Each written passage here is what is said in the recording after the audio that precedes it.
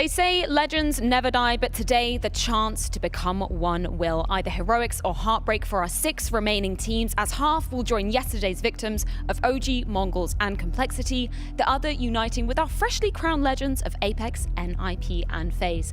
This is the Blast TV Paris Major, and this is the final challenger stage of the final ever CSGO Major. My name is Freya Spears. Joining me down here on this beautiful desk, I've got Pimp and Mary Snake. Jacob, excited for the final day of the final challenger stage? I'm very excited. I love these days where everyone is either crying or laughing or cheering. It's going to be emotion all over the place. And yeah, you know me, I don't mind losers lose and I don't mind winners win. So it's going to be a fun day. Mary Snake, what is the best thing you've eaten in Paris so far? Jesus. Non-CS question. Okay. I went to this place called Moco Loco, and it was like modern Asian sophisticated fusion. I mean, shouts out to them. Couldn't even explain half the dishes that quickly. This would be a long segment if I actually explained what I liked. Sounds excellent. Yeah. Let's dive into some CSO. Let's sink our teeth into what happened yesterday, because a hell of a lot was going down. Obviously, we had an A stream and a B stream running simultaneously. Yeah, a lot of upsets. I mean, the first one, obviously, OG failing to make it through. That is a heartbreak for them. Expectations for them, though, we heard from Flamesy saying, we didn't expect to make it to Legends. Challengers was our goal. That was kind of disappointing to hear, to be honest. Yeah, that was disappointing to hear, right? I think they're trying to hide behind the disappointment it was to go out of the major at this stage. I think one thing is not making it to Legends. You could argue had they played good teams, that they had a rough draw, it would have been hard for them to do much here, but they played GamerLegion, who we all agreed that up until that point yesterday didn't look like a great Counter-Strike team. So I think for OG, it was disappointing, and I think Flamesy was trying to save what he could save winning that team. For OG, you just really want more because Dexter has so much more to give. So it's going to be a shame that we're not going to see him anymore moving forward, and we see the other eliminated teams great out there. I think the biggest surprise has to be Mouz, though. 0-3, that is a huge disappointment for them, despite the fact that they had so many playoff finishes in the last 8 or so months. Yeah, and we had such high expectations, right? Coming off the RMR, we were, hyping up Exertion's name. He was looking great. It was just, a case of the individuals for Mouz falling off. Obviously, the teams yesterday as well. MongolZ falling out, I think, wasn't unexpected, I guess. It was good for them to get a series under their belt. I know a lot of people picked them as their 0-3 picks, unfortunately, in their pick'ems. I think they did what they were supposed to do here. They remained competitive in a lot of the games. Even the first one against G2, we remember them having a good first half of Inferno and actually apply some pressure towards G2 in a best of one. And overall, yeah, I think you're right on, Freya. They were supposed to go 0-3. It was a team that would outscore. We lost faith in, so to speak, in order to make the big upset. And yet they still won a game, and yet they still remain competitive. So overall, in terms of what can we really expect from a team like the MongolZ, I think they delivered what we expected.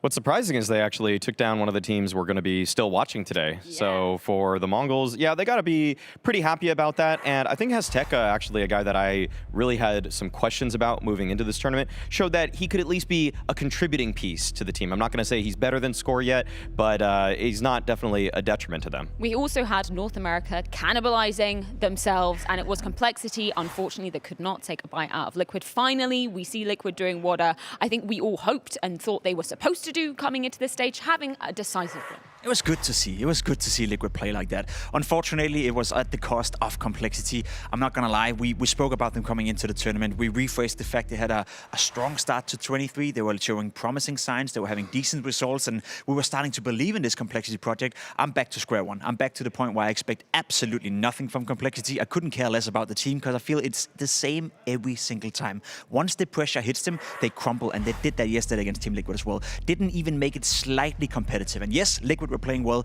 but you'd expect more for Complexity.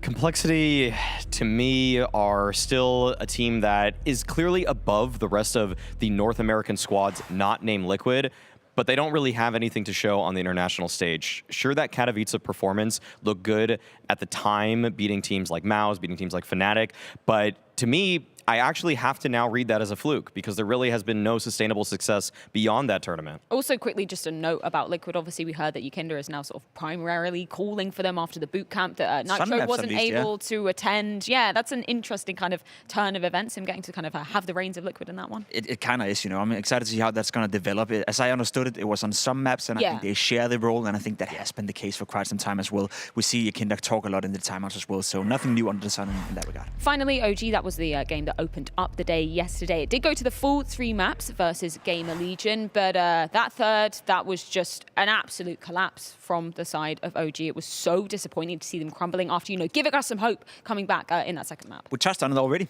Disappointment for OG. Again, budget-wise, player-wise, I think some of these players are supposed to be at a legend stage. I think you mentioned Dexter as an example. I think Flamesy as well have stepped up after Nexa left the team. But I said it yesterday, Maui, and I still feel the same for OG. Sort of like the European version of Complexity. I don't really care about them because there's no sense of direction right now. I don't know where they're going with this lineup, and that's my issue. It honestly feels a lot like Complexity because you really just care about maybe 2 guys on the roster. Yeah. You care about Dexter, you care about Flames. Complexity, you kind of care about Grim, you kind of care about Halzer. See what both of those guys can do, but it's the supporting cast that both of those teams really have a lot of trouble with. I think Fiku and Neofrag both did not hold up their end of the bargain, being brought up from Tier 2. And, there were some nice signs for them in the beginning, but Neofrag just had really an awful day yesterday. Yeah, unfortunate for them. But from elimination to qualification, and FaZe up, finally making it through to that legend stage, taking down Forze, who we will see battling for their tournament life today. That is going to be an interesting one to kind of be dissecting, because we've been talking about FaZe. Maui, you were saying if they don't go through 3-0, there's, a bit of disappointment for you. They end up going through 3-1. What's your take on them now? I think that FaZe are still going to be a team that everybody is going to expect are going to make playoffs.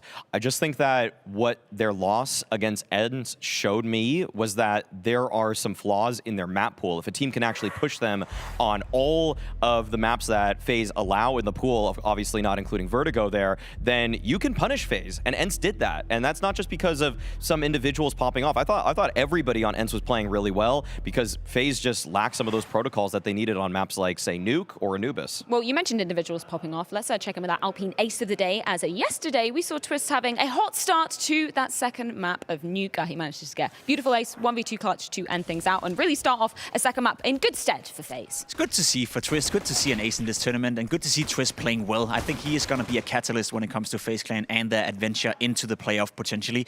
The way he was conducting himself in this pistol was stellar. You see him aiming left, right, and center. He's being left in a very hard 1v2 right here, but both of the players are giving him a 1v1, and you don't want to do that against Twist. He's sharp as ever before. At least that's what I hope to see, because with a sharp Twist, then I'll believe in FaZe Clan. Yeah, sharp Twist for the Alpine ace of the day. Beautiful stuff there. Let's move on to talk about NIP, as they do also make it through into that legend spot. Takeaways from that game that you saw yesterday, gentlemen? Anything that kind of stood out to you for NIP moving forward into that legend stage?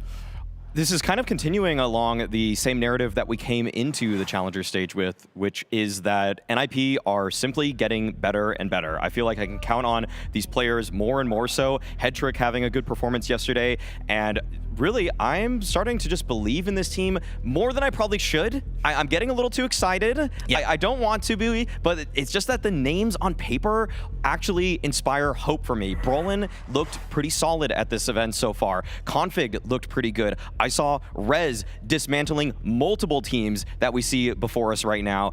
And but don't bait me like this, NIP. Come on, like when's it gonna come crashing down? I know it's gonna happen. I just don't know when. Yeah, that Greyhound game yesterday certainly gave me, high hopes for NIP moving on forward. We can also check in with our Blast TV Challenger stage MVP. You guys can head on over to Blast TV and get your votes in, because we speak of NIP, Rez right in the middle there, one of the options for you guys to be voting for this stage of the competition at least. Interesting when we're looking across the board, 4 of these teams have qualified. Zorte, he's gone absolutely lights out, and he will need to today as well, Jacob. Is he the man for your money in terms of the vote? I think so far, yeah. He's probably been one of the best players in the tournament. The way he's conducted himself, the way he's been playing with the AWP, and the way he's been carrying Force behind us right now has been nothing but stellar. So yeah, if he can pull off one more performance like that, I think GamerLegion is going to be in for a tough one. I think I'm going to be voting for m0NESY, though. I think that, is the easy answer. He's just been absolutely lights out, 3-0, looking incredible for G2. I'm excited to see what he's going to be doing in the Legend stage. Yeah, one of the things I think about with MVP is that if this person were 20% worse, would their team still be as good? And for me, actually, that's Zorte. If Zorte was any worse, I think Forze is just eliminated flat out. So in some ways, I kind of want to go for him, even though his team has been the worst of those 5 players' respective rosters. Let's move on to check in with the final team that qualified for the Legend stage yesterday. That team was Apeks, qualifying over Pain. Any thoughts on that particular series? Were you expecting Apeks to be taking this one over the Brazilians? I have actually one thing I have to note about Apeks. After their win yesterday, I went to Five Guys. They were there celebrating, and I thought, these humble kings, just a burger, some fries, they know how to get it done. Did you see what toppings they had? That really tells you everything. I couldn't quite get that close, Freya. I'm not going to do that much research into these players. But in terms of actually their performance, in terms of some of the players here, this team is actually looking really strong. They're one of the teams that actually had a lot of officials coming into the major. I think they had over 100 maps played this year in terms of those kinds of games. I didn't think the quality of all those wins were that high, but it actually has shown that the repetition through those online matches has actually bolden them into becoming a very strong roster, and one that people have to worry about in terms of playing spoiler when it comes to the next stage. I hate myself for not picking them in my pick-ins, I'm not gonna lie. I was so close thinking they could be my surprise pick, because I agree with you, the online form has been looking great. The fact that they've been able to turn around this lineup as well. 6 months ago, their world ranking on HLTV, 128, and now today they're into the Legend stage, where they most likely will enter the top 16 on the HLTV ranking as well. So they've done a complete turnaround, so all the credit in the world to Apeks. Jacob? Yeah, that can be your new nickname.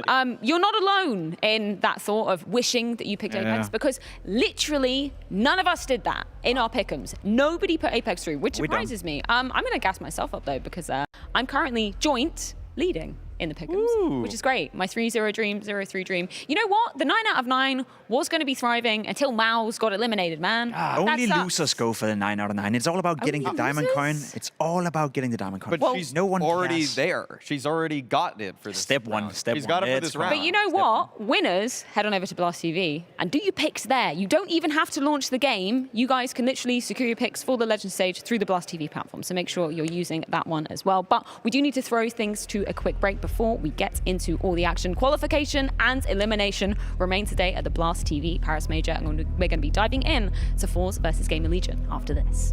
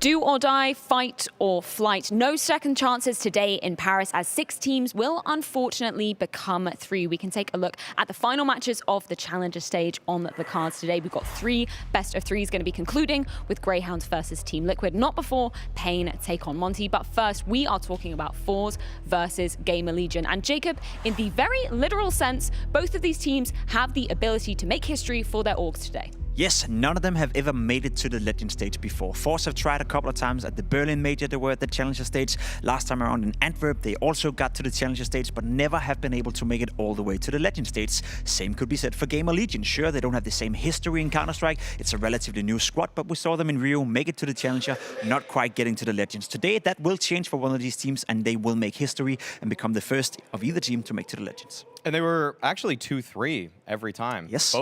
Both of them in all of their appearances were 2-3 in the Challenger stage. One of them will repeat that fate, obviously. But yeah, this is, I mean, honestly, it's kind of a turning point for a lot of these people. I mean, in terms of Jerry, in terms of what GamerLegion has accomplished or really failed to accomplish throughout history, it is cool to see that one of them will rise up. Look at these results for GamerLegion as well. We were touching upon it yesterday. Almost seems like it should be inverted with the teams they've lost to and the teams they've taken down. But obviously that Mouz series, a huge turning point for GamerLegion to gain that momentum. I would agree. The first couple of best of ones, that made me think, uh-oh, GamerLegion, you're not even supposed to be here. You saw the online form from them coming into it. I think they had lost 4 games in a row online, coming in to lose the first best of ones in here.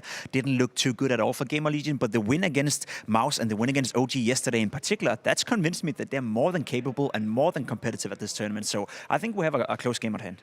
Do you feel the same sentiment, Maui? Yes, this is a bit of a coin flip for me.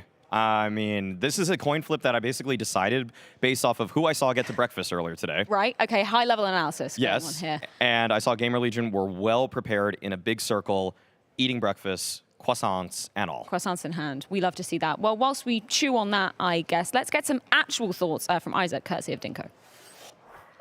Got Isaac here with me from GamerLegion ahead of their final game in the Challenger stage versus Forze. We've seen you at this stage before, 2-2 in the Challenger stage. We've seen you back at Rio. Talk me through some of your thoughts when you think back at that time. I think this time when we're here, it's a little bit easier since the opponents we had in Rio. We had like Furia and Cloud9 and them, but you know, I don't think it affects us that much that we're 2-2. Everyone has a clear mind. We're just going to go into the game fresh and do our best. No, looking back at that time as well, you know, when you failed to get through as a young team, what were some of the emotions you felt after it? It was definitely disappointing to a bit when we were 2-0 up. But you know, we gained a lot of experience. We played many games in front of the crowd, so I think it was more like a learning curve for us than like a disappointment, you know. Yeah, it was your first time out as a squad at the major circuit. Now, as a young squad, what have you guys learned from that experience now coming into this major? A little bit how to play in these tight LAN games, how to keep our composure better, and how to like mentally prepare in before the games. Now, we've looked at Forze in this event. They've had some players in really scary form. What are your thoughts on your opponent coming into today? Forze, they're always a scared team on LAN, I would say. So I don't know, we're just gonna not think about how they play too much and just play our game, and hopefully we'll win. What would you say the confidence level of your side is right now? I would say we're all like 100% confident, so yeah. Best of luck. Thank you. Full force confidence going forward, and that is exactly what we want to hear coming out of GL. When we speak about them as a team, we have to speak about what's proven to be, I guess, the deadly duo of EMA and Acor coming into things. What are your takeaways from them, Jacob? They have a strong 1-2 punch in that regard in those two players. I think Acor has stepped it up once more. He came into the tournament being a bit of a question mark, but I think the way he's performed so far has been stellar. I think he's looking like the better version of Acor. He even said in an interview that he's trying to slow down a little bit and not as aggressive as he used to be. He's only been involved in 11% of the opening duels, which is very low for an AWP player, so passive as of ever. Whereas the counterpart to him, Im, has been the aggressor. He's been the one with the rifle trying to create the space, and he's done a tremendous job at doing so far. So in these two players, Shuri has 2 very sharp tools to work with. Yeah, I've actually loved watching Acor at this event because he's so good here to just get that single kill and use that movement we used to praise him for. Think of back at the Flashpoint days where basically he was just bunny hopping around, always very precise with his peaks. Now he's just using that skill to just get one and not get traded. I don't see Acor get traded all too often at this event, and that's going to be so important against a team like Forze that can move in packs. Give me some thoughts on Forze coming into things as well, because we talk about a team, you know, not making Legend stage, which is kind of crazy when you think about Jerry and his tenure throughout the entirety of CSGO. What do you think of their kind of achievements and, I guess, faltering so far throughout the Challenger stage? I mean, it's not like it's been a disappointment for Forze. It's been very hard to pinpoint them. Are they good enough to be a Legends team? Are they good enough just to be a Challenger team? But as Maui said, they've been 2-3 twice in this stage before, so they've been very, very close. I think it's a good team. I think the CIS region right now have an awful lot of talent to work with. Novi, a player playing in Aurora, was not deemed good enough to be in Forze. He's thriving right now somewhere else. So there's just so many players that Jerry can pick and choose between, and I think he's finally put together a team that is sort of led by Jerry, but also sorted in terms of the fragging department. Well, let's get a few thoughts from the talisman of the squad. It's Jerry with Dinko. With Jerry with Forze ahead of their matchup versus GamerLegion, you know, this year people have said that Shelfie's the star player of your team. You've said that, you know, Result can be one of the best given some time. But do you think Zorte has become the clear star of your team? I'm pretty sure that he was the really impactful player all the time he was playing for Forze.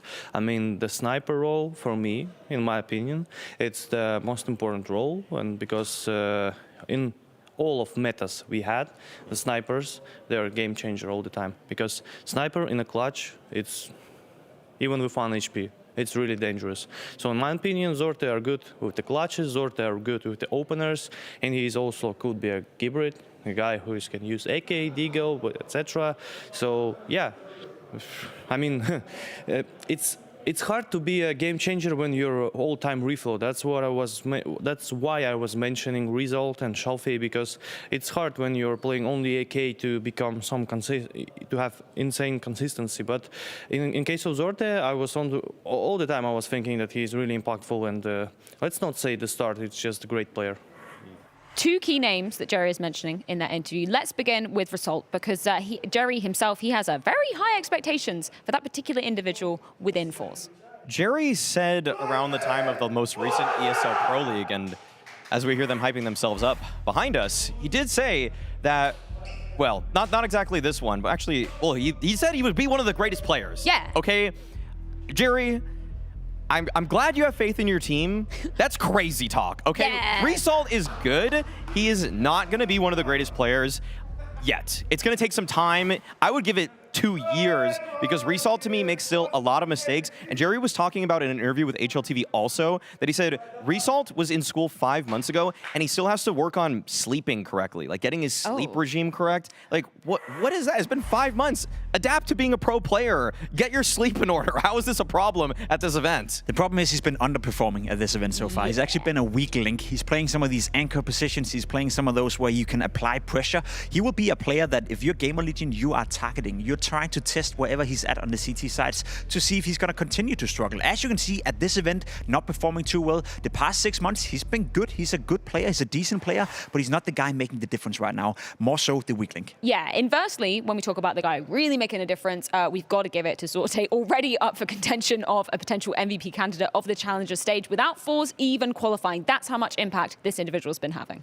Zorte has been, in my eyes, the best player above his team. I think, like, it's fair to say m0NESY was the best overall player so far in the Challenger stage, but Zorte has risen so far above what his team has given him that he is putting up numbers like this. 1.43 rating so far in the Challenger stage is unbelievable, given that they have lost as many games as they have. Given that they've lost a BO3 to FaZe, you think those numbers would have fallen off playing against a team like that, but no, he was still delivering. He was still finding so much impact, not enough to get them over the line necessarily, but still, Zorte has shown the world that he is one of the premier oppers out there right now. But what's cool is that he's still humble about the situation. He talked to Dinko yesterday in an interview saying, you know what, we haven't really even beaten anybody that good yet. So he knows there's still a lot more that he has to do to prove himself on this stage. He's been able to dictate the games for Forze. He's been able to make the difference, and I think he's been able to hide some of the flaws that this Forze lineup have right now. I think the calling from Jerry to some degree have been good at certain times, and it's been bad at certain times. And I think right now Sorte is the guy that is sort of like,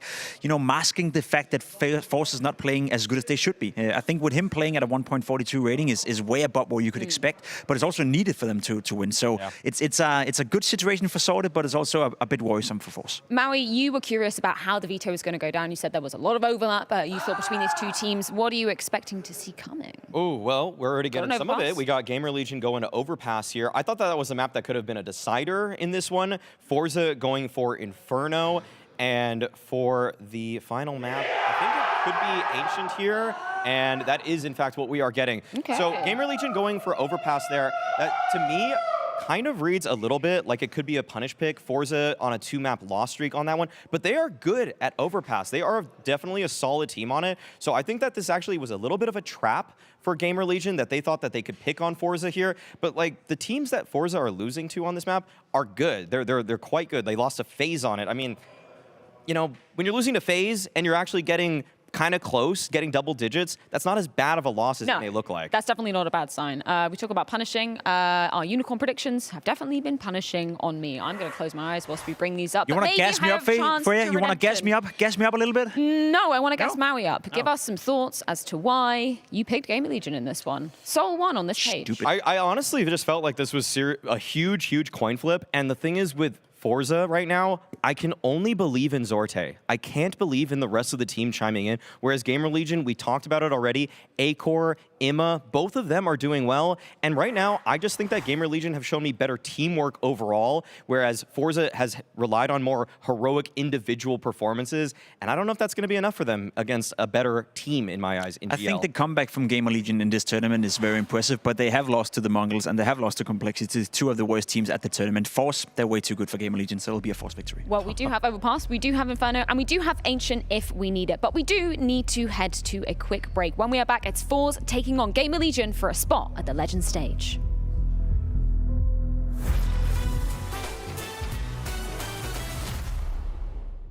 Okay, so I have 5 rounds, and if I nail someone in the first shot, I'm gonna walk out the door. Flusher is the first guy I'm gonna get. No, it was not Flusher. Let's start with Simple as the first guess. Let's try. Okay, let's type Monte, okay? Let's start with him. I heard he's a really good player. Okay. So he's from Europe. And he's young, it seems like. Let's try. I'm gonna go further down south. I'm going to say Kenny S, because I'm gonna try and see if I can hit an Arbor. I guess I can go for Saibu, since that fits. So he's from G2 and it's an Arbor, so I'm kind of close. G2 and he's an Arbor. He played the last 2 majors. Monte, alright? I just have to go for Manesi here, I think. But Manesi is Russian. Wait, what? Well done. What? Is Russia part of Europe? Wow, I'm actually insane. I told you before that I'm a really good player.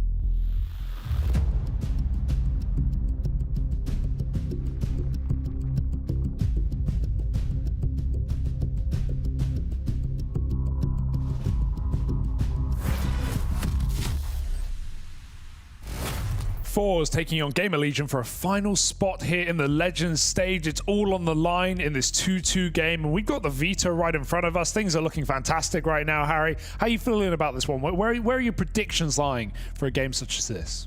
You know, I mean, I predicted GamerLegion. I quite like Maui's assessment of the situation, right? The idea that there's a lot of individuals here to kind of rely upon. The team feels reliable, but you know, Forze they do have Zorti, and he's pretty good. Yeah, I've heard that. I trust you though, Hugo. Who have you got? I've got Forze, and these are my pick'ems. Actually, we've got them coming in. I've been informed by production that I am currently leading in not only the predictions, the unicorn predictions, but also the pick'ems. Harry, the only person to pick the ENCE 3-0. We all knew it was coming. The Fluxo 03. I was never worried, and of course, Mouz. We won't talk about them, but Forze currently looking good to go through potentially. Unless GamerLegion can make that full reverse sweep. The team that had troubles in those BO1s, lost to Infernos, a map we have today as well, trying to make the full reverse sweep back in BO3. Unicorn odds looking good for Forze today, but I don't doubt that GamerLegion can compete, and as we've already seen, even from that interview with Dinko earlier where he spoke to Jerry, we've actually seen Forze in this position before, and we've seen Forze just outside of majors choke leads in games. They even did it versus Greyhound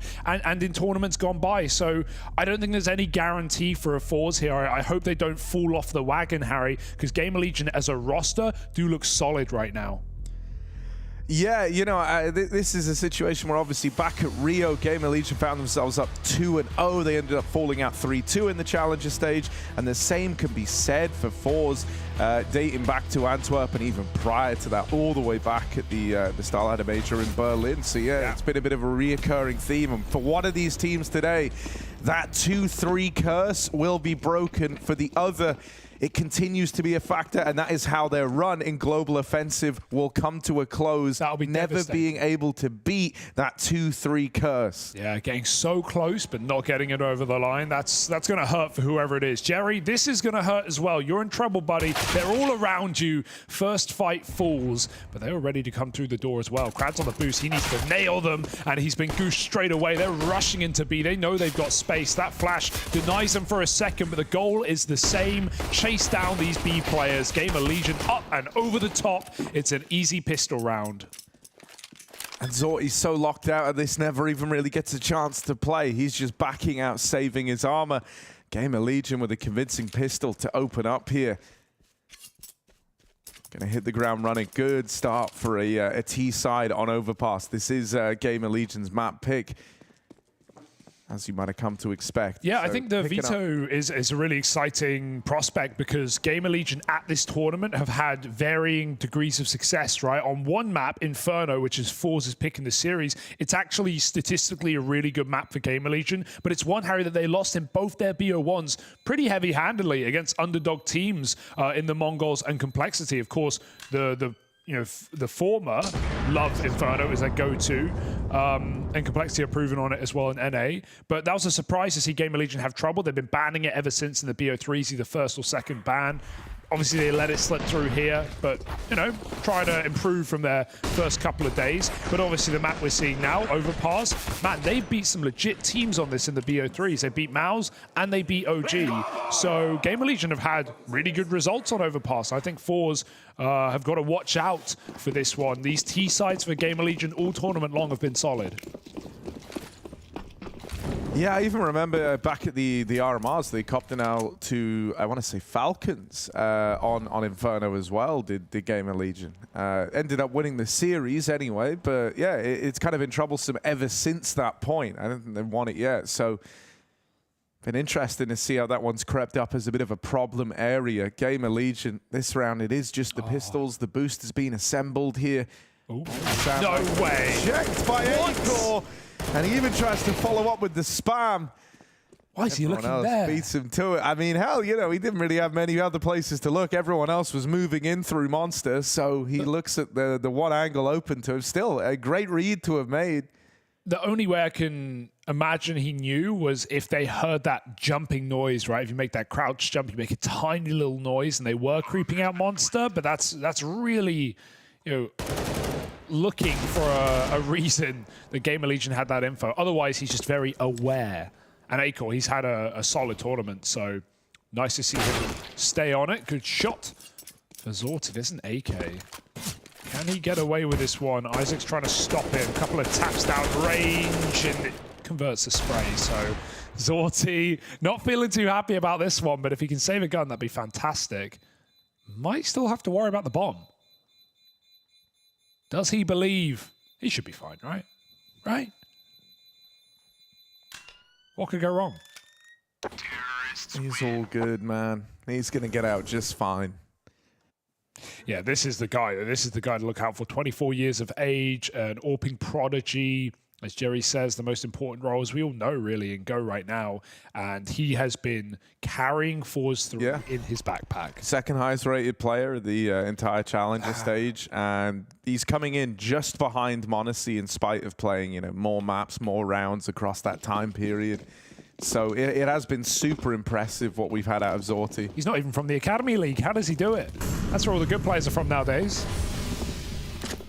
Hey, speaking of, Sui's right here on our screens. Yeah, the only... And on the other side, Result as well. So, you know, a bit of a call back to the Academy head-to-head. Yeah, I agree with the desk's breakdown of Result, you know, having issues this event. You know, not been playing to the level we saw at Pro League, for example. But a player with very sharp aim, very high headshot percentage. Extremely efficient on CT side anchoring. Hopefully he can have a better game today. Forze will need him to. He's out here at Monster right now. Good position, but a flash from Acorn could end it. They don't do it, they go dry, and they live to regret it. Oh, Result doesn't quite find them on the swing, and so he's going to get dropped out, but so much damage has been done here, and that bomb was dropped at the base of Connector earlier on. Zorti looks to move in. Ooh. Put a stop to them retrieving it. Gets a bit weird, gets a bit awkward when he hears that that's the molly coming out. He's suddenly enticed all over again. He sees that he still has the bomb. GamerLegion, they've tried to pincer him here, right? They've completely up and left this Monster side, and they've gone back up through middle. It's nice. So while IM's trying to draw them in down towards the bottom of Connector, Acor is allowed to come in with the backstab. He should have this on a platter, and Zorti nullified, looking the wrong way. This was a very nice call from GamerLegion, and sure, they've left themselves a little time. That's the one worry here, is that one kill out of crowd onto the right player could win the round, and he's going to get rid of Kios, that first man into the site. The bomb's here alone, and having to move in, you've got to stick it, and Acor dies in the process. I am just too far away to get involved in this round. I like the idea there for GamerLegion. But, you know, I think they were more than aware of the risk of going for that, right? Is that all it takes is that one A-site defender, mop up the first player, get given another 1v1, right? Think about the round that Krad just had. He got a 1v1 onto the low guy at Flower Bed, then goes peeking in to stop a bomb plant through the smoke. It was teed up for him to be successful in. So it was like a really cool solution to go about getting that bomb back and kind of limit the impact that Zorti could have, but it left them in a weird place with how little time was left on the clock. And honestly, I'm glad that IM just holds onto his rifle there. He could have gone to try and cover the plant, but he's not going to win the round, really, is he? With that smoke in the way. So, a couple of rifles being put to use here. Kios breaks a back. Shalfie ready on the unboost as well. Uncrouch rather. They're rushing B. This AWP is in trouble. Zorti's just going for no scopes. Pot shots, misses them all. So he takes space and an AWP, but he gets shot in the face. And everyone's getting destroyed on this B site for GamerLegion. Despite the 5-on-4 out short, they cannot get in. Acor looking for a tap, and Shalfie isolates that very well. Double dink to close. Forze find themselves a second. That was a bit of a weird round for Zorti. I mean, I know we cut to him as he was like trying to go for the no scopes, but I was watching him on the build up to that, and he was scoped up on Monster. He wasn't flashed or anything. He had two scoped in like good chances from behind the pillar to open up that round. And you know, the no scopes kind of came from a place of necessity. He missed every shot he had. Luckily enough, Shalfie and co were there to pick up the pieces. Now they're left to nothing.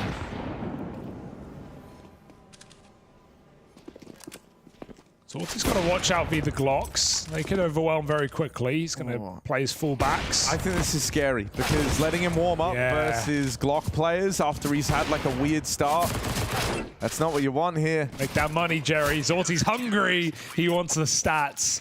Forget the money. 3-2, and Forze in control of this game all of a sudden. GamerLegion can't get too comfortable. But as I said, the T-sides for GamerLegion have been up there without a doubt. And even on Overpass, fielding a 7-round T-side against OG, fielding an 11-round T-side against Mouz. Sure, Mouz didn't look good this event, no doubt about it. But that's still, you know, not par for the course to see such dominant T-sides on Overpass. Yeah, something else that's going to be interesting is the last time these teams played each other was online for CCT, and Overpass was featured in that. GamerLegion did end up winning it, but the story of that game was more dominant T sides than CT sides. Both squads able to put up 10 T rounds in regulation. Well, Forze have certainly got the prep, right? Like, this is their second most played map, only to Inferno by 1 map. They've played 23 times in the last 3 months, so it's not one that Forze will run out of ideas on easily. Zorti with a flick, and he's going to hit it easy. 5-on-4, and they're really fighting for middle here with this double con setup. Zorti has a player in toilets. That's a fantastic shot for IM, and it's up to Crad, who whiffs his spray at range. My goodness, GamerLegion should not have gotten out of that so easily, and if Forze try and flank, they're in trouble. Result spots Acor, who is in no hurry to take this kill. He's going to reset and try and set Jerry up on the site. They're closing the gap. Of course, the bomb is still ways away, but GamerLegion have every reason to win this round right now. Forze grouping for an A-hold is their only hope. And hey, we talk Result, we say he needs to step it up. This would be the round to do it. Gonna have their work cut out for them, but playing a bait and switch in at the truck is nice. I would love it if Jerry was the one facing, because now that's the M4 removed, and Jerry isn't really in a position to pick that up. Oh, hello. On. Everyone's right here. And no one was looking at him. 2 players right in his crosshair, and he's blind. They don't see him. That's awkward because that's Jerry's molly, but it actually helps GamerLegion because they can see. They can see right through it. They're closer, and you can see Result has no idea. What happened to Shalfie? They got stuck in the smoke. Some great shooting for IM as well. And yeah, that's really awkward for Result. Molly doesn't do him any favors. But I would have liked to see him play a little safer and let Jerry play first, but had the gun to hide with. You know, I think big hero in that round is IM over in mid, getting that double kill down the connector, right? Not just dealing with Zorti, but even taking it one step further than that. And I think while it's very easy to home in on someone like Acor within this GamerLegion squad, because you know the heights that we've seen this fella hit, IM's had a fantastic tournament. He's the top-rated player of this team right now. Oh. Jerry with a quick kill on short. Plays a more passive line this time. He's been taking it in many of these rounds. GamerLegion going to start to move out mid methodically. Smoke toilet, molly divider. Just trying to push this AWP as far back as they can. But now Acor hunts for that opener, and he might find it as well. Nice shot. That's a headshot for Acor. Despicable. And it's made Forze panic. 2 players yoinked up to that top site.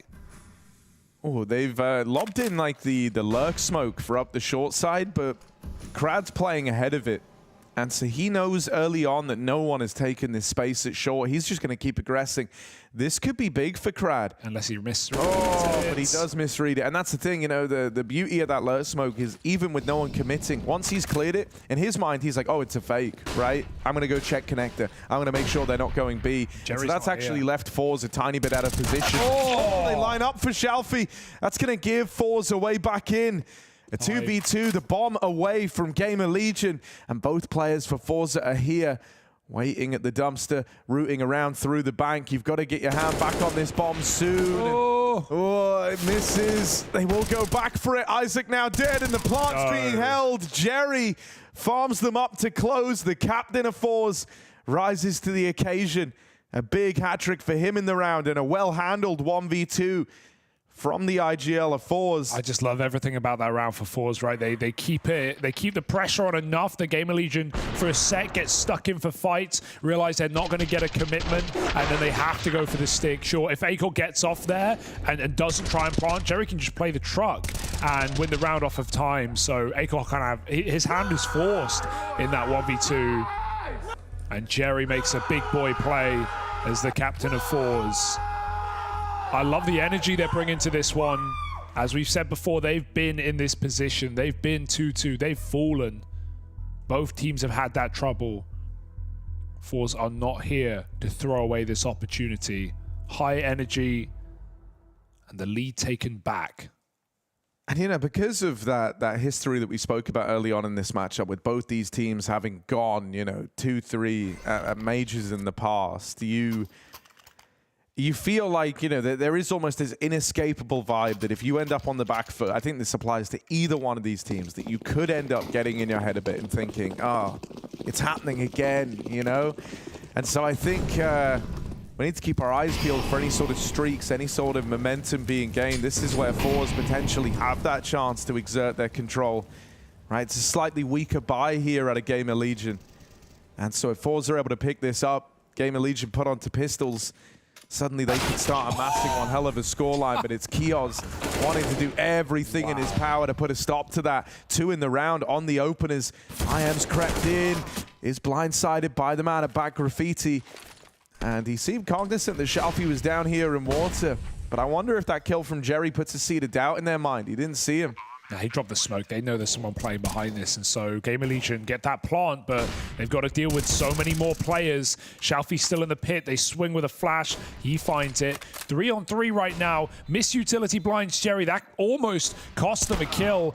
Akel holds off of the pillar. Jerry gets swung, and GamerLegion convert this post-plant. They go into a 4-man B stack, but it's all Kioz, baby. That entry kill into Zorti was miraculous. It was a really nice angle for Zorti. Kioz had to go fully wide to find that kill, and he just pre-fires him out of the server. Zorti on B right now, proving to be more of a problem than a help for Forze. And, well, at least in that round, not really his own doing. Great round from Kioz. 3 kills in it. And GamerLegion compete, putting Forze into economical woes. Yeah, both squads are just looking for that. Playing fucking so good right now. Keep it up. Nice decision behind it. I like that from Suri. I like that. Yeah. Great captain. I mean, this guy obviously having played along so many of the talented Mouz players. Yeah, I mean, them on their rise to success. Exactly, yeah. He was the man at the helm of that Mouz NXT squad for the longest time. And where everyone else went on to kind of find success in the main roster, he wasn't given that promotion, but it feels like maybe that little bit of a fire underneath this guy. We've seen great in-game leaders come through GamerLegion. Mezzi, this was his first international team as well. So GamerLegion, in terms of scouting players and scouting... Oh, God. Oh, dear. Careful. Oh, he's going for the orb. That's... Oh, dear. Kale's expected more. And for good reason. This guy's sick. Let him know, Sui. He's done it again. Another 3K, saving the round, grabbing the orb. And GamerLegion, this should be theirs again. But yeah, I mean, so much talent has gone through this organization, especially in terms of captains. Yeah, talking to him in particular, I do like what feels like is his mindset here. I think, you know, there are some games where it's appropriate to be the captain who kind of demands accountability, and then there's other situations where you don't really want to be doing that, right? You want to be hyping everyone up. You want to be more of a hype man, and I think that's what we're gonna get out of Shui today, right? Like he's trying to keep everyone's heads very much screwed on and keep them believing that there's this essence in the air. There's that 10% extra that was missing at majors gone by. And, you know, I mean, we even heard from them in the interview talking about the Rio Major in particular, about, you know, how they did have some very rough opponents. If you remember, they went 2-0 up to open their run at the Major there. It was 9Z and Vitality that they beat, which is legit wins. Then they went on to face Bad News Eagles, Furia, and Cloud9 across the BO3s, right? And 2 of those teams ended up making playoff runs all the way through that major. So at the time, I think it felt like, you know, there was almost no shame in it to an extent, even though it would have felt gut-wrenching. It's like, you know, you look at who you ended up playing and how well those teams went on to do, and there's that part of you that kind of goes, oh, well, you know, at least they were like championship-level teams. I mean, GamerLegion themselves professed that, yeah, this run's easier. So I think in the back of your mind, you're thinking, yeah, we have no excuses. This is our time to, you know, take a top 16 spot of the major. Fast out. I might be about to multi-kill here. Yeah. The Orb's going to try facing. Oh, hang on. It gets a bit weird. Acor's blocking them off from afar. And even though he got dinked, you're never that worried. 3 in the round for him, 2 for IAM, and they're the big boys with Kios having a game like this as well. You know, there's a lot going right in terms of the individuals looking good for GamerLegion here. Definitely. And thus far, I think one thing they've done a good job of is kind of avoiding Zorti or putting him in really rough spots, right? Like, we've seen what this guy's capable of. He can win games damn near single-handedly. As mentioned, second highest rated player of the event, coming in just behind Monte, and I mean just behind Monte. Yeah. But he's been shut out of both B plays now, Harry, right? The no-scope round and the one where he got pre-fired by Kios. So he's going to start Heaven, but he'll rotate quick A. We're going to need him to perform in this crucial gun round, because those T-sides on Overpass will appear again if Forze don't win this rifle. This is already a great beginning for GamerLegion. It can get sweeter. Shalfie with jump spots. They're going to make it up comp for free. Isaac getting a lot of util in this position, but it's cleared out a very important part of the map. Going to allow GamerLegion to run fakes in this round, and they've been tricky on these T sides, keeping their opponents guessing. Acor looking for this A pick, announces his AWP, and so Zorti will know where his opponent lies, but he's on long right now. They're coming through toilets close. Zorti forcing that fight. And that's a nice opening kill. He definitely feels the burden to perform in this game by going for plays like that. But IAM hits his shot on the A site. Zorti's going to get back behind the boxes in time. Oh, and Zorti, he's in the right place now. Plucks one out of the round. Kios trying to take a bit of space up from the flowers. Ends up having his head taken out by that AWP. It's a GamerLegion. It's a bit of a dribble out through the monster if they wanted to go for this B play. I know. 20 seconds, and this has been heard. Forze know about it. They've got 2 players here to contain it, and Resalt looks to mop them up. He's done enough damage here to make it so that Jerry just wins the round by default, and there we are. The reply from Forze comes in. They put a stop to this streak that GamerLegion had embarked upon. Crucially, you know, they haven't built up that kind of residual cash that we look for on the CT side yet. So the threat of, you know, being put back down onto pistols is still very much apparent here for Forze. That was the first step in the right direction. But they've got to find a clean round soon, and they could get it. You know, this is where we can have Forze start to make this a way more competitive affair right here, right now. We have a double ult for Forze, which is curious because Krad is also the A player. Okay, well, curiosity answered right there, but even so, your double A players are AWPing now, so that kind of forces Orti to play lower. Shalfie's going to be the rotation, or Jerry, but Krad's going to reposition very quickly. They might hear this one. He's got to be careful. On the jump spot, sees the AWP from afar. Acor doesn't need to peek, but Krad shoots him through the tree. Deforestation on long. Sui will trade, but Krad has done his job in this round. 2 massive opening kills to slow down what was an up-tempo A play.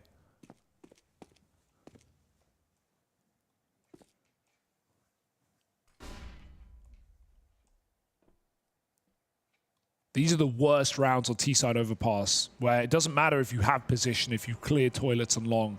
Down by players. And an AWP still active, they know it. That's going to make this round very difficult. They have to trade out efficiently on A. Yeah, and that's being a bit of a problem in some of these rounds. Resalt, if he can win this long fight, it makes the job so much easier, but he's beheaded by Isaac. And the plant now coming in, the site gets conceded. Shalfie gives it up as the util rained over. So he's playing up close here. wants to try and be involved as they creep out through Dumpster. There's the backstab from Zorti that's slowly emerging. So the rest of Forze are kind of biding their time right now. They start to try walk in, and into the crossfire they go. Zorti is just left too far away, too far removed to play into it. And I do really believe, you know, the more you can avoid this guy, the more you can let him, oh sorry, like the more you stop him building into this game, the better.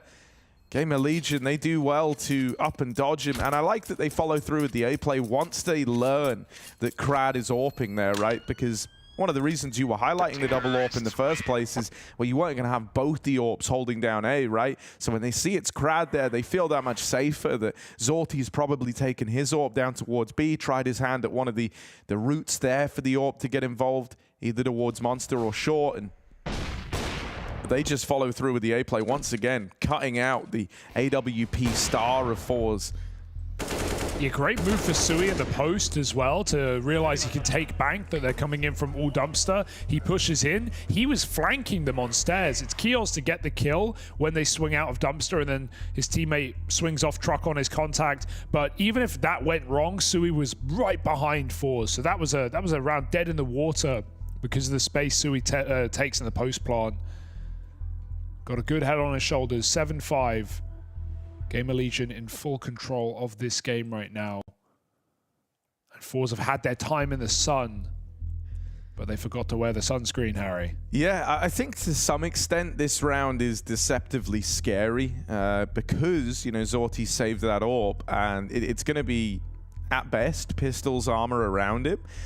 That probably means, you know, he's going to want to feel the urge to, like, try get involved a little bit with the AWP, try to say, because there will be a bit of cash put into this round. And so, you know, if he's able to, for example, like, you know, runs it down mid, gets the opening pick, that's going to influence where the play looks to end up for GamerLegion. They don't want to feed the AWP, right? He doesn't really have a good spawn. That's one thing that's going to work to GamerLegion's advantage. He's got a very mid, probably the worst spawn you could have hoped for the solo wall. Just center of the spawn. Not really great for B, not really good for mid. So that might tame him a little in the early stages of this. He just sets up over towards heaven. Yeah, I mean, he's gone for B openers, but they've not really worked, have they? Set up on short last round and avoided. Something interesting is that Shalfie did invest in a gun here. So they have like 2 weapons in the round and everyone else is ecoing.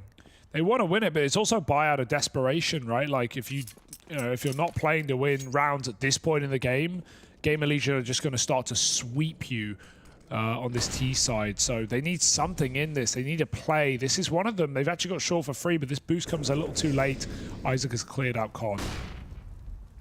And so really the conga line right now is the way to win the round. If GamerLegion walk up A short, there's nothing to stop them. Zorti's going to move up in time. That's the worrying part there, right? With how they played this M4, the fact that it's collected the info that not just B is clear, but the connector's looking clear. Just can't play into it. Has allowed this AWP to rotate up, and that's the big scary in this round.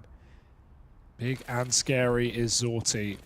With Krad by his side. He's seen them cross already, but they've got to run him down, and they will from inside of the toilets. An easy kill. Even Krad will result covered by teammates. There's a flank, sure. The M4 was here, but it's too late, Harry.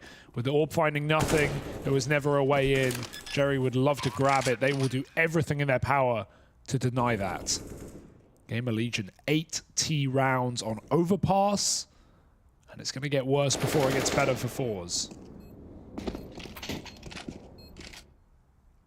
Yeah, I'll say it again in case, you know, we have folks who have just joined us, but the last time these teams met online, it was, Overpass was featured in that matchup. It was a matchup that in the long run, Forze ended up winning, but Overpass did go the way of GamerLegion, and it was with a 10-round T side, both teams able to offer that up, and it ended up going all the way into OT. So, you know, I think Forze will still have some staying power in this second half. GamerLegion are shooting for that 10-round scoreline again, and at 8-5, they're well on their way to doing it. If they win this next round, Forze going to be broke heading into round 15, having to force buy up whatever they can, and so suddenly, you know, the stage is set for a repeat of that 10-5 scoreline.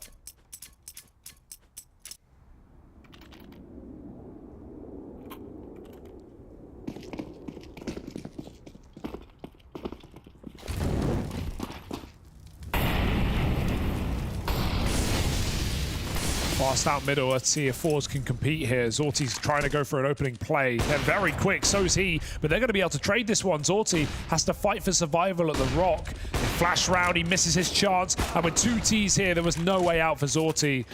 He even takes the upgrade. Acor moving up. Less ammo in this one, though. Ooh, the flying. flash Great is good. flash. Shalfie sets up Krad for a freebie. And now they double long. They double down on this together. And I like this. This is going to give Krad a bit more freedom to peek around the long corner. And he's done that now. I would say this is like very early for that peek to have come through, but it's going to be to Forze's benefit. He's collecting all the info that long is clear. Toilets are clear. They now know that it's likely not the A play. And so you're already seeing Shalfie kind of slink back towards the A site. Result dead. And these rotates, even though they've got the info ahead of time, still going to be too late as that comes through. What the hell? Kios didn't even see the man. He runs through the smoke, holding left click as he goes. He's juiced right now, Harry. And it might have to be a save. Even though you don't want to, Shalfie's going to poke his head in, and Forze getting desperate here at the end of the half.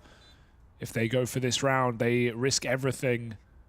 And so they will decide to give it up. It's so awkward because like either call, you know, this is one where like in hindsight, you're never really sure if this is the right spot to be in, because when you think about what they're going to bring with them into this next round, the extra save, I guess, on someone like Shalfie is really nice. He can drop a gun over. And actually, Krad can too. So you're going to have 4 rifles to run it back. But there's like a world where, depending on how round 15 goes, that 2v3 might have actually been the best chance you're going to have. Man, that B hold is rough for Result because he has Jerry setting up a smoke for him to cover, and he checks boost right as they walk out. And even then, he goes back for a jiggle. The timing was a little late, but he gets destroyed on his jiggle. He doesn't get a chance. Jerry takes back position, but yeah, he just gets RNG'd really by Kios jumping and shooting. And he's happy about that one, that's for sure. Something that was nice as well is right at the end of the round, because they called the save nice and early, Krab was able to go get that AWP. Yeah. So that is still in play. GamerLegion can't believe their luck right now. Like, they're hitting some crazy shots, sure, but that one is out of nowhere. That double entry to B, it could have been a decent hole for Forze. And this half has just been taken away from them. Krad, again, feeling the burden to make moves. Jerry will join him. A couple of opening kills here for Forze. They're throwing everything they can at GamerLegion. And Jerry's going to give us the results. 2 kills from him. Krad sends a flank. And suddenly, Forze are believing again. The last round of the half in their back pocket. But regardless of that, GamerLegion are not scared with 9 rounds on T side. And Sui gets destroyed. That's a beautiful shot, but it's only a bandage on a broken arm for Forze. 6 rounds on their CT side. Is that enough?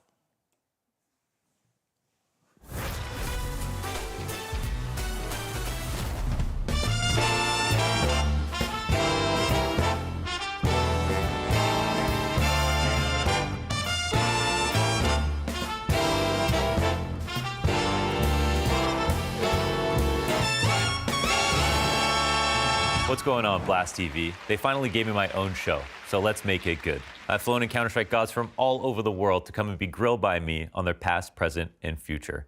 We've got interviews, great moments, and finally, all new gauntlet map made to test the skills of our upcoming guests. Welcome to your new favorite televised vacation. This is the Launders Show. So Dupree, amazing to talk to you so far, and I want to talk to you more, but first, I'd like to go and watch some clips, and then we can continue this conversation. I want to see if we can jog your memory here, so we get the clip from the demo itself, but you already recognize it, don't you? Yeah, I mean, one thing is from the skin. One is that I'm playing the op right now, and on the T side, so it's me main opping and it's against SK. And the reason why I was playing op was that the device was sidelined because of personal reasons. Yeah, it was just crazy. I'm in a situation where I need to clutch here, and I start spamming the smoke, and I just remember the crowd going crazy. Cold Sure runs through, and I just like la la la la, and then everything just went crazy. You were kind of forced op, but then you continued opping, of course, and you had a great tournament. This tournament, I had a really good tournament here, and then I thought, so easy opping. We went to a major at once. We had a discussion within the team. Device actually felt like playing a little bit of rifle. I was like, sure, I've been doing pretty well on the op and this tournament, so I'm just going to continue.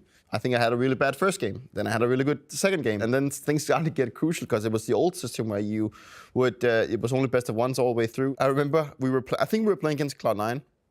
the old Cloud9 that was Skedoodle and Automatic and Tarek and whatever it was. And what happened is that I tell Device in the middle of a game where I'm not hitting it, I'm doing it. I was like, Nikolai, we're gonna swap back, and he's like, okay. And we made the swap mid-game. Mid-game. Yeah, mid-game. He gave him the op. Yeah, I was like, take the op back. He's like, okay. Yeah. And we just decided to go back to the old thing. So I started rifling, and he started playing op.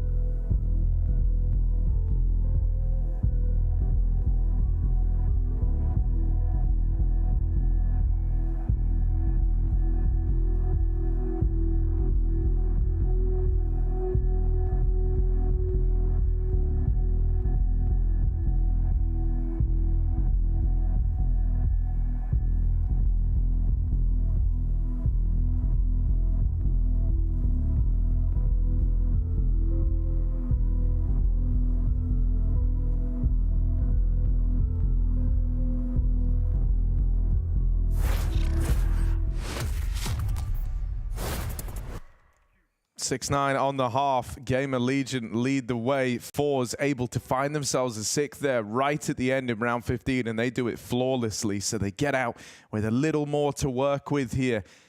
Honestly, you know, Forze have a pretty good T-side themselves on this map. So I don't think all is said and done yet on the back of this, you know, 3-round lead that GamerLegion is sporting. And I think one of the big problems is in that first half, while you were able to largely avoid some of the big playmakers for Forze, they now get to decide when and where they're taking these fights on their terms. And I think that that makes them that much more deadly here. If they can find the pistol to open up this second half, suddenly it might be on to a bit of a brawl. Lining down towards short. Shalfie gonna be the man to open. And Kioz knocked out of the round first. Result only extends this advantage further.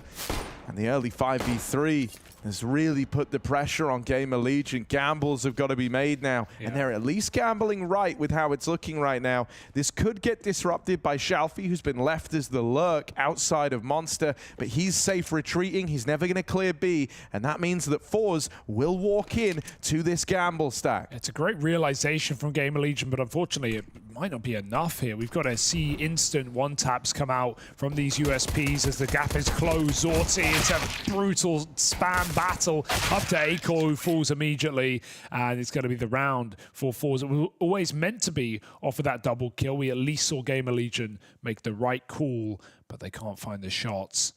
Forze now begin this game, Harry, and look to pull it back with that repeat matchup with those dominant T sides that we saw online last time these two faced on Overpass.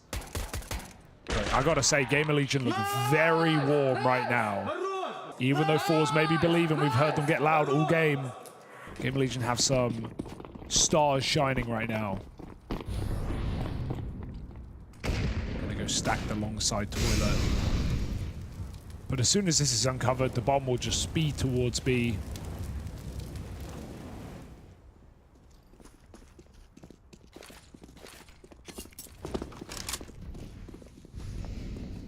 Surprised to see Acor buy a P250 here even. Oh, this is wild. Yeah, this is about to be so, it should just be a modem. But then again, you never know. Oh, in the bathroom, things are heating up, and there's Zorti to alleviate all the pressure. Hat-trick in the round, and they deal with that stack. Yep, just got to keep it as clean as you can. 3 alive, that's fine. That's enough, at least, for Forze. But here's where the real panic may begin.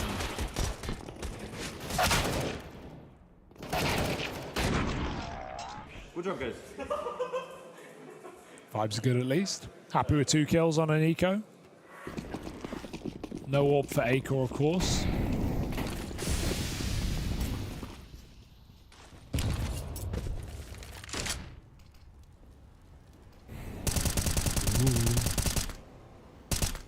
Yeah, so what's going to be important now is that, you know, GamerLegion on their CT side, they want to hit the ground running. You don't want to lose this first rifle round because it starts to give a lot of freebies over to Forze, and it's going to leave them in that power position where every round they win hits like a 2-for-1. And at a scoreline that's really closing up, that's not what you want if you're GamerLegion. If you're Forze, my goodness, you've never wanted to win a round more. This would tee them up beautifully. Ooh, the jump peek, it's ballsy. Crab will get away with it, though. He collects that info that he was being faced at long, and that's given the guys on short a bit of a better bearing for where they need to be watching here. It allows Zorti this opening kill chance, and Acor gives it to him. IAM's dropped this smoke, gonna try play behind it, and Result is fast on the trigger. Shalfie falls trying to get into B, but this is the round. It is a done deal. It's no longer worth, even with that kill down on B, it's no longer worth GamerLegion even considering this. Yeah, that's just your path to saving opened up, really. Forze are going to win their bonus round, and GamerLegion now in a tricky spot where, yeah, sure, they can get a rebuy, but it's not really the prettiest rebuy, is it? You could even, you would see a lot of teams in this position, even just eco on the other two, and just wait for your full buy in the next. But we'll see how GamerLegion decide to spread the cash, because it's not going to be a lot. That would be probably the better move. I mean, you know, they have a lot of A1S players here, so I imagine they buy. I think that's the intent behind the three, because you know, there's going to be no nades on CT side. Yeah, I mean, you know, you'll have nades on 3. So I don't know. A part of me thinks that's going to be enough, more than enough reason to get you going again. About that AWP. Like the AWP's going to, if every buy you make here, the AWP gets delayed one more round. Yeah, I just think next time maybe. Oh yeah, let's see. Let's just see. Yeah, you know, this is one. I mean, they're both options, Harry. Maui Snake would call them options, both of them, and they're going to go for the halfie. Yeah, like, so in a way, so I'm right. You know, just tell me I'm right, Harry. In a way, you know, it's like the middle ground. I'm right. You're right. Here you go. Thank you. If it matters that much to you, you're right. It does. Yeah, it really does. No, it's just getting the AWP out ASAP, right? That's the hope. That's the goal. You got Acor looking good today, especially with Zorti 17-9, as he often is. We've got this boost up on B. Maybe some recipients of it, but everyone's deeper right now. They hear those flashes. Hey, no shorts getting taken. You all stack up. What a jump for Kioz. This guy does not give a damn. Runs at them. Flies at them even. Zorti now. Watch out. Sees something. And he doesn't like what he sees. He's also got the bomb to take care of with his team so far up A. The Forze are just going to group. This is a bit of a desperate move, but GamerLegion are taking their time on these rotates. Still 3 strong on this lower site. Need to see Sui rotate soon. And that's going to be the warning sign. IAM gets completely caught off guard. Big molly. Oh, it's missed. The molly's missed. It's a very small molly, and it's a big problem. As now Isaac's given a bit more room. It's not him. More free reign. Crad puts them in boxes. So he's reopened the round for Forze. That is a huge double for Crab. What a way to make up for the molly missing as well. Trying to walk the smoke is Acor. He hears that bomb getting planted. He knows that in that moment he has a 1v1. And so leaves it to the chance, leaves it to the timing that he hopes he finds through the smoke. Acor holding, Crad is pushing, does give that one away. You hope that that hasn't let Acor in, and luckily enough, Zorti is there to hold on. Crad goes hunting for the ace, ends up giving it over to the 1v1, but it's left in a very capable man's hands. Zorti will not allow that clutch to come through. Yeah, he can do it all, rifle, pistol, and especially AWP, which he'll now have once again saved by the bell, despite GamerLegion's almost robbery of a round, right? With that opening kill, with Isaac finding a double, a missed Molotov, almost cost Forze everything. That's a pressure play for Zorti, just wide swings in the 1v1. We have the Orbs battle in middle, but Acor doesn't see a thing. Flashed off is Zorti. Spam battle at Monster. The Orb comes back to playground and Acor goes long.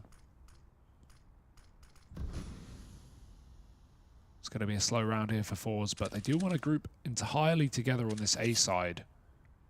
Meanwhile, 4 strong on B for GamerLegion. Acor is that first warning. Big flash. And not only does this let them close the distance, Acor doesn't really have info to just how many players are out towards long.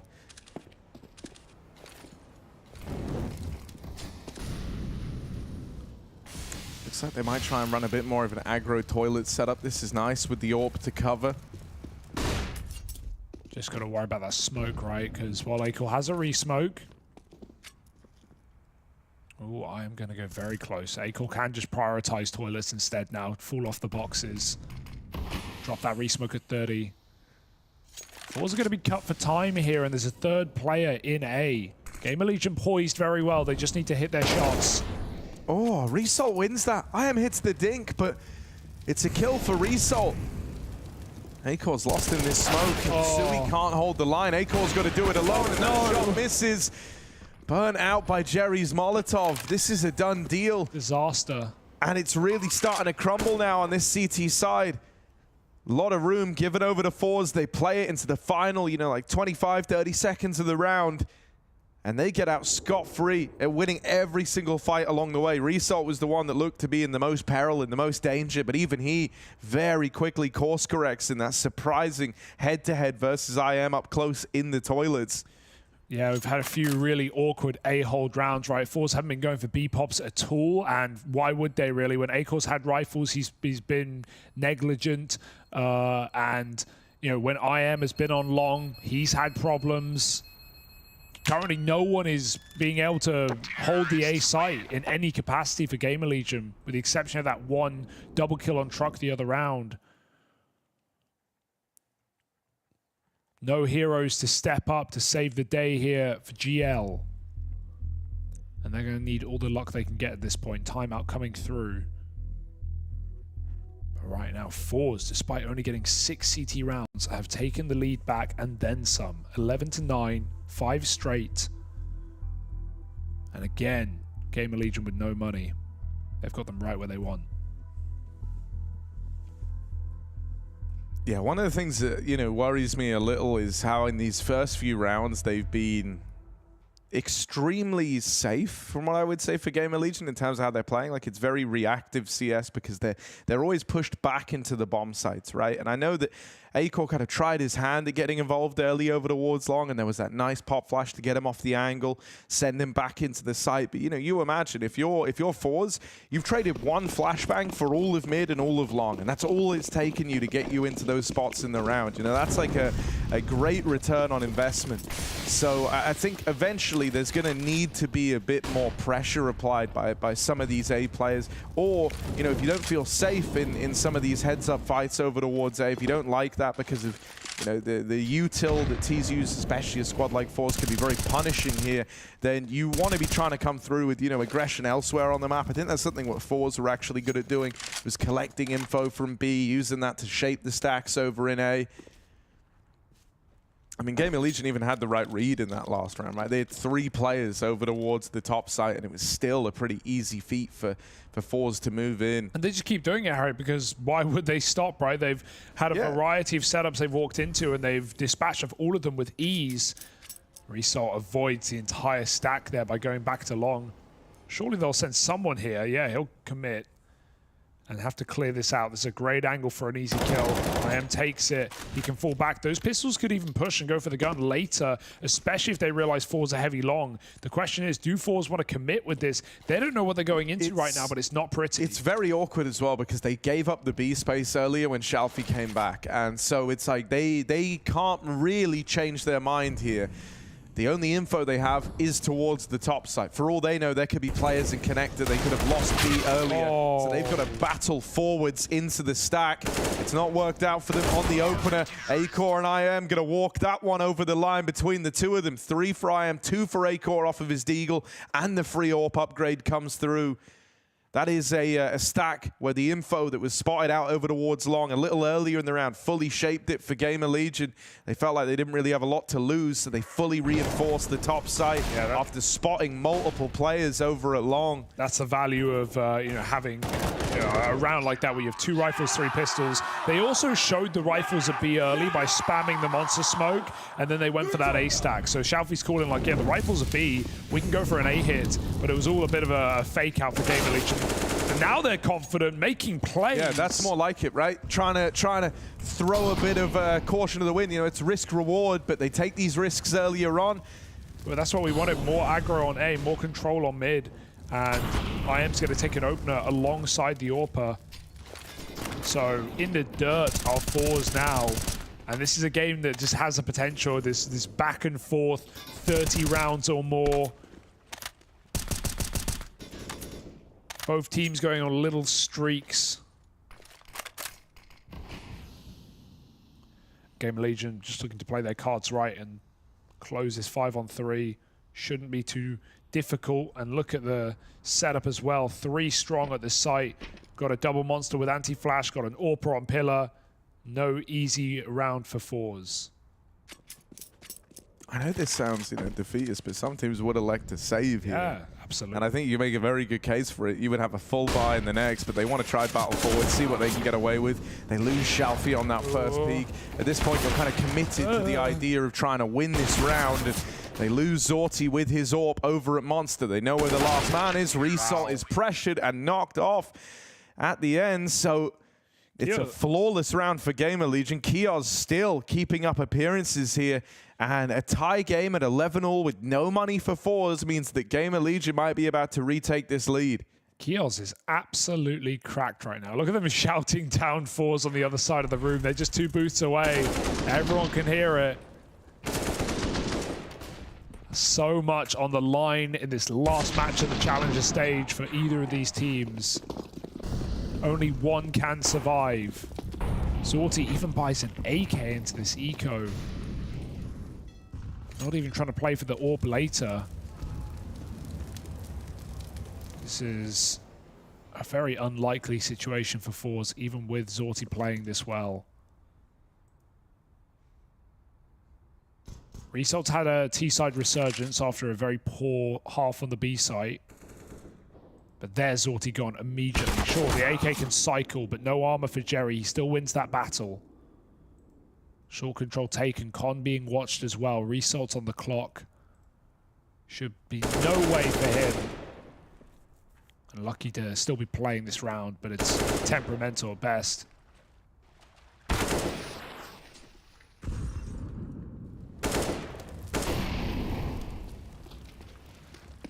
I love the leave as well for GamerLegion. They just think, why we have to. Forza grouping to take back short, but that opportunity's gone. Look at the long aggro as well. IM is coming in with the backstab right now. The round is right here for the taking. Oh, hang on. It's a little ugly in the first spray. Luckily enough, they battle forward. His teammate is run down. Uh-oh, missed shot for Acor. This could very quickly get out of hand. Sui needs to save the day. He's moved in, but this leaves him out in the open. Plant. Jerry, if he gets this, will get run down and denied. That flash is the only reason he gets rushed there. Without the flash, Sui's going to continue to hold in case it's a fake. He has a nice off angle, but the flash sets him up to go for it. So that ends up being like way more expensive than you would have liked if you're GamerLegion. Sure, Forze had like the hero rifle board up, but that's a lot more damage done their way than you would have liked, considering that the last rifle round was a 5 alive one for GamerLegion. But this doesn't matter unless Forze start to win gun rounds, because there's so much cash in the coffers for GamerLegion. They've got 2 players on 4K, 2 players on 7+, so they're not really worried about money right now. Forze need to prove it. Force need to find something, and we've got more tricks being employed. Boost up on shore, con control getting swung, and they are just making so many more moves in these last few rounds on the CT side. 3 in a row already. Acor's even waiting on short. Forze don't have the flashes for this round to push Acor back either. And from what we can see, this round already looks dead in the water. How do Forze manage to cope with this pressure? 4 on 5, they don't even have middle at the minute mark. There are so many unturned stones.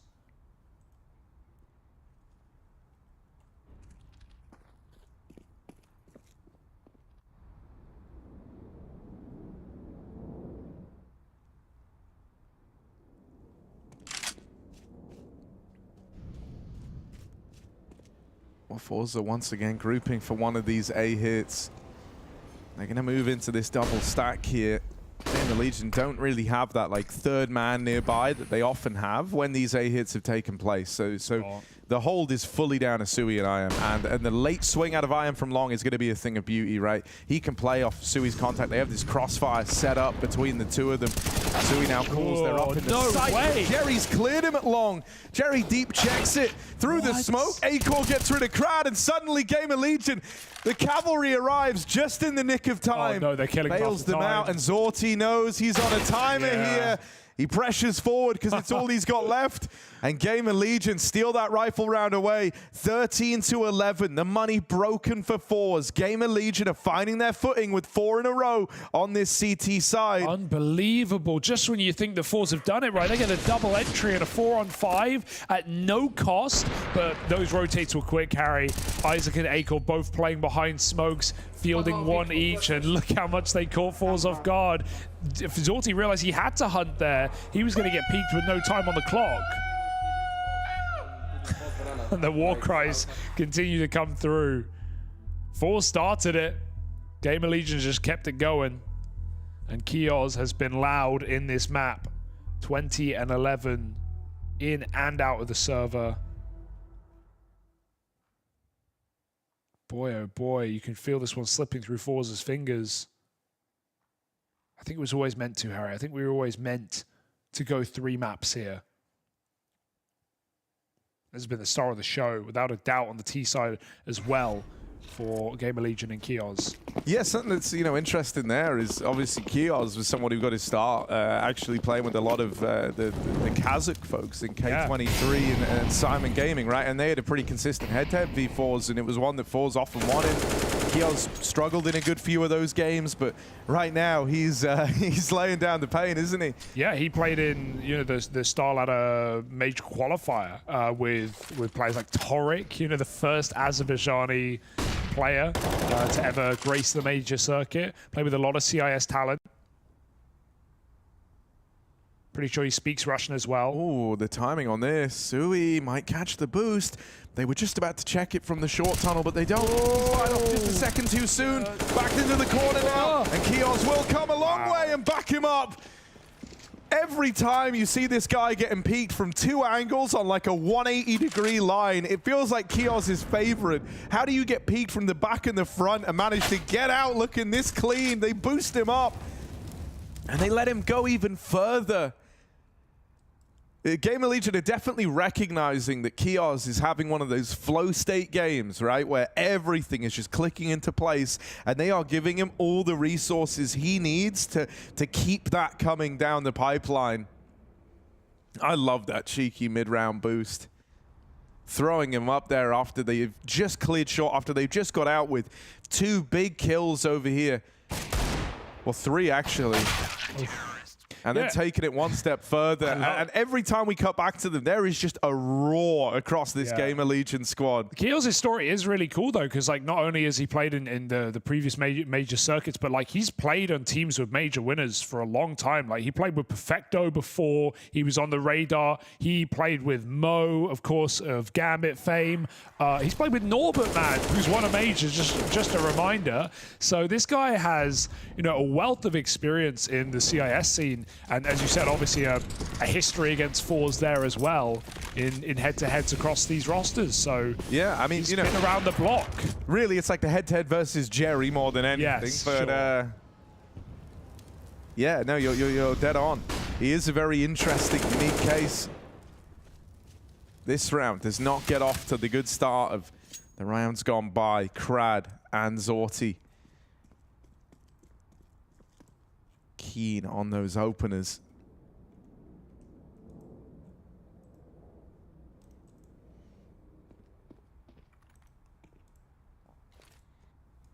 Everyone taking a deep breath for Forze right now on the edge of a lost first map. With 5 rounds in a row for GamerLegion, Forze need this more than ever. And with this gamble being employed, it might be Forze's way in after all. Crad's trying to sell this one, making noise. They would have heard that, and that's all Crad wants. Gonna go back and group for this B hit. 45 seconds. If Forze just push forward right now, they win this round and they set themselves up to continue to fight in this map.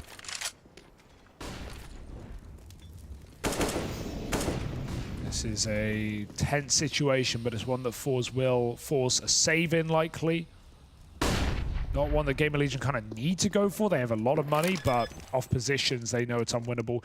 I'd like to see GamerLegion go for an exit or two here. Kios is already set up for a very good position, but Xiaofi's ready for it for some reason. Very on top of things. And Forze, they're the ones hunting now. 5-on-2. But they need their money if they want to continue. Yeah, honestly, I hope they don't hunt. Yeah. Like, they really, you know, it's cool to make this a little more punishing, I guess, but the money is fine for GamerLegion, and it will be for the next couple of rounds. So, you know, focus on building up yourself just a tad before you move into that hunting real estate. If this was, you know, their second round in a row, then we can definitely start talking about that. But for now, you'll take this, a 5-alive round, to keep yourselves in the game, to give yourself a little bit of staying power here. GamerLegion, it is not over yet. And they know that. Can never make that mistake, right? Especially not in the challenger stage. Seen some unbelievable comebacks. Hey, Forze have been on the receiving end of them with a 12-3 half over Greyhound. They fall in 30. Cows have not come home yet, Harry. Yeah, you know, Forze have been privy to some pretty ridiculous comebacks against every iteration of this team, really. It feels like something that, you know, maybe that's like a Jerry quality, is the struggle to close out matches. We've seen it, yeah. It's a bit of a different vibe when you're the one launching the comeback, right? So Forze looking to squeak away in right at the end of the game, right at the 11th hour here. GamerLegion, as mentioned, the money is fine. They're still going to have everything they need here. They have the AWP for A-Core. They've got full util kits on everyone. It's everything you could ask for. And you've even got 1 or 2 of these left in the tank if this one goes against you. One big so this is going to be a grind back into the game for Forze. Oh, even that smoke is not tempting enough. They want to go for an early B hit. That's some good spam as Isaac gets back. He's going to be very careful. Fantastic grenade, right? It's not a lot of damage on each player. They're spread. Forze going to commit. Rushing out Monster side. Flash is getting traded. There's a CT smoke that buys a lot of room, but Isaac must still move from the Molotov. And look at what that's done for Forze. They're out in the site. They're climbing over the barrel smoke. Krad can win this round with the entry right now. Oh, Kios gets wrecked by a flash, and he's not able to adjust in time. Jerry full blinds him, but A-Core rising to the occasion here. Looking him up and up. Shalfie dead. It's just Zorti left, and Sui will not let him play in that 1v3. Huge round for the captain of GamerLegion as he offers up 3 quick kills in defense of that B site. Forze Ascent packing. Every single player there for GamerLegion, they had nothing to lose. They believed in it, and everyone is swinging. Everyone is fighting. Sui's had problems individually in this map in locking down A, puts up a massive double kill to start the round, and it all just flows through for GamerLegion after that. You can see Kios literally shaking as he exerts every bit of air from his lungs. GamerLegion looking to take their map pick right now, and everything is screaming that right now. 15-12, the money, the momentum. How can Forze hold on?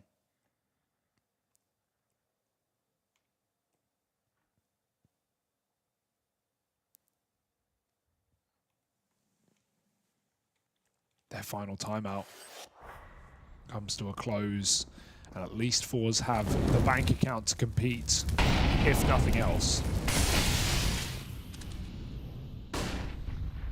It's at this point in the game where you want your unquestioned star of Zorti to really find you something to go off of. He's not been here on T-side. No, whether that's an opening, whether that's having someone else open the round and have Zorti put up something in the clutch, you need him to deliver.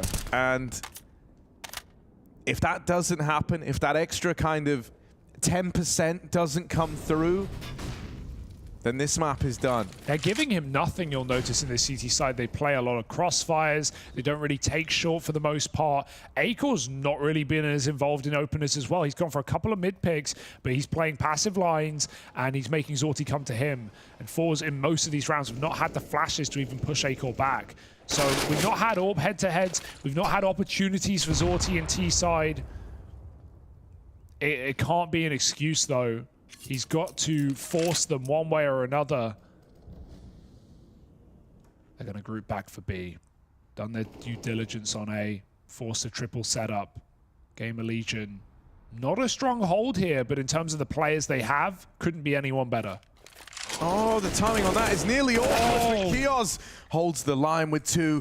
That's the Isaac bomb. Doesn't want to go yet. He's going to wait. Going to wait for them to come to him. Everyone else is rotating in, making it down through the heavens as GamerLegion do everything they can to pad out this site, to put all their players here. Time is getting away from Forze. They're getting on the bomb, but they've had to get off of it because GamerLegion are right here. And as that bomb tumbles away, so do Forze's chances on this map. GamerLegion pick it up, 16-12. They run away with their map pick. And they embark on one hell of a streak on this CT side, chaining rounds together, looking lights out. It might have opened up for Forze strong in the second half, but they successfully lock out players like Zorti. And now GamerLegion sit one map away from the Legend stage.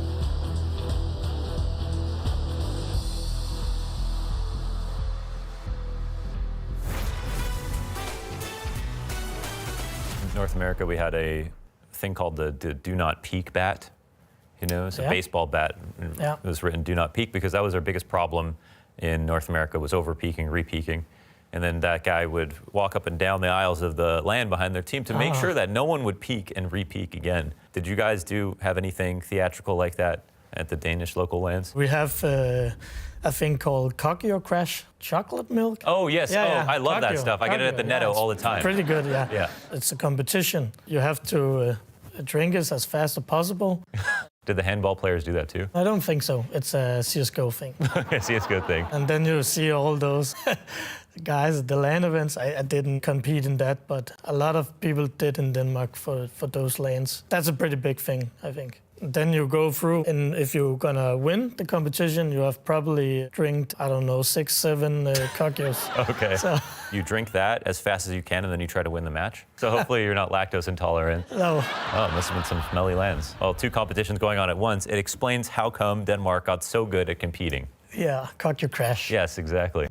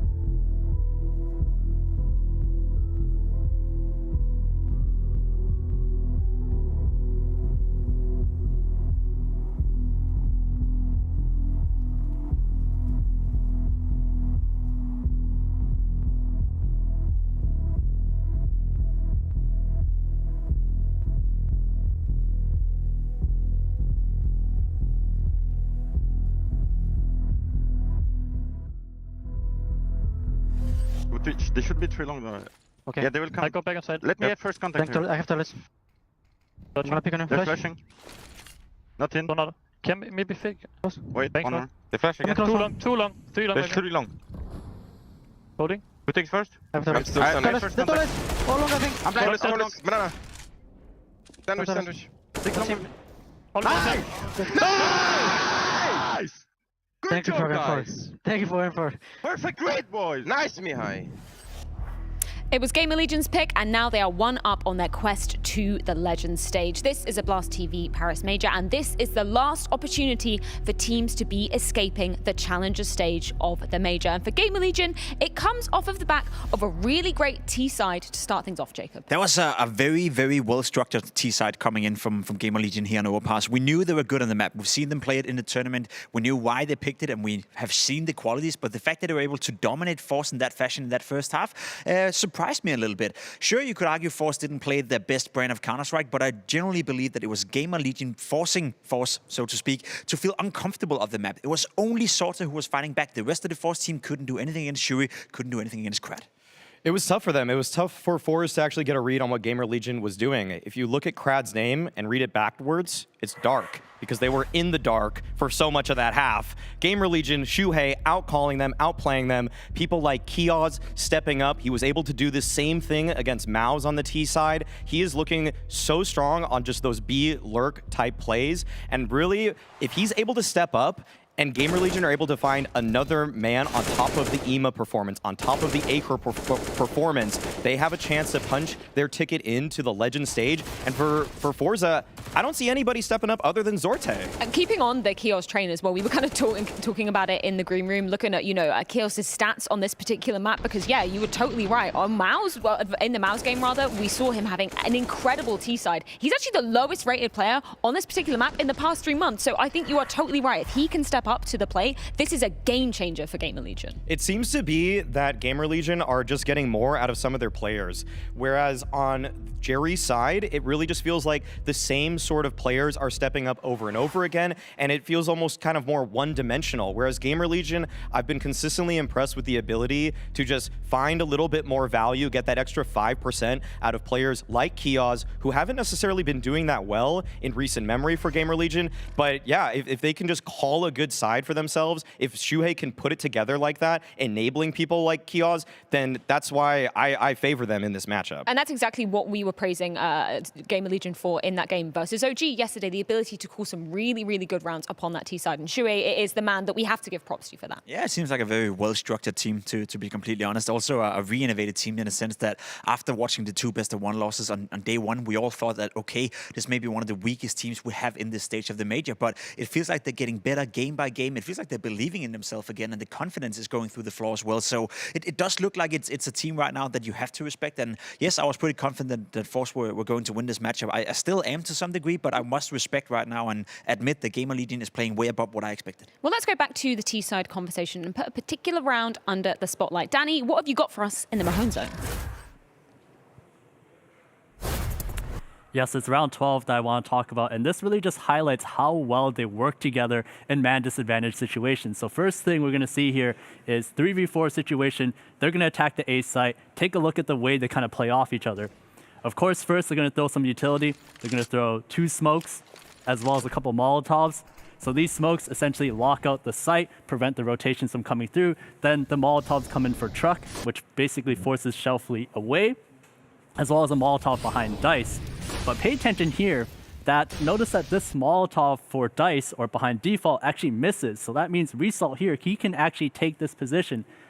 Now GamerLegion, as they approach the site, look at the way they deal with this player. When Shui comes in, he's not actually committing to this fight. Instead, all he's trying to do is bait his attention towards them. He's trying to bait his attention towards them to allow Isaac to move in from the side and catch him completely off guard.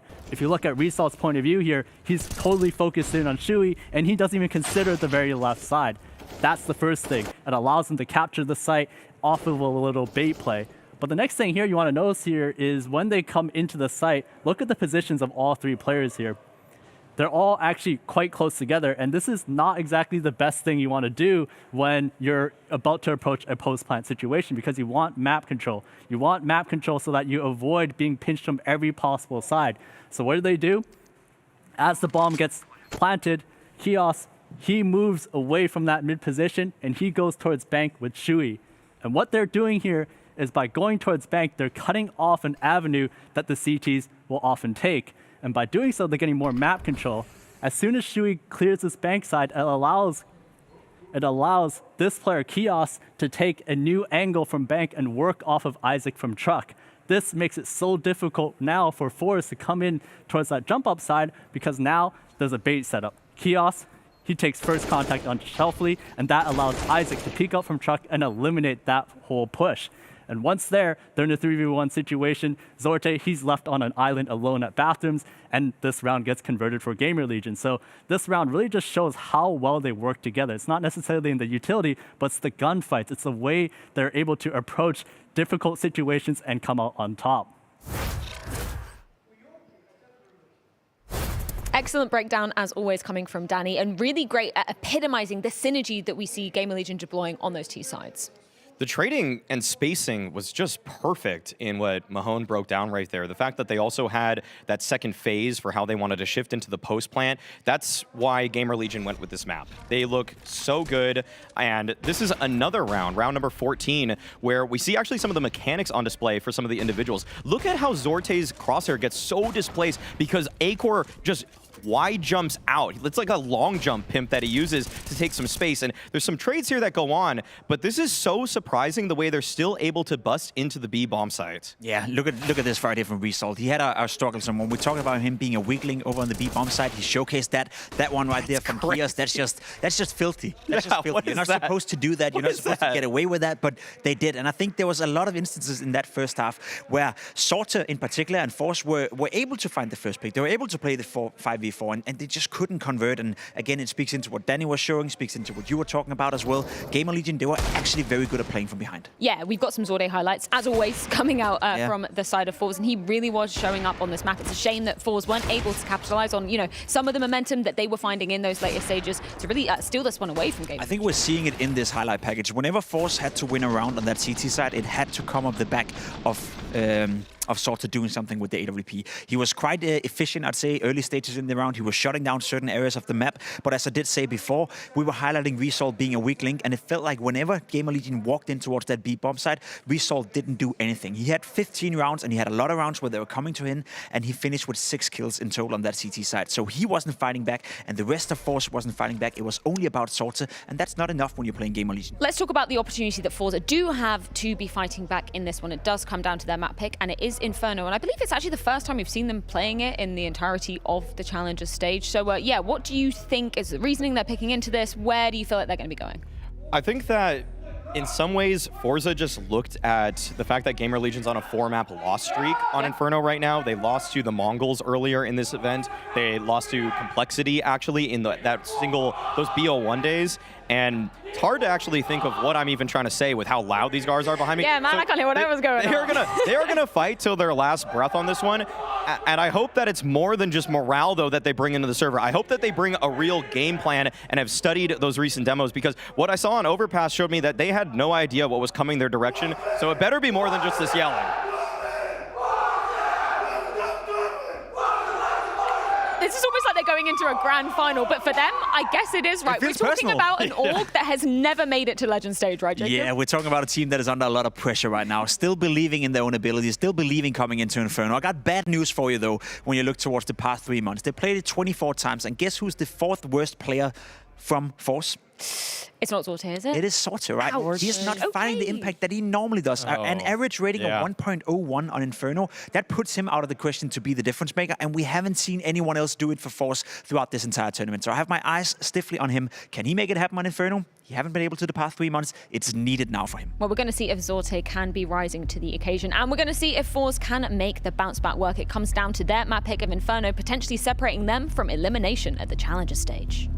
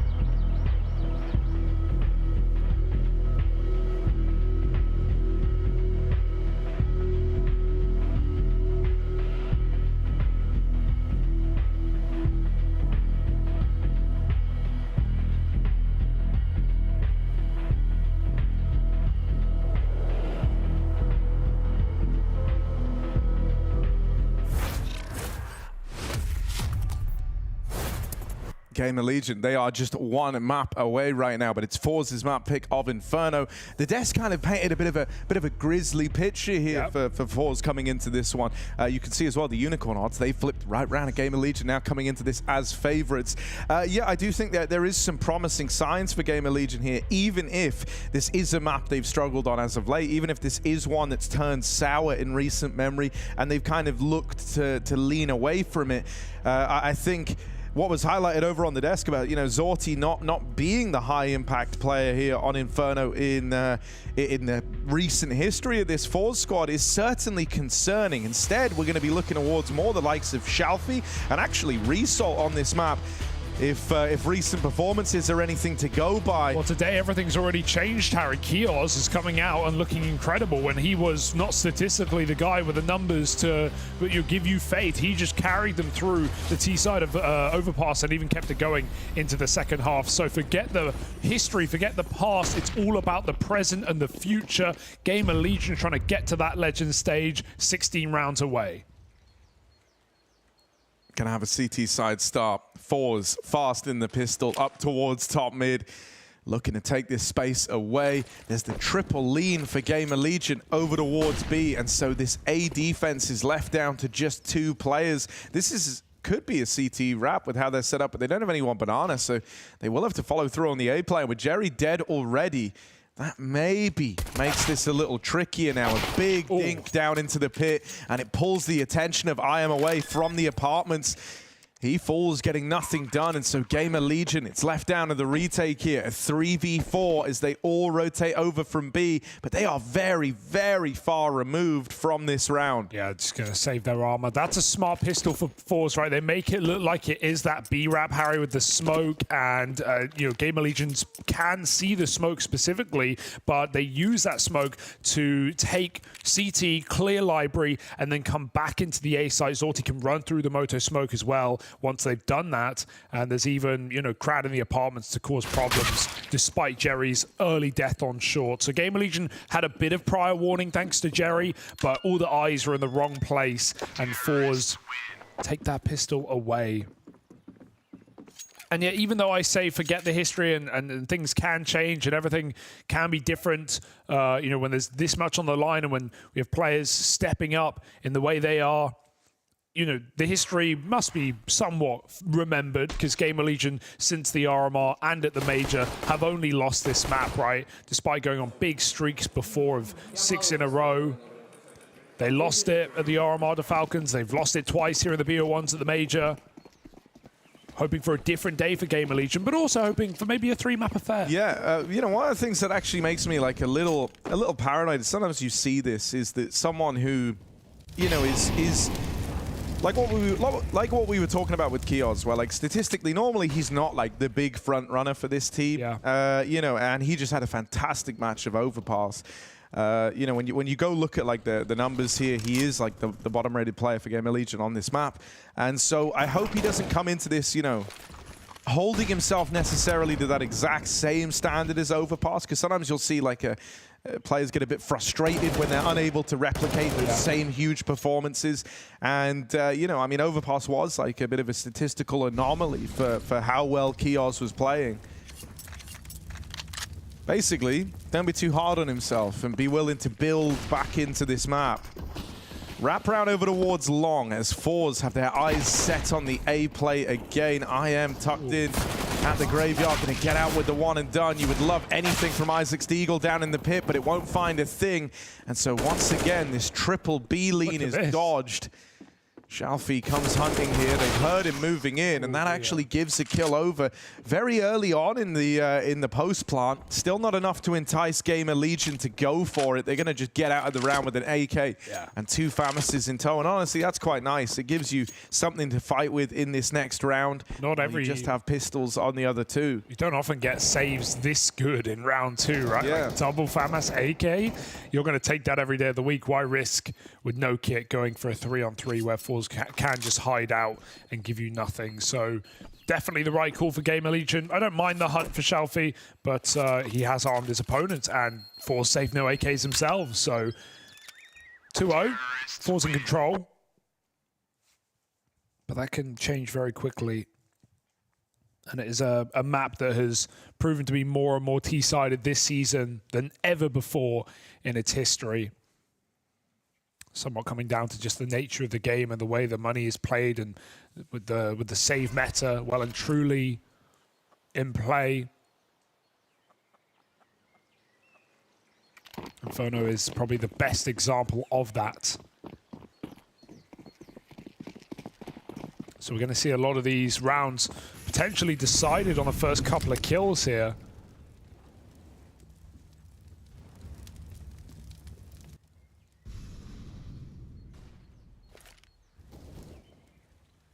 Flash ready at B.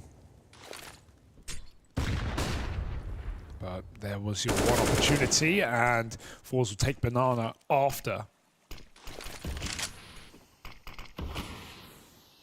Yeah, that's that one smoke dropped out over towards B. They don't have any more util left now. Up close, the dual Berettas are right here. Resalt. Oh, he's got two angles to watch right now. You don't really envy his position. Look at him having a flick between the two of them just over and over again. Big molly, though. Yeah, the molly gives him a tiny bit more comfort over in the boiler. Bomb still back outside of B, so this top mid control is a ruse. Acor hanging around on short is nice, that he doesn't completely fall back. He's going to very, very quickly get the info that no one is top mid, and so we should start seeing these rotates right now. That is a heads-up info play from Acor to recognize what was happening here. This default attempting to be established to fake out the A play, and now they're going to be left with all five in the right place over towards this B side of the map. Forze have got their work cut out for them, and the first fights don't go their way. Kios, my word! He bodies them as they try to come into his bomb site. He's holding himself to the same standard, that much is sure, and at least will be bringing the energy again. We heard Forze getting very... What word would you use for it? I don't want to use the word loud, but that is the simple factor. I mean, it felt almost like they were competing with each other, like trying to get in the heads of one another, right? Like Forze here, GamerLegion screaming before the game, so Forze scream louder, then GamerLegion come back in. There's mind games at play here, and I mean, that's the nature of the 2-2 matchup, right? Anything you can do to kind of get in the head of your opponent, it's worth its weight in gold here. And that feeling when you lose a round and when all you're hearing is screams on the other side of the room, that does have an impact. You've really got to hold yourself together mentally. That's, you know, forget crowds, right? And having 10,000 people screaming for or against you, even just the 5 players you're up against, it can have an effect. Competing is no easy task. Yeah, I think this map is going to be like the ultimate test for Result, right? Because on Overpass, you know, you can have him go a little quieter as long as someone else is there, like a Zorti or a Shalfie, to pick up the pieces and make up for it. But here on Inferno, he's an important figure within the Forze squad on this map. As mentioned, it's like him and Shalfie that normally offer up the stronger performances. And so, you know, he can't afford to go silent in this game. So we definitely need to keep an eye on Result and what he's bringing to the table. GamerLegion might look to, yeah, they're just going to hold this aggro stance at Banana. That little jump has been heard. Kios. That spot goes both ways, and Krad deletes him. That, at bare minimum, is going to pull an extra set of hands that were destined to go into this A site away. And now suddenly, now that they're wrapping all the way around through spawn, Sui is in a world of hurt. He has to be cognizant that Long has been left open, that this is a possibility. Is that going to make it any easier to deal with? 10 seconds left if Forze arrive. Oh, no. Back of the site, 1 kill on the right man. Can win you the round. The bomb is away from them, and Sui all alone up against the entire Forze squad, steals that round away. Great composure and great ability to recognize what was happening in that round for GamerLegion. They didn't have the info, they didn't know for certain, but he posed himself well rather in that little like 1v4, hides in at the back of the site and looks to win the round to time. He knows it's one of these rounds where it's not about killing everyone. It's just killing that right player as they move in. Jerry's pathing isn't great, but his teams are even worse. They're both jumping up on coffins, forcing Jerry to clear dark when he has the bomb. Like, yeah, sure, he's not going for the ideal position there, but his team completely hang him out to dry by both going towards pool and coffins. That should be Jerry's path with the bomb, and he should have cover. Instead, he's the one made to clear dark. I mean, that makes no sense. You even see in like Sui's swing, he's surprised. He's like, oh, the bomb's there, and everyone else is over at pool. Like, you know, they gave him an easier way to win that, right? I hate to say it, but in 4 rounds, you know, Forze feeling the burn, man. They're definitely feeling the pressure of this situation. That's a fantastic angle for Acor. High risk, higher reward. Result removed from the round, and we've got numbers on A still to compete. GamerLegion. I hear all of this as well. Sui knows it's coming once more. Oh, I say that. He's running the whole way, just bludgeoning into Crad. He's going to get that kill and even try and buy time here, dumping all his util. They run through the Molotov. He knows what's up, but he can't finish the job. Great damage done despite that in what is now a 3-on-4. And as long as Kios holds strong on this B site, they should be fine. This is a very up-tempo move into the banana flank, but they're convinced Forze are going for it, and they're right. This is the last thing you expect if you're Forze. You know, you've just found Sui back in the spawn. Kios is meant to be the last B-side defender, and that is not true. Now they learn about it the hard way. That is a great bit of calling there from GamerLegion to try get ahead of that CT spawn wrap, because, you know, Forze weren't in a position where they had to go B. When they've got CT like that, they can slow it down. They can wait and see what the reaction is. They can try to come back through for library into the A play. There were a lot of ways that could have ended up going. And, you know, Forze even did try and slow down for a moment there to, like, throw the information off a little bit. GamerLegion have just got full faith in the call. They root round. They leave one man inside of the pit over on A. And it works wonders.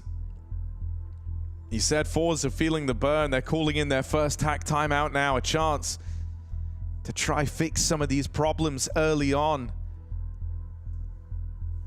Also, I love that we got that Acor kill, man. Because, you know, you'll see Oppas post up there, but I felt like a lot of the time they just missed the timing, right? Like, because normally you're getting like fast peek there. You don't want to hang around there forever, exactly. And there were like flashes streaming over the top. So Acor does really well to get out with one on that like tiny pixel gap. One of the hardest angles I think you've got, and he nails it. Oh, GamerLegion do look very good right now, though, just in how they're playing, the speed of their decisions. Yeah, and I think as well, like, the fact that Kios is still looking good makes it that much more scary, because he's not normally the star of this team. And so with him stepping up, the rest of the gang all in appearance, all looking good. It's terrifying. He stays on that angle. Why does he stay on that angle? He feels invincible right now, does Kios. He's having one of those flow state games where, like, you know, you are, and, you know, I think on some level everyone's experienced it, where you're just playing and it feels like the game is on rails. Yeah. Like, you know, you are just destined. You are reading your opponent. You're going into every fight. You're getting away with frags where you're going like, wow. At the end of it, you're like, I can't miss right now. Playing a campaign game against, yeah, AI made for him to win. 9-3. Can Forze snuff out the light that is the Legion right now? Acor missed shot the cross, but I am flashed in. It's actually a team flash awkwardly as Result tries to cross. Poor guy. He's been getting bullied in apartments right now by the Orb and now by IM. Forze are going to have to be executing B in this round. At least GamerLegion have given them banana. Double site setup. Kios and Sui. Kios ready with a smoke for Sui's position. Might even have a lineup. There's no molly yet, though. He drops it early. There's a lurk on A, but that really won't matter. That smoke doesn't look that great for Sui. I don't know how much you can see through it. Acor kills the lurker, forcing the hand at B. Into the triple Look at setup. him go! Kios doesn't even wait for the hit. He goes swinging ahead of it dry, and that entices them in after the fact. He is going full God mode right now. 11-4, and it's the way that he's playing. Like, if Oh, like that swing just goes against so much of like the Counter-Strike nature. You're meant to kind of wait for the scaling util, get given a little bit of like an idea that the push is coming. You know, you wait for them to funnel in, and then you catch them on the cross while you've got like some supporting util of your own. But Kios is like, nah, don't need any of that. I'm just going to run at them, and I'm just going to click on them. It looks like he's surprised. Yeah. Like the way his crosshair moves, it's not like he pre-aimed and got ready for that. He just swings and flicks. Swings, flicks, wins the round. I'm terrified for Forze right now in not their first 2-2 game, but maybe their last.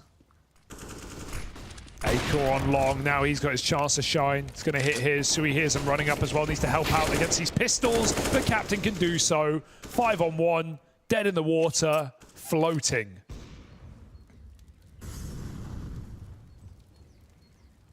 What a wild, like, you know, what a wild time for Kios to have found this form, because that really is like an X factor upon this game, an X factor that Forze is somewhat lacking, right? You can even make the case that you know, I don't think Zorti was ever like problematic on Overpass, but he didn't deliver one of those like show-stopping games that you know he can, right? And so that X factor is seemingly a little missing right now for Forze. It's not like, you know, you're looking down the line, someone like Shalfie, who I was touting as having a very important job in this map in particular, and alongside him Result is the other one. Like these two players, the two of them have 4 kills combined, right? That's the same as like Acor right now, who sat down second at bottom of the board for GamerLegion, who's 4-0. So, you know, like I'm not trying to bring the BM to Acor. He's just nailed every shot he's been given. He just hasn't had to take many. Krad's in trouble. Kios is getting flashed through. That's where his mindset's at. He hears the molly tag, and this is what we mean. The game is on rails. It was set in stone as far as he's concerned that he was going to get that opening kill.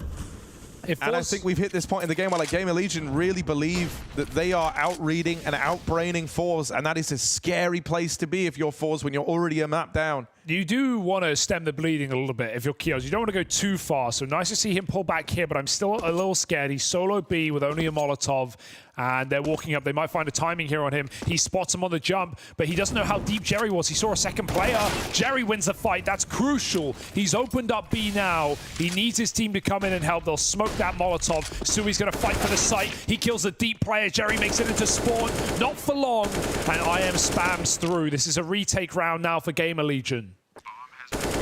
Oh, they don't slow it down. They keep trying to move forward with this pace, and that serves IM up on a platter. Acor only just joining the fray on this A rotate. Result deep, and he finds that rotate through the spawn. Acor having to do this alone. 1v1 of 1 HP on Shalfie. 1 point of health to try and break this streak, and he's still in at the oranges. Will Acor be ready for that? Shalfie has not moved a muscle from where he started this round, and Acor is not considering it. He's looking to save. Shalfie gets rid of him, and so 1 HP is the difference maker for Forze. They stop that 6-round streak, and they finally get themselves another round on the board. Yeah, not necessarily a mistake for Kios by any means, right? But they leave him solo B, and he's on the jump spot. He doesn't see Jerry. He sees like the second or third guy in. So in his head, he can wait before he throws that Molotov just to buy another extra second. Jerry gets through it, wins that important fight, and then, you know, give Forze a bomb site, give them a post-pon, and they're actually able to convert it this time. You know, I look at that round and I think that was more like well done by Forze, if anything, like Jerry taking all this space very, very quickly. Also, like great pathing up through Banana to kind of leave himself in a more obscured spot from that jump, and a few missed timings for Kios. He defo could have seen that push a little earlier, but it just felt like every time he was down on the ground was right as Jerry was pushing up. So, you know, well played from Forze. I look at that for GamerLegion and I think, hell, you know, when Kios is having a game like this, the whole advantage it's meant to bring is that he's confident in fights like that, right? So you kind of want to believe that you can leave him to anchor down that B site. Now I imagine they might get a little more measured. Oh, they run boosted Acor across, and they had the mid-peak smoke. But he's taken this AWP all the way through the apartments, and the run boost here has left him on a great timing. He's far deeper than they're going to be ready for. Forze all up through Banana. As Sui's getting flashed in, that nade will send him out of there. Physically hit him. I think if anything, you're kind of happy you got naded. That was enough to put the fear in you, and good thing he didn't stick around. Bad smoke. Forze are going to go through more likely than not. I don't think I've seen the gap yet, but that's about to appear. Jerry's trying to appear from the mist. Nade is ready. This is going to dunk someone, but Kios opts against it. Flashes start to be spotted. Oh, an awkward smoke in the middle of nowhere. Now he's cut off his rifler's angle as well. Kios has to recover this round. He's all that stands from Forze in this B site. Good shots for 2, but it's not enough. It might just be the save. They have good timing on the flank, but Akor's AWP is not the weapon for the job, and Isaac doesn't clear his corner. So Forze do convert it. An awkward util combo from Kios, even though he gets a double. If he committed with a nade, if he even threw his molly, could have gone a lot better there for GamerLegion. And so Forze, they've done right. They've broken back into this map. It looked very scary for a second, like they were going to break under the pressure, but GamerLegion's money is now starting to get chipped away at. We need a couple more in a row for Forze.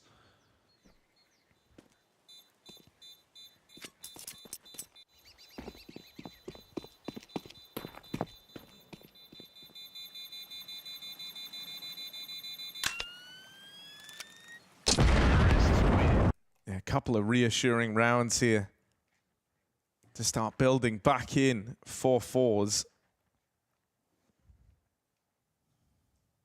And this is where, you know, for GamerLegion, this might be the time to start to, you know, not like cool off with the aggro or anything. I like the way that they're playing, but like you say, you know, just think about some of these fights in terms of making them easy as possible, right? You might be feeling it. You might have full faith you're going to win the straight-up gunfight.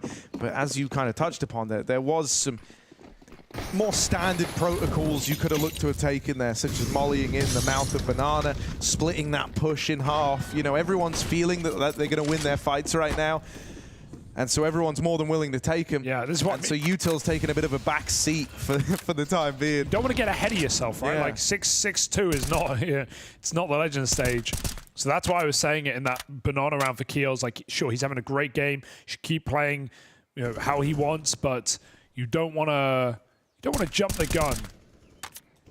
Because Forze are not going to go down without a fight. You also like don't want that fall from grace, right? Like the bigger you are, the harder you fall type idea, right? When you're having a great game and then it starts to go sour, you kind of beat yourself up.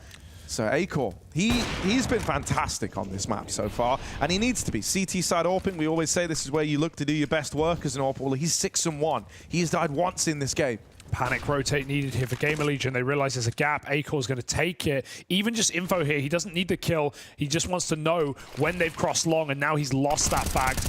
Smoke down on both sides. Kios is so low. One bullet will end his round. Jerry's up on the long side. There's a little smoke drop by Forze, but it's actually going to help Isaac out a little bit. He goes wide enough that Jerry can't spam him. I say that the second time's the charm. Back in the site. It's IM needing a headshot. The A4 does not do it. And now Forze get another post plant. They have not dropped the ball in these positions yet.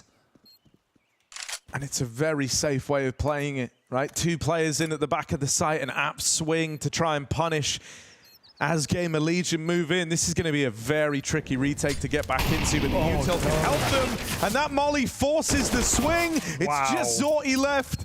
And that one piece of utility is worth its weight in gold for GamerLegion. They lob in that molly and it uproots the double setup in at the back of the site. If they didn't have that Molotov, they don't come close to winning that. The crossfires are so well established. There's so much interplay between the Forze squad. But that molly turns Forze's greatest strength into a weakness, and it forces that wide swing out of them. Yeah, that's sick from Sui. I can't believe he gets 3 kills there. He's top fragging right now, despite what Keels has done. Sui is right there with him, and it's not just the kills, but it's the impact he's been having on B. His util has been solid. He's been setting and receiving flashes in Banana. Currently, most effective flashes in the server. Second highest UD. So Sui's been up there. Ooh, that's a bit of a dangerous peak for IM. Just wide swings onto middle. And Zorti's found him with the... Yeah, I would... That is like an unnecessary mid-fight. That's an unforced error there because, you know, the best way for a T-AWP to find its impact is if you're overconfident and like over-peaking against it. Oh, They saw him. Result misses that timing, and they will catch him as he comes out of the apartment. So Forze lose that forward player. Might be another one of these wraps in towards B. They still hold bottom banana. They've got top mid, and instead that re-smoke at long is going to make them completely reconsider the CT wrap. They go all the way back, going to look to try and take top banana away. They're leaving a player over towards the top of mid, just leaving that back door open, the chance to return towards A with the bomb. Run boost? No. But it could get uprooted right now. The molly comes in early, not offered the hit, and if he fires a shot and drops a smoke, they're going to go through it because they know it's an orb. He's going to get in a better spot, though. He can actually fight for the site. Flashed off. They know there's an orb. Zorti waits and gets delivered a kill, which can force Forze back to the A site. They won't take that option, though. Still, undecided. Back and forth. 20 seconds they're committing to A. It's all on Isaac. One kill. We've been in this position before with GamerLegion. One kill on the right man could win you the round, but Zorti with such a key trade. Sui tries to play through the smoke. Right now, there's a 1v1 in the site. He's knocked Zorti out. One man left at the back. Oh, Crad getting spammed down. And there's Acor to close it. Combat AWPing. Acor, 8-1. The immortal man puts another round on the board for GamerLegion. He will not let Crad win that 1v2. And so what a fast reaction from the GamerLegion squad to piece that one together. Forze tried to remain mobile, tried to switch it up on them on the fly, and Zorti even opened with that. 3 in the round from his AWP. First kill found, the kill that opens up the A play found. Not once, but twice, in fact. Oh, you can see Shalfie almost shaking there as well, and the frustration showing on Crad. Forze, that's the first post-spawn. Oh, sorry, the second back-to-back post-spawn. They haven't converted on A. A very quick retake once again from GamerLegion will get it done. These rounds are so tense right now, and Zorti did more than you could ever ask for on the orb. 3 openers, allowing Forze to rotate back into that near empty A site. The crucial trade on Isaac behind the boxes. But Crad can't clutch up. And Sui continues to just be a monster in this map right now. What a game we're getting. And this is where like the kind of pressure of the situation coming into this. We were saying both these squads have gone 2-3. Both these squads have been a BO3 away, and that curse was going to get broken for one of them. For someone like Jerry, who's done it 3 times with different rosters, this one will hurt if it ends up going against them. This idea that at the last Global Offensive Major, with what Jerry felt like was his best team he's ever brought to a major, it still wasn't enough. Yeah, I mean, the first time he was here, it was actually Crad in the 2-2 game in Dream Eaters who knocked Jerry out of the 2-2 match and denied Legends. He picked him up, for crying out loud. And right now they're being put down by Sui. The NXT big thing. 4-on-2 now, and Forze again have the carpet pulled from underneath their feet. Kio's playing this just full wild child over towards B. Look at this. This is insane. He might just die. Oh, no, he won't. Okay. Way in for Zorti. If there were a man, it would be Zorti. He's got a molly as well. He's got options. Oh, he lobs that out straight away. So he won't have that to use in the post plant. Instead, he's going to try and win this to the fights over at spawn, but they've got util to make his life hard. Flash, smoke, it all comes in now. Zorti playing through the smoke. Hello, they go back, they check it. Dude. IM has a funny feeling about that round. What can you do? What can you do? They're even saving time to go back and get Acor's AWP. Not something they've had to save forward all too often. That's only his 2nd death in the game. And so GamerLegion, there was a moment there where you started to get nervous, but now that they're locking Zorti out of these clutch attempts, right? They're kind of the moments where you expect him to find a bit of footing. Even if Inferno hasn't been a great map for him, you expect in those clutch moments he's gonna be the X factor, and they've locked him out of it now. That's multiple clutch attempts getting denied time after time, 3 defuses in a row. And so this went from, the post plants feeling like where Forze were going to find all their successes in these moments where you get down to like the 3v3s. That was where they'd been finding all the success so far, and even that started to go against them now. Oh, look at the gamble as well. Surely they don't commit with this. Kios is left B completely as Isaac is pushed. Oh, right into Jerry, and he does well to catch him at least. It's self-fulfilling. They've got to commit with A aggro if they're playing this. But Forze are still holding their default. I love this call for Forze. In no hurry. They will go back to a B play, which will win them this round. But Resalt's keeping eyes on middle right now. Acor can make this play. It's too little, and it's too late. GamerLegion jumped the gun. We've seen it a couple of times this half, and again, it cost them. Kios doesn't want to surrender.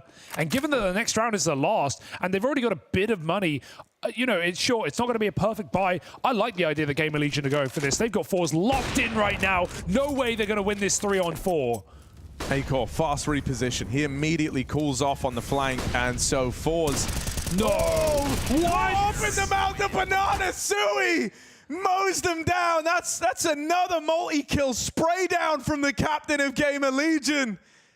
No stopping him. And he was the weak point on Overpass, right? It didn't matter. We had the stars shining for Kios and Acor, but Sui right now is the bane of Forze. 7 multi-kill rounds out of 14 played. 21 and 6 on the board as well. Like, what a play. Forze don't even have a player in double digits yet, right? Like, just to give you an idea of the stark contrast between the individuals. Sui is 21 kills deep.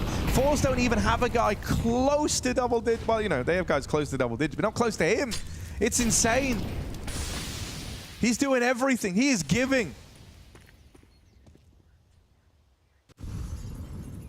This is insane. And we know Forze is a team that like to do their prep, and I have no doubt they have, but that's the scary thing when a team is playing like this, when it's all flow state. They're not even playing their usual style, man. This is different to normal. This isn't what you've prepped for. They're not going through the motions right now.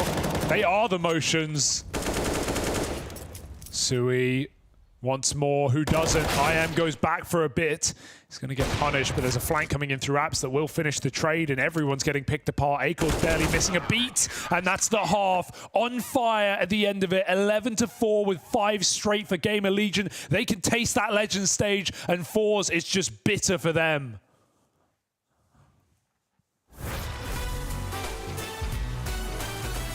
That's actually a funny story. I don't know if I should. I don't know if it's only on me, so. Perfect. Okay, I'll share. Let's go. Maybe 2 weeks prior, I destroyed my phone. So I had just gotten a new phone. It was the newest iPhone at the time. Yeah, you know, I was on my phone and I had to pee. So and you know, you see, you have the toilet as like right here, and then you'd had like a window up here, a little bit curved, you know. So you can see the bears coming. Yeah. So I was just like, I put my phone up there. All of a sudden, I hear someone, you know, like tries to, and it's Sonic, you know. I panic that I thought that maybe I didn't lock the door. Oh, yeah. So I'm standing here, my phone is up here. Yeah. I hit my phone with my elbow as the phone goes bloop. Into the toilet. So my phone is lying in the toilet with my own pee in it. Yeah. So I just immediately like get my hand inside the toilet, realizing that the phone has gotten stuck because, you know, the toilet is like on the curve. On the curve, so it's like in between. I'm just like trying to get that goddamn phone out. I finally get the phone out and I look at it. It's fine. It's working. I had pee all over my hands, in my phone, and oh my god, it was horrible. Sonic kind of also panicked because he heard from outside the door. A lot of things happened, and he was like, what did I do? And he didn't know it was me in there. Yeah. And then he said, hello? And it's like, hi, it's just me, Danny. It's just me, Danny. He said, are you okay? Yeah, I just dropped my phone in the toilet. There's pee everywhere. Oh. Pants on your ankles, lying on the floor. Yeah, it was horrible. Phone stuck in the toilet. It was horrible. And when I went back to the room to tell the guys that what I did, that was a horrible thing. Wow. It's actually right here. This is the phone. The same phone. This is the phone. So make sure never to touch that. But yeah, still remember it. Got that scent.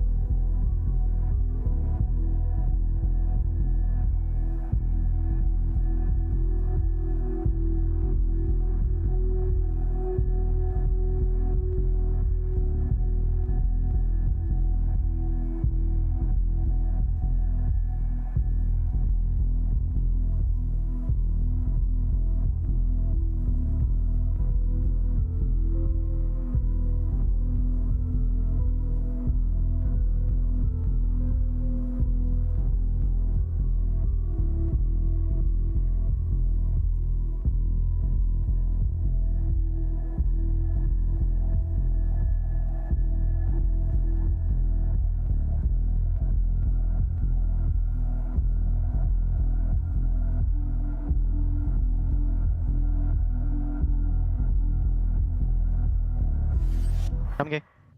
I can flash long, come sound now. Do it. Flash it now. Too short, too short. Hey, on. One long. Only two. Oh, holding you, that's all. Longer, Right, longer. Vino! Tag Vino. Where's Low.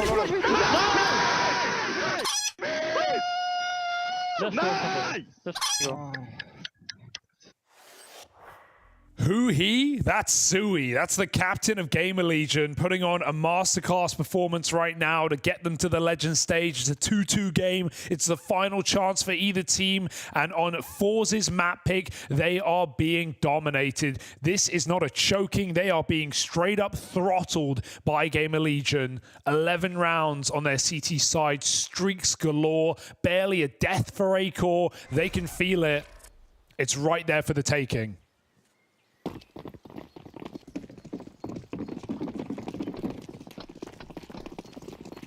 Yeah, Forze need a hero. They need someone to inspire a bit of faith here and, you know, rally the troops. There's only so much Jerry can say to try and bring you back in. You need action, not words here. Look at the if pace. you're Forze, GamerLegion fast up the short side. Zordy might be the man. 4 in the round. He is done. GamerLegion in. It's just Sui left. Careful. Sui's having a great game. Don't give him chances. Don't let him turn it around. They isolate him. They put a stop to that clutch attempt. And so it's Forze coming out of the gate swinging. Zorty, hell of a pistol round. Fantastic work. Someone who historically struggles here on Inferno, but is the star of this Forze team. He stands, he delivers. We were just saying we need that hero figure to kind of inspire a bit of confidence. Well, that is the play that's going to do exactly that. One man. I mean, that's what it took against Liquid, right? To win in 30 rounds, you know, 30 kills plus for this guy. He has been the outlier for Forze without a doubt. And with other players on this team who have struggled in the major so far, Zorty has been the one reliable piece. Shelfie flash in the middle. He is blind, but there's only pistols there. And he'll make quick work of 2. Try and grab the gun, denied. And this should be nice and easy now for Forze. Get these Glocks out of here. And so they shall. 6-11 now. It's a long road for Forze, having to pull back their map pick and even take us to Ancient. A map the GamerLegion have won 8 out of the last 10 times they've played it. It will be no easy feat.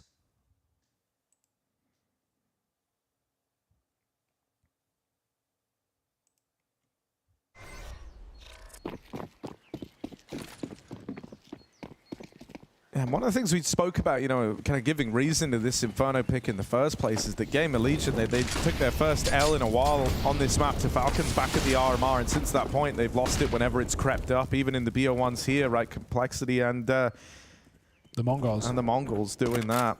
So, and what I was going to say is it's actually interesting because it was like the T sides were the more troublesome part there. So, you know, there are still ways for Forze to get back in. It's just the idea that so many GamerLegion folk right now are kind of playing above the usual level is making it a hard one to consider. But as we have like a build back in from Zorty and Resalt, you know, finding form. We touched upon him coming in. We said like Resalt and Shalfie are usually the two to really fixate on for the success of Forze on Inferno. You know, with these 3 all creeping up towards top of the board, Zorty starting to get switched online, and with him being on the CT side now where the AWP hits that much harder, there is a world where they can make this a hell of a lot more competitive. They're playing the bonus round here. GamerLegion have got a lot of room up banana, but they've been given this, right? 3 players, 4 Forze inside of the B site. They're almost hoping that GamerLegion spring their trap card. His flank will be allowed. That's the weird part. Oh no, he's going into ult mid. He's a dead man. AK is easily able to win that one, as now they hit this B site. They'll be expecting a stack, but they will disrupt it with ease. A flash through is the only way for Shalfie, but 1 kill will not cut it. And GamerLegion look for 12 early in the half, while Forze are still bonus. And they want more than that. They want every single kill. No survivors, no save. Yeah, that was the easier round of the two for GamerLegion to win, right? Because it was the bonus round attempt. We still had SMGs, we still had shotguns in play, so it was a little more limited for Forze, and that's why we see them employing that like triple lean over towards B with the info push through the apartments. They're trying to do whatever they can to like tip the scales in their favor, knowing that they're lacking the firepower a bit. Now it goes very, very dominantly the way of GamerLegion, but that was the easier one of the two. This next round is going to have all the little bells and whistles. However, if GamerLegion managed to win it, they win this next round, Forze are broke, and suddenly this series is looking over, and GamerLegion are looking to break that curse of the 2-3s. Yeah, I mean, think about this, right? Again, we've mentioned it a couple of times, but the last time either of these teams were at a major, they fell at 2-3, but it was the way they got there, Harry, that was the most devastating. Both these teams won both their BO1s. They go 2-0 up. They both choke. They both get reverse swept. For Forze, it was back at Antwerp, beating Renegades, B&E. They then fall to Vitality, Outsiders, Imperial, all in a row, barely getting in those series. For GamerLegion, same story. Back at Rio, beating 9Z and BO1, beating Vitality, but then they don't win a map against B&E, Furia, or Cloud9. Three very tough opponents worth noting in the Rio Challenger stage. And they even said in the interview today, like, yeah, this run is easier, and they have the expectation to make it. And right now they're putting their money where their mouth is. Also, I'm not gonna lie, I did the maths just fully wrong on the buy here. I thought, you know, Forze would have rifles aplenty. They're very limited in this round. They want util. And, you know, that's far from ideal. I thought they were going to have a little bit more to work with here. Yeah, Jerry's got those nades, so he's going to have an SMG.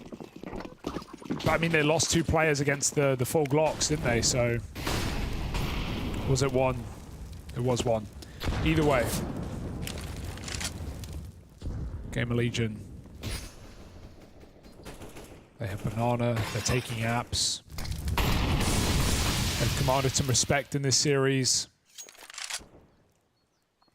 Forze have to play their setups. 2 on the short side, Zorti spotting long.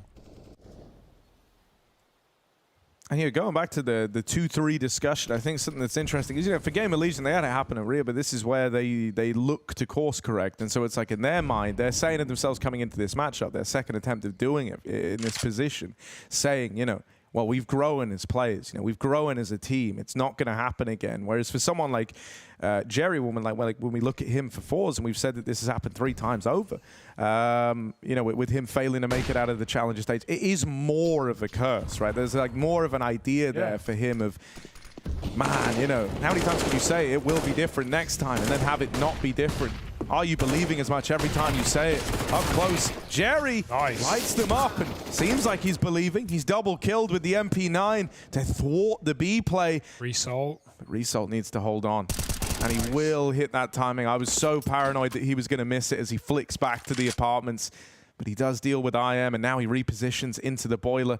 Nice change as he tries to elude capture. The GamerLegion forces out in top mid have managed to sneak past him, and they will locate him in the apartment. Shalfie down in the pit stops that bomb from running in. And so for Acor, there just isn't time to win this round. Even as he gets that kill, he was never going to win it. Forze hold on. Just about by the skin of their teeth, thanks to the captain, to Jerry, shutting out that B hit, and Result not giving them away back in on A. Scary round, that's to be for sure. And yeah, no, the way you frame it is perfect, because for Forze it is like, yeah, you can get here as many times as you want. If you keep choking, if you keep falling apart in this last game, it doesn't really matter. For GamerLegion, people didn't even expect this team to make it to Rio. And think about the way they did it. They eliminated G2 from even the RMR, man. This team surprised everyone, and sure, it hurts to lose from that 2-0 position, but a less experienced team, a smaller map pool, and of course, very difficult opponents at the time. But they held together, the same roster, and one major circuit later, looked to do what they couldn't last. I say look to because it's still under question. Forze, ooh, got flashed out. Jerry almost got caught there on his retreat. GamerLegion, they're not really ready to go. The bomb's so delayed. They're going to be split into pieces. Spacing not perfect. The Rifles need to keep this clean just for the sake of Forze making this comeback. That they will do. Oh my goodness. Over the line. 8 rounds to Forze. It's not pretty, but it works. Yeah, they are closing the gap. Slowly but surely, 4-1 since swapping over in this second half. And dealing with that partial investment with ease. Those are sometimes, you know, the hardest rounds to contain, as wild a sentiment as it is. But GamerLegion, I agree, they was pretty loose on that push. It felt like, you know, they recognized how much space they were given at Banana, but they weren't necessarily ready to react as fast as they tried to. And so it was kind of this dribble of players into the site one at a time. Nice and easy for Forze to lock out. Acor blind. Gonna open this one up. Result was meant to peek down mid and find the advantage for Forze on the back of that flash. But instead, it ends up coming the way of the GamerLegion AWPer. They need to make sure to win this round, though. They've been given a huge opportunity with that blind shot. Jerry can't hold Banana forever. He's got to use util to get out. Looks like he feels like he's trapped right now, getting jump spot by Crad behind him. They've even reinforced it with a third B. They are paranoid right now on Forze. But I don't know if they have reason to be. This is about to be an A pop, and Zorti hears it coming, but he can't stop it. Forze might be forced to save if GamerLegion just go up short. Jerry's quick flank, but they're holding it. Yeah, he's dead. Second man going to try his luck at it. Kios still on the angle, not letting up. Actually goes moving forward, and so we'll give that one to Crad. With Zorti now dead, the A play is open wide up, but that's the bomb. Dropped in top middle. Slows them down just for a moment. They've grabbed it. Krad's moved up to take this space away. Him and Shalfie still looking like they want to give this one a go. Smoked off on the moto side. That's frustrating. Lots of damage from Crad on the jumps. He does deal with IM. He's given Forze a way back in. Crad doing all he can. 3 kills in the round so far to find all these equalizers every step of the way. He will not let up. His teammate wins the fight over on short. Crad has done enough to make this one happen. As Isaacs overran, Forze cook up a round that they had no business winning. GamerLegion had that one on a platter. But a bit of reluctance to go for the A play, not believing that everyone else was coming in on that banana flank. They slow down for a moment to try and fight it. They give Crad a couple of opportunities, and that is a decision that they are going to live to regret. Yeah, that's a botched round for GamerLegion. Ample opportunity to win it, multiple chances to close it out, but some early peaks that go too far. Kios runs back down banana. IM doesn't decide to reposition despite getting hit on 2 separate spams. Sui with his swing when he has teammates in the bomb site, and even Isaac, who turns around from footsteps. I mean, everyone's feeling it there for GamerLegion. Everyone's feeling the pressure, and they call an immediate timeout. It's really awkward because I know, like, you know, Isaac's left looking a little silly in the 1v2, but I don't think you can blame him. You know, running through his mind at that point, it's all these thoughts of, like, how on earth have we lost this? Like, why is it even left down to me to win it in the 1v2? And, you know, you're worried that at every stage in that round, Forze are trying to play these mind games, so you're kind of second-guessing everything at that point. Yeah, just had to commit to one side. Had the cover from the box, still decided to fight the long. GamerLegion gonna pop out mid here.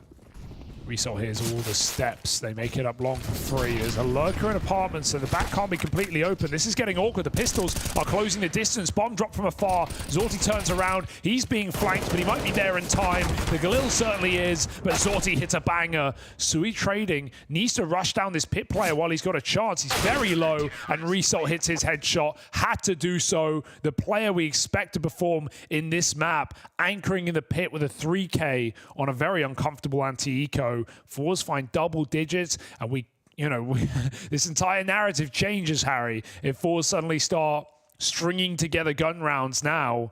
We've had 1 round of the half for GamerLegion. This felt as good as done after their CT side with some of the multi-kills Sui and Kios were putting on. But Forze have nothing to lose now. Oh, Forze want to try and change this up with some aggression. They've come through the mid-smoke. They've taken ult.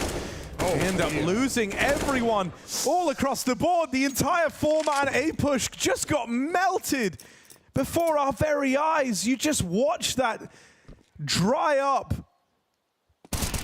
And even the missed shot from Zorti. Wow. What happened? I mean, that's not how that is supposed to go for Forze. Yeah, they got eviscerated. They got massacred. They made a play. And GamerLegion, full default. I guess Forze are expecting like GamerLegion to come in with an idea, like go for a quick banana, take a run up middle, and try and meet them there, mash them. But GamerLegion just holds strong in mid. They swing wide, and they get everything delivered to them. Yeah, they try to be very proactive, like very much driving home the idea of the comeback, and it's rare to see that cost you so dearly, right? Like normally you'll have that mid push go down and maybe you don't win it, but like you lose 2 and then you're left in like this weird 3v5, but everyone just keeps sending. Hey, on the bright side, it's like live together, die together, right? Everyone committed to the play, even if it didn't work, you know. Forze wanted to go out in a bang. If they won that, it would have been a statement to how close this game is getting. Instead, it's botched their buy and put them on one more. The thing that, that's what I'm just so nervous about, right? It's like, don't get me wrong, you live and die by the call, and you'll always have faith in Jerry. You always listen and trust in his reads of the game. But that one, this scoreline, if that ends up being the round that like breaks your money, stops this comeback from coming through, leaves you with nothing you can do, that is really going to hurt, because that's not like some whiffed 1v1. That is a call from the captain, from Jerry, from the guy who we've been speaking about with this like impossible to make it out of Challenger storyline. He tries to exert a bit of a read on the game, and everyone else has full faith in it and tries to follow through, and that's what costs them. At least they had the economical buffer to do that, lose it, and buy up full. They're out of nades, though, Harry. They've one smoke in the round, and it's just been thrown out top B. They don't clear the corner. That's a nice bait for Zorti to set Jerry up for the kill. It's going to force GamerLegion 20 seconds into this site. Krad swings. He falls immediately. Sui with a crucial entry. Resol's so blind, but Shalfie comes through with the goods. Double kill, putting Acor, the invincible, into the clutch. He's got to stick it. That Molly's not going to get respected. Fake out, chases the frag, and Shalfie saves the day with 3. Forze can forget about the prior round. They've been given an opportunity. Shalfie steals it away, and they're still in this matchup. Yeah, Shalfie does all he has to and then some in that moment. Like, it's so well done to keep composed. And that's after GamerLegion trade effectively into A. They go 2 for 2 before Shalfie starts to tear him apart. God damn. No guessing where this is going. Yeah, I mean, this is something that... Oh, he hit that. Oh. I just watched that from Acor's POV. Acor didn't even see him. That was like an all-in wallbang. Yeah, he fully shot through the door. It's a shot that Monte was doing the other day. See a lot more players go for it. Okay, triple B. The AWP is already here. You just heard it rally off. There's an elbow. Is Kim's going to bait the shot? Well, that's one way to do it. Die to it. Acor blind now. But they don't need to commit here. 5-on-4 to the favor of Forze. And a nice off angle for Result. He has recovered very well on the CT side. The triple kill on the anti-eco in pit. Another opener on A, where he survives for some time. GamerLegion. Yeah, this is just a save. This is a non-starter of a round, right? Damn. Oh, I don't like where this is. This is so scary right now. This is just anyone's map.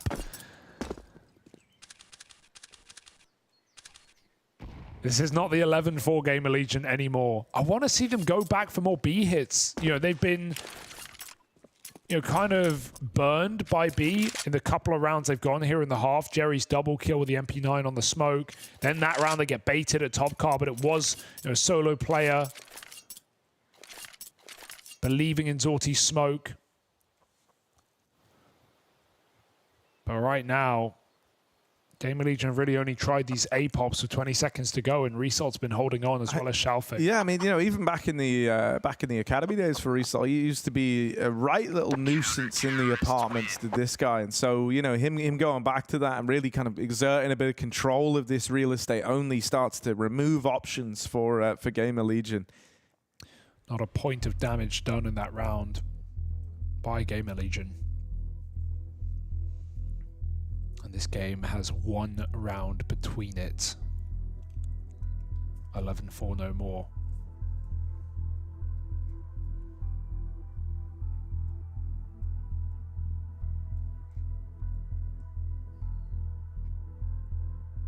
Need more from Isaac as well. I mean, he had his chance in the limelight. He had that 1v2, a winnable one that could have really, it should have ended this game if he won it.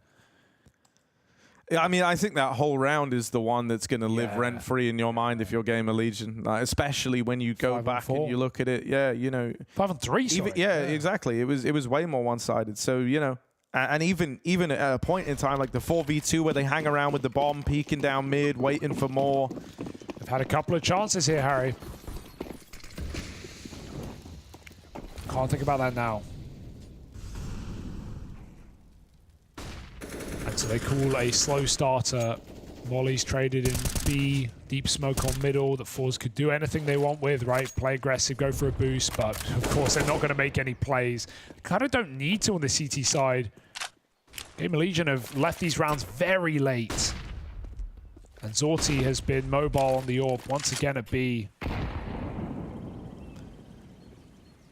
I think this is why, you know, you've been trying to avoid B since this AWP has come out, right? Like, you know that Zorti spends a good bit of his time holidaying here. He's very wide on this angle. If they double swing it, then he might end up falling, but you don't really want to risk that, right? You're paranoid that there could be a rifle here. You want the spacing to allow for like a bit of a jiggle first. And that might cost you dearly. Zorti, despite being blind, provides the opener. Kios knocked out of the round, and Jerry smokes that molly. Oh, spammed out. They hear that. And so now Zorti smoking his way, locked out of the sight. Util raining into the pit, gonna divide the push in two, and Zorti plays behind this smoke. He has the opportunity to win the round here. Out on an island, one man is up and past in the pool, looking to root in onto the coffins. So he knows. He's heard that scope as well, but teammates to support over at coffins. This is grinded to such an awkward halt. Zorti is still a threat. Look at how much fear he puts out. That AWP fires off, but Acor will get rid of him. Plant's going to come in. One chance to try to deny this if you're Forze. No one's holding for it, but the plant just goes down in time. It's Result, 1v2. They swing him. They give him the chance, but Acor holds the line. And he gets two must-win fights in that round as Acor with the T-side AWP. Oh, it's still Sui, man. He heard everything. He communicated that so clearly to Acor, who was ready for the AWP at the back of the bomb site. And then as the smoke starts fading for Acor, the blue boxes, Sui's jiggling, he's baiting, he's firing off, he's keeping Zorti locked in. And as soon as he re-peaks, Acor's on the angle. That flash was perfect to set Crad up. He goes for the planter, and they swing him together in the post. So tense, so close. But GamerLegion get a T-side round, and there's not been much of that. Oh, that's something to hold on to here for GamerLegion. They can't go lax, right? There's still this AWP in play on Zorti, and they've learned where it is now. You know that after he gets this kill, he might look to reposition. That tells you nothing, though. It's a gamble. He stays in the same spot, right? Do they expect him to go B? Do they even care? That's the downside of meeting it so early in the round, right? Is like all the options are open as Zorti. He very much gets to pick and choose his battles here. He's holding on. Maybe they think he's gone B. They've given up Banana, and they're going for a mid walk right now. There is no one on long. There is only this man in the apartments. Result, he's had a rock-solid CT side. If you've studied Result at all, you'll know he likes to do this. You'll know he likes to be here. No one's looking at it. He's only going to get one, but he gets a lot of info on that peak. He sees everyone. Zorti v the world. And Zorti makes it down into the pit. The man for the job. They're out through long. Zorti's scoped up. Down the mid. They're getting wrapped. Even though Kios deals with one, there's a second man here. Shalfie takes up position and now just doesn't need to give a fight away. He is just holding the fullback. That is his one job here. Takes a swing out, finds a lot of damage onto Acor, and there's Zorti to finish him off. Another man fed to the beast that lurks down in this pit, and Zorti is lights out. Forze back in with a round. They had 3 MP9s, an AWP and an M4, and they find it to keep this game close. To keep GamerLegion on the edge. No money. Forze are looking to tie this game up here and now. They will not let go. They will not relent right now. They were being absolutely choke slammed on their T side, but now Forze keep putting up multi-kills from Zorti, from Shalfie, from Result, the triple threat that we know and love on this team, and they are stepping up when Forze Forze need them the most. GamerLegion broke, as you say, playing for 30 rounds. GamerLegion have not had back-to-back rounds in this entire half. Only one and dones on T side. Oh, they're coming B with pace behind it. They just want to go quickly here. And this time the spacing's good. Last time they tried this, they were a little disjointed. This time they are flooding through together as a pack. Will that make it any easier? Isaac opens the round. Jerry is blind, crossing into a new box. They don't know. And so he's going to farm up another 2. His teammates move in to take the line. The AWP is set up over at Ruins. They find themselves in a post plant to GamerLegion. They get that bomb down. If Acor can even get 1 here, that's fantastic. But he dies immediately on the swing. Isaac, what a time to find his footing. He is on for the ace. 1 kill away from it. And it's Shalfie, the man to beat, moving up through Banana. Isaac knows, and he gets all 5 to find 15 for GamerLegion. Chaos just stands up. They know what that means. 30 rounds, forget about it. They've broken the money at 29. An eco rush to B. We said we wanted more BXX. We never got them. It was 20-second hits into pit. And now finally GamerLegion do it. He couldn't win that 1v2 that would have ended this game at the start of the half, but he picks up the 1v3 with the ace to boot to kick Forze to the curb. No teeth left in him. Oh, dude, it's so insane, right? Because you imagine, like you say, Isaac was the guy in that 1v2 who had a chance to make this game more comfortable earlier on. As to whether or not he should have even been in the 1v2, that's a whole different factor. But he was there and he had that chance and he's been having a bit of a rough go at it. And then on a partial buy, Tech9, the only thing he has, from bottom of the board, he ascends to the man that will be remembered if GamerLegion end up winning this. He doesn't just win the round, he doesn't just ace and do it all alone to find 15 for GamerLegion, but more importantly than that, he has destroyed the money and the morale of Forze. Look at them, they know it. That was their shot, that was their round, that was their chance to make this happen. An immense comeback to take us to a 3rd map for Forze, and it may not be down to them at this point. GamerLegion, a round from Legends, a failed opportunity in Rio, a reverse sweep. And now just 5 men stand in the way. 3 pistols, 2 MP9s. And every player with their moment in this map. Oh, dude, I mean, it's still nerve-wracking, right? Because at the same time, like for GamerLegion, the anxiety plays a part of this. The fact that they can feel that they're right there, it's a feeling that, you know, it's all kind of dawning on them now that they are just 5 kills away from realizing this dream of making it to the Legend stage, of righting their wrongs from the last major. And with that comes a great deal of anxiety. These are not, you know, super proven players. Whether or not they can deal with that, we're going to have to wait and see.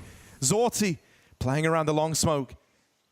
Oh, spam comes through. He doesn't know the full numbers in mid yet. He hears that reload. He knows there's a man in this corner at least. That's something. Only 3 strong inside of the A site. If GamerLegion are good with the trades here, they make it in. They are very, very deep. They run down that man in the site. No trade found immediately. Sui dead. Shalfie still alive here. Will get dealt with by Acor. And with Zorti dead, all the players you had to worry about that were holding this side of the map down have been removed. They can feel it. GamerLegion 2 kills away from doing what they couldn't in Rio and making it to the Legend stage. Relegating Forze as a challenger team forever throughout Global Offensive. Acor down in the pit. His aim's got to be true, and he nails the shot. GamerLegion have done it. And in this moment, there's not the screams anymore. It is just too much. It's elation. It's relief. They can't believe that they've done it. They said to themselves that they'd grown, that they'd gotten better since Rio, and they show that in the server today. Yeah, unbelievable feeling of just all that pressure, all that tension releasing, and GamerLegion do it this time for Forze. That is heartbreak for Jerry. Third time is not the charm, and once again he has fallen 2 and 3 in the challenger stage. That one has to hurt for the guy on your screen, Zorti, as well. Put on a monstrous tournament, the second highest rated player of the entire challenger stage so far, but he can't even carry his team over the line. Some of those late rounds were unbelievable, and GamerLegion, relief and legends finally.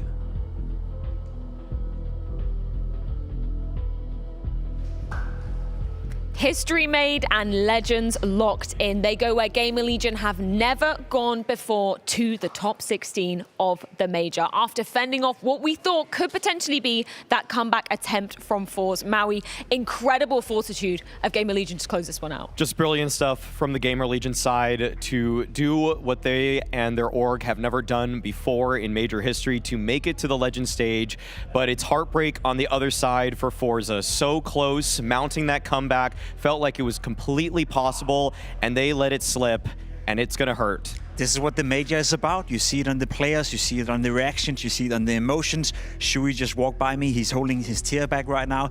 Everything is at stake in a game like this, and you could feel that on the second map as well. It was back and forth, it got a little bit, I wouldn't say the quality of Counter-Strike didn't went down. It just got very, very nervous from both teams at the later stages of that game. And that's what the major does to you. When you come so close for that, it was cool to see GamerLegion keep their calm, keep their coolness. Whereas for Forze, they lacked a bit of that clinical finish that we've seen from them before, just not today. You could understandably see the jitters from both sides of the equation, right? You're in that 2-2 matchup and everything is at stake. And unfortunately for Forze, not making it through to the legend stage to round off what has been a decade of CSGO. Let's head on over to Dinko to get some departing words from Jerry. Third time here, Jerry. Third time in the 2-2 game of the challenger stage, and another loss, unfortunately. Talk me through what's going through your mind. In my mind is that you should just never give up. 3 times, it's everyone say that 3 is some charming word, like charming number, digit, but I will not give up. Let's just say like that. That's it. Won't be saying Jerry give up anytime soon, but I want to talk to you about maybe something that went wrong today.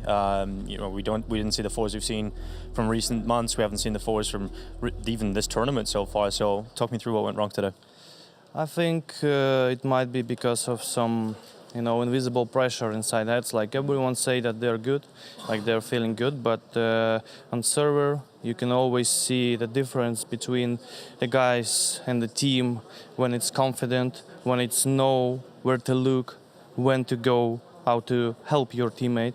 And in this game we had only one piece of that. It's like where we can look, like that was it. But exchanges, clutches, finishing comebacks, we were bad at all of those. So that's logical conclusion, the score we have actually, and that we lost 2-0. That's the same.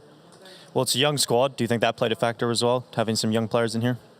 Of course, I can say like if you're going to the first major, you go to the legends with the first time. That's pretty good. I mean, if we could have done that, that would have been incredibly good for him. But it seems like there is always some, as I mentioned, invisible pressure, some overthinking, over thoughts, over peaks, and not taking the 100%. Situations, not taking 100 from them. Like we were barely taking 45 in my opinion in this case, and that's everyone's fault. No. Once again, commiserations, man. And well, third time not lucky for Jerry. It is the challenger stage exit for Forze. Thank you very much for that one, Dinko, and some apt words coming out from Jerry as well in what is a crushing situation when we're looking at his tenure of his career, not managing to make it to a legend stage. That just has to be the most bitter pill to swallow for him. It's the third time in a row they go through 2-3. It's the third time in a row they come so close. And I would even argue at this tournament against GamerLegion, on paper, Forze were the favorites as well to win. And I can understand why Jerry is feeling very hurt by this situation right now. It's not a nice feeling. It's probably the worst you can encounter as a Counter-Strike player. I've been there myself 6 times before, exiting the group stage before the playoff, and it just sucks, man. It just hurts. Yeah, and I think a lot of us are feeling for the guy whose name we just had on replay. The Zorte performance was so special in this. Seriously, everything that he gave to this made and gained so much respect from the entire community in CSGO, and it's really just so brutal to see him fall away like this, because you would have loved to see if he could punch above his weight and continue that fight against some of those big hitters that would have been awaiting him in the Legend stage. We're talking about a player that we were literally throwing into the name of, you know, contention for the MVP title, for the Challenger stage, right? Up against teams that have already qualified for that Legend stage. We were talking about Sorte coming in today, but we do need to talk about the team that are going to be progressing on through to the top 16, rather. GamerLegion, they get the job done today. And man, props to Shui for some incredible calls and some incredible individual form throughout that entire series. Very heroic performance coming in here on Inferno. Like, we were sitting and watching it in the green room. The CT side, the amount of triple kills Shui got throughout that series, fantastic. The calling, as you said, was spot on as well for the vast majority of the series. So yeah, well done to Shui, and well done to GamerLegion for pulling it back after an abysmal first day at the major. The 2 best-of-1 losses, I was thinking to myself, okay, GamerLegion, you come into the tournament, you lost 4 online games in a row, you then start off the major by losing 2 best-of-1s to teams that you on paper are supposed to beat, and then they turn it away somehow, some way. I think it's very impressive, and a lot of that credit goes to Shuhei and the team environment, I guess. You could feel the fire, you could feel the passion from the moment they beat Mousesports. Well, before we do continue on with our conversation, let's go ahead and check in with the winners. We've got Kios on the mic with Dinko. Yeah, I'm here with Kios. Congratulations, first of all, getting through to Legend. You've been here 3 times in the 2-2 game. First in 2019 in Berlin with Simon Gaming, then in Rio last time around, but finally on the 3rd time, you're through to the Legend stage. Talk to me how that feels. That's exactly what I was thinking about. I didn't make it 2 times by losing 2-3. This time I made it for the first time, and I'm so fucking proud of this team.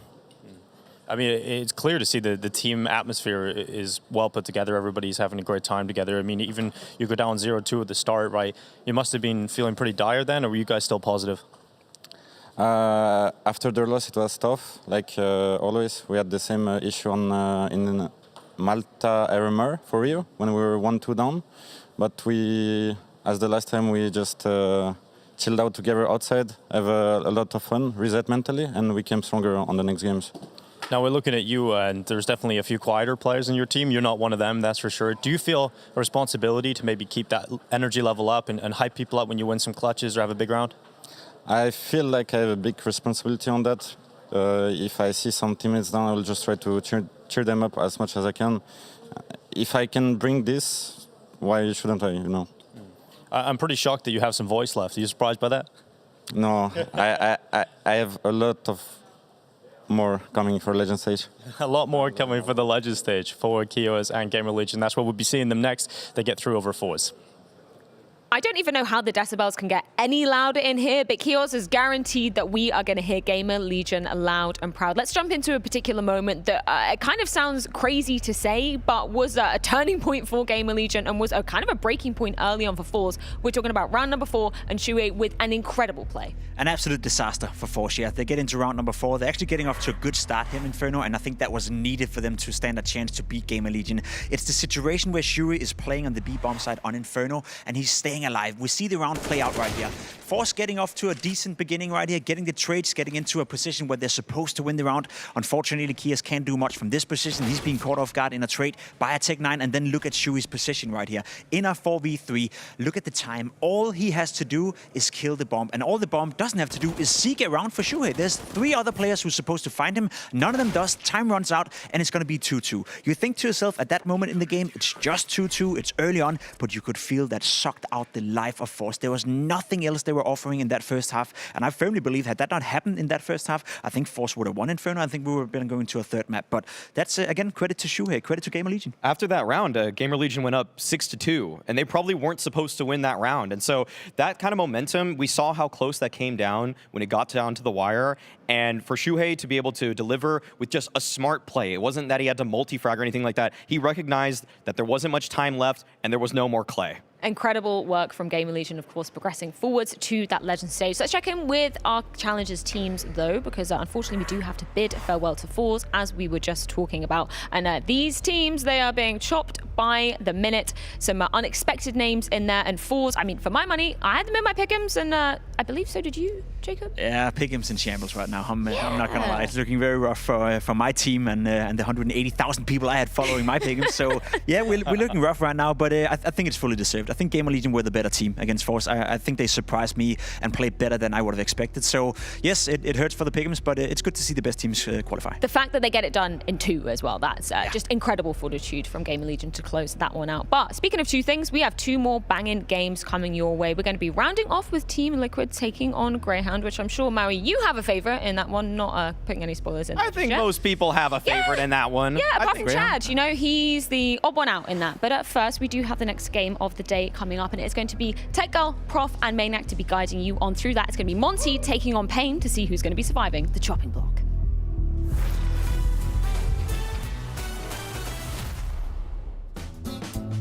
I think it has to be last 4 finals, I think. That's 4 finals in 2021 in Copenhagen, in Warrior Arena, with the last dance of the French team. That was like so fun to play. Just we did the final against Navi. We had a lot of fun moments playing against Australis just before in semi-final. Like just, I said that a lot, like just making quiet the crowd. Yeah. It was pretty fun to be honest. I just had a really good moment back in the day when the French team stopped at some point, and we had that World Final in Copenhagen. I remember I didn't want to cry, but it came out without like asking. It's still emotional for me to talk about that because that was a really good moment with the French the team, and most likely with Xtaz we had like a really good like chemistry together, and we did a lot of things, good things together. So, but yeah, it's a good memory.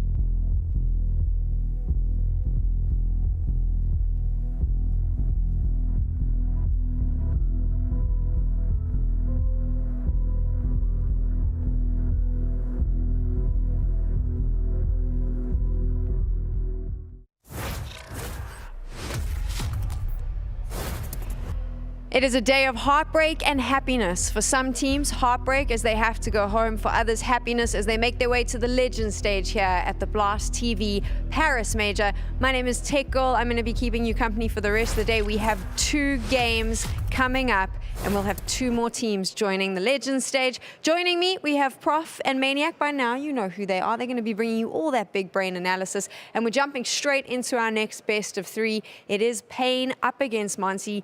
For me, Monte has been the surprising team of the challenges. They've really performed well. And of course, Boris has basically stamped his mark on CSGO. It's the end, but he's making sure that moving into CS2, everyone's paying attention. Yeah, he's definitely making a splash. I think this today is the test that I had been waiting for Monte. I've had such a hard time quantifying them properly because they've played a tremendous amount of Counter-Strike prior to the major. In fact, I think they played the most maps in 23 amongst all the participants. But a little part of me, the sarcastic part of me, is like, 75% of these results mean nothing to me. I don't care about that. But today we are day 5 or day 4 right of the challenger stage. It's 2-2, everything's on the line. And this is what I get to see what they're made of. Yeah, 161 maps in 2023. Damn! Playing so many of these online cups that they became the top 10 teams in earnings for this year. So they have earned more in prize winnings than NIP, ENCE, Furia, all of these teams that are attending all of the big tournaments. These guys are grinding online, and it's showing, it's paying off. We saw at the RMR that they managed some big scalps, but now we're going to see them under pressure, right? This is the last match elimination match against a pretty good team. So we really need to see Boros deliver. Is he going to crumble? Is he going to be able to do the same thing that he has been doing so far? Today is an exceptional day for any player in Counter-Strike. And if anything, the first series we've watched is a reminder of that. The amount of pressure and tension that there is. We can't just say, hey, Boros is an amazing player, so he's going to show up. No, that's not a given. We're yet to discover in such situation, are you going to show up? We saw Zorte with his hands on his face. It was very humbling in a way to see the Forze guy leave the floor, and the test begins for both these teams right now. You mentioned all of those games that they've been playing. I think that might be the benefit to Monte. They've got to know their teammates. They know everyone. For this organization, it's the first major as well. So playing all of that leading up to this is going to make you a little bit more of a cohesive unit, maybe? Of course, and I think what Maniac was talking about, this is not a game where you see perfect Counter-Strike, but we're going to see some scrappy rounds. But in those scrappy rounds, it's the reps, it's the knowledge of your teammates and how they react to pull off the upset, the clutch, the 2v2, the 3v2. We actually saw Pain, for example, yesterday kind of struggling with this exact thing, and that's why I think Monte could have the edge here. And this is where there's space for individuals. There's space for fantastic plays, and Boros has to be the top of the talk for that. He's impressed everybody. He's basically took 2023 by storm, and I think in this tournament, the least we can say is that he's upheld the expectations, the crazy high expectations that we have very quickly fallen for these players. I think we are unreasonable as a community. We just see this man coming in after Boros one 130, this is normal. That's like, unreasonable. It should not be normal, but it is. Exactly. And I refuse to say that it is normal. No, it is fantastic what he's been doing. And as you say, dirty Counter-Strike means mistakes, means possible clutches, turnaround situations. Boros can shine there. Is this his audition for another team? I mean, is this the opportunity for him to really show? I'm pretty sure some people are already knocking on his door with the CS2 coming, with a lot of teams struggling. We already saw a team like Mouz, for example, crashing out. They're a team that is always looking for a new talent, someone new to sign up. I'm pretty sure he's already on the radar, but actually doing well here, that means instead of Mouz, maybe it's ENCE, maybe it's, maybe it's FaZe. They're deciding on contract. So yeah, he's playing for his contract. No, look, joke aside, he's obviously something special, and I think he has proven that already beyond a certain level of doubt.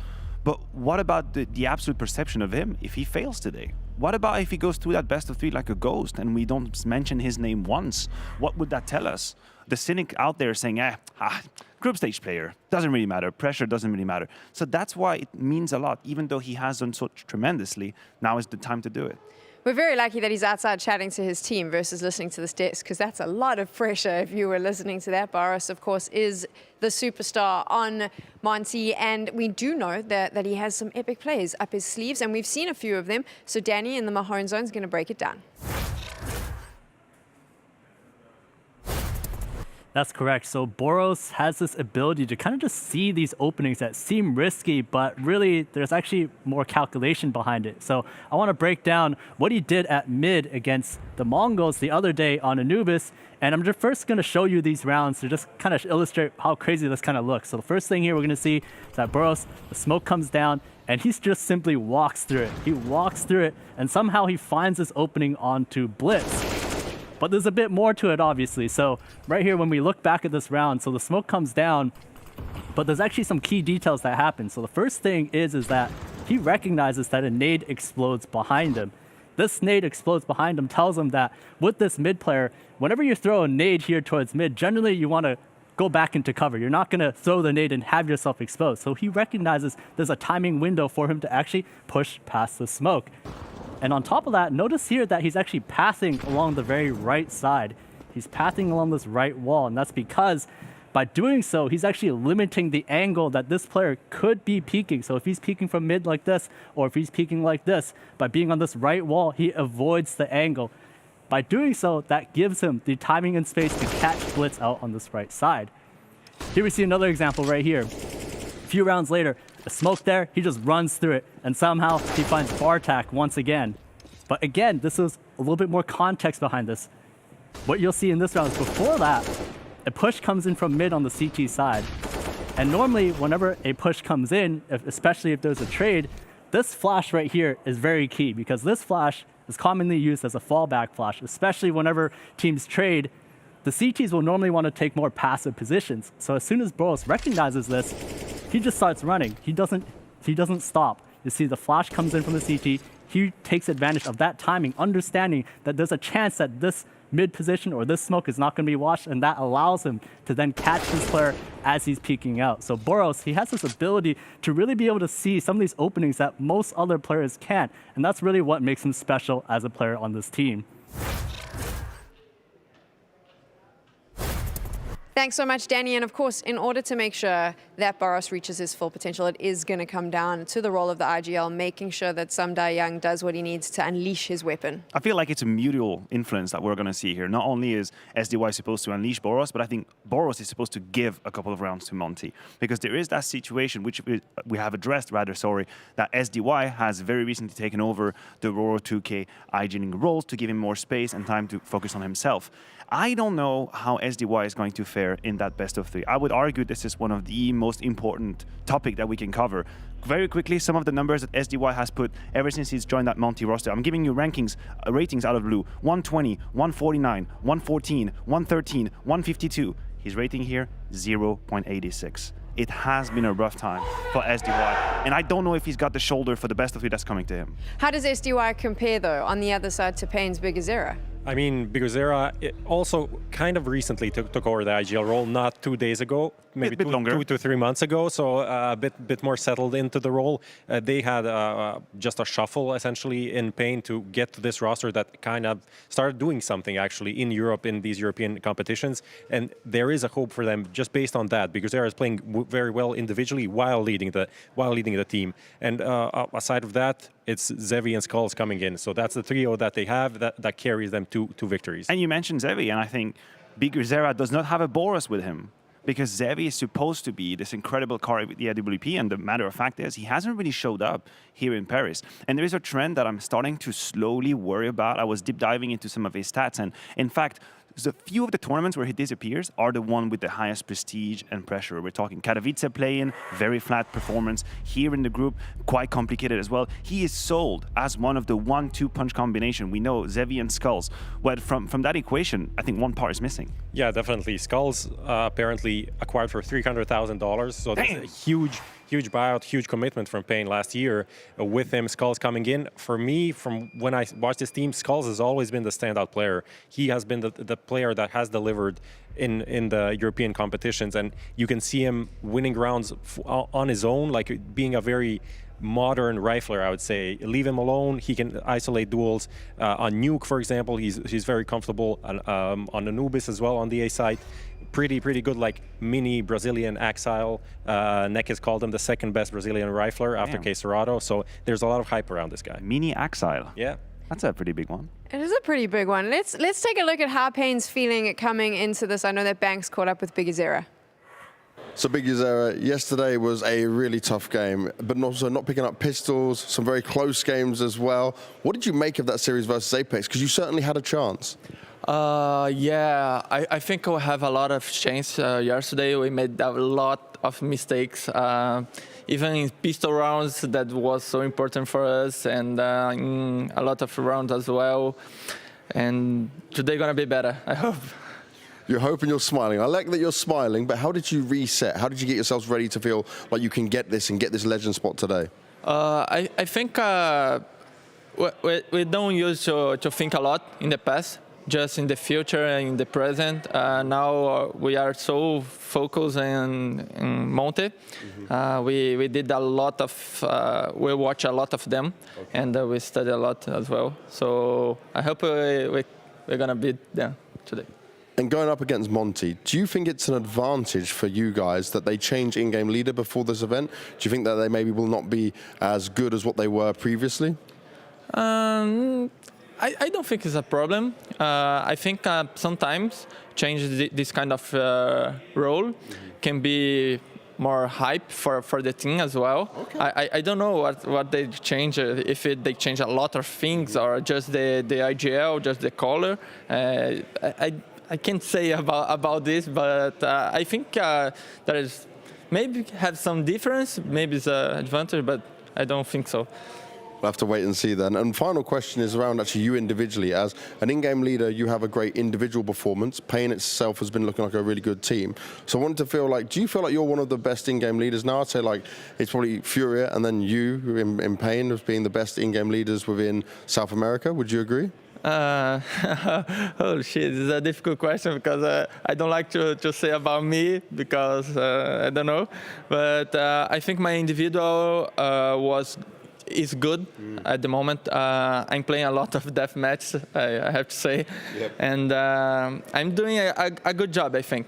And I still doing the same thing that I used to do, but let's go. We don't think much. They just click heads. I mean, I added a little bit there just because translation. I thought that would help a bit. But here it is. This is it. One of these teams going home. One of them is going to the Legends stage. How is this going to play out? Pain versus Monte, Prof. I'm in blue. I'm leaning towards Monte here. Oh, that's what we're going for. Yeah. A color scheme. So you're obviously leaning towards Pain. I was going towards Pain, yeah, and notwithstanding my jacket. Listen, the way we maybe sometimes forget about this, they have more experience than Monte. Most of these players, in fact, 4 out of 5 have played a challenger stage before. They were in this position in Stockholm, and I'm hoping that experience comes to fruition today and they actually make it to the Legend stage for the first time. Neither of you told me that we were dressing according to the teams we support. So who do you support? Well, I mean, I feel like I've just been left out of the desk. So, also, I'm the host. You can never have. I'm lying. I support Pain. They were in my pick'ems. There we go. This is it. One of these teams are going home. Like I said at the beginning, it's heartbreak and happiness here in Paris. We are going to take a quick break, and when we return, we're jumping into game with Scrawny and Launders.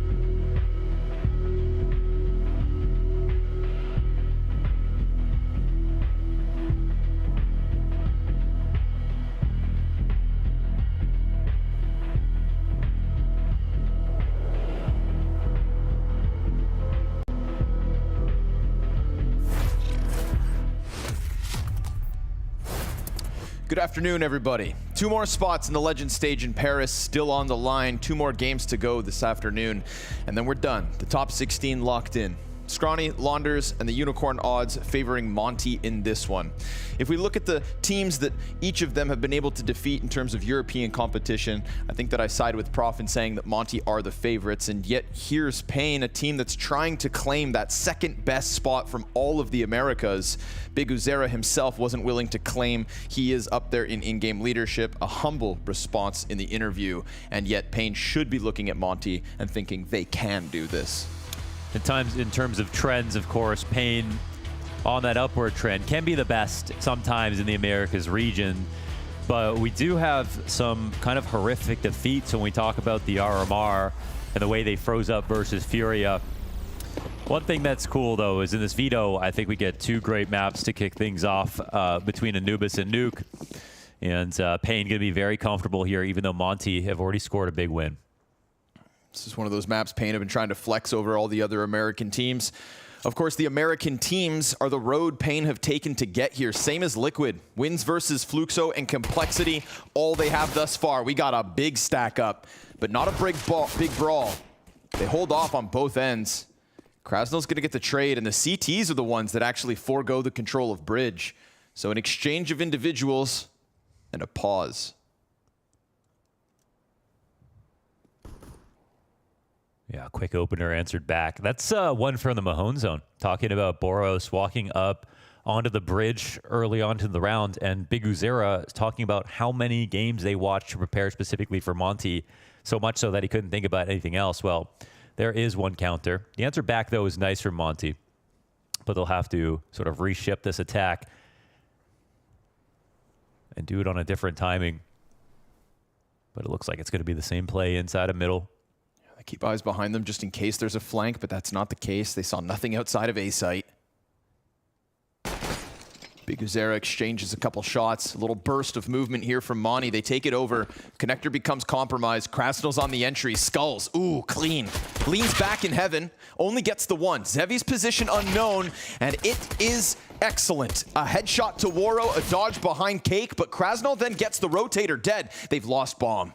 If they had bomb, they could have left. Ooh. Time is of the essence. Demka doubles back. Second highest rated player so far from Monte at this stage of the major. There's the frag, but still no bomb. It is time that decides it by a second. Ooh, and he just gets out of there. That's a close one. Nice shot from Demka. A good attempt, but Pain win the round. I really like their CT setups in general, and especially Skulls on this side of the map. Very reliable, very trustworthy. When reinforced with Zevi, it's huge, but Zevi is a question mark coming into the series. I don't think they win without him, and he has been sort of absent. So we'll see what that looks like on the rifle, but such a hot match. Important to start strong. Pain will be feeling great. They know that Anubis doesn't come for free, but it's Monte's map pick, and they know they can win it.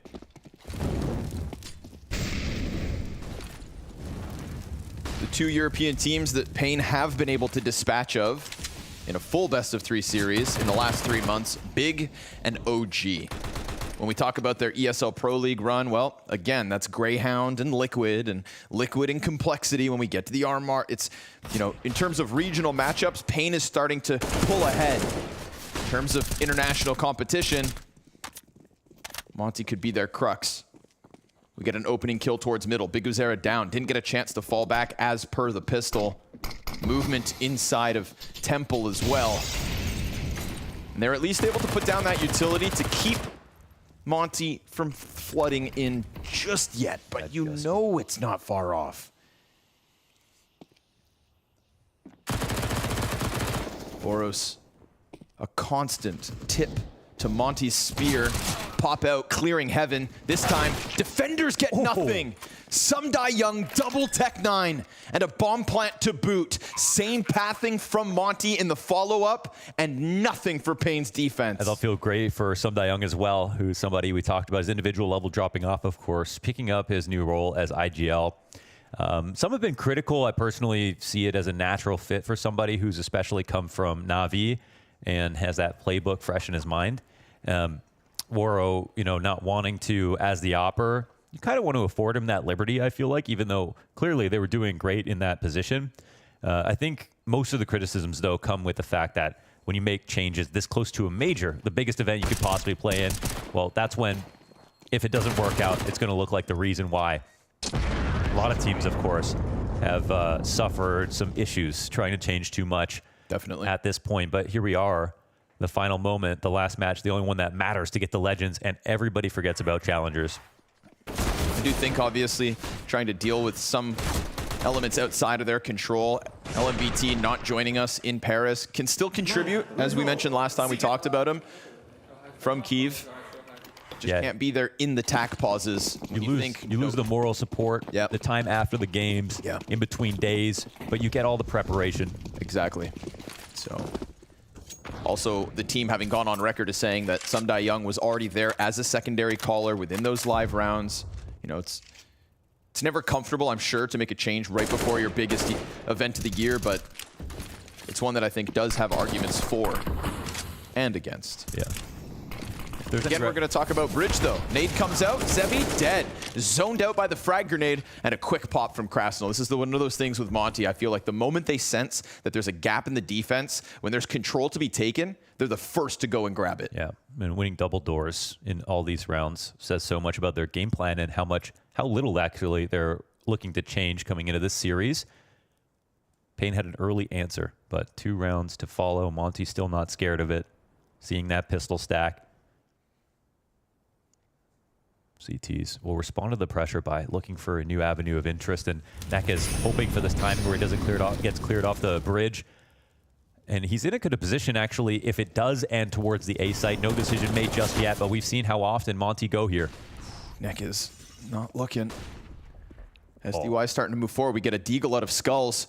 Back turn. This works wonderfully for Nekez. The timing in this round plays out perfectly for him. And you know what? In Zevi and Skulls' absence as of late, I think that Nekez is starting to put himself above that of Hardzao. Those are 2 players that were generally at the bottom side for Pain. And if you're going to have a lack of performance, nice to see someone picking up slack, but Waro's still alive with the A1S, nearly getting a second kill. We've got Pistols picking him up. Demka pinned into the corner on long, so preoccupied with Nekez. A nuisance on this entire round from start to finish. They pinch him, they push him, and it is Pain to reclaim after losing round 2. And they benefit so much for that push through the canals, of course, and they do that because there's such a heavy presence over on Bridge, and it's not a secret that this is where Monte have looked to start rounds so often. So even though there's a gap and there's the ability for him to die on that flank, it's the risk they needed to take after losing the opening duel once again. So putting themselves in a winning spot, despite that early advantage for Monte. It'll put some pressure on their decisions to see if they can have some more variety in some of their attacks. But they're right. I mean, you win mid, rotations are so difficult. Yeah. We get Waro, first op of this map. If we do get a better performance from Zevi today, that head-to-head could get nasty. But Waro 2K kicks it off, a boost from Boros, and a 5 versus 3 out of Monte. Back and forth we go, folks. He is such a weapon. 6th highest rated player at the Challenger stage. Demka 4 spots behind him. And Demka's this curious story coming into Challengers because if you look at the last 3 months, the last 6 months, he's the lowest rated. And yet that individual form, still untouchable is Boros. Clean headshots here, just rocks what's left of Pain. Hardzao sitting on his own on the other side of the map as Bomb heads elsewhere. Monte to take it back to tie. We got a back and forth affair to start it off. Krasnal unfortunately looks the wrong direction, so Hardzao gets a little something. But this is Monte's second, no doubt. Boros is one of those guys that you watch his demos and it's very entertaining, but you don't feel like you come out of it thinking, I could do that too. He has so much confidence in his plays. Ooh. So many aggressive lurks. Are you going to turn this? Oh my God, he goes up in front of him. Okay. That was almost config-esque there for a second. Yeah. The bravado, as if there's no pressure. And sometimes it is good to make that play to let the other team know you really aren't scared. Most important part, though, is that he gets the headshots in. Look at this spray down. Zevi stands no chance in the back to refrag. Nice, let's go. That'll feel great. It's no question that Boros is going to be in form, so it's really smart to consistently use him for these opening battles. Yeah, if we're talking about consistency and individual level, it definitely feels like we're getting it from Monte and not quite Pain. We also saw an incredible clutch coming out of Waro 2K yesterday versus MongolZ, a 1 versus 4, no armor and a Glock. Shows what he can do when he's feeling it. And there was just some cerebral moments in that clutch as well. You know, this is one of those games, one of these head-to-heads. I think we had this conversation yesterday about aggression versus explosivity.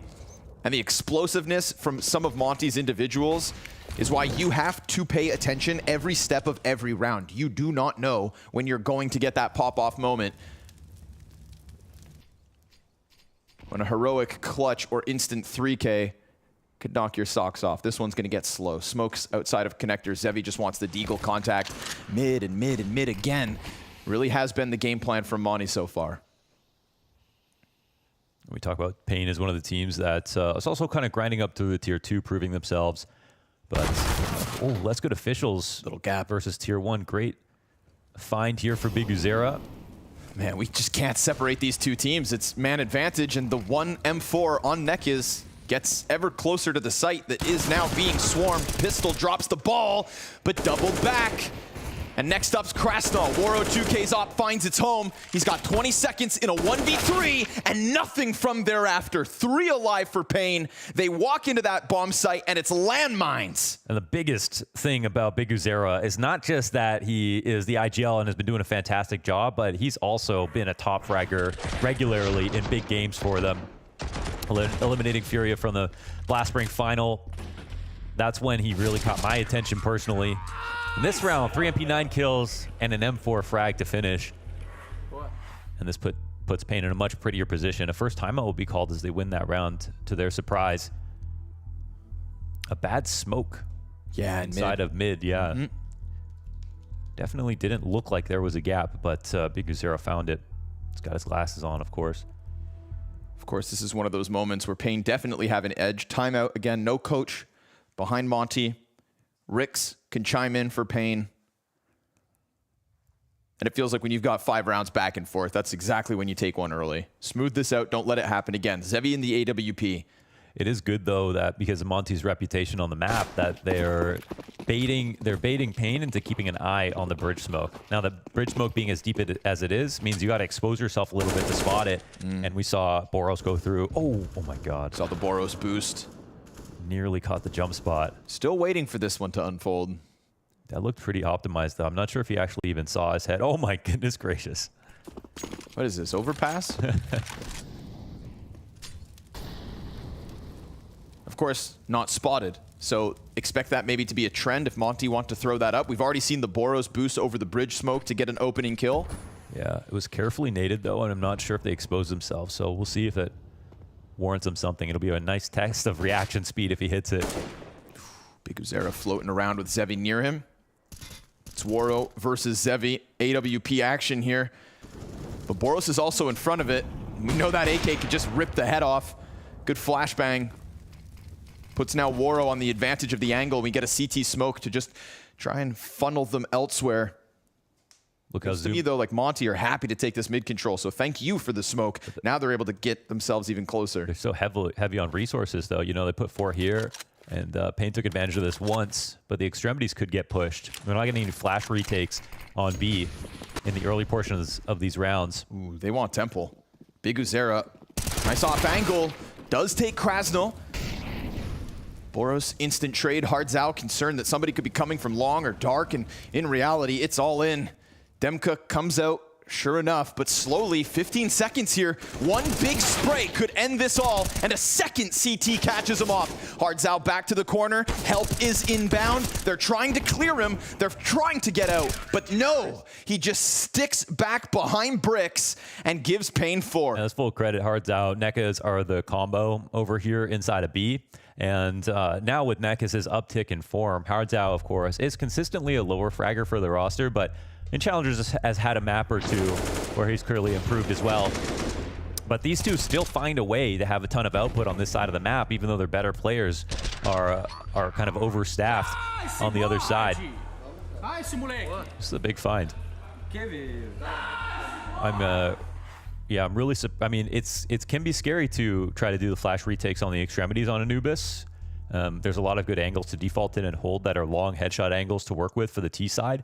But we are seeing most top teams really put pressure there, especially if they think it's going to be heavy mid.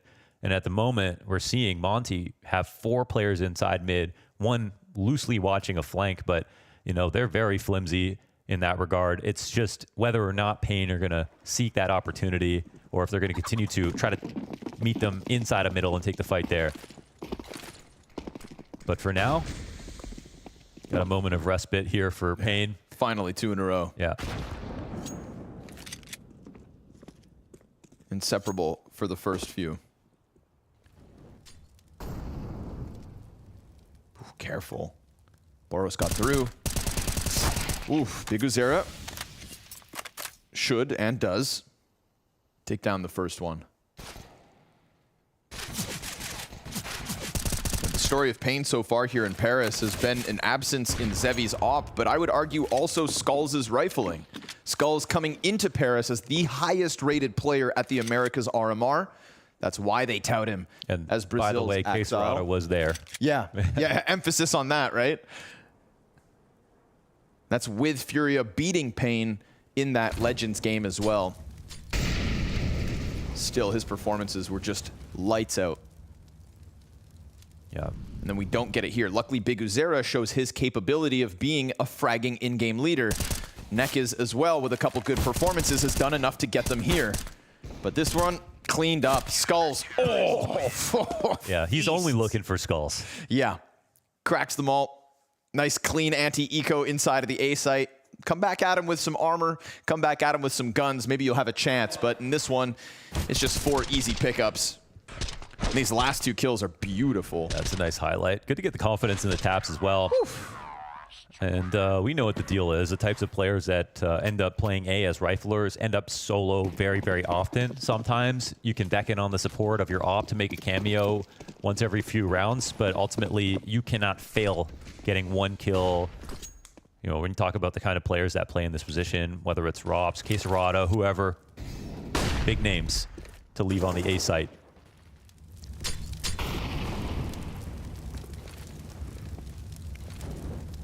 Yeah, so I think this push is really key. I really like the Molotov as well. Forces them to take a lot of time to re-clear if they want to get here. Skulls up on the op. That's 1 down easily. Yeah, no pressure there for him whatsoever. Just instant kill. And just look how much the map can breathe now. They have so much information on A. They can delay for a long time. Same goes for B. Also, of course, double op.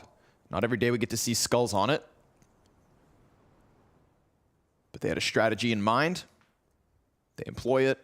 Successful already. It's going to be the 2-2 split out of Monte. Everybody's getting close, but met by an incendiary on one end. You know Boros would love to go for this swing. We'll see what he's given. We'll see who greets him.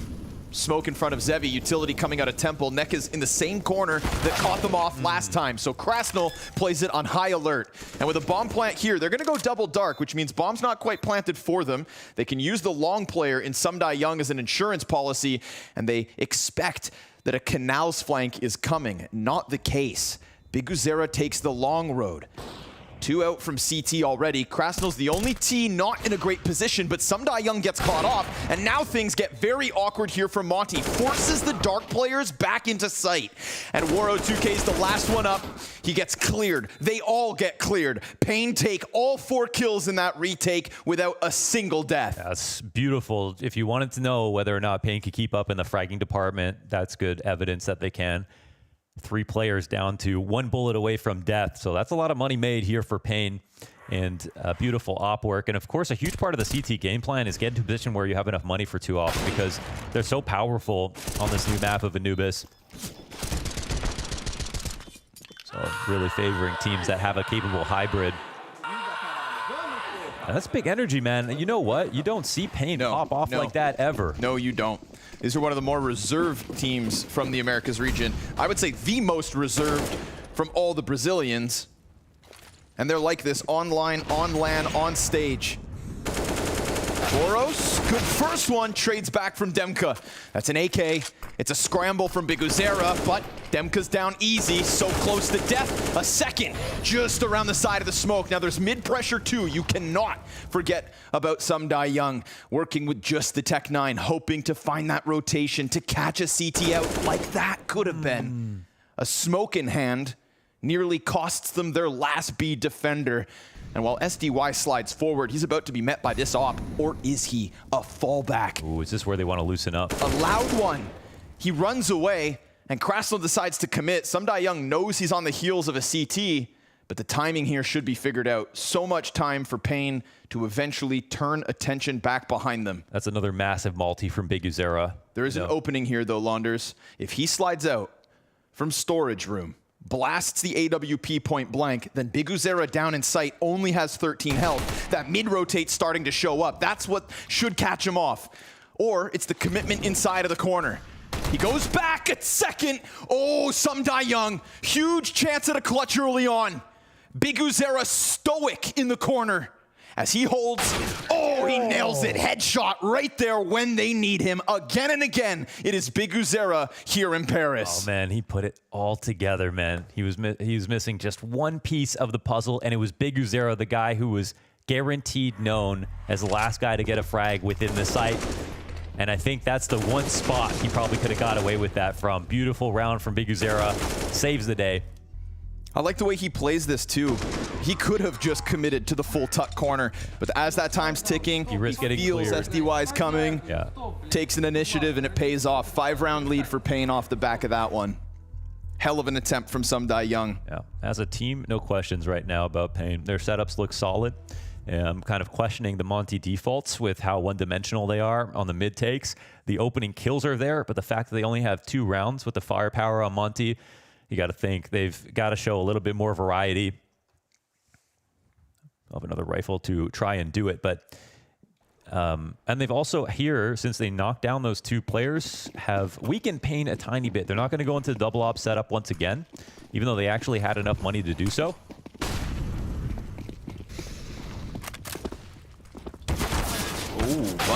What? Oh my God. Okay, they try to push through smoke. They get punished for that one. Gifting Monte an opening towards B.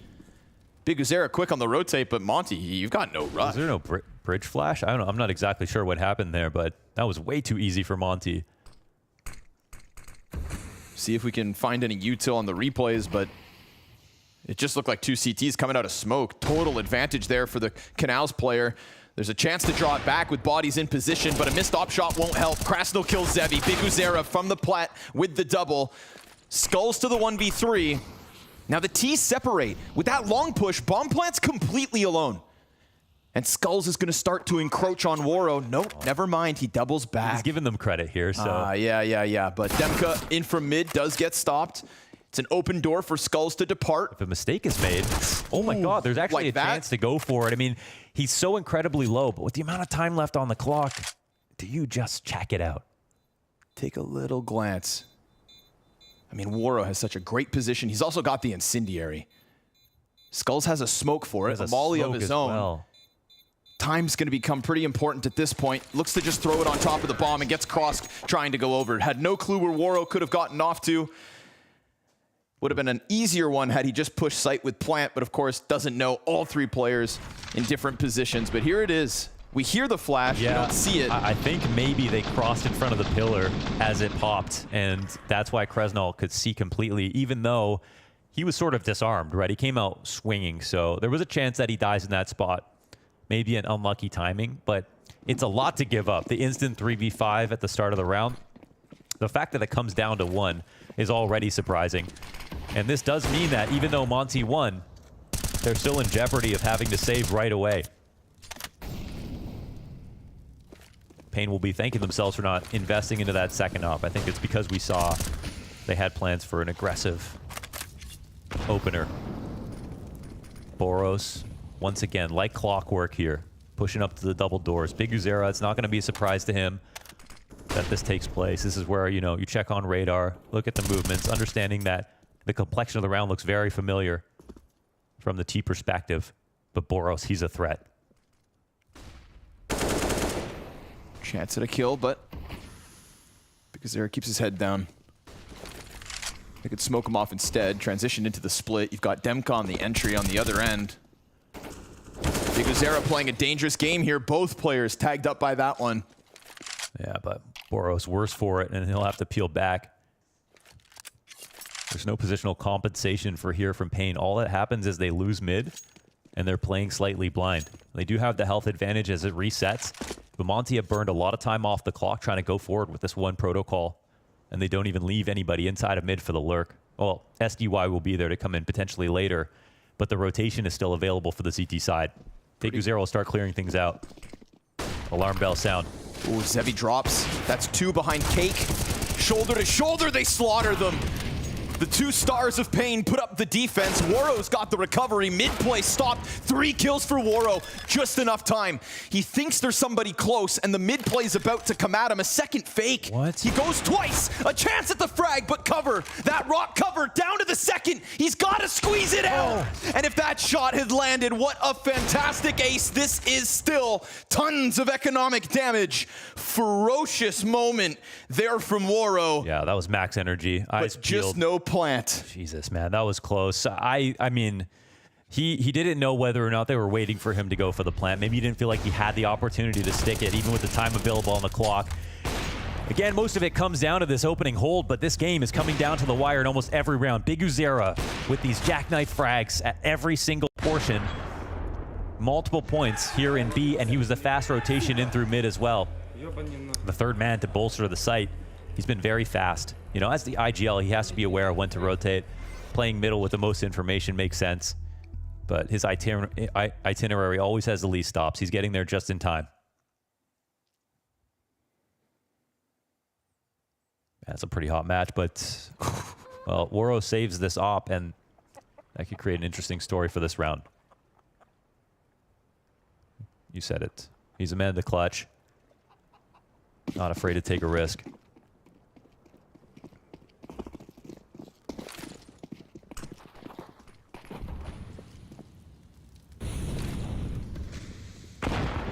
Nobody home for the opening nade. Flashes to get the mid control going with just the pistols. Man, not the best spot for Pain to be left in. You can see even with that round win, no celebration on the last one. They know where it leaves them. 3 MP9s, 2 M4s, no kits. Dwindling utility, and nades have been pretty essential for keeping Monte out of this mid control. They've been playing since the get-go. So they get a pack of 3 players to the brink of Temple. Deep spot in CT. Good for a kill, good to stop bomb, but now that also offers over the weaponry, and it's a deep jump out of Boros. Zevi's gonna catch Krasnal. Nice patience here from Skulls. He gets the headshot, cleans up what was Monte leaking through the CT spawn. That's a nice combination of off angles and, you know, no fear pushes. Because they're more quickly to lean over towards A, they were also very quick to push back out into mid from A through that smoke when they know they need to help out Nekas and Hardzao in case it ended up B. So Monte, they did a good job of creating a convoluted position with the pistols that they had, and so there was multiple chances to frag, but look at Pain, not getting tunnel visioned. Everybody holding a great position and not second guessing it. Little 30-second period of time here for Woro to try and piece something together, but no contact shown from Pain. They just tuck back. They've got the bomb. I wonder if Biguzera's M4 doesn't fall down onto the beach when he dies. Whether Boros tries to take that fight to storage, whether he tries to join his teammates and maybe take it Temple into B, but forced to go grab the weapon down here. He knew where the next contact was, and he was right indeed. Oh my God, almost after time here, but it's all to keep Woro, everyone distracted away from Woro, so. Works out. Yeah, Op goes forward, 1 more round. He can buy up the rest of his utility, but this half is already getting away from Monte in a massive way. There have been moments, there have been openings. Yeah. But then you think back as well that one of these rounds from Monte is also Pain just rushing through that dark smoke and giving away a free 5v3. Yeah. Yeah, it's been a while since Monte have just instantly cracked open mid, got a kill, made things interesting. Pain showing some good adaptations already. Biguzera, with him staying alive for as long as he's did, he's been the reason that they're able to lock down a lot of their site holds into the later portions of the rounds.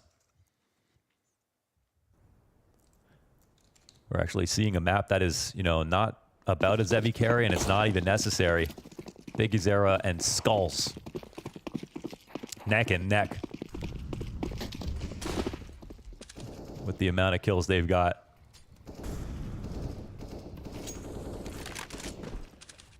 Now this is a much more standard looking default here from the T side.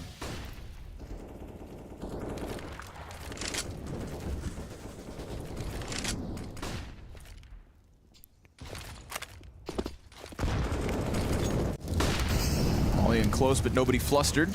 Nex's job is to pretend to fight for this as long as possible. And but, exposes himself. Sidelined by Boros on long, and think about how hard Zhao feels pinned into the corner. Molly on his feet. This is Boros unraveling the setup, but the MP9 does escape.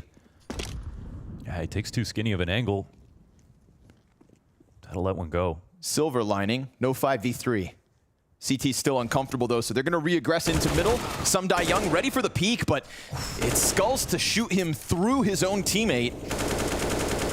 Oh, to let him get away with that tactic. Damn. Jesus.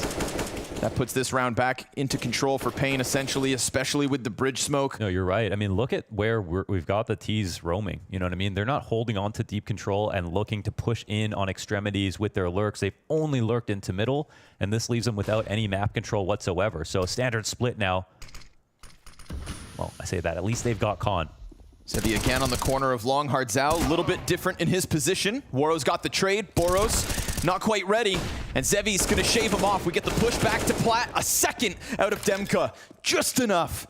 And Skulls is gonna have to come back at this bomb site for yet another clutch attempt. Woro slides back into the dark side, Demka up onto the platform, and Skulls slides ever closer. Now these two T's are separate, but once he rounds that corner, he's not concerned about Long. This would be the most natural spot to be in. Flash deep towards dark. Woro stuck to the right side. Skulls looking for revenge. Oh, he's foaming at the mouth. Second 1v1 between these two. Inside sight, and Skulls is going to have to slide by, but Woro shuts him down.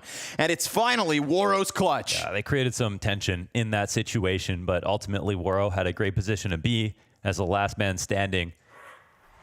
Another round one here for Monte with one alive. A good tactic in the middle of things here from Pain to score back in the 5v4, but Demka's second frag is the reason that Pain can't keep that man advantage. Necessary shot from Woro. We've seen him in a handful of clutches already this map. He's shut out two of them inside of that bomb site versus Skulls. The ace on A, the highlight that could have been. But of course, all the damage from that still leads them here. Monte with a real chance at taking a fifth. We've got a set play coming in. And look, they're trying to catch Boros early with these pistols. Now, of course, it is just pistols. So they're in nice catch-all spots to rotate if they want to, but the full exec means that the rotation points are going to be completely blocked off. They might have to submit to Monte just for this round. But, you know, coming in on 5 rounds T side. That's not quite enough to beat some of the better Anubis teams these days. Their eyes set on 6. Demka with a chance to farm, but it's just one. We'll see what damage can be done, what weapons can be saved. There are still some limitations for the CTs, and Zevi's 1.8 thousand. So they're content with that. Grab the AK, let the others live. This one made possible by the economic damage that Woro's ace put up. That is why Pain didn't buy in the last 2 rounds. So it didn't win the round when he gets his 5 kills, but it sure as hell set this up. Yeah. Monte come into this season as the sort of Cloud9 Gambit roster in terms of the amount that they've grinded through the last few months, eclipsing your favorite teams officials played. To the point that it's got to be intimidating no matter how good you are. Started off this stage 14-16 versus FaZe, an admirable attempt, and they lost simply because they weren't as good as FaZe. It was finally a map where FaZe played as well as they should have, but it showed at the same time a lot of strength from Monte. But still, comes down to the final day and final attempt for them. And Pain won't be free either. Another boost, chance to stop the nade, but there's nobody doing it this time. Big Uzera nearly dives towards mid though. You know, despite that close loss to FaZe, this really has been 3 days of the Boros show. So many highlight moments, so many impactful maps. And when we go back to the RMR to qualify to Paris, it was Boros proving haters wrong and the question of whether he could do it versus better teams. His consistency has been unquestionable until this map.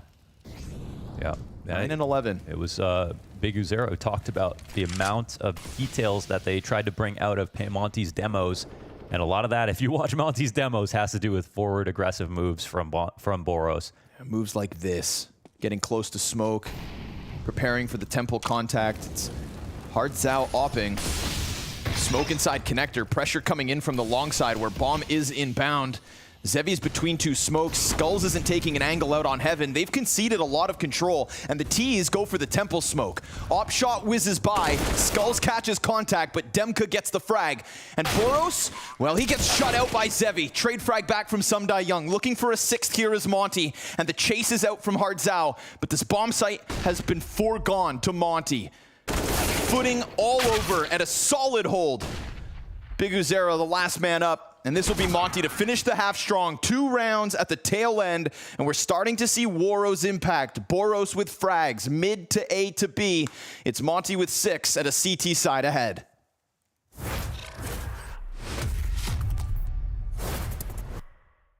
Round 2. Let's go for a rifle, I guess. So we got one from Europe. So now I'm beating the game, and I think we're going to North America. So I am going to say Elish. Okay, never mind. Let's type bit. He's AK-47. Older than 25. He's not from Ukraine. So there's a big chance he's a guy from Brazil. So I'm actually gonna say Colzero. But is Colzero old enough? I'll go for Shocks. Rain. I will write Rain. He's older than 27. The mystery player is older. Let's go, guess right. He played more than 14 majors. Insane. Who is this guy? Actually, a European guy, maybe. He's very old. Maybe he's myself. Damn, I'm getting old.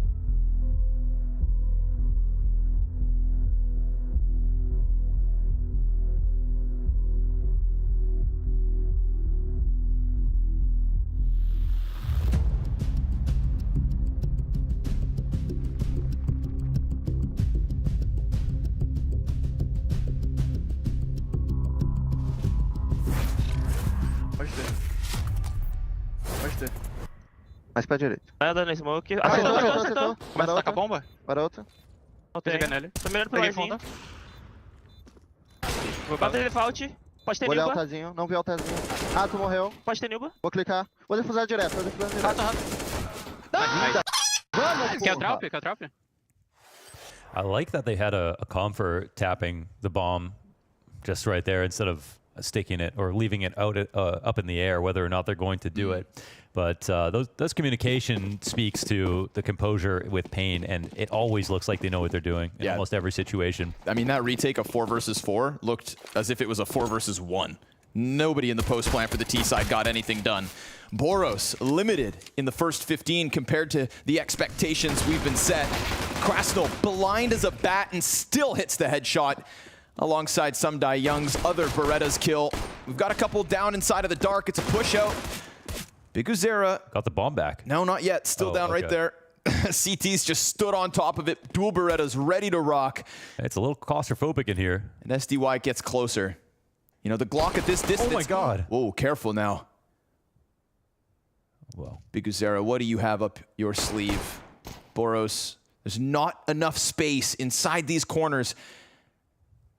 You get a little lucky with a Glock spread and you can nail those first 2. I feel like they're hoping there's another way back into this round, but it really does feel like it's just going to have to be blunt. Yeah. They're convinced there's, 3 here, but not 4. Here comes the util. Here comes the chance. Oh, the flash is blind. Krasnal, though, and Sumdai Young all there. Because there's so many numbers, that's what they needed. They doubled their round count at the end of the T side. 3 at the very end to get to that 6th. Well, this second pistol sure helps. Pain's definitely, their biggest problem is freezing up in big games in the second half of Anubis. It definitely felt that way. So we could see problems for them on this T side and just simply closing, even though if on paper they look solid.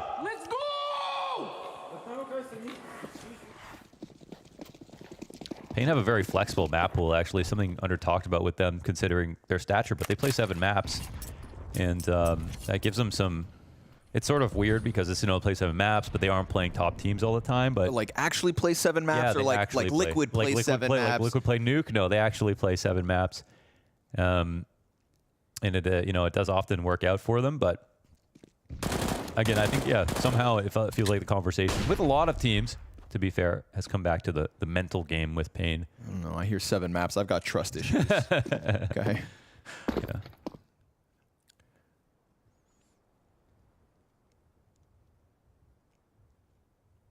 Super passive one from Pain.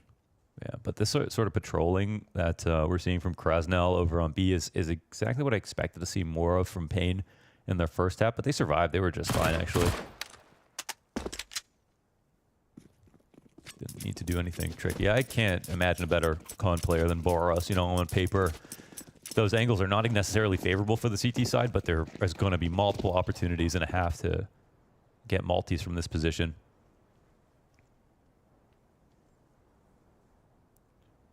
He's always shooting laser beams. Let's see if we got the world's greatest decoy here on Skulls. Demka's ready. Oof. Glock damage is real, but nice little mow down from Sumdai Young. Yeah. I mean, I don't know many that can make the FAMAS look good, so always impresses me. Usually it's only the French. That's Apex's take. Just looks better in the hands of the French. Monte closing that gap. Pistol round, first conversion, but now an early challenge as Pain bought nothing in the last one. We get AKs on all 5. See whether mid is a priority for their offense as it was for Monte. CT's allocating 2 players there out the gate. Boros sees a chance, but doesn't see that sliver. Oh, neck is just one dies in the back. And Zevi gets him through the smoke, so the bridge player goes down. This will speed things up. Krasnal, he knows he's got to push for some space here. He's going to phase the smoke, but he's only got an MP9. Yeah, not the favorable duel. Wow, he knows he has to. He takes the chance, as does Sumdai Young, attempting to break through that smoke, and it is all frags the way of Pain. Spam through smoke top mid, and that's all despite Waro seeing the smallest chance. Just almost getting a vision on the corner. Yeah, he didn't see him, right? No, he didn't. But he felt safe as long as that smoke was up. Yep. But that's Zevi spams it. Exactly why the spam comes down. So, hey, that could be a demo kill right there. The fact that Nekis doesn't even shoulder it at risk of getting pushed off into that corner. And that's one of the criticisms that I think a lot of the other teams had for Monte when they were coming into this Paris Challenger stage is we don't think there's a lot that's going to change. You know, the trends, the patterns, the repetitiveness of Monte's approach and strategies. Pain bank on preparation, and that could have been a moment. Evidence of it. That is true. That's one thing, just having so many officials that you're leaving a lot of your game plan out there, but so many officials and no coach. Yeah. When we talk about game planning against your best player, you know, Zonic was always infamous for looking at how star players play and then targeting them specifically for the game plans during, you know, peak Astralis years. And we see Boros look human, despite seeing great aim from Boros in that first half, ending like, whatever, 8 and 9 or something like that. And it just shows you, I mean, that's what Counter-Strike is all about. You have super strong individuals, but a good game plan can definitely be more important. I mean, Waro 2K is looking like the best player on Monte at the moment. Some Die Young's putting up his numbers, but inflated with that anti-eco FAMAS 4K.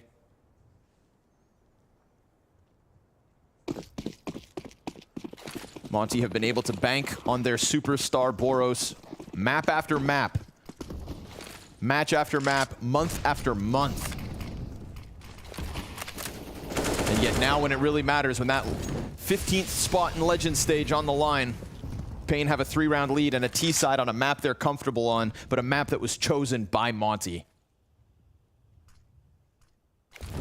SDY's MP9 sprays behind smoke, just trying to make his presence known, not wanting to offer all of this up for free, but sure enough, can't run the risk. So it's a retreat from him with his double flashes, and instantly Pain slide into the control. Waro 2K looks to be the line in the sand. Now, how far do they go without smoking is the question. Hardzao has no one behind him, but a missed shot, and Biguzera so close that he's able to pounce. Demka's gonna get pinched with one side smoked off. It's a second entry from Biguzera. Put at the helm of that hit. He comes through with the double kill, a swarm through the A site, and no defense left over. Pain pulling away. Yeah, looking to leave their demons behind them. That is looking like a well-oiled machine. Beautiful call, clean frags, and of course, it does a lot come down to the fact that Waro couldn't hit that shot. It looks like he gets trade regardless, but maybe the round is a little bit more possible with that kill. But he took some risk in standing out there as they were creeping up through the double doors. SDY came forward with the spam, but to be honest, if I heard the MP9, I know it's not Boros. So I'm a lot less scared about coming forward into it. That's a good observation. And we see a lot of, you know, tug of war between mid based on the sound information that we get from both teams.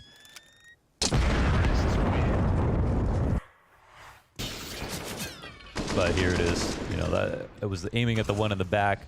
Waro had no idea someone was close left and wouldn't have been standing there if he knew. That's a risk they couldn't afford to take. I'll have to take that one on the chin, but that is 2 straight. Majority alive here for Pain. No money now for Monte. And actually a significant amount of money made here for Pain. At least they saved with those 3, so let's see if SDY, Krasnal, or Boros can go above and beyond.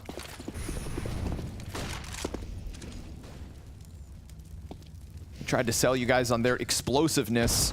Round like this could queue it up. Frag softens up Hardzao. Missed op shot from Zevi. Goes both ways, folks. And Krasno looking for his next up, but Hardzao, great smoke spam, finds his target.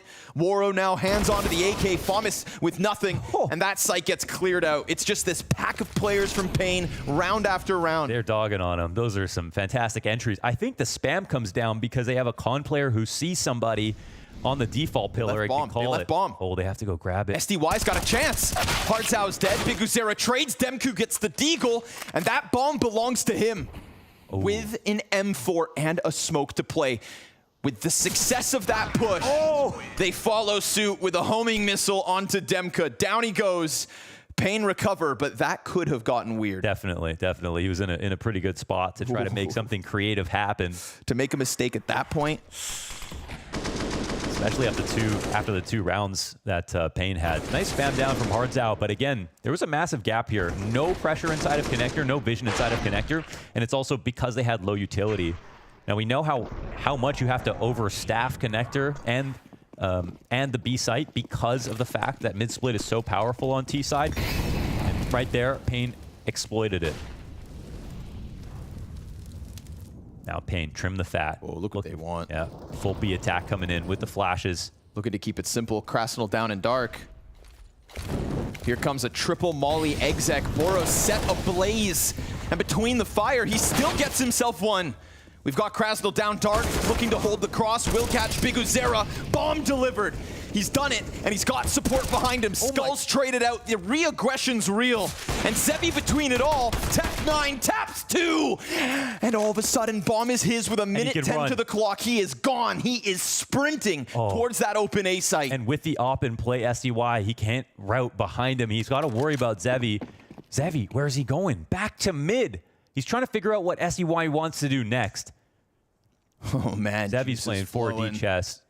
He's cutting off the rotation point. Doesn't know that SDY was on the natural. Now, I think he was hoping that SDY comes in for the big flank. He gets the kill here. But coming into the site, not seeing anything, feeling a lot better about the plant. Let's see what the post looks like. A 1v3 for a 14th round. And we talk about Zevi struggling a little bit. This clutch here would counter out the 2 that Waro has been able to put up for Monte, tying us at 2 apiece. Important grenades here for SDY. No doubt. On his belt, he's got a smoke and a Molotov. And the bomb on the corner. Uncertainty here for SDY. If he doesn't line this up properly, you know, where this plant is. Zevi turns back, wants to make sure he doesn't lose track of the angle. Smokes on top of the bomb. Zevi's gonna have to somehow get SDY off this. Some Die Young just sticks it. And with the knife finding its target, Zevi loses the clutch. It's still majority Monte. Yeah, forced him to take vision before the bomb gets tapped, but he plants in an atypical spot, and that means he can't line up that op shot. There's a chance with a plant like that, you have a specific lineup for it to come in, but, you know, that's the play that SDY had to make. And he makes it happen. A nice attempt from Zevi. If he hits his first shot, has some more HP to work with. That is true. But listen, this is about Monte getting back into the game, so they'll be clutching their pearls now. Their third clutch, 3 of 4. Zevi softened slightly. I also want to say, Krasnal that last round, explosive, coming back from dark into the bomb site like that, throwing himself out, making sure he pulls skulls off the pillar. Such an important position, so much responsibility for Krasnal on this setup. The explosion was so good, though, honestly. Boros got that quick pick off on the entry, but they were so sharp on the protocols as the flashes were popping, coming through the smoke. Neck is ready for the duel. Double CT peek, and they get a second. Op can't reclaim the kill. Boros able to fall back, but Zevi keeps himself on a swivel, ready for the peek that doesn't come. Waro decides not to. Now, they also just saw bomb, as it does belong to Zevi. And Zevi's just going to follow up on this frag. Looks like he's worried about the op rotating in. Would make sense. Put the platform on fire. Boros loses the duel to Biguzera. Now comparing defaults, look at the options here for Pain compared to Monte. It's a 3v4 situation, but they've got a player on each side of the map. They'll smoke inside of mid, rotate the bomb around like a pendulum over towards B. It's going to be hard for Monte to try to read this. Some Die Young is looking to get back ahead of it. We've got an incendiary on him if he wants to cut off one of the 2 avenues. Hard's out just right there, and it's an instant headshot. Almost an instant response. But now, Krasnal, he's got to fall back. He was left out in the open. That's no longer a good spot to be in. Sharp angle here. He's got Waro. The support is real. The bomb is taken down, but at least Biguzera can pick that back up. Oh, wall bang! Waro stops them in their tracks. No pickup, no time. The Warhammer smashes Pain in round 23. Oh, you have got to love that. Fireworks out of Waro. And a massive clutch. Doesn't even have to fight the last guy. Through the half wall on default. There was no time to get to a better plant spot. The only shot that could have saved the round, and Waro finds it. Cerebral. Doesn't see a soul. Doesn't see a soul. It's one thing to track him on the cross and get the wall bang. Intuition. Invaluable. Incredible. Double digits, Monty. You know, That'll be if Monte get back into this. That's a gift. This round started off with a double push, you know, in through Con, those kills coming through.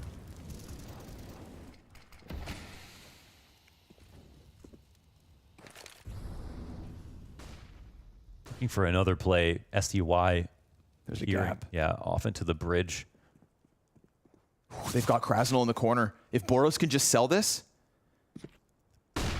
Boros still floating out in the open. Did he get spotted is the question. Oh my god, Big Uzera cleans his clock. Krasnal's out. Ready. Way too ready. Smoke creates a question. Someone has to keep eyes on it. Zevi's been given nothing. No longer is Sumdai Young challenging from the bridge. Oh, and they were going to think about squeezing for Con just as the T's walk quietly above them. Mid will be completely vacant. Extremities being pushed here on A, but it's also being held. They go deep long, double deep long.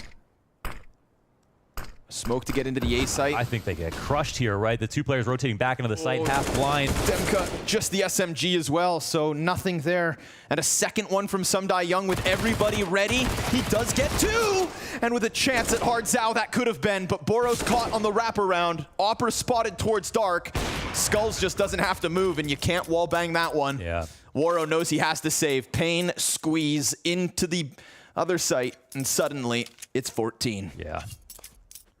Pain showed up in their 3-piece suits today. Better defaults here on T side. More options. More options. That's it. If things go wrong, they have more than just, they have more than time. They have more time on the clock. They have more game plans that they can use. None of them look desperate whatsoever. And in this situation, when you saw that Skulls was holding the flank as the 4 players were pushing in through middle, you think, okay, there's absolutely no way that they can win this round. That is Monte, even with the push coming in. Woro. The op's not a save. One. Damn. There we go. Open door now for Pain to close out this map. At this point, you know, it's got to be a choke from Pain. We're not seeing anything that should make us believe that Monte can make this comeback because they're simply the better team. Pain have showed so much. And as we've seen their uptick in recent months, that has been the question. The big pressure moments from Pain. The claps versus Furia at the Americas RMR. Pain could have been waiting in the Legend stage instead of the best from Brazil. Fighting their way alongside Liquid and Complexity here instead. Dispatching of Fluxo and Cole on their run to this BO3 versus Monte. It is USPs for the Europeans. The Pain 15th looks likely. Bodies flood forward, Zevi's got it. And while that's contained, he also has bombs, so they're gonna try to charge him down. But the Opper in Zevi holds the line. Pain with 5 attempts to close Anubis. Yeah, job's not finished, but match point will be nice this early. What a T-half so far. Yeah, I'd be feeling pretty despondent right now if I were Monte. Some of their opening tactics have looked good, but even with the players that they have on their holds, the full executions look great here from Pain. The defaults look great here from Pain. Very impressive. Pain are another team coming out of Challengers that are looking to collect some new fans.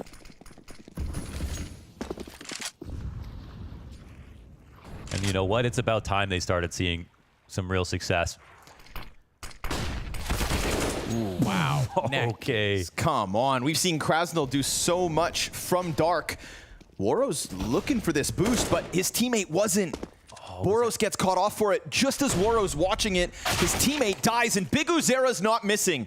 Big Uzera is not missing top 16. That's what he says to himself as he leads by example, 27 on this first map in the series, and the most consistently highest rated player for Pain so far. Challengers, not so challenging for him. The smallest opportunity, and Nekis finds this clip off. Now, round is still live in the 2v3. Pain have decided not to complete their push into B because they left the bomb back in their default. Things will get cleared out here from Monte. They'll be scratching their heads as to why the attack didn't come in, but now won't be asking any more questions. Rotate over towards the A site. SCY, first man in. Does he want to peek early? Big Uzera up in his face. And he wants it. He wants it all. He's got it all. Big Uzera with a headshot to close it. It's Anubis, the way of Pain. the first step in this best of 3 series to the Legend stage. 2 matches left to conclude here on day 4 of Paris. 1 more map to conclude for Pain, looking to be that second set of Brazilians in the top 16.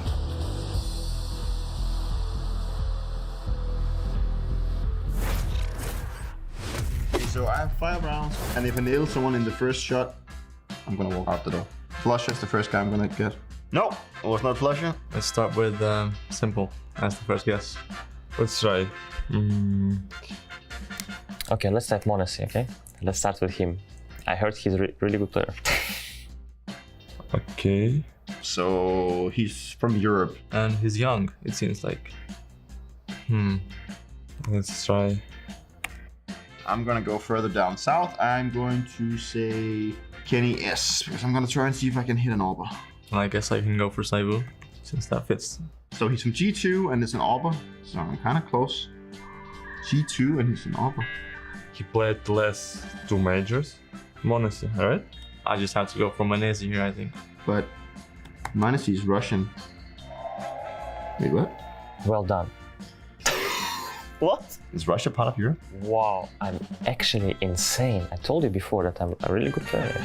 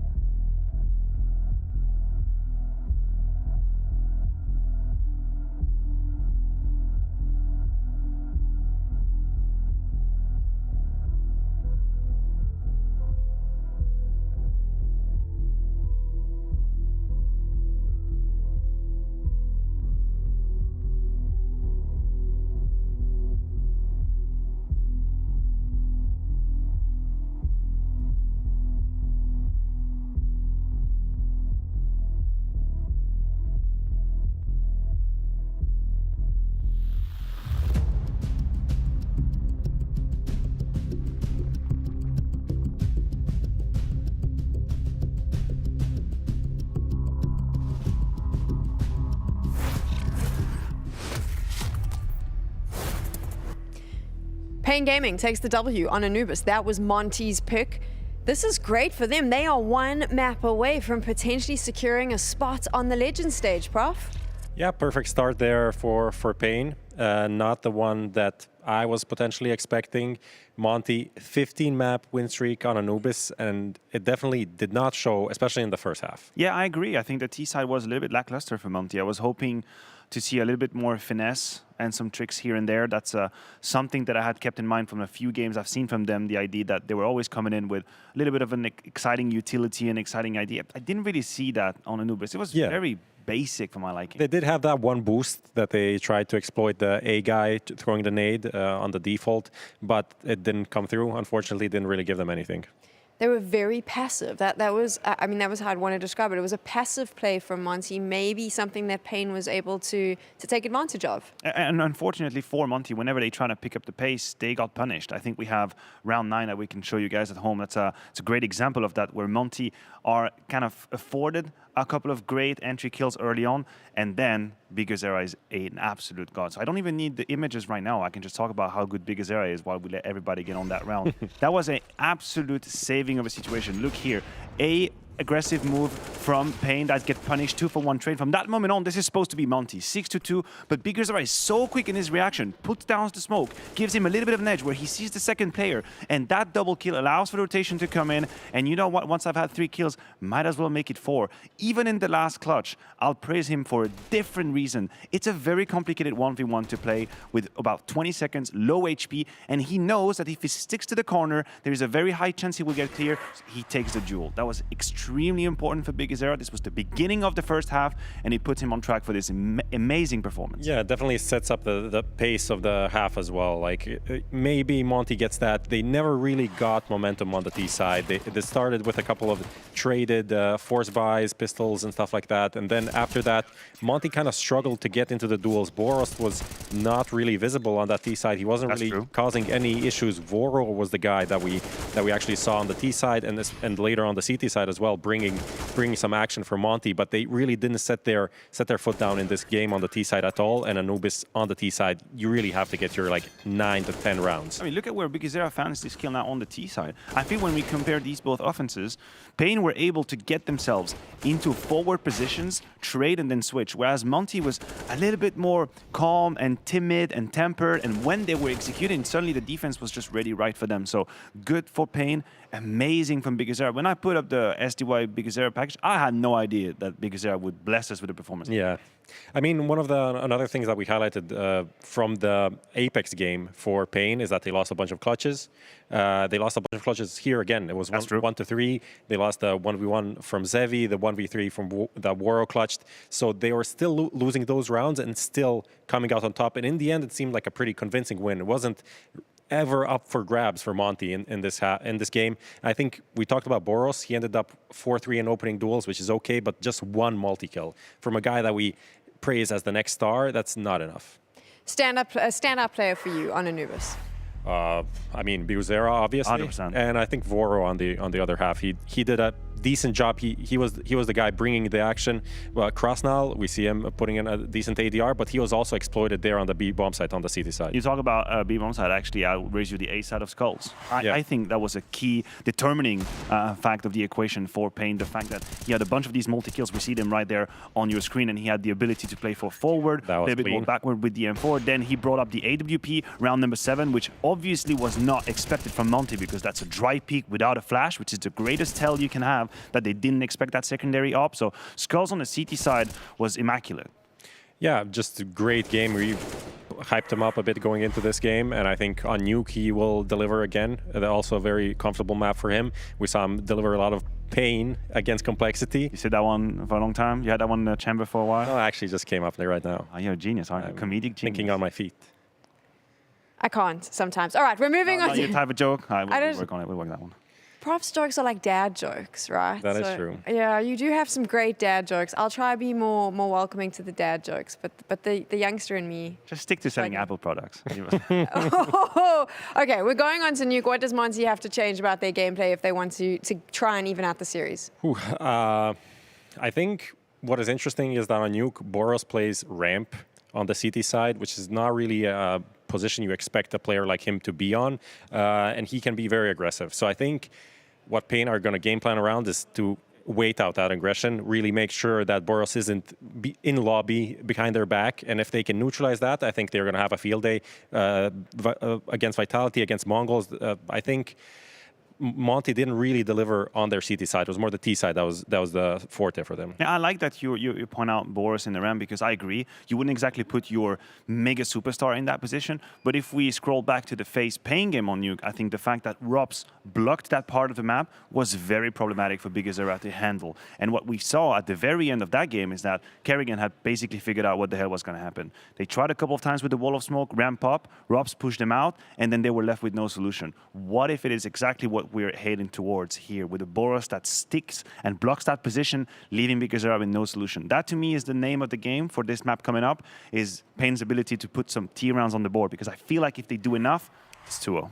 It is their map pick, so I'm pretty sure they're coming into this very confident. I mean, you would hope for if you go for a map like Nuke as a pick, we still know that you have to have the offense. But this is the modern Counter-Strike. We've strayed far away from the days of a CT defense where you have nothing to do and you'll be comfortably going to 12. This is not the Counter-Strike of today, but I still believe that this is going to be the key. Yeah, another worrying sign for Monte is that they play a lot of maps. We said 161 maps played before this tournament in 2023, and out of all of them, Nuke is the one with the lowest win rate. And if you're playing like 28 maps, that win rate I think is very telling of how good you are on a map. So it's hard for me to build a case for Monte to make the Nuke win and do a reverse sweep. If I could, I would have swapped to a red suit back in the green room. And he had it ready. He just didn't put it on. Yeah, it is what it is.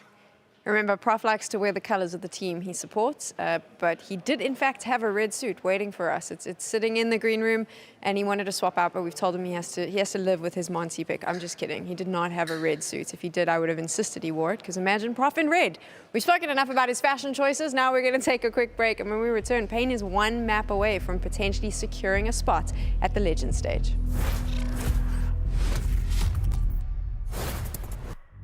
Okay, so I have 5 rounds, and if I nail someone in the first shot, I'm gonna walk out the door. Flusher is the first guy I'm gonna get. No, it was not Flusher. Let's start with Simple as the first guess. Let's try. Okay, let's type Monte, okay? Let's start with him. I heard he's a really good player. Okay. So he's from Europe. And he's young, it seems like. Let's try. I'm gonna go further down south. I'm going to say Kenny S, because I'm gonna try and see if I can hit an Arbor. I guess I can go for Saibu, since that fits. So he's from G2 and it's an Arbor, so I'm kind of close. G2 and he's an Arbor. He played the last 2 majors. Monte, alright? I just have to go for MongolZ here, I think. But MongolZ is Russian. Wait, what? Well done. What? Is Russia part of Europe? Wow, I'm actually insane. I told you before that I'm a really good player.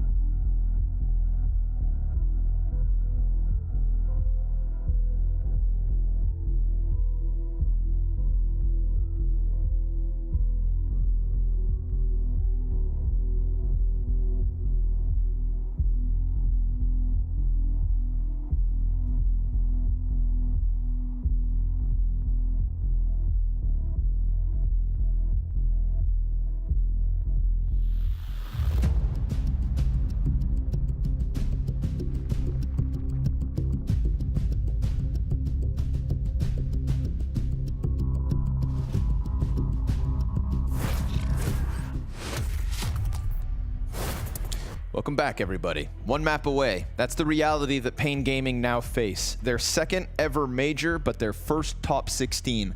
That's what's on the line with this one, and we're transitioning into Nuke, where, of course, they want to take this series. They're the unicorn odd favorites.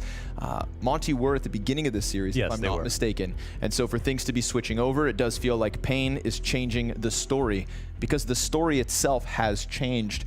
Boros looked human. Yes. Big Uzera looked untouchable. Looked untouchable, and that's fitting because they were both playing middle.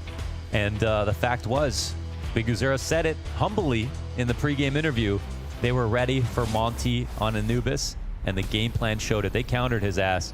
His aim looked good, and he still couldn't get kills. BigUzera absorbed all of them for himself. And now they get to play on Nuke, a map they love, and Monte. They've played lots of games on lots of maps and still come out ahead on Nuke overall, but it's definitely their least comfortable. Right. Not something they really want to be dealing with at the moment. Elimination looming above them. And BigUzera is going to start this. Ooh. Boros, nice. Very clean couple of kills. He had support right behind him, but wasn't even needed. But Nekiz still keeps this one interesting. He's slid down from heaven, so there's no way Demka's going to predict this position. He gets blasted by the Glock. Bomb still needs to be picked up at some point. But they move so fast, you know. We could have any kind of round coming this way, and CT spots are not totally guaranteed kills. We'll see what happens. Boros, he could very easily have some more left in the tank. Even switches over to the Glock to provide some mercy for his opponents. Slaughters Zevi. Won't quite finish off everything. Nekiz 1v3. Yeah. Turned down to just the 2, but it's Waro and Sumdai Young. Both individuals who certainly had impact on that last map. You know, Waro definitely outshined Zevi. The op dominance goes the way of Monte. He also picked up the majority of his clutch attempts. Nekiz, oh damn, what a gush. And he drops. Oh my god. He drops into the waiting hands of Waro 2K. So it will be Monte with a CT-sided pistol. Yeah, he knew what he was getting into. I think he immediately started pre-firing. Of course, there's going to be a second player down lower ready to guard the bomb alongside Boros, but they do the best that they can in the mid-round, but this 2K is huge from Boros. So with the bomb in control. And so beyond the first kill, which goes the way of pain, Monte gets so many trades back. Put themselves in a great spot, especially not allowing a bomb plant to go down at all. Pain, a team that's always content to just save in the second. Early AKs, their favored route. Skulls definitely gave us a performance to talk about alongside BigUzera as well in the opening map of this series. Nice to see him returning to form, because if we look at the statistics individually from Pain so far on their Paris run, it was BigUzera just kind of treading water and keeping everybody afloat. He's given enough runway for the others to start to take off. Not quite Zevi yet in this series. That is still yet to be shown. Little burst out from Hut. Ooh, it is an ace. A very quick one at that. Tons of money. Tons of HLTV rating. Yeah, that's a protocols at work right there. Yes, beautiful sir. Off the molly. Exactly what he was looking for. Basically, max amount of money made. Second ace in this series. Both of them belong to Monte. However, this one actually wins the round with it. Waros was a second away.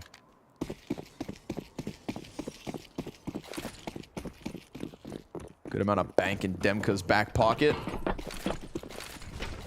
A roll of hundreds. And we get the guns up here from Pain, where already they set their sights outside. Waro 2K to respond to that, not with an op just yet, but also Zevi on a rifle. All of Smokes goes real deep, Molotov into secret, so tons of control here to be taken, and Waro just spams some shot blindly. They haven't seen any confirmation just yet, and the sprays are just off the mark. That's such a part of Waro's game. We saw it with the wall bang in his clutch last map. Not hurt on the reload on the fallback. 2 CTs down secret, little jiggle. Now that's gonna set up Sumdai Young in the corner perfectly. BigUzera also getting killed upstairs. Deep CT pays off. Nekiz has the answer with the death onto Boros. Skulls looks for that late squeaky play, hoping to join Zevi, who's dead at the hands of Krasnal. The MP9 will get the better of him. And this is going perfectly for Monte, seeing as they had the lesser weapons. Yeah, these are fantastic positions here to make the most out of the weaker guns that the CTs come in with after a bye. So, curious moment from Nekiz, though, because he's kept his head tucked down beneath CT. Oh, the bomb just instantly goes down, and the CTs will start to run forward to him. Nekiz knows he has a hand, or a kill right here. Waro's He's dead. telling Skulls just to chill. Turns it, doesn't get the second. Nice trade from Sumdai Young. Let's see what Skulls has in store for us. Fixates on Hut, turns back towards heaven, nothing. 3 up for Monte, and therefore, they still get the payoff. Upgrades into AK-47s, there's an M4 to be had. The solid CT start continues early. Yeah, and the story is for Monte, if there's no CT side, there's no map here on Nuke. They really rely heavily on it. It's going to definitely be less so the case for Pain. So Pain just looking to interrupt early after this a good start, but, you know, really liking the positions that they're putting themselves in. And again, even though it's not one of their most attractive maps in the pool, it is one they still have tons of game time on, lots of maps played overall, and one that Pain should still be worried about. But after sort of just ending the 50-map streak of Anubis for Monte, Pain have got to be feeling over the moon.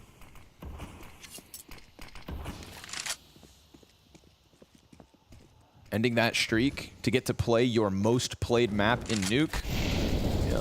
Everything is going par for the course for Pain so far. But they may be met by the individual heroics of Monte. That is still always in their back pocket. I think that anybody who has faith in Monte, I don't know if it's really the team play you're banking on. I think you just believe in Boros, Woro, Demq's uptick in performance. And the seeding that's helped them get here. If you're on Blast TV, make sure you contribute to the Blast polls. The Boros carry, is it coming? And if you're not there for the polls, you could be watching 4K with no ads. Reason enough. Doors swing, Woro. Oh, he turns. Wait, he didn't see anything. Oh, and he's gonna die. Skulls will get one. Two down on adjustment Boros, though. though from Boros, yeah. He does what he has to on that B site. Always gets a little extra. Still the plant and a little cover. Nekis, locks in. Takes the head off Krasnal, goes back to finish Sumdai Young, who is on a single point of health, but only needs a single bullet between the eyes of Nekis. Nope, not gonna happen. When that slack is offered over, when Zevi and Skulls are off their game, it is Nekis who has stepped up alongside Biguzera, and that's a moment to get Pain on the board here on Nuke. Yeah, no doubt. I mean, Nekis has been in the game for a very long time. You know, back being coached by Zach, him and Cello playing together, a journeyman in the Brazilian scene. And a lot of the other players on Pain are just sort of stories that have only really taken shape on this roster, but he's had some peaks and troughs already in the past. And he's been a late bloomer on this roster as well. That spray looked amazing, honestly, but of course, Boro just doesn't die without getting one. And he'll in fact live to see another day still. Biguzera quickly jogs for position outside off the corner of these smokes. Lots of action happening across the map. Smoke spam's dangerous. They've let almost. Demka decides not to. It's a double trophy room push coming out from Monte. We see that Biguzera often calls rounds like this. If it's going around him, he'll call for his team to pause. Now, they don't know Biguzera is in this position. And clean. Boros is insane with it. Another headshot. Coverage as well from Woro behind it. So Skulls will take that as a chance to slide into sight, doubling back around Hut. The timings could get weird here. Doesn't look like there's a set of eyes on Bomb. He can go Hut, grab Bomb, and get back. Because Woro's just going with the jiggle, more so concerned with Squeaky. And if he can just lean in and nab it, then walk back onto the A site, this round could still end up being live, but Skull sticks around, and that's gonna cost him. Woro does indeed catch the bomb carrier, drops it a second time, and makes sure Biguzera can't get paws on it. Woro is the opper of the day in this head-to-head so far. Yeah, definitely. Excellent push, and that first frag from Boros, it's huge. It just creates a knock-on effect after he finds this, and they go forward with that two-player push. But him being the tip of the spear, easy second kill. Woro does the rest. That's excellent. There are positions where you have the bomb, you can watch it, and you have good spots, but in that position, they had to play off of trophy room from outside. Starting to think about where the bomb could end, because there will be timings. You know, we talk about Nekis and how he's been around the block and how his story, even with this team, is one of success and failure. You know, he was replaced by PKL. Put on the bench, and then only brought back when PKL removed himself. So he knows what it's like to be put to the wayside. grabbing this opportunity to convince Pain of his value yet again. 7 kills at the moment, more than the rest of his team combined. There has been very little fragging coming out of Pain so far in the first 5. Yeah, we see situations like that be wake-up calls. Keto for Big. Boros postured on ramp. Pistol player should go down smoothly. There's a couple with Kevlar, and there's also Zevi, who's got that AK. Yeah, they throw a pistol up in front. Worth. Yeah, say Zevi, take this away. Hardzao with the sacrifice, Big Uzera with the deagle and low HP. Little challenge out of Nekiz, but Waro's just gonna smash that head open. And Sumdai Young deep inside control gets ahead of the cross towards site. Looking to deny bomb plant. Krasnal locks in behind Silo. That smoke miss. Inside of control. Hold on. Oh, that's a free control smoke. And oh no, SDY throws a one-way. He's got the a corner to look through. But Skulls can go and challenge down beneath him. Now, he would have heard that for sure. Sumdai Young knows he's getting pinched on both ends. Big Uzera, timing with little HP. He picks up one. Sumdai Young also holds off. Nice whip back around to deny Skulls the clear. And therefore, the round, it is still a Monte pickup and a continuation of CT-sided success. The 2 players coming down ramp just in time, of course. If not for that, Skulls can take advantage of the fact that SDY can't watch his back. And a good try here from Pain, but here's a great shot from Waro on a couple of different rounds so far this half already.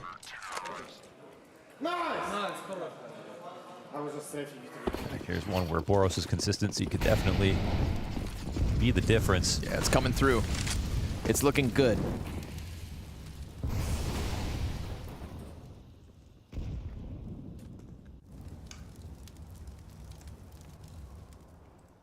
I feel like from a conditioning perspective, it's also great they've used in push to push freely.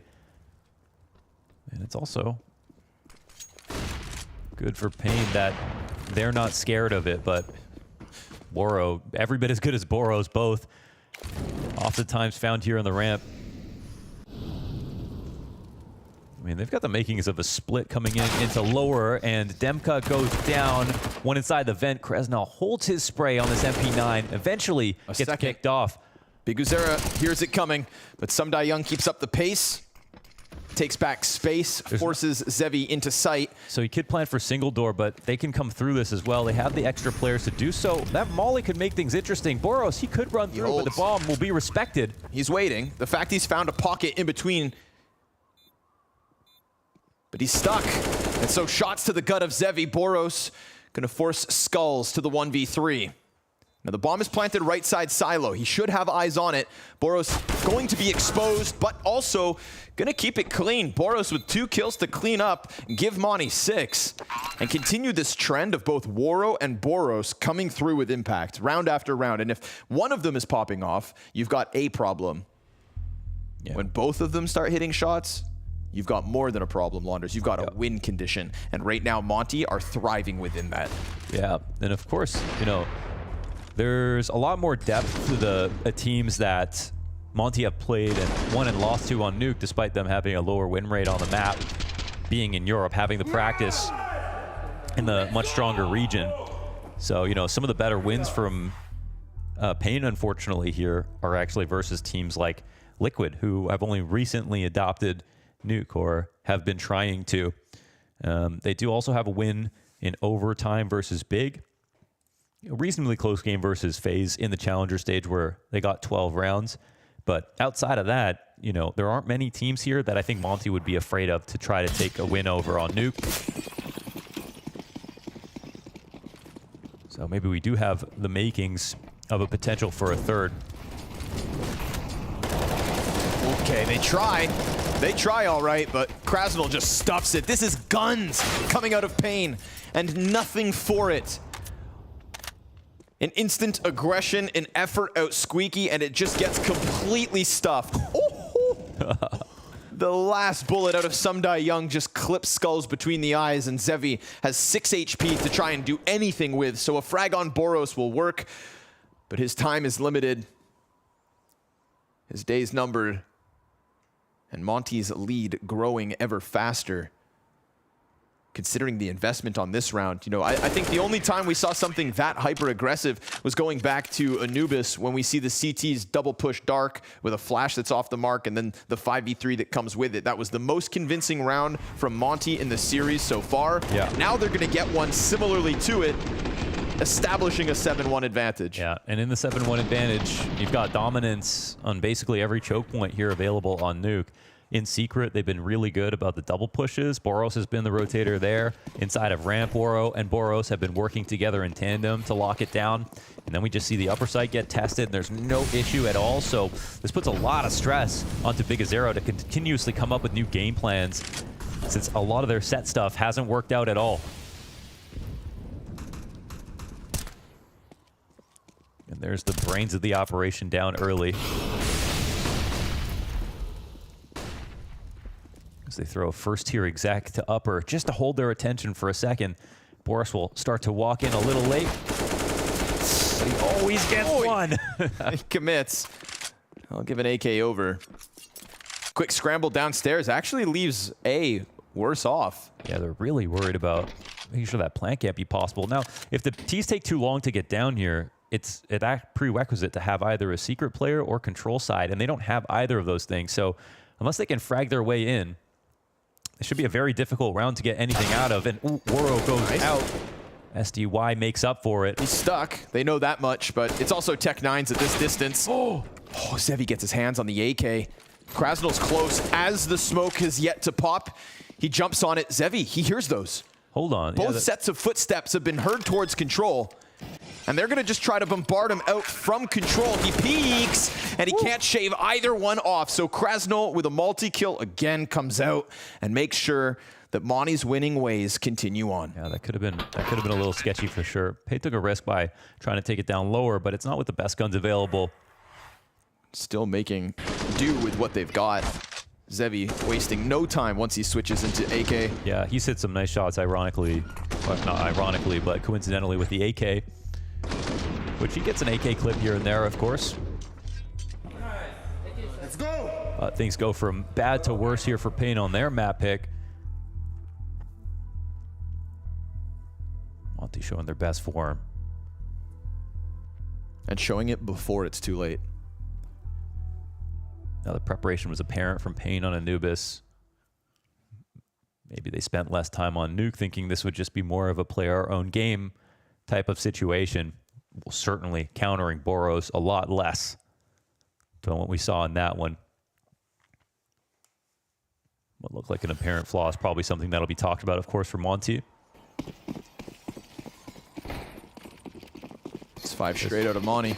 And I'll make no mistake, though, some of these rounds, we are seeing really good dry run executes, explosions. The spacing is still very good. Monte are just keeping up in a big way. But this could end in tragedy, absolutely, for Monte if they're not careful. Love the push in the lobby to punish all the nades that come out. That's amazing. I mean, so easy to do that. You know, if this was StarCraft and you could control all your units from a distance, this would make sense. You'd instantly say, okay, now push lobby. But to be organized in a way like that, as soon as the 3 nades come down, to take over Squeaky and lobby at the same time, knowing majority, literally majority, are on the roof, guaranteed. That's something that not a lot of teams can do on a whim.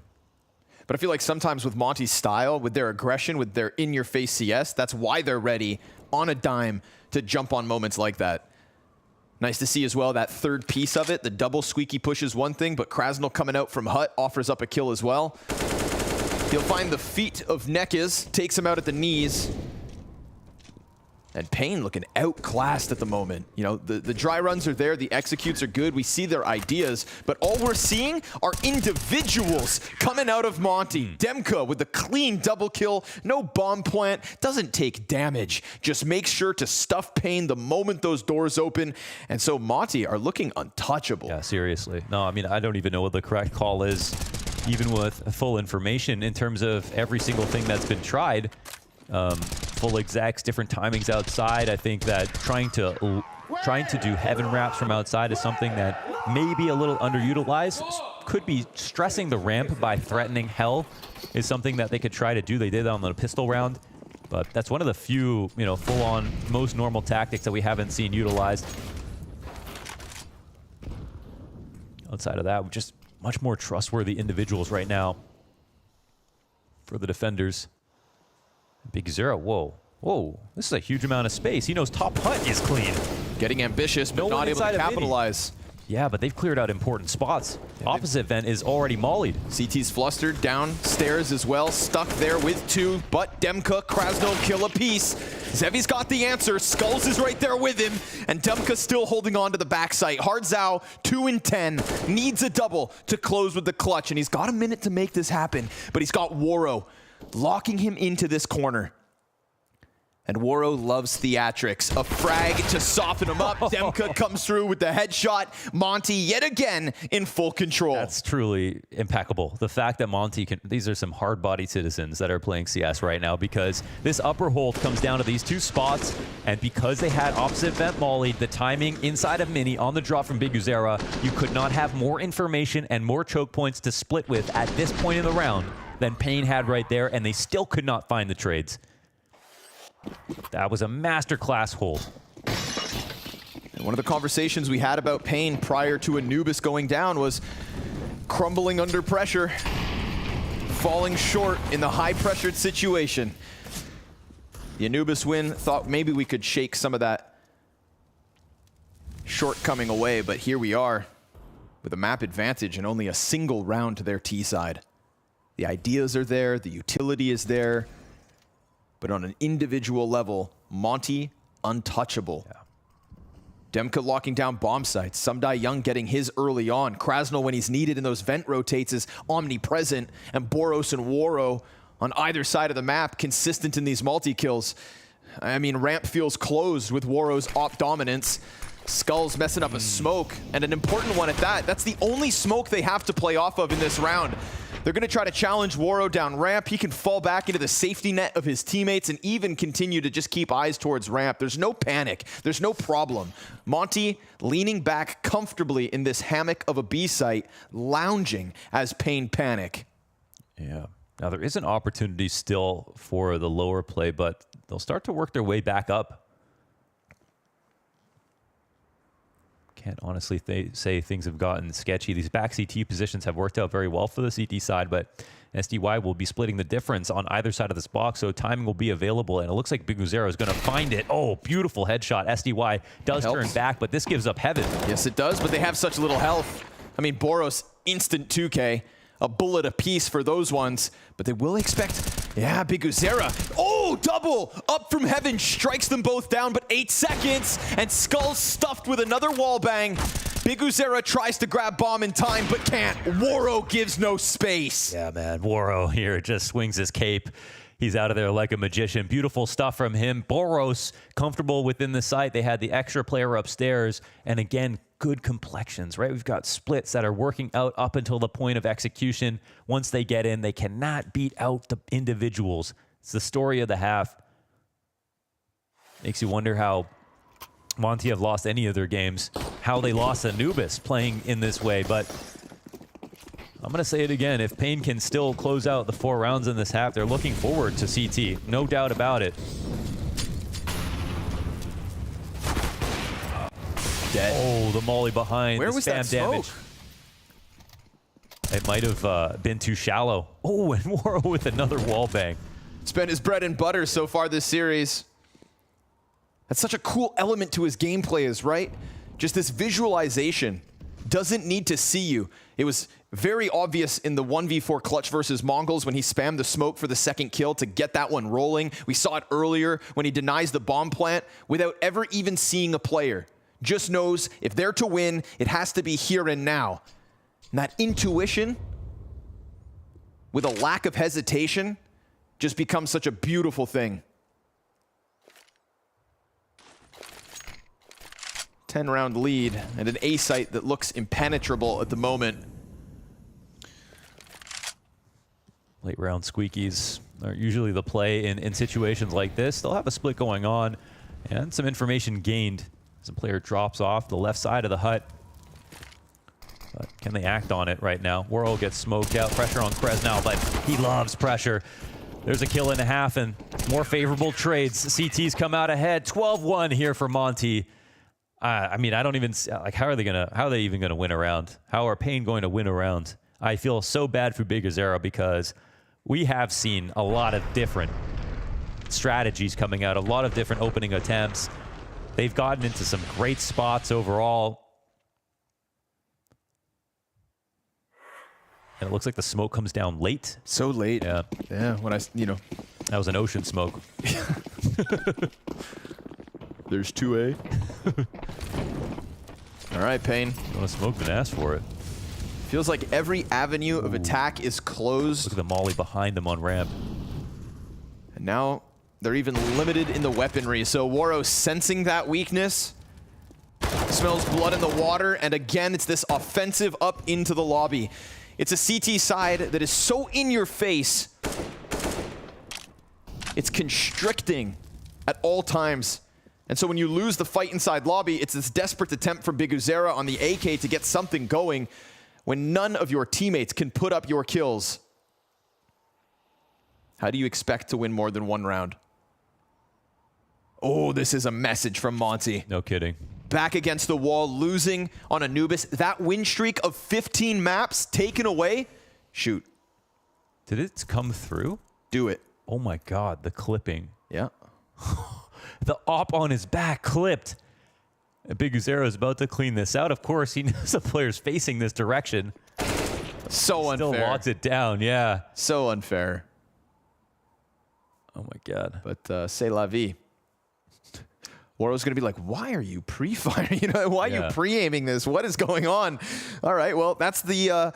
if that's the biggest opening that Pain have had this round, it's a literal gift. Zevi will get a Desert Eagle headshot. Nekaz draws one out with the Galil. They grab bomb. They double back into the A site, but it's Sumdai Young from the rafters. Oh, wow. Oh, all of a sudden. Fresnel, 7 HP. Fake plant. Still time to put it down. No way. Doesn't know where he's coming from, but doesn't have Can't to be stopped. What plant. the hell are you doing, Zevi? No way! No way you missed that. There are very few situations where there's only one option. That's one of them. Zevi, come on.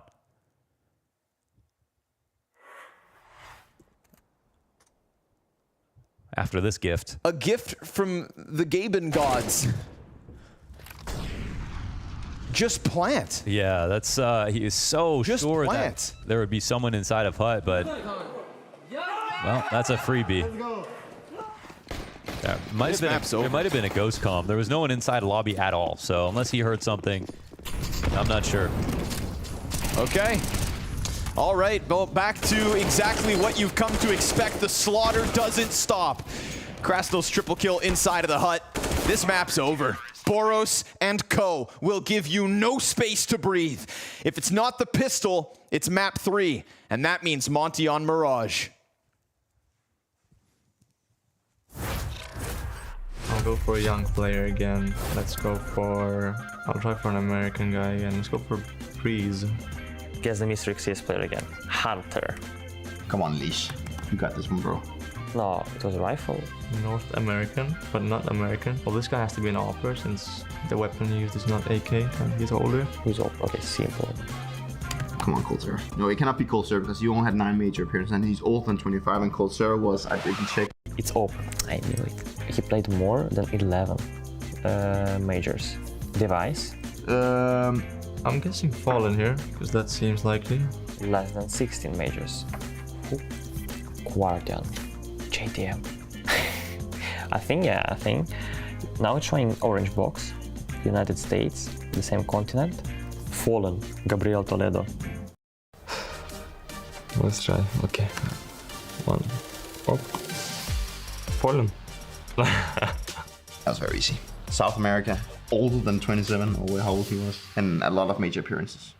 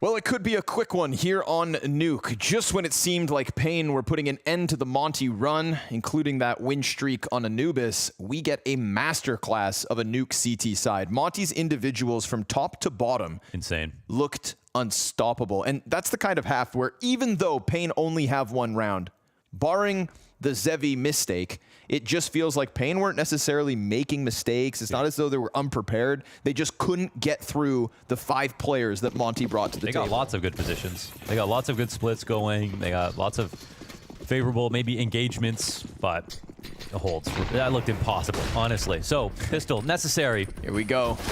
Monte want this their way. It's a charge into the A site that's going to feed the pistols of the CT side. Sumdai Young turns back towards Heaven. And he's given a chance to escape, but the bomb's stranded in the corner. A 1v2 to try and take 15 to surely end this series. Or at least Nuke, that is. And with Hardzao down now, the seconds in the open. Sumdai Young's got it bagged. 15 to Monte, and Pain Gaming with a desperate attempt to run this back. If not, we go Mirage. And when I say Mirage, Pain, and Monte, every single person watching better get excited. Yeah, that's going to be an absolute movie. I mean, Mirage is going to be incredible. Now, this is a 1v4 from SDY. This is not what Pain needed. Man, I was really hoping to see any kind of CT side, but now Monte don't even have to worry about it. What a clutch, man. Out of the IGL and Monte. The recently elected in-game lead of Monte, still 17-5. Every single player brought something to the table this map for Monte. Yeah, that was every part of the map tested, and it shows in how many kills everybody on Monte has. To set up the greatest comeback in major history. From 15-1. Who was here? Where were you when Pain did the impossible?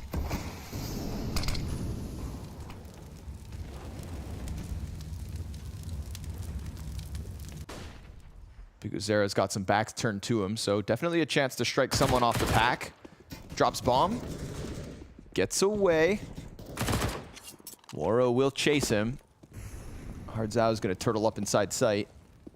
Still a lot of outside control for Monte. What's wild to me is that this series has not been about Boros. He was actively countered via game plan on Anubis. He's just been part of the pack with everybody contributing. Definitely had his moments, not to take anything away from him, but it's just not the Boros carry that we have seen for months now.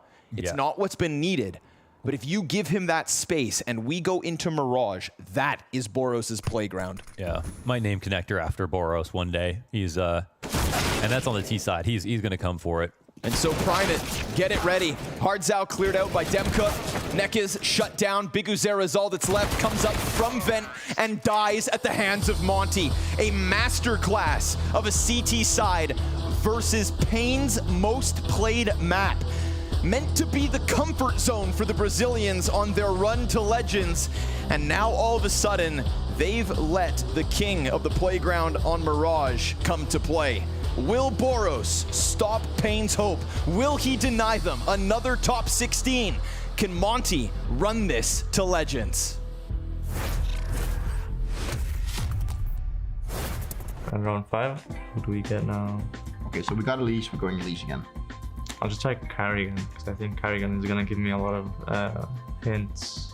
GKS. Justin Savage. Justin Kill Savage. He's older than 24. AK-47, more than 5 majors. And it seems like he is not European. It could be Nitro, but at the same time, I think he's been... I'm going to try Nitro. So that's exactly the same result. Not so familiar with all the NA players, so it's maybe a bit tougher on me, this one. Okay, let's try... Nico. Team is not Liquid, so no one from Liquid could be it. Maybe Rush? We can try for Rush. Twist is Canadian, so not that guy. Naf. But then again, it could be Naf, but at the same time, but maybe Canadian. I'm gonna try Naf. Hooksy. Wait, it's not Europe. Electronic. More than 8 majors, and it's not even close to the Russia or Europe. Rush is not it, but I have the age, range pretty clear now. American teams, it's Liquid. Liquid? Only Liquid. It's not OC. Stop thinking Liquid. I'm only thinking Liquid. Who else is playing in North America? And he's played a lot of majors, it seems like, so it seems to be like an obvious name, to be honest. Stewie 2K. He's from America. He's retired already. And he's younger than 27. Imagine. Maybe he's playing Valorant. Which was the roster that Cloud9 won the Boston major? Was Stewie, Automatic, Rush, Skadoodle maybe? No, it's because the weapon is AK, so that wouldn't fit. Could it be Tarek? Let's try Tarek. Let's go. Why was that one? That one was really hot. Yes, it's Tarek.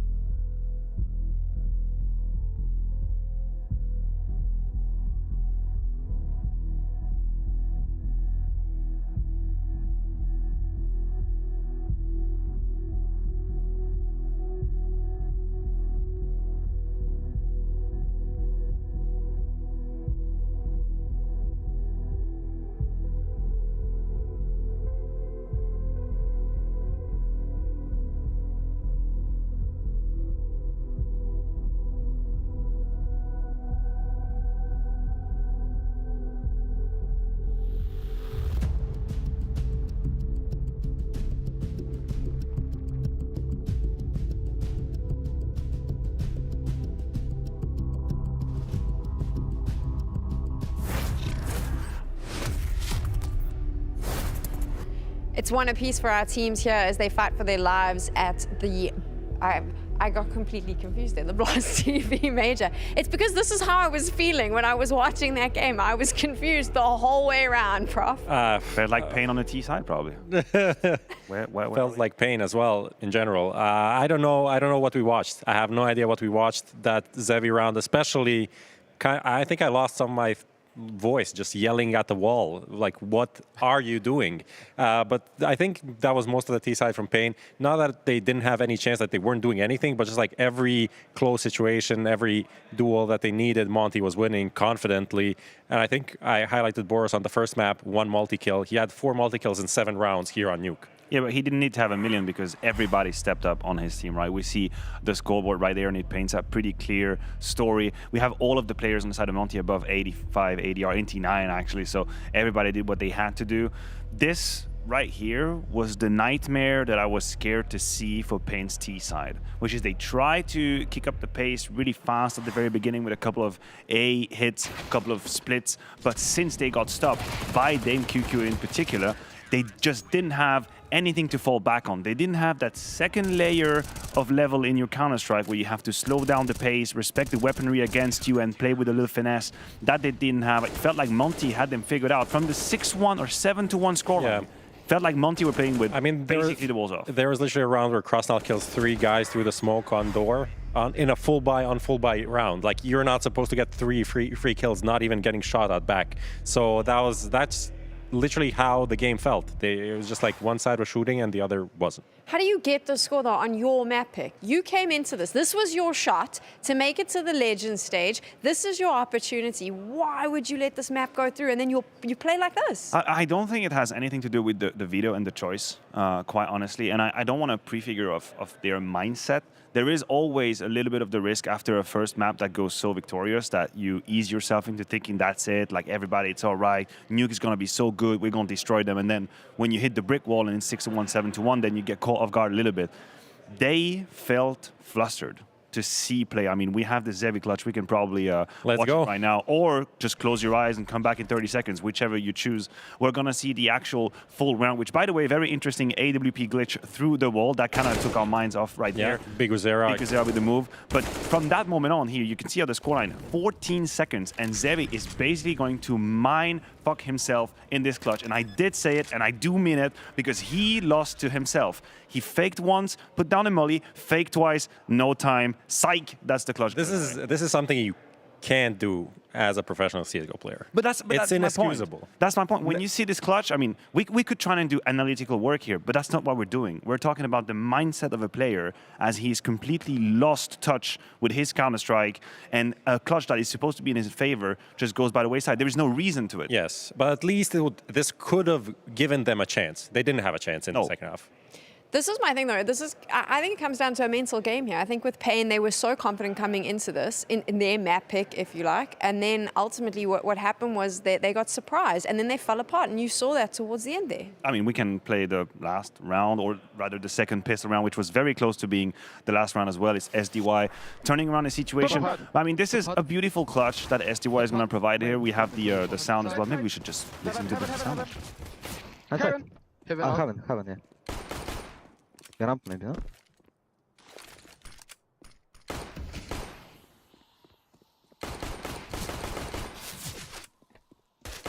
One over the first one.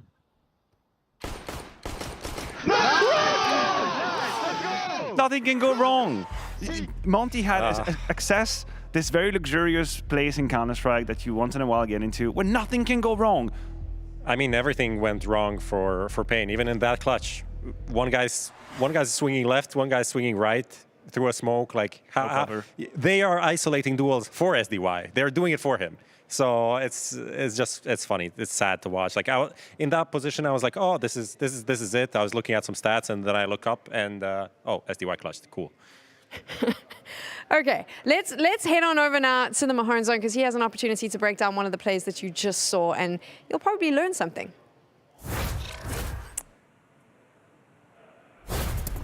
Yes, so the one person that we actually didn't mention yet was Woro, and we talked about before him being the past in-game leader, and I actually want to credit a little bit of the CT side to him as well. So what we're going to see from him here are 2 rounds where he really helps enable his teammates. So right here, what we're going to see is this push with Boros. Now, typically, whenever you set up with an AWP here towards ramp, you normally expect this AWP to just take this long sight angle down here and then just have this rifler move away. But instead, they don't sit back. They instead decide to aggress. And by pushing up, this helps pressure the lobby position. And World does a beautiful job of basically covering his teammates, because as Boros is going to swing out here towards this right side, World is going to cover that lobby position. This allows Boros the safety to peek deep on the left side here without having to worry about the right.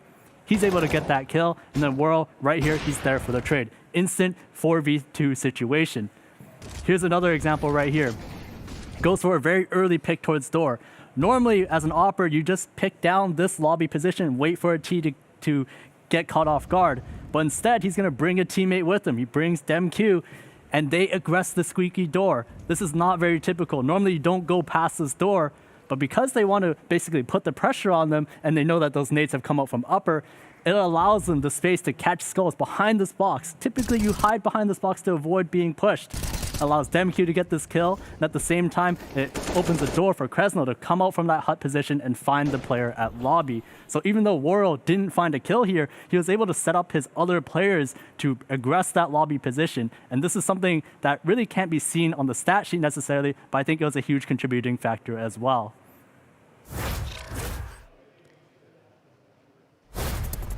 We're moving on to a decider. It's been reset now. One map is going to determine who makes it through to the Legend stage. How does Mirage play out, Maniac? Usually I try to be very careful with momentum and transferring one map to the other, because I do believe that at the highest level, you are able to use these few minutes to reset your mind. However, with how complicated this nuke was, I think the word is cut out for Pain to kind of reset. And if I was the manager, if I was the coach, or even Biguzera at that point, my whole focus is mental. I could not care less about what happened on Nuke, tactically speaking. I couldn't care less about what's going to happen on Mirage, tactically speaking. I want my players to leave whatever zone, mental zone they were in on map 2. And this is the only thing that I'm going to focus on, because I do believe that the Counter-Strike is here for Pain to push it and get the 2-1. But you have to leave Nuke behind. There's nothing of it that can come with you. Yeah, both of these teams have played a lot of Mirage. They like Mirage to some degree, but the wins are not of a super high category, right? There are also some very worrying losses, like ITB, big loss for Pain here. On the other side, we saw Monte has a 7-map win streak, but we saw their Anubis win streak of 15 not really meaning anything. So I think it is it is up to the big game players to show up and take the game by the head, right? I think Zevi needs to shake whatever that was on the nuke and perform on Mirage, where the op is super important. This is it. You need to win 16 rounds and you'll be making it through to the Legend stage. If you don't do that, you are going home. We're going to take a quick break, and when we return, we're moving into the final map of Pain Gaming versus Monte.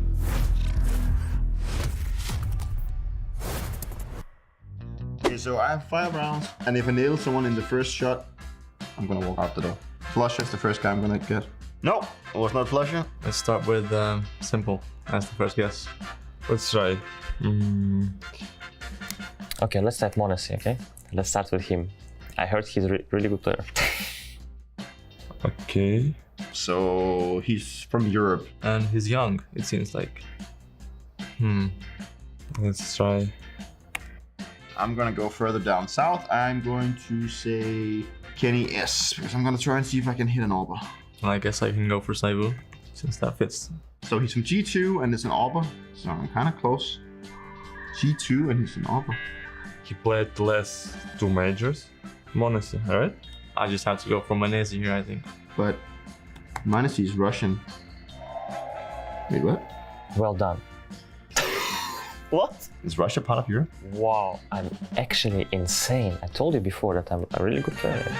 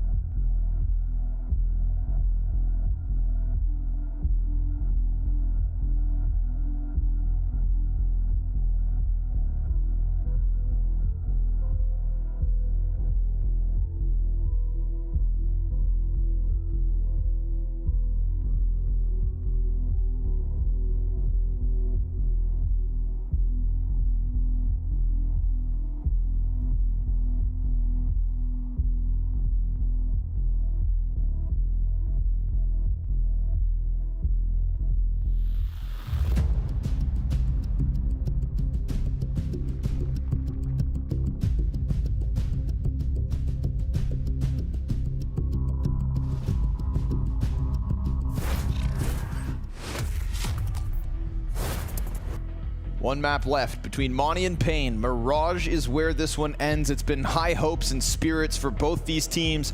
Monte starting as the unicorn favorites at the beginning of this series when their 15-map streak was alive and well on Anubis. But preparation out of Pain painted a picture for their success. Boros actively countered, and yet every single individual in that Monte camp stepped up on Nuke to completely shut Pain down.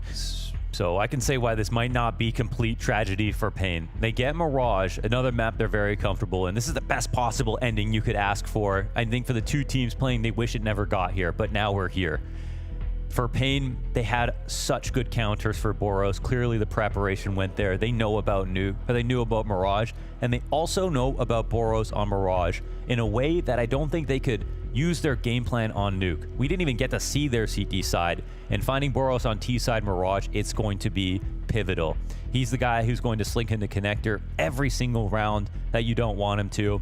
And if you've got well-placed grenades inside of connector, you can counter a one-man show. Now, him and Woro are both excellent on this map. These guys are Mirage Demons overall, so this won't be free. But I think this is a situation where Pain, with a good game plan, could actually provide some of the similar counters we saw on Anubis. Yeah, there's no doubt in my mind. Finding Boros, figuring him out, and stopping him were the steps on Anubis that took Pain to an early victory. But thinking about how to do it and actively stopping his individual level is a whole other beast. Monte, here we go. A T-side with a legend spot on the line.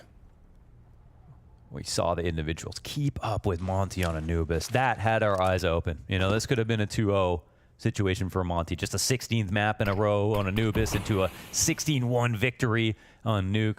But that's not the case. They definitely respect Pain in this situation. And here are Monte already. So quick to grab mid-control. Skulls pops Demka. Instant kill on ramp. And just as you're coming out from connector, that is not what you need if you're Monte. Biguzera is going to claim another life. They do get through jungle. They flood through the murder hole, attempting to challenge in market. Nekis chucks out the nade, comes back with a headshot. And Sumdai Young, we saw what he offered up on Nuke. A 1 versus 4 to clutch on that one. And a 2v2 is where we're left as Waro clears out Skulls. Biguzera, chance again, stops the bomb. And with 45 seconds and 3 HP, Waro's got a tough task ahead of him. Now we're talking about keeping up. And this is a good display of it. They create the most amount of chaos possible, and Pain are there every step of the way to get a trade. That play from Nekis to nade the window and peek back into the hallway after he got dinked was massive. So good trades overall. Biguzera leading from the front once again. Pistol round 1. Good start for Pain. And they're trying to put Nuke as far away in their rear view as possible. Forget about it. It's a reset. And that's a map where if we saw their CT side, they might have been able to grab some more confidence out of a slight comeback. But instead, they'll have to live without it. A true test of their mental in a way they've never been tested. And the same can be said for Monte. Right now, this is the most important match of both these teams' careers. And it comes down to the third map. Nothing's guaranteed. Pain with more experience at majors, but no achievement beyond this point. Top 16 has eluded them. Their run was cut short with only 1 win in Stockholm. They took a major off, and now they're back with their eyes set on a new goal. Hardzao leans back, deals with it. MP9 making some money, dealing with the pressure out B. Bomb's still back in spawn, so really Monte have nothing to offer in this one. Pain are going to convert it. Yeah, just pushing everything, man, and you can see that you've just got to be ready at all every times. moment. Kresnel with a P250 made it look like he was coming in on a full buy. You told me between these maps, Mohan, that you enjoyed watching Monte on Mirage. You loved watching those demos. Man, Why is it? I actually forgot that I was trying to learn from the demos because I've never pogged so many times watching a player like Boros play on the map. I was alone in my room and it felt like there was casters. It felt like there was a crowd. Like the kills that he gets are so insane. I'm just like, whoa, no way. Like, no way. Over and over again. And again, I left the demo thinking like, man, that was awesome. I can't do that, even though I know exactly what he did. And that's just because his aim is just as smooth as his movement. No wasted space on his flicks. Always locking down the headshots, but you've talked about this. Everybody knows what to expect from these guys. Stopping it is sometimes a whole different ballgame. Boros walking out of the A-ramp smoke, but not going too far. Little does Skulls realize. He clears this, though, once again. Oh, the shot to bait. Catches the back of a Biguzera. Oh, double kill. Massive rifling. And we accredit Biguzera on that first map as well. His individual level was so good. Yeah, paired with a deep molly on B, full control of the map once again. Even keeping tabs here on the window. Monte leaning into this. Smoke grenade at the end of the apartments. Krasnal contact on a second, so Rotator definitely inbound. They know it. Of course, on Pain's side of this, they've only seen 1 player. No bomb confirmed. They don't know what's really behind that, and they also have no information towards middle, even despite man advantage. Sure, Biguzera's Deep Palace, so now they'll have a picture put together. But mid, that could be the pain point. And Biguzera caught in the open. He's exposed, but still clean with it. Beautiful 4K out of Biguzera, and that is with the Boros entry inside of that A site. He decided enough's enough and puts an end to Monte early in round 3. Waro deep through jungle, but with no bomb control, therefore no time and no chance. Try to survive if you can, try to topple another player from Pain, but there's no win here for Monte. Yeah, there's no chance at a clutch. Oh, and he actually made some noise, so now Zevi knows that he's not worried about the A ramp. Zevi will be able to take him out. Man, Biguzera, what a round. Absolutely massive plays. And that's where they can rock the sites, right? If any of these trades come down, because Monte have full autonomy across all 5 players on Mirage when they attack. I talked about Boros, but that's with Kresnal hitting B. That's with Waro behind Boros inside of mid, looking for opportunities to trade, and they're ready to hit both sites and be comfortable with whatever they get out of it. But in this situation, it's held down on one site, reinforces the other, B gets mollied, and everything is calm for Pain.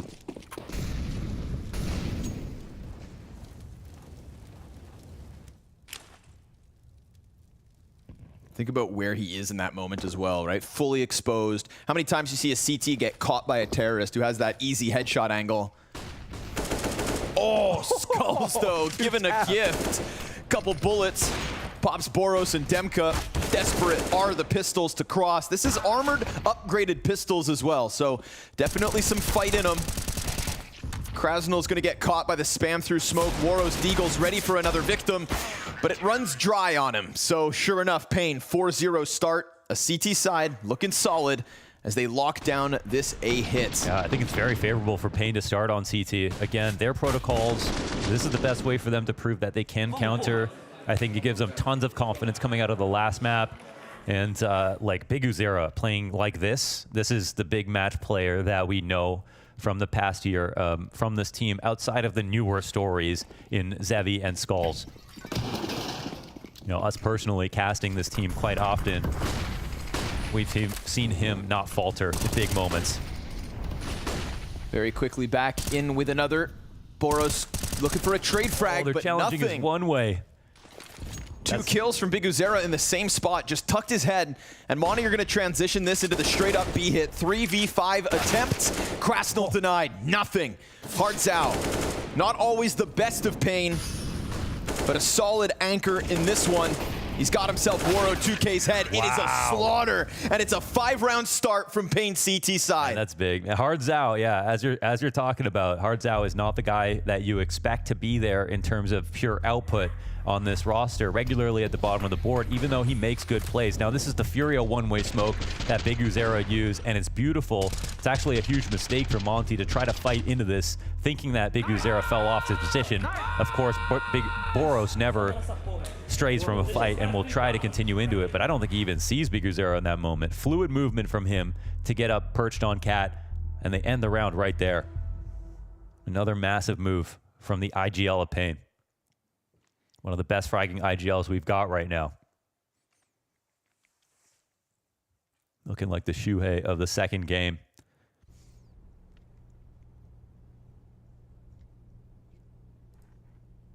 Man, 5-0 quick. On fire instantly into Monte with this half buy, and they look terrifying on these rounds where they only have pistols and scouts to work with still, but Pain will grow with confidence every time they stop these fast attacks.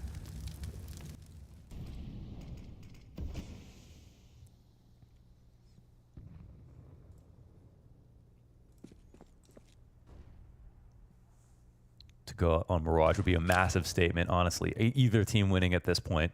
If we wanted to give Pain a handicap just because of Monte's stature, the teams that they played against, well, from this point on, this map is going to make their resume look a hell of a lot better. With emphasis on Biguzera. 12-0 to start, 5 rounds into it. Unreal, unreal. Shades of what we had on Anubis. And don't forget, this is a player who's had massive potential, taking over the in-game leadership for the first time in his career with this Pain project, and all of a sudden, they're reaching new heights in 2023. Yeah, they've suffered losing Safe, into losing Nithon, into reimagining themselves and continuing to make all their pieces look like they've been there the entire time. Missed shot though. Zevi, he's not able to put one up, so Waro's scout connects to the head of Skulls. We get the connector push. Oh, Krasnal sees nothing, kills Biguzera, and again! Just smoke spamming with the Tech 9 to give them a chance in a round. They've got no business winning. Straight up pistols, walkout A. What is this from Krasnal? Oh man, he just had a feeling. There's a semblance of a player behind this smoke. Maybe they're in jungle at this moment. And Pain worked so composed, they didn't even shoot back. He started the fight, and he ended up getting 2 with the Tech 9. That's so ridiculous. Biguzera didn't move. Biguzera didn't shoot. Yeah. He waited for tracers to come in his direction first. Krasnal, explain yourself.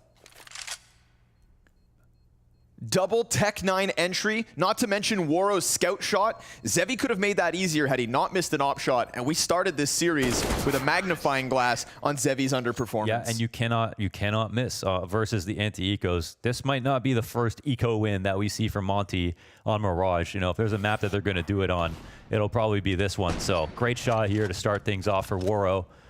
Answer back, and then Krasnal just letting it ring off through the smoke. I mean, you know the jungle rotator is going to be there, but holy. Zevi offers nothing on a hold. What a way for Monte to crack this defense. First one's on the board. The first of what could be many. Strong start out of Pain, and a strong one here. Op. Straight to it. Double op as well between him and Zevi. Peeks towards ramp punish. Skull's dead. No answer. Zevi misses again.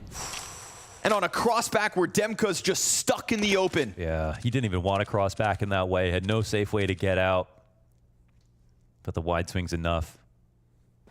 Zevi falters.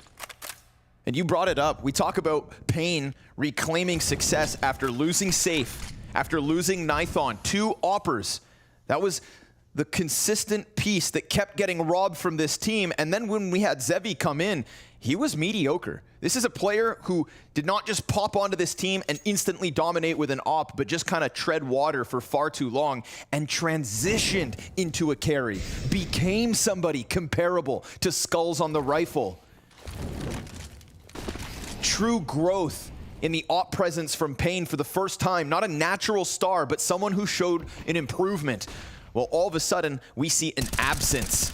Spam out a Biguzera. It's Hard Zhao's op that's actually hitting harder. And Dumka with the instant headshots yet again, playing so far above his average here in Paris. And with Nekiz catching Woro, he's over on the other side of the map. Confirmed for the last 2 Ts to just lock in B. Nekiz sprints this over. He's got the kit and the smoke and a hope that he can best Demka and Sumdai Young in a 1v2. Yeah, and he laces up. He's ready to come and try this. What kind of utility are we working with? There is a chance. Yeah, these are the best, pieces that he could have, but will he be able to find this double market setup? They're letting him cross. A question. He's found the timing on it, sure enough. He's already getting close to sight. Now, there won't be a free defuse even if he smokes this, but he throws the smoke in a good way. Taps it once, gets the spray out. He's going to jump on Sumdai Young. He saw the second in the background, just can't manage. SDY slides through smoke. Coverage is there from the second, and we've got Monte with 2 on the board. Now, that's Demka. Beginning and end of the round here on the ramp, taking one out off the fire. Zevi missing his opportunity. Getting nervous. Demka, one between the eyes. He can't even escape. Insane stuff. And then he heads over to B to do more damage. The second hard-fought round means that Pain are on 1 gun. The glorious 5-0 start comes to an abrupt halt, and you still haven't felt the impact of Boros. 1-7. This series has not been about the 6th highest rated player at the challenger stage. This is no carry. This is the potential of Monte being actualized in Paris when it absolutely matters. 2-2 game, chewing through Biguzera. That's the 1 gun down. Boros will be given a chance to get a kill if Demka doesn't pick them all up himself. Creating the space in middle to allow for the exit on A. They know now there's a second towards Ticket. Both of these CTs spotted, and if we can get Monte with a 3rd round win and 5 players up, then this is a winning formula starting to come to fruition. Oh yeah. Yeah, if you ever get nervous, if you ever get lazy, Monte are going to be right there to punish. They've proven that time and time again. Upsetting a lot of the favorite teams in the past few months. Meteoric rise to the point of being 1 map away from qualifying to Legends. First time out here will be called from Pain. I think it's really well timed. They're going to be going on to a bye. They've got a couple of things to talk about. And I had the Hardzao second op, got the opening kill on the round that Demka got the 3K. It was a really strong start, especially punishing the fast mid pace. And we aren't seeing Boros come in from mid, well, into the top of mid, but he's not getting a lot out of connector in the same way that you normally see it. And I think that this is something Pain are waiting for. And he's probably damaged goods a little bit when it comes to how he played on Anubis's T side and how often Pain were ready for his tempo more than anything else. But he doesn't give up. That's something I expect to still see out of Boros.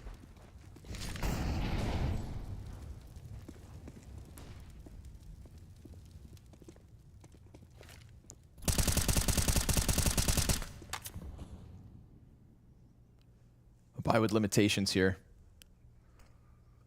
Pain desperate to get those round wins back on the board. Demka's been a nuisance. No, a nightmare over on ramp.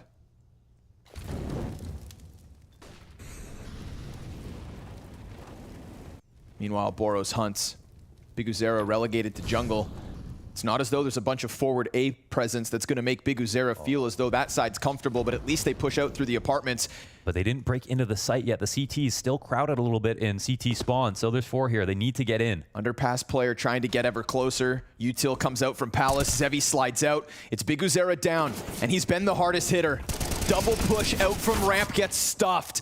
Boros, though, he's got the answer. Is he the answer in its entirety, though? He's going to need to grab that bomb back. He's got Hardzao getting ever closer, and with his back turned, he's down. Pain able to revive it. Yeah, they make it happen. That's a very nice push over on the B side to reinforce, bolster A, which was, you know, at the point of attack. 4 CTs ready to fight this, and they do a good job of being careful around CT, but still getting into the site in time.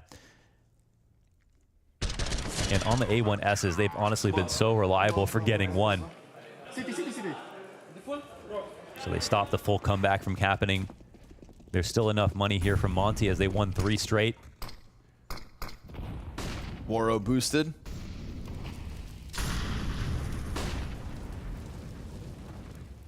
Gotta be careful to trust flashes in the situation.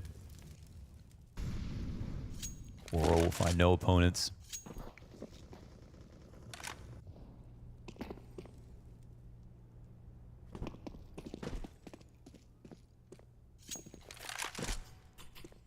A run boost to get eyes on Catwalk to scour some kind of a mid-peak. We're going to get a lot of Biguzera versus Boros if these positions stay consistent. Right now, Biguzera is the biggest star in this server.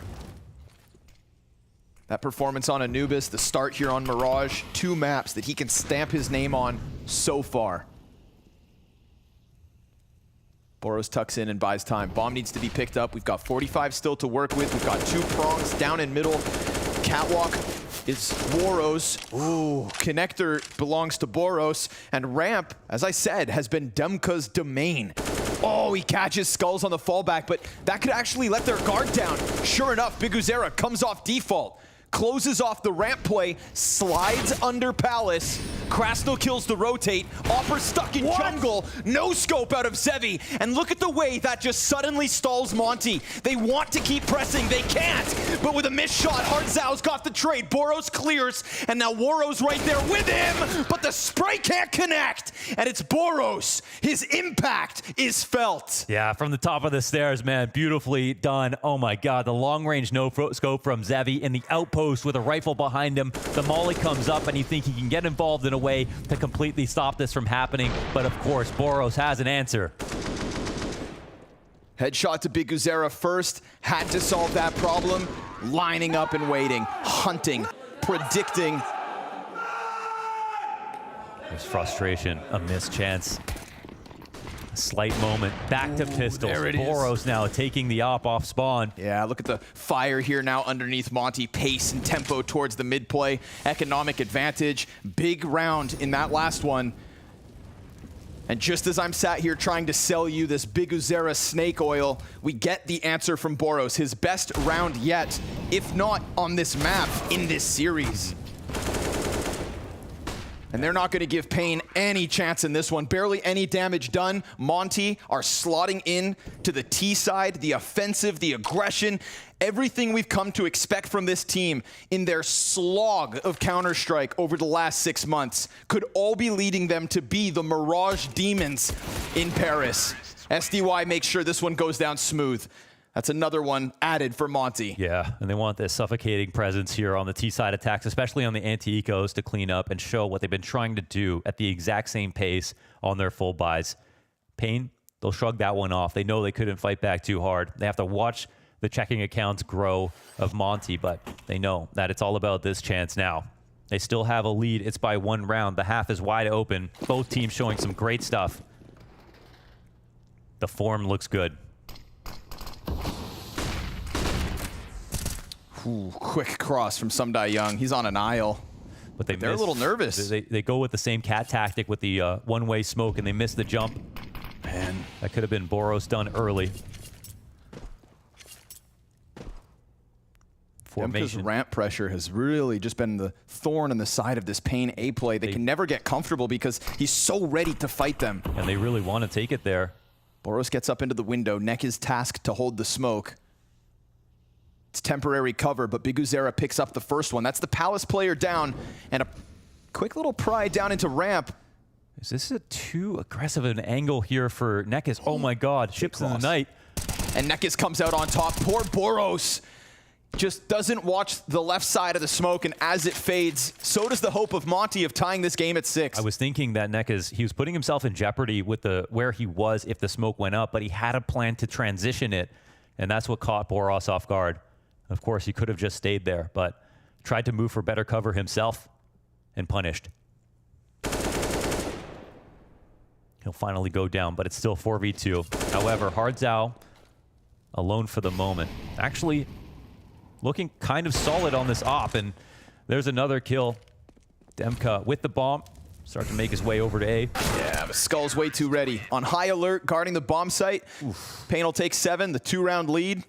And one that comes by way of forward presence. So many bodies inside of that A site, and we didn't get to see it, but this kill here versus Waro. Yeah, the opener. Biguzera with just a 2-bullet blap. And Nekis as well gets the better of the timing, ends up being a double kill. Poor Krasnal just doesn't even really have a chance to respond, and you can see Boros just surprised by that one. So it's a buyback from Monte's T side. It's an op again for Waro, and it's a pack of players out of spawn heading towards apartments. We've seen B underplayed thus far. Oh. Waro with the smoke shot. He just gives it a shot. Why not? Into the corner of window. Hardzao, though. It's a pop. It's a full commit. It's a burst of players bombarding towards the B site. Hardzao was solid last time around, but now he's got no support. Boros over smoke.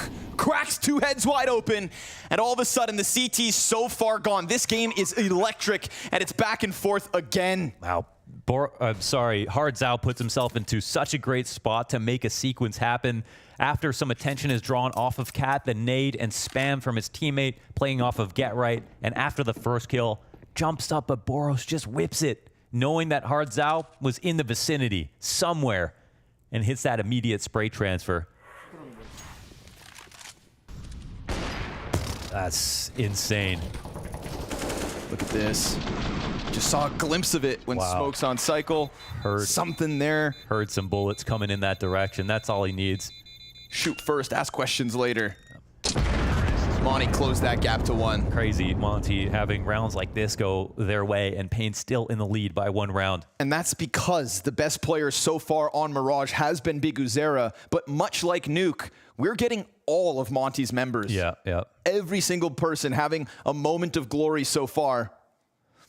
Maybe Biguzera just buying time for his teammates to get involved. Launders, that's what he's been doing this entire event so far. I mean, just look at the infrequency of positions he's played. He's floating across sites, inside of middle. He's been everywhere. Extremely pervasive. That's how he's left his mark on this game. He sat here waiting, hoping that some point in Paris we'll get that op dominance from Zevi. We've seen the glimpse of skulls in this series at least. Nekis had picked up some slack, but you shouldn't have to be leaning on Hardzao as much as you are in this moment, and Biguzera cannot do this on his own. At least that's how it feels. We'll see, and let him decide how this one unfolds. Waro ready for the mid-fight. He's got players right behind him. Bombs with it.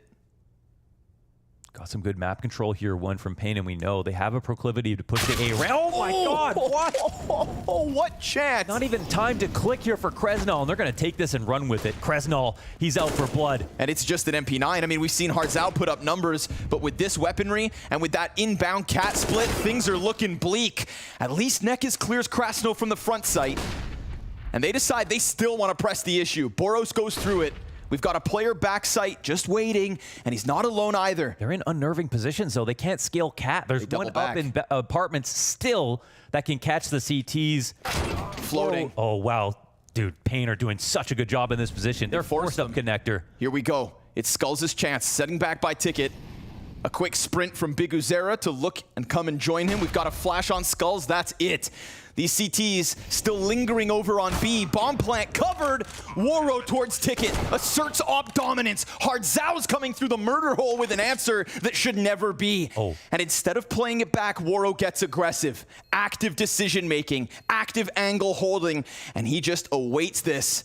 The one flash comes out, and it forces him off of his angle. Demka from ramp has been such a burden, but now Nekis with the trade frag forces Waro to another clutch. The bane of Pain's Anubis. First shot's a miss, and so with it, Pain's got an 8. What a retake. I mean, I like that Waro tries to go for it in this spot. There could have been an A-ramp smoke, wants to get involved. His teammate could only get one, and that's because Pain put themselves in great positions to trade. Man, that situation in the B site, so many better teams have lost to the amount of control that T's had right here. For Pain to section off these fights, find favorable engagements, and still stay safe from the other opponents is so admirable. You have to give it up to them. Hardzao doing a fantastic job of staying alive when things get really hairy. Kresnal tried to instill fear in him, jumping out, but didn't want to go any farther than that one angle, and Nekis finally found him. That's why Pain are somehow still winning this game. Already out though, Demka just soars behind default. Oh, and Boros. I mean, how many rounds is Zevi gonna get absolutely deleted? At least the answer's back from Hardzao. There is still op dominance coming out from Pain. The presence is there, but it's not because of Zevi. He's been moot on Mirage. It's Hardzao picking up that slack and giving him a chance here at the retake. Pain are going to play for it. Nowhere to run, nowhere to hide. A second half waiting for this one to unfold. And Hardzao gets himself another op kill, unraveling this post plant, setting up their retake. Biguzera over the top, denied by Sumdai Young. And the Ticket presence is so known to the T side that they're ready, but they're getting stuffed. Nekis has gone down, smokes off of the bomb. It's clean from Kresnal, and it's a lively one from Monte. Mirage is meant to be their specialty. We'll see what the CT side has in store.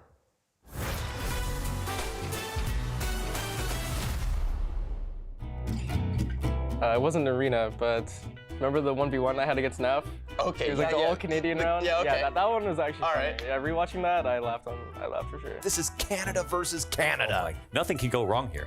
I've never been so apathetic to an outcome in my life. Right. I'm going to apologize no matter what happens. I'm already smiling. I'm happy for whoever wins it and sorry for whoever loses. Sorry. Oh, he's just bleeding time off the clock. Oh, he's playing twist like a fiddle. Canadians are so smart. No kit either. It's done.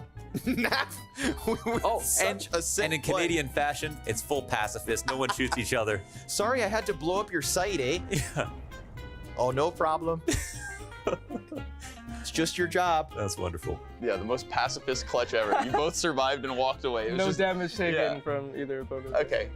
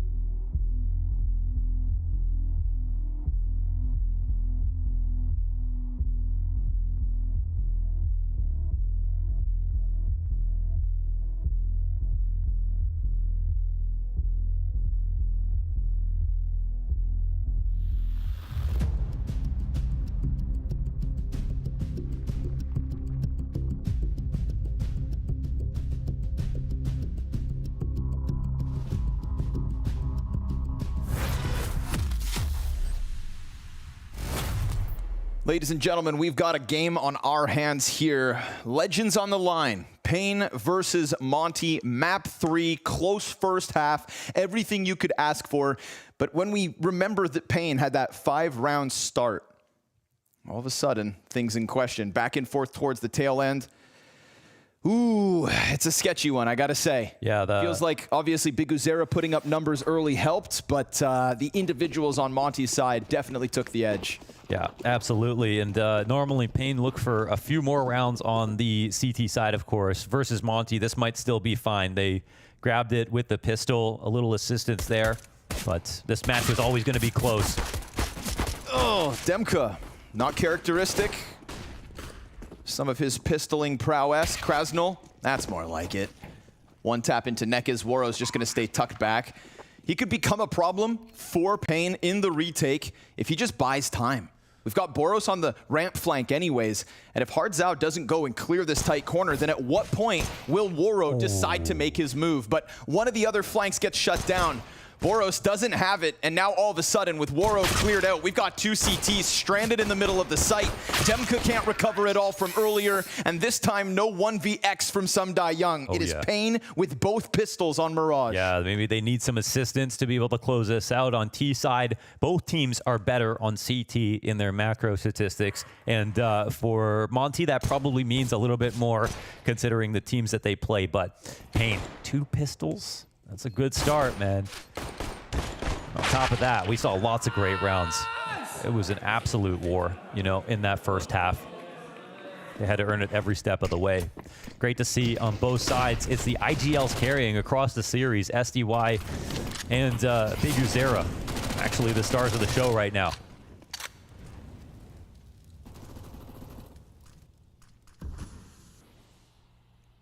After quieter performances from Hardzao in the recent months when we watched Pain's stock rise, this would be the map to bring it all together. Yeah, he was doing the opping, and he was small site player here on Mirage, that CT side.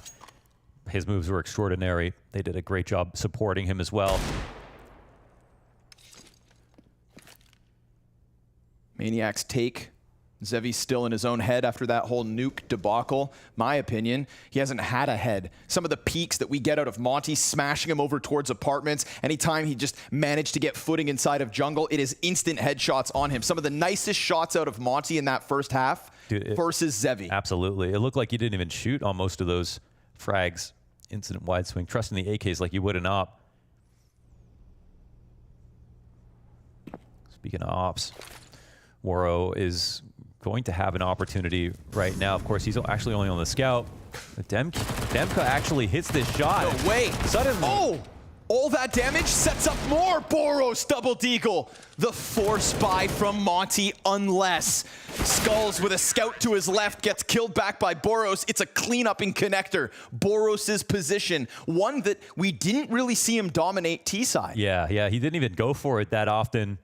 And yet on the defense, 2 rounds in, we've got it here already. Yeah. Just like back on Nuke.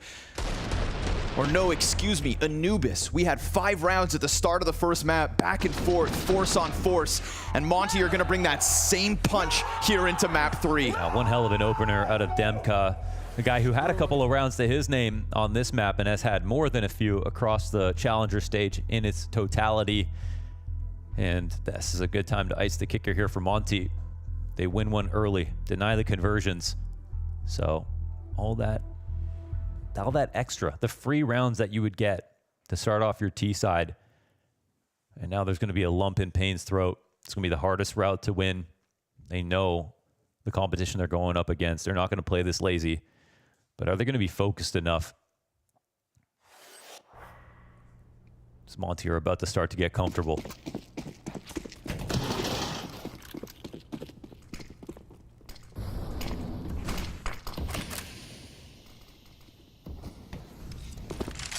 Boros and Woro holding middle. I mean, I feel bad for Pain.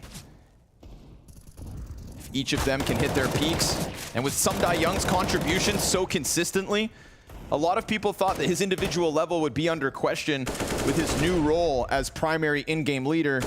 No longer just the secondary caller, but the whole entire burden on his shoulders, and it hasn't slowed him down.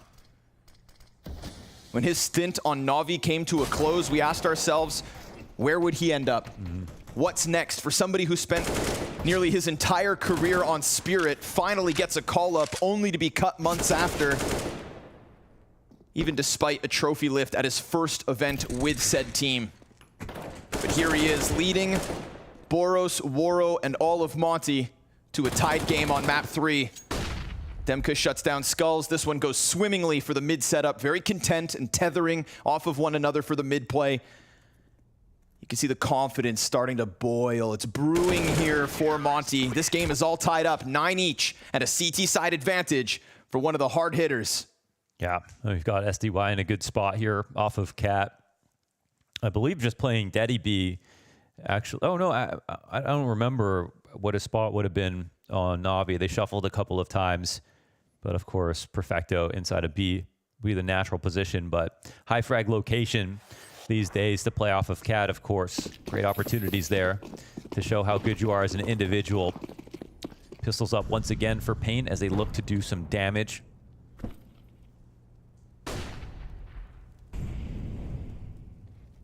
Try to get anything they can. Watch Boros push top mid and kill them all. It's just crazy, yeah. Spray transfer right up. Both teams here need 7 rounds to get into Legends. They know on their best day that they could do it. They both know that. They both know they're capable of insane halves here. We saw what Pain did to Fluxo on Mirage. Of course, it's a step up, but it's a map they both love. It's a map they have so much experience on as well. We talk about, as again, just the sheer amount of Counter-Strike that Monte have underneath their belt. Yeah, you can look to basically any map in their pool right now, and it's like, you know, worst case, it's like 22 maps played, 57% win rate. Like, they're really not scared to take it anywhere. Nice and easy. There we go. Delaying the inevitable with just the pistols. Full house in mid. Just the amount of hours spent inside of the server, outside of the server, in preparation with that online, on LAN, versus teams considered less and better than you. And Monte have some of the more notable victories when it comes to European teams, right? Again, the only European teams Pain have beaten in the last 3 months from Europe are Big and OG, who aren't even here at this stage. Monte with a best-of-1 win over Cloud9 kind of piqued everybody's interest on their run to Paris. Yeah, like what else do they have? And that map wasn't even close. And that map was Mirage. Here they are yet again, their bread and butter. Demka looking to exchange some fire towards ramp. We saw just how many times he was able to draw attention and take away kills. I wonder if they showed bomb here on the ramp, and that's why they're starting to pull back. But with full dominance inside of middle, rotations should be a dream here for Monte. Still, not playing, I think, yeah, they are playing off of Cat. Big Azura coming in from the underpass, and they're actually starting to reorganize in this direction. The smoke will come down to separate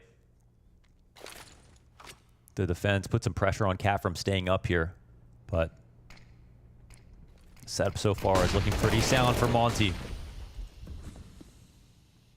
And they can see the intention with Big Uzera coming out of connector, or sorry, underpass in this direction. But the spray is bad from Demka. A missed shot that suddenly puts Boros. He was a solo man on A right there. Rotations are fast, but they're still stuck, crowded inside of connector. Can't get past. And with the smoke down, now they can, but Boros is going to challenge and get within a little pocket of safety here. 2 smokes for him to play between. Nekiz bests him. It's Sumdayoung, the only answer. Double kill from him. They just eviscerate all the T's inside the site, and Zevi, who's been under question with 15 seconds, dies inside of bomb site. It is Monte with another. Ooh, that could have very easily got ugly. The scramble back for that A site, Seriously. The smoke in front of them as well. The fact that Boros dies, we don't get to see it, but Sumdayoung puts up a double kill over from Ticket after losing Krasnal just steps ahead of him. He pulls Skulls off Palace, opens up the bomb deny. And the first kill means 2. And Waro comes through with the close. Yeah, that's just beautiful. SDY stamp on so many important rounds. And Demka knows after dying on the A site, yeah, teammates are close by, but if he dies that quickly, all the smokes go down. And they potentially lose a lot of composure. Monte on 11, half buy-in for Pain once again.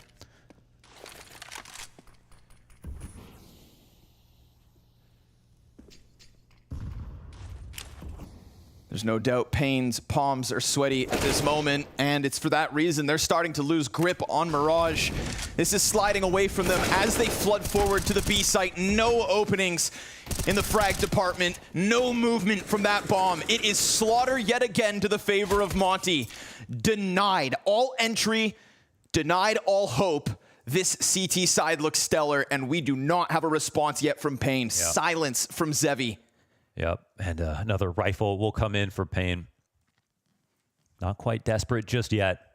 It's only really their second chance, but they already got eco'd in this half. And that eco has been a flawless CT run ever since, with not even a bomb plant out of Pain. 5 rounds straight, no openings. The closest was that attempt into the A site when they're managing to kill the solo A player, and once they got there, it still gets cleared out by some Die Young's individuals. He will, however, throw Boros down to the bottom of Con, and we've got what looks like a more electric mid-hit coming out of Pain. We've got plenty of bodies for SDY to shoot. He takes one with him. Spam up through smoke from Big Uzera, looking to put the team back on his shoulders, and they will deny the mid-window peek. It's Demka on an AUG, and he's gonna get popped. Wow. Hardzau's decided, if the rest of you won't do it, I'll step up. Yeah, he's gonna take it into his own hands. It was something that you said about the no bomb plants, and I was just thinking, I wouldn't be surprised if every round in this game ends in elimination from here on. I mean, sure. Listen, they don't even cross the line from the top of connector into the site. They end up killing every single player here inside of mid. And they all have to be careful at all times. You could throw a piece of utility and someone could swing on you. Well, that's what they went for. They tried, but it looked like Boros came out just a second before the flash. Or maybe the first flash didn't find its mark. There's no doubt Boros is hoping for blind opponents, and yet full vision means he's dead in an instant. Well, it's a good sign, though, for Pain that the speed round worked out. They can go back to slow, composed ones. You know, they're very well versed in both tempos, so it's not like they're going to be one note when it comes to this T side. But that'll add some confidence back to them as they breach 10. Lots of good money made, though, after Monte's eco into their 5-round streak. They'll still have a few bits of change in their back pocket after this round in case it's a loss. But there's no real reason to predict that. Oh, and they're trusting the smoke, but the flash is actually excellent here for Pain. SDY can't get eyes back into mid.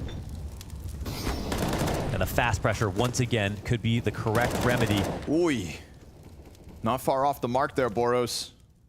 But at least he's alive. Although, Big Uzera on the other end. This has been the head-to-head between the two. It was in the first half, and Big Uzera shut it down. To a point where Boros didn't really even emphasize connector as he usually does. Another great flash, a perfect peek from Big Uzera. Just carves it through the side of the jungle wall, and Big Uzera is going to see that as an invitation for space. But it's not A that's under question, B, the intended target. Oh my God. Krasnol's been good for kills, but he slips back behind Van and just waits. The careful rotation from SDY as he gets suspicious about the fact that it could be ending in this direction. Krasnol starts speaking. Pain get closer. SDY creeps in. He's got a player in the corner and he spots it, deals with it. That equalizes things for now. Krasnol strikes down Hardzau and almost finishes Zevi. Waro cuts off Big Uzera. Now there's no rotate to even help you. How stranded Pain suddenly feel. When they thought they had this one under wraps with so many bodies in position, Skulls still unable to exit, stuffed on the approach. Zevi finally answers, but where has he been this whole time? Oh. Nothing more than one. It's another round for Monte. Yeah, he's been failing. He hasn't been the star of the show. That's sad that the best opera right now on Pain was Hardzau coming out of the first half, but SDY, he's looking for a chance to meet up against his old team in the Legend stage. He has been doing such a good job as just a rifler, you know, let alone as a caller. In his newest role on this team. It's matching him well. And Monte, man, that setup from Pain is extraordinary with Big Uzera getting into connector while they're already readying the B attack. So much space made off of Cat, but again, it was SDY's suspicions And the fact that he walked, but walked so soon, that got him to that spot at the perfect time. This is Monte on the brink of 15.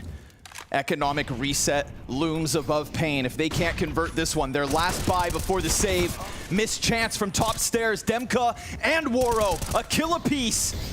And never any entries. No footing, no success, and soon to be no Pain, because Monte have this one wrapped up. Big Uzera leaves it to his other troops, but it has always needed to be him here on Mirage. And so far removed with no bomb, Monte have cleared out the bank accounts, they've cleared out all of Pain, and they have nearly cleared the challenger stage. Now they start to feel it. Every round closer. Ooh, that hold. No chance, no opening. There's not even an element of uncomfortable play from Monte's setup. Yeah, no problem whatsoever. And it's the one time we've seen the full A take come here. The flash from Zevi actually catches off two of his teammates. Boros from the top, and Waro as well from CT spawn. And that's deflating. They needed that. You don't want to throw around the word need too often, but when you put all your stock into a full rifle hit on the A site, fighting against 14, no chance for some interesting mid-round to 2v3. They do buy again. I'm wrong. Full round loss bonus means Pain's not going to be too bad. There's a couple sets of utility that are lackluster, but it's a case. Yeah, that's solid. I mean, it definitely hasn't been the op that's necessary for Pain to win rounds. That's for sure. Hardzao, unfortunately, on the Tech 9, but outside of that, it's a full investment here. Here we go. Yet again, and they just try to flood top mid. It works, at least to stop Boros. But where you find Boros, you get Waro, and his double kill is felt. Gonna put man advantage in the back pocket of Monte. And he sticks around. Oh, Skull's gonna catch him. That little gap on the smoke gives a chance back over to Pain. They fought tooth and nail to get up through middle. And with it comes space. But with space goes Krasnal into the apartments and soon to be underpass. Could this catch them off? Pain is watching. Skulls with the headshot. Now an edge back to Pain. Better later than never. True. Bit of revitalization here, and we haven't even crossed a minute mark. Great position to be in here for the T side with mid control. The gamble from Monte to go for the cat. Now, they can't double push halls in any kind of situation here, but they'll come and re-clear middle. This still could come down to SDY. He's done a fantastic job in these final moments of rounds.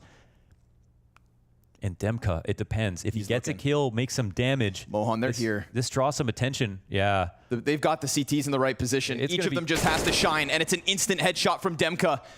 Oh, which means Sumdai Young doesn't need to move a muscle. He can just lock in this angle, and if they're more fixated towards Demka, the position they know, then they are done.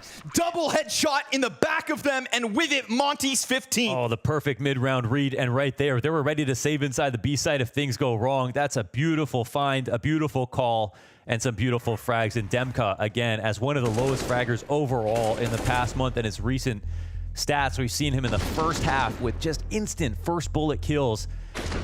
Into here being so reliable once again on the CT side. His individual level just surging to new heights. And when we had Sumdai Young question coming into this stage, everybody saying, why would you burden someone who's been putting up fragging performances with the full in-game leadership? That was the talking point from Monte's start here at Challengers. And he is thriving in the spotlight. That extra responsibility, no burden. The burden falls on Zevi, 8 and 20, 38 ADR, and in a career-defining moment. Yes, career-defining moment. It'll be felt, unfortunately. His lack of presence has been noticed. No AWP here for Pain. It's another pieced together buy. A couple of AKs, even less nades, and again, they're gonna try for this mid-hit. They don't wanna lose that identity, and they've got the opening on Boros in back-to-back rounds. Krasnal sees this as a chance to go.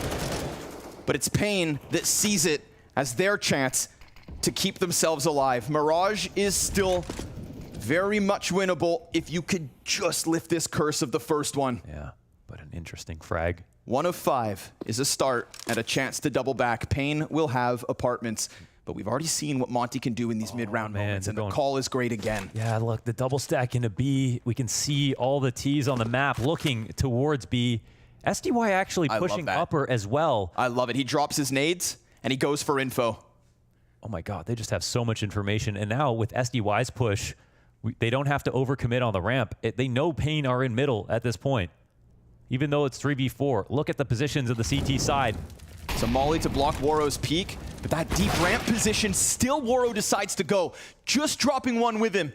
Demka, the demon on ramp, has just tucked down beneath. He's gonna catch the second off guard. Bomb is still able to cross, but here he comes, the soldier of sacrifice. Some Die Young flanks all the way and calls a glorious game versus Pain. A moment of glory for Monte as they will reach the legend stage, clearing back at the RMR, taking down Cloud9, and finding themselves here today with a chance, with an opportunity, and with a path to more in Paris. Oh, they set the expectations so high and somehow met them. And it's elimination day, the last chance for Pain. They fought so hard to end the Anubis streak of Monte, something that 15 teams before them couldn't do. Earned the chance to play Anubis, had a great veto. Unfortunately, a couple of weaker individual efforts and off game couldn't help out Big Uzera as the IGL and star fragger of this series. And Monte will be the victors to take it to the legend stage. The second major for Pain, and again, the elusive top 16. They just can't grasp this chance. It's gonna be a tough night for Zevi, but I have to say, Skulls as well tried his damnedest. Nobody could keep up to Big Uzera, and as much as we had Boros countered in this series, I think that's what makes this such a beautiful moment for Monte. Boros was there so consistently, but today we saw each and every one of them showcase their potential. Woro's clutches back on Anubis, trying to keep them in it. This is a team with talent, and now it's a team that has a little bit of success behind them. Will that mean momentum? Only the legend stage can tell. What a story. Monte's first major, and they've made it through to the legend stage. There's going to be celebrations all around, but on the other side, you saw the images there, pain, devastation, and it just all fell apart after that first map win, Maniac. Yeah, things turned around drastically for Pain between Anubis that caught us off guard, and then map number 2. And as I said, I don't believe, I'll single out Zevi here, but obviously it is a team loss before all. But I don't think Zevi ever left Nuke behind. I think it was in his mind. He never really truly activated and was part of the reason why Pain just couldn't do it. He tried hard, he played even harder, but it wasn't enough. Banks is with Big Uzera right now. Well, I actually ended up grabbing Neckers here just because of the appropriate moment on it. And Neckers, I want to touch on this with you, is that you guys started off so good. You broke their Anubis streak coming into it. But then something disappeared within you guys when it came to Nuke. They got rolling, but you guys didn't have any answers. What did you put that down to? I have no idea what happened, to be honest, during Nuke. I think we played more against what they play and not our play style, you know? Okay. I think it was the most of the game during the Nuke game. It was like that. And yeah, we should win this because it was our map pick, you know. So, and Mirage, it was okay. I think we lost a couple of rounds in the end of the city half, which should be another game if we won. And that's it. Yeah, we learned a lot during this event. And that's what it's about for Pain right now. You guys are on the up. We're seeing some great games out of you guys. Overall, I know you're not going to be happy, right? You didn't make it to Legends, but you've done another step forward, right? You went 2-3 here. What do you make of Pain's experience here at the Major? Yeah, as I said, I think we learned a lot during this tournament. We were trying to go to the Legend stage in the minimum, but it didn't happen. Now we are going to Mexico and, you know, do everything again. Yeah, and we go to maybe CS2 as well. We don't know how it's gonna be. So, yeah. So you're back to the grind once again. Yeah, sure. We need to keep evolving, keep doing our thing, and maybe the next major we're going to the Legend stage. Well, I love the attitude, mate. Sorry to see you go. Thank you very much for your time. We'll see how it goes for Pain going forward into future tournaments. That's the thing, right? For a lot of these teams that are leaving today, the future is very unknown. Players are going to start stressing about their positions in the teams. They don't know what the future holds with CS2. But then on the other side, you got Monte, who, Prof, they're celebrating. And you wore the blue, you supported them, you called it, my friend. Yeah, never in doubt, definitely. Never in doubt. Don't go and watch the VOD. I think very, very nice, very good win. Everyone performing. Very... contrast to what we saw from Pain, where we saw a key factor missing on the server. I think everyone showed up. Boro showed up. Waro 2K showed up. SDY at the end that round, he had a very perfect timing on the attack of the A bomb site to just shut it down. And we see the celebrations here from everyone. Definitely, a reason to be happy. For me, SDY is the MVP of that series, and that does not even come close. I think he was the star from start to finish. We started this whole conversation talking about how his numbers were looking grim compared to what he had been doing prior to his IGL duties, but he was everywhere in that series. He was at the top of the scoreboard as well with a 1.39 rating, 63 kills overall. But you just look at the defense, first of all, how active the defense was on Monte, and we had a couple of great examples on Mirage. You mentioned this last round with SDY pushing in. But think about the T side he just put together here on Mirage. They were 5-0 down, ended up having 7 rounds on the board. And this in itself is a great accomplishment for SDY. What's fascinating about SDY is specifically the fact that he hadn't really shown up until now. It looked like he was struggling. He definitely knew when the time was right to strike. It was now. I know he's with Banks celebrating. They're going to the Legend stage. SDY, let's just start with this. You take over the in-game leader role. You guys were in this elimination match. You were fighting back this whole way through. What does it mean to you to be able to have done this and also put up some great numbers in this series? It's mean a lot for everyone. I'm so proud of the boys, of what they've done, the mentality, and I'm super happy and everyone's super happy. And also, we've got to still touch on this fact. You did it without LMBT being with you this time. Obviously, you've got the staff in the background doing the work as well, but how much harder did that make it? It ain't easy for sure. It's very hard, to be honest. And we work a lot to be in this place, and with LMBT and without, he's still helping us, and that's it, kind of. And another huge thing here is that you took 4 rookie majors, right? You are the only one with experience on this level. I want to see what you said to them after Anubis, because Anubis, right, you guys didn't look like to be playing your game. It looked like you were scared at times. Then you come into Nuke, and you absolutely dominate from start to finish. What was the conversation like between the maps? I asked the boys if they enjoy playing right now, and everybody said no. So I tell them to find the joy in the game. And that joy definitely seemed to come through. And just lastly, right, is there anything you want to say to everyone out there? And how proud are you just of being able to make it this far and get to Legends, mate? Again now, not with Na'Vi this time, but with Monte. We're proud to the roof. SDY Legend again. Slava Ukraini. Much love, man. Thank you very much. Congratulations. We'll see how it goes going forward for Monte when they get to the Legend stage. That interview made me very emotional. There were so many moments in there that were special. The first, of course, the fact that this is a rookie team and they've made it to the Legends. First major for Monte. It's just incredible. The other story, of course, losing their coach so soon before they got here. He must be celebrating at home, but having to face all of that. And then joy. Do they need a coach when SDY is pulling out these emotional messages, right? Do you enjoy the game? No. Let's find joy in the game. That sends shivers down my back.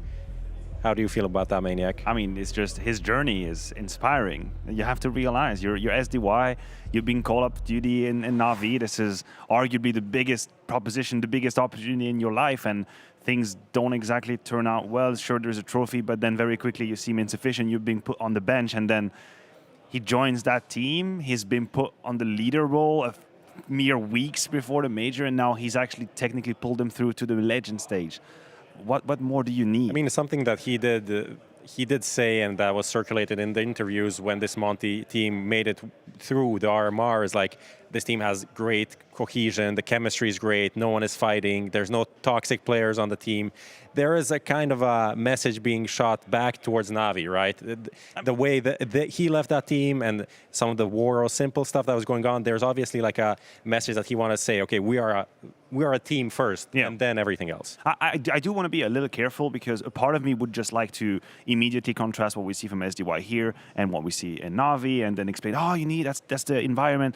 it's not that simple. We have to be real careful. Na'Vi were playing into deep ends of pretty much every tournament with very high stake playoff games where he was struggling. But I do have to say that this quality from SDY that we hadn't seen in a very, very long time. So role-wise is something that comes to mind. The atmosphere in the team, the cohesion, maybe all of these factors are coming in together. But let's see how they fare deeper in the tournament, and we'll keep an eye on SDY because he was a star today. This is what I wanted to say. I mean, we can have this conversation about the Monte Na'Vi comparisons down the line, but right now I think the celebration has to be Monte has just made it through to the Legend stage. It's going to be tough for them when they get there. There's some tough competition on the other side, but I feel like there's an underdog vibe going on. This is all from the SDY interview. I've been converted. I'm going to be wearing blue. Surfing the vibes. Yeah, listen, we always talk about how the major is an open circuit and everybody can join and everybody can kind of take their own destiny in their own hands. And it sounds like a really cool selling slogan, but it is actually a fact. Think about how Boros used to be playing with Nasser and then he had to play an endpoint. And then he suddenly, when invited to FBL, no one knew who he was. And today he made it to the Legend stage. I mean, I'm not making things up. It is a fact. Through this whole circuit, now by the side of SDY, he is part of the Legend stage. Who would have thought 3 months ago, 6 months ago?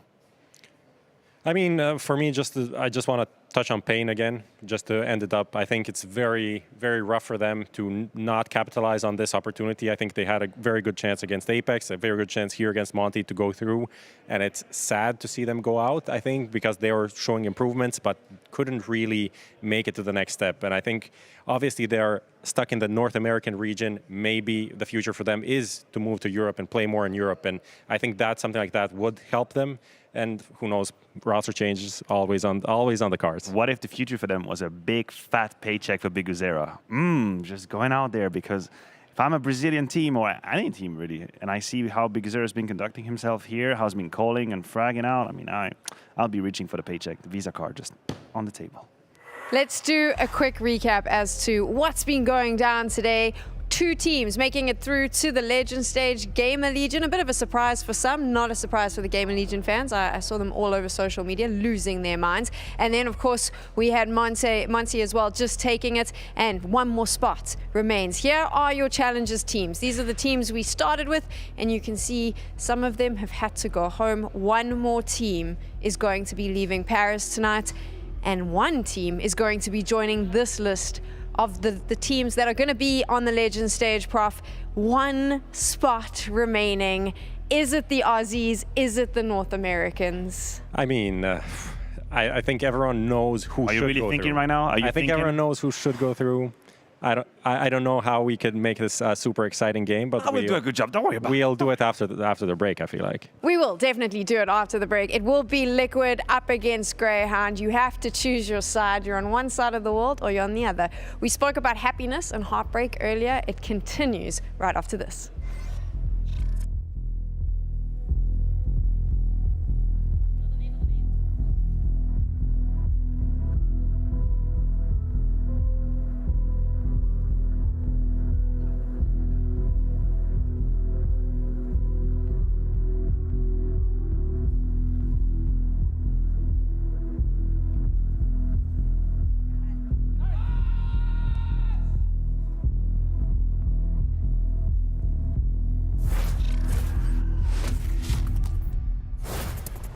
I'll go for a young player again. I'll try for an American guy again. Let's go for Freeze.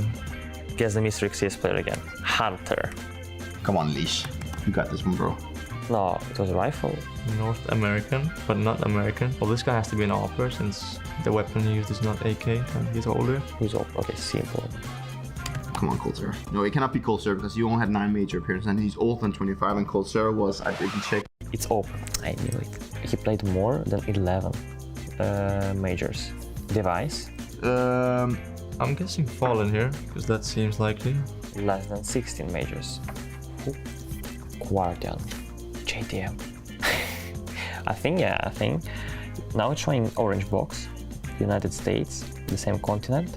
Fallen. Gabriel Toledo. Let's try. Okay. 1. Oh. Fallen.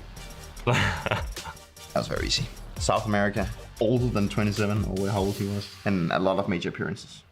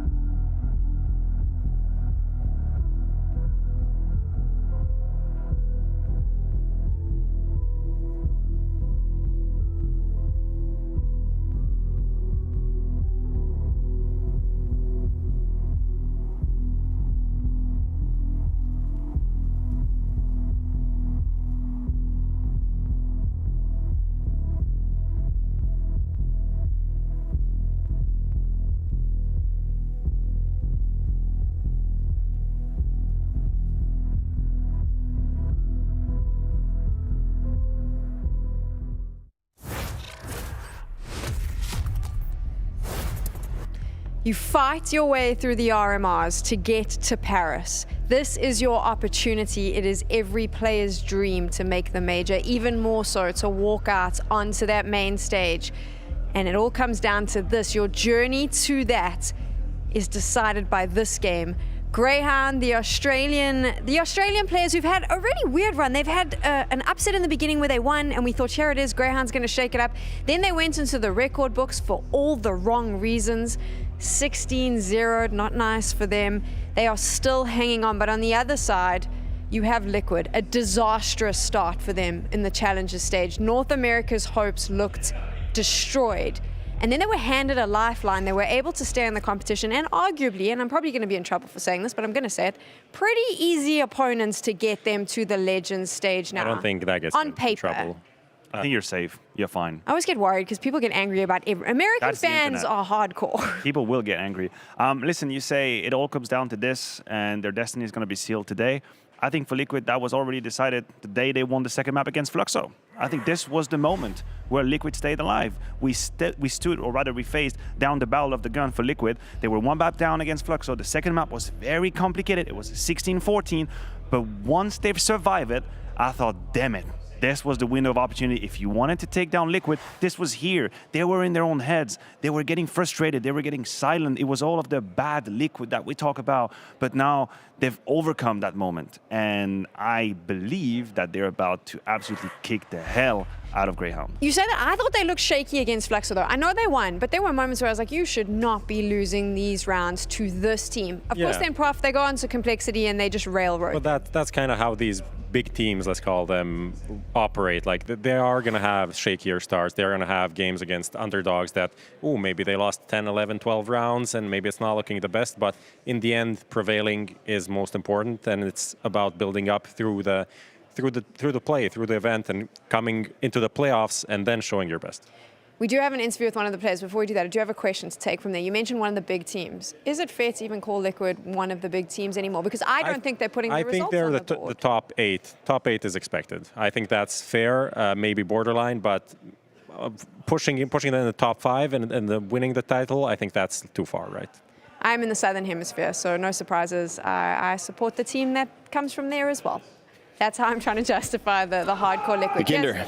Team Liquid in the 2-2 bracket after 2 best-of-1 losses and 2 best-of-3 wins. How does this match stack up for you and the team?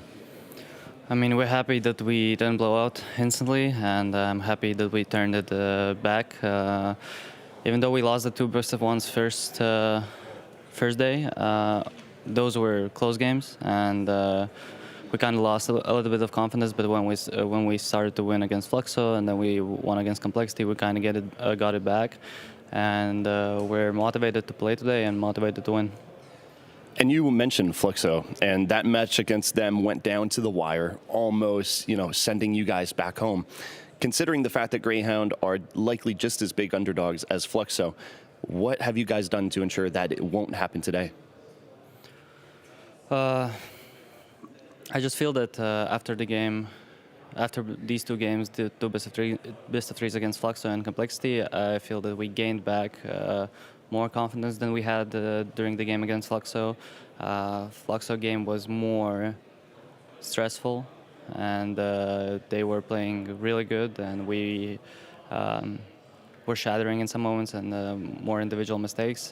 Game yesterday against Complexity showed that those individual mistakes slowly start disappearing, and we can play good if we are trying and if we don't make mistakes. And we just prepared for Greyhound, and we are ready to play them. And then looking at Team Liquid and yourself, neither you nor the team has ever been knocked out before the Legend stage in the current major format. Does that add any pressure to you guys, or how do you feel about it? When it was 0-2, I think everybody felt pressure, and being 0-2 is not necessarily easy, but when you start winning games back and you understand your own strengths, that pressure suddenly nullifies. Obviously, there's going to be pressure. It's a 2-2 match. Loser goes home, winner advances. But everything is in your head, and if you're able to control it, then that team is going to win. And let's just round off by looking back at these 2 best-of-3s that you guys won, because this is the last one that you have to win to get into the Legends. You had a shaky one against Fluxo. Complexity looked much more solid. What should we expect from Team Liquid in this one against Greyhound? I'm not necessarily sure, because every day there could be a different game from us. We'll just try our best, and we want to win, and we want to win hard. So we have comfort maps, good video for us. So let's just see how it goes. Thank you so much. Good luck. Very serious, very demure there. Prof, I need your opinion on this because I might just be biased by my own opinion. Has the tone of Yakinder's interview drastically shifted ever since he joined Liquid? That is crazy. I was listening to that interview and I had flashbacks of Can't Cologne. believe this you is know? the same person. Look, in Cologne, when he picked up that jersey for the first time, wasn't even signed. He did a couple of interviews. Everybody was surprised, and he was so positive and hopeful and full of energy. And then this was such a humbling, calm interview. And I don't know if I'm making this up. Do you share the same? No, that was my first thought when I heard him speak. And it's not the Yakinder that we know and love from his Virtus Pro days and early Liquid days when he's bringing the fire, the energy, and everything. It seems like this team has kind of sucked the life out of him a bit. I'm not gonna lie. Wow. I mean, I wouldn't have gone there. I was just going to say Liquid as a whole for me just looks very In the hole. I want to say in the hole. They do. They look unhappy, and it's concerning. They had this boot camp. They made all these changes. They were so positive coming into the major. Lots of interviews talking about how no one could see it coming, and they were like, it seemed that there was positivity. We get to see them walking around here, and I know this is absolutely no way to judge how someone's going to play Counter-Strike, but they just look really sad. Like they all need a hug.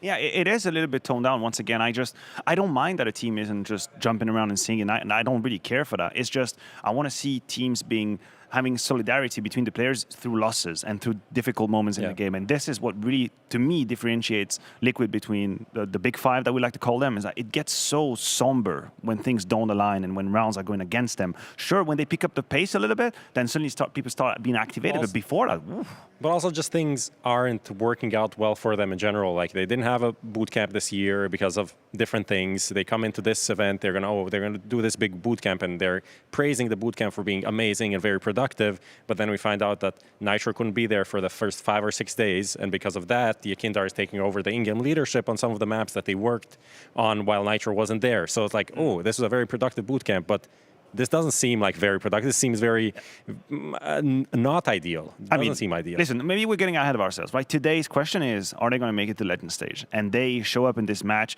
being heavily, heavily, heavily favored. There's no debate. We are just kind of pondering whether or not we're going to see them far into the tournament. But despite all of these troubles, Greyhound still have a very, very hard task ahead of them. This is what I'm going to do here, right? We've been really hard on Liquid. We've constantly told you about how sad they look, how they need hugs, how their boot camp wasn't very good, etc., etc. But we're moving over to Greyhound. So watch this. Prof, is Greyhound going to win this game? No. Maniac, is Greyhound going to win this game? I don't believe they will. No, I do not believe they will. Just because what we have seen from Greyhound overall does not give me enough. It doesn't give me enough belief to think that even a Liquid in his own head would be victim to that, would be victim to the likes of Greyhound. We've seen NIP, even I talked with DJL from NIP after the win, and his reaction was, that was really not good from us. And they made it through, right? So there is still a big margin. I think that's what we can grab onto as kind of a silver lining here for Greyhound. They did show against NIP that they, in some situations, can play. Like, they can make them sweat. They can win some rounds. It's not the old Greyhound that we knew from maybe a year ago when they were just coming in and being 16-3, 16-4'd by any decent team, right? They can do something. ENCE can perform. Alistair can, out-op someone. But it's hard to find a way to see a two map wins for Greyhound. And for them, it would be huge because it would be their first Legend stage for this core of players. Aside of Lias, who made 2 major playoffs, these players don't really have that kind of a tenure. It's kind of an interesting choice. I see we have the veto rolling right now. Inferno going in immediately for Greyhound. I was wondering whether or not they would stay on something a bit more open, a bit more headshot oriented. They don't. They go for their own little pick of Inferno, and we have Ancient as a decider. I just very much doubt that we ever get to see the green pastures of Ancient. Yeah, likewise. I mean, Inferno is kind of the Greyhound comfort pick, so I'm not surprised by them going for it, even though they did lose quite handily to NIP yesterday. Anubis for Liquid, that's interesting. it's interesting because it's different, and still Anubis is still quite an unknown quantity. So playing it against an underdog is always weird. But I think get some reps. But I think they get some reps, and realistically, Greyhound's not going to be super ready on it.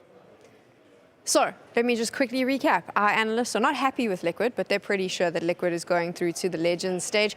The thing about Greyhound and the Australian boys is that they have a tendency to upset. We've seen them upset here on the Challenger stage. We've seen them upset people on Twitter. That's what they do. Can they upset now? Probably not, but you know they're going to put on one hell of a show. We're going to take a quick break, and when we return, Machine and Sponge are going to be taking us into game.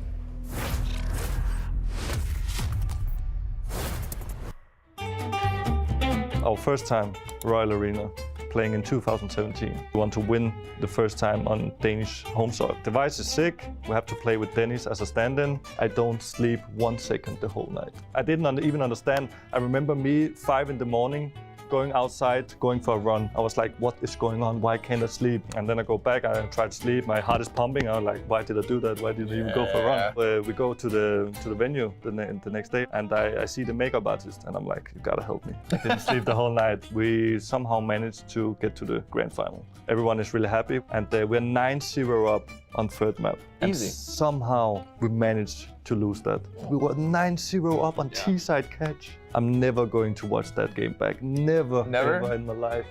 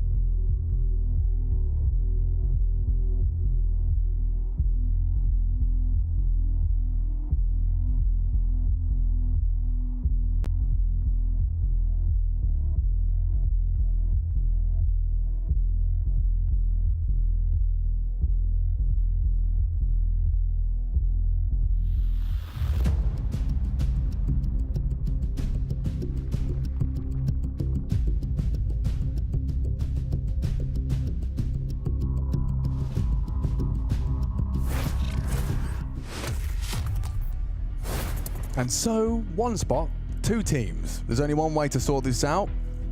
Fight! Benny Hill, just me. Just you. Okay, Chad, good to see you, man. Yeah, good to see you. We got the... Good to see your pick'ems. Yeah, actually. that's one of the keys right here. I do have the Greyhound boys in them. Look, here's the deal. If I'm not going to believe, who is? It's quite clear. I was watching the Vox Seminole Road to Katowice video. You saw me getting all emotional. He's been getting the juices flowing. The emotions on the line for these boys, if they can make this leap, it is against all odds. Liquid are the heavy favorites here. We're not going to bullshit anybody. We're not going to make any excuses for them. This here today would have to be the best performance that we have seen from this Greyhound roster ever if they want to make it to the next stage of play. And there's been touches. You know, you see little smatterings of that capability and hope. There certainly has been. Admittedly, Unicorn doesn't seem to have too much. Understandably so. This reverse sweep, whatever you will call it, Liquid back to back to back best of 3s after going down in those best of 1s. It's one final opponent, you know, and we heard from the interview with Yakinda talking a little bit about how they've been kind of shaking off the well, the lack of confidence. Yeah, that rust here, but I think we're about to get this one underway. Shout out to everybody getting up early or staying awake late. The North Americans over there in LA, I think it's about 9 o'clock in the morning. Maybe make it closer to 12 if you're on that East Coast. But in New Zealand, 4 a.m. We're looking at almost 2 a.m. if you're in Sydney. And, well, everyone who is from Perth, you're still doing all right. It's not even midnight yet. Now let's get this one underway. Greyhound versus Liquid, the final spot available for the Legend stage right here, right now. Australia versus North America. For all the bloody marbles and Anubis, Liquid's map pick, they have gotten the good graces of starting here on the attacking side, and we saw them do some great work yesterday against Complexity. I wanted to highlight that 3-man B lean to start for the defense of Greyhound. You can see Liaz and Inz debate in for that Liaz finish. Sicko holding dark passive. Yeah, interesting that Alistair has a CZ75. Yeah, he's got a smoke to boot, and there's no kit. They are playing a retake A setup, so if that is the finish, there's going to be some real problems. And we saw Liquid with a prevalence yesterday in the early stages to take this mid control and split in towards A. So with the CZ specifically, and he's been dropped to smoke. He's going to smoke it off and hope they jump through. Right, he wants them to go through Temple towards B if they would like. As soon as he take contact here, he needs to drop that smoke at his feet. There you go. And that should block them for about 20 seconds. Oh, and they might jump through. The CZ75 is the perfect weapon for the job should they brave it, but they do call the pause. What's the adjustment, though? If they do just wait for the fade and then go in, it's still going to be just Vexite and Alistair here. A lot riding on this. Fade through. Alistair's going to want info, and it could cost him his life. Been spotted out. Nitro does. Identify one. Oh, Nap heard and deletes. Alistair puts him down. Vexite needs more and only one. Kept honest by Yakinda. Sicko's rotation already sliced down by Nitro, taking that space nicely. And it's a very nice pistol from Liquid. Even though there was a bit of a spanner in the works in the form of that smoke, they just iron it out. It came a little bit early, right? If Alistair dropped that when they were closer to his position, they might want to thrust through it, thinking they've caught him off guard, trying to rotate back. But the fact it came early, they were happy to wait it out. Their smoke had just plumed as well over towards that B connector side of things. And they had more than enough time to wait, as Inz will go down now as well. And what would have probably been a better decision, maybe for Liaz, he can get away with that. Hold on to this Kevlar. Might be hunted from Yakinda here, who's already made his way around towards T-spawn. He will have the head-to-head against Liaz, who I don't think is... Oh, should be here in the steps now. He has, so has noted it. Yakinda is coming, and holding onto the Kevlar would be key, but Yakinda says no, and that's a great start from the Latvian here. We've seen the interviews, we've seen the conversations, obviously taking the reins, considering the circumstances the desk had highlighted with Nitro. Unable to attend the boot camp from the very beginning, but always a mystery with Liquid, isn't it? This team looking to go for the reverse sweep, being down 0-2 in the Challenger stage to have to run it back. And, well, they wouldn't be alone in that regard, right? GamerLegion were also able to pull off a similar feat earlier today, so congratulations to them. Yeah, and there is somewhat of a historic... It was sad for Alistair, as already the odds have blown further away from Greyhound. All it took was a pistol. A fickle mistress. Here comes a B execute. Yeah, and it's going to be right straight off the rip. Let's see. Into Scout doesn't seem like the weapon for the job. And look at this. There's just a wall of smokes. Options minimal. That was the fight. One easy clear and a spray from the Mag-10. And already, Bob's your uncle. And B site is yours. Yeah, it's got taken down through the smoke there, so a little bit unfortunate. But Sicko there, he's one who's going to have to pull up his socks here in a big way. Can't be having too much shaky aim. And yesterday, as we were watching the game go down the Gurgler against NIP, I think something that was happening while it was on the main stream, while you and I are covering the B stream game, something that you and I were talking about in the breaks was just, it was difficult to watch because the emotions from Greyhound, you could just see how much it was hurting them to be losing rounds here. And Alistair, the man we have on the screen right now, the most emotive of the bunch, you will be seeing, well, cheers of jubilation when they are winning rounds, trying to rally the troops, trying to G them up, and, well, the reactions on the other side of things. Apeks-esque, I would say, in terms of how he displays his emotions. Yeah, well, in terms of just the freedom by which he was, or the lack of control, whichever way you cut it, it is, of course, up to the person, and it is that roller coaster. If you do have those high highs, you have to be equipped for those low lows. It's certainly not a guarantee you'll always be there. For example, take a look at how Greyhound got here. You know, a great win against Forze, a comeback and a close, full 30-round game. Then followed by a 16-0. A 16-0. Yep, they're like a blue moon, which is the thing that shows that this team, the floor, that's as low as we go around here. That's the elevator with the the cord snapping and yes, a full like final destination. Precisely. 16-0, yeah. So you've seen the high highs and the low lows, and it's just been low after low really for Greyhound here. And how low can they go as they look to limbo through mid? Vexite. But this is exactly the same situation as unfolded yesterday. That's something. One's not bad. 1.5. Yakinda chunked as well. Nade could finish him off if he gets it right. Timing will be everything. And yeah, does just do 50 damage to Elige. So they are softened up. And Alistair's not, he's not going to be expecting someone to still linger. He does now. Hang on. He knows. Information's been relayed, so Alistair doesn't have the element of surprise he may have expected. And Elige brave to take that fight, given the chunk from the HG. Also the same, though. The site is Liquids. Well, while we have this lull here, it is just going to be Greyhound looking for exit frags, see if they can get a bit of an upgrade or two. We can talk about their history on this very map of Anubis here, and you can maybe understand exactly why Liquid have picked it. Now, regionally, of course, the practice on Anubis is not going to be anywhere near the current meta, as Liaz will grab yet another kill here. Ooh. And they only have a total of 4 officials all time played on this, right? We're not even talking like last 3 months. Last 3 months, they've only played it twice, and they lost it twice. It was the only map that Greyhound lost at the RMRs. And they lost it to MongolZ. So, right, when you put it in, it was an overtime affair, right, when you put it in that type of context, but we're talking a big dog. We're talking a team that people would be expecting to run very deep in this Blast TV Paris Major. Another bullet will land, but ENCE doesn't really want to be holding on to that scout. You can see the last-ditch attempt. So with that in mind, right, this is definitely, I would say, a punish, but it's also a map that Liquid are looking to make their own, which I think could be quite a good plan coming into the final Major. Yeah, no, definitely. And we heard in that interview as well, ahead of this game, just talking about the fact that no Liquid and no Yakinda in the history of it have been eliminated at this stage of the major competition. So in terms of, you know, where those expectations are coming from, how's that? You know, that is a pretty good way to summarize where Liquid's expectations of themselves and their fans have been set. Yeah, straight over towards B here for a bit of harassment towards Dark, and ENCE, the best player. Oh, a dangerous game. A dangerous game against Yakinda. And Sicko has managed to claw one back, and in combination with Alistair, we have got an advantage for this defense. Trying to break that was Yakinda. Sicko will double up, and Vexite, he just adds the whipped cream on top because this one should be done. OC dead to Alistair, and we've got a Greyhound round quick. Liggity split, first chance on the guns, and already Greyhound taking the first. 2 really important kills from Sicko there, and I said he needs to pull up his socks. Saw that 5-7 round earlier. He still had a bit of shaky aim, but regardless, the New Zealander, the only New Zealander in the server right now for the Greyhound boys, able to convert that off of this Yakinda find. And ENCE is having an in-game lead for this team, and at times be the star fragger, so... yeah, there it is. Yeah, I don't know. It's just very hard not to feel just an ounce of what he's feeling because he does lay it all out there. Alistair looking to be a part of Greyhound history if they could. Harassed here. Alistair has to play in front of this molly until it subsides. Does he want to take a fight? That's the question. It's not smoked off top mid. A flash over and a peek. Yeah, there you go. Now establishing this position. The question is, was that scope heard? Yeah, re-flashed off. He's all fine. I think that... oh, he took the shot. Maybe not all fine. He's given up the position to the AWP here, but happy to stand around, and I think they will need to continue to be jarring in middle just like this. Yeah, so the smoke exchange should mean everything is kept level. The flash as well. Elige continues to walk through it. Oh, great catch from Elige. He's going to be happy with that one. He's managed to find it, and a very proactive and aggressive maneuver. Yeah, braving the smoke there.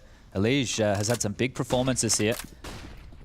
Went off B, and Sicko goes down straight through the smoke. I think Yakinda took a glance at that. ENCE now under pressure here as they just waltz on in. An important frag from ENCE to hold them at bay. They cannot get through. Elige will try. Push. He's going to get in. Again, taking space. Can he take any more heads? He's already delivered the opening. And that man advantage held onto as the bomb does go down. ENCE and Liaz coming in from cave side. Do they want to give this a go? That's the question here. They're investigating. They're sniffing around. They're throwing out some nades. See if they can force a fight, but Elige already takes one down. Building into this round now, a second you should be saving, and they are scampering away. ENCE and Liaz trying to hold on to what they brought in. A nice AK-47 as well, bonus to hold on to and bring through to the next. Well, as we all know, Anubis is the most T-sided map we have in the pool right now. So you want to set the bar? The bar that we would set for any team, regardless of their status, regardless of how huge an underdog they are in a matchup like this. Or their country of origin. Yeah, precisely. We're talking about 4 or 5 you can work with. Yeah. So if Greyhound are able to get 4 or 5 rounds here on this CT side, it might be enough to propel them to a strong T half of their own. Yes, certainly. And doing it on hard mode when you can see the pistol. We've all already kind of caught through that, ran through that. and discuss the ifs, buts, and maybes as to how that could have gone differently. But this is real early days, and this is the Elise proactivity we were discussing. That is, I don't want to say unusual, but when you've got your Kinder on your team, it's unlikely to see Elise walking through one smoke and catching the AWPer at 60 seconds still in the round. Yeah, he was surprised, and understandably so, considering that we saw that we were kind of on board for the entire sequence that led to his demise. It's important, though, that they do stay jarring in middle. You can't just be conceding that space. They've gone dark aggressive. Boy, they did. They do, and down. ENCE meets your Kinder again. Interesting. Sicko had just hightailed it out of there, so maybe a miscommunication, or they thought it was going to be a fast A. Didn't want to go for that flank regardless. About to be under a lot of pressure here is Liaz. Yeah, he needs one around the edge of the smoke. Brilliant. Oh, gets away. Squeaky bum time, but survives. And now he's got support. Smoke should delay. Flash in case anyone disrespects, and they do. Oh, masterful from Liaz. He pulls the whole round and the whole squad into this one. Round 6, it's all Liaz. And Naf, he looks to voice his own concerns. He wants to disrupt. He wants to subvert. But it's Vexite to once again grab hold of that. Firm grasp on the round now for Greyhound. OC has the bomb, and he has an open B bomb site right now. So this rotation back around the wall, the digits are going to get punched in, and then the map is his oyster. He can set up wherever he wants. Also take a look at this util, so he can now signal that the bomb likely going down the rotation will get here. That will subside, but as I mentioned, he can do whatever he wants in this post plant. Now, he doesn't know how far away the opponents are, but OC, this would be an absolute cracker of a 1-on-3. He's been desperately trying to motivate Liquid. Well, this clutch would certainly do so through his own handiwork. Gets the shot, does bring down Sicko! And they line up for him. Vexite down as well. OC, he's done so much. Can he finish with a flourish? He can! And that will get Liquid right back into their winning ways. Greyhound so close. Heroics from Liaz. Vexite, you thought he'd done enough, but OC disagrees. Now, those are the type of rounds that are going to return Greyhound to yesterday's loss to NIP. Number advantage situations. Scenarios where they had clawed so hard. Think about how this round started. The 3-piece feed from Liaz over towards A. An open runway for OC. And OC, oh my. That right there is a massive round. It breaks Greyhound early. And you can see what that means. Starting to get fired up. Something on the line here for Liquid today.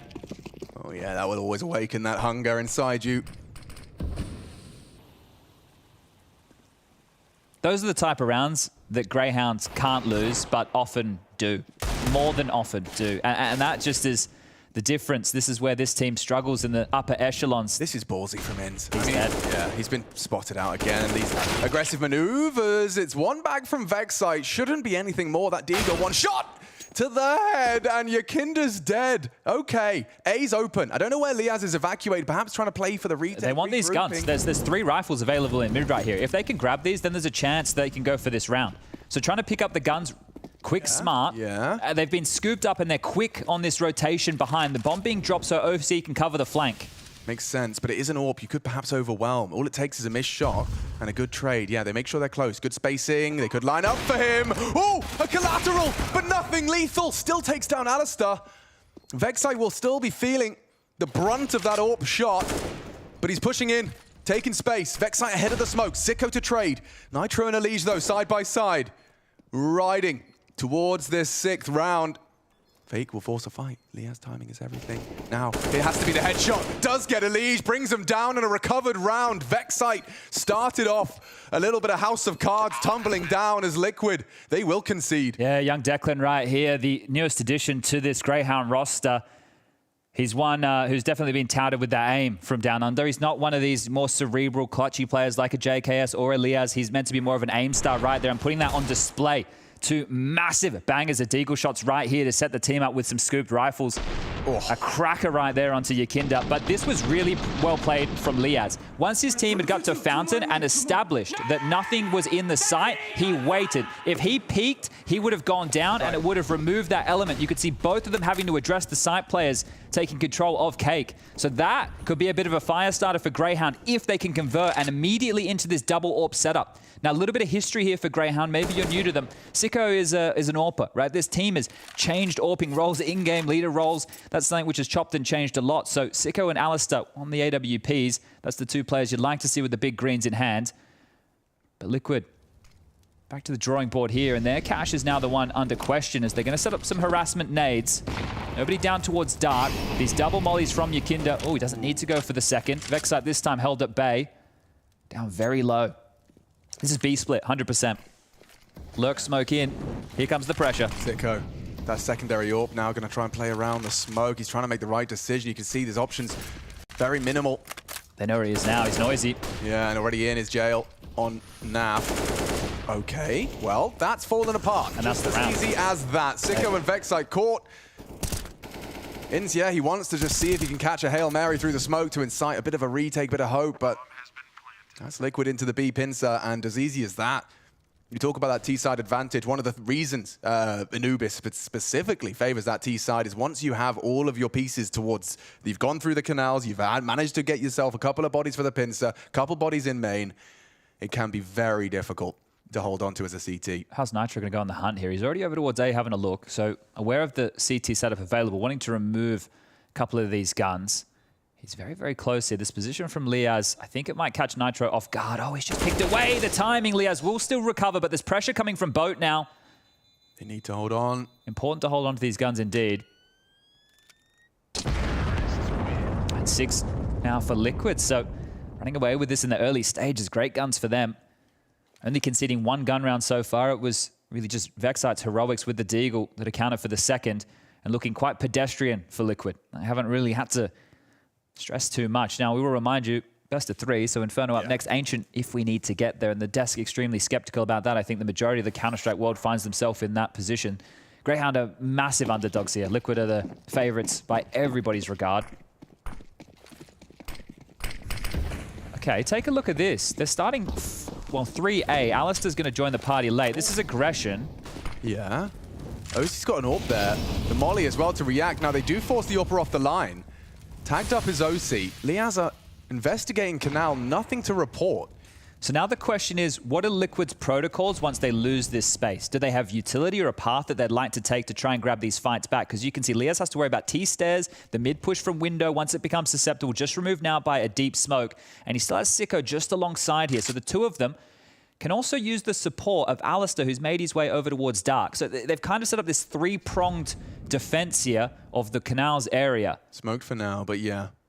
Yukinda's come to join the troops on this retake for control. You can see they're going to use utility to try and force the CTs back, if not with frags. Nitro, he's got to clear his corners. And Liaz, yeah, sitting duck for that, no cover whatsoever. Alistair, however, from Dark does activate.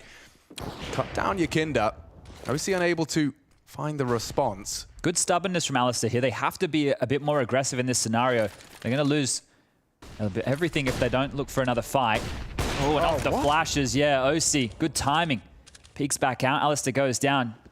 Didn't just want to hold on that line with the fade of the smoke. And now the finish over towards A. Has he seen the foot? That's a lot of information for OC, and Backside's dead. Oh, what? Yeah, dead now. Should be somehow holding on by 3 HP. Elige can be caught out. Good catch from ENCE. He re-aggresses mid. They are into A. Sicko. Calling this. Yeah, he should be shouting a lot. Calling for raid. He hasn't taken the engagements. Perhaps going to catch them in transition. Trying to plan. Cover is there. Will take one. Time. And now they know the round is theirs. Insecures it and confirms it.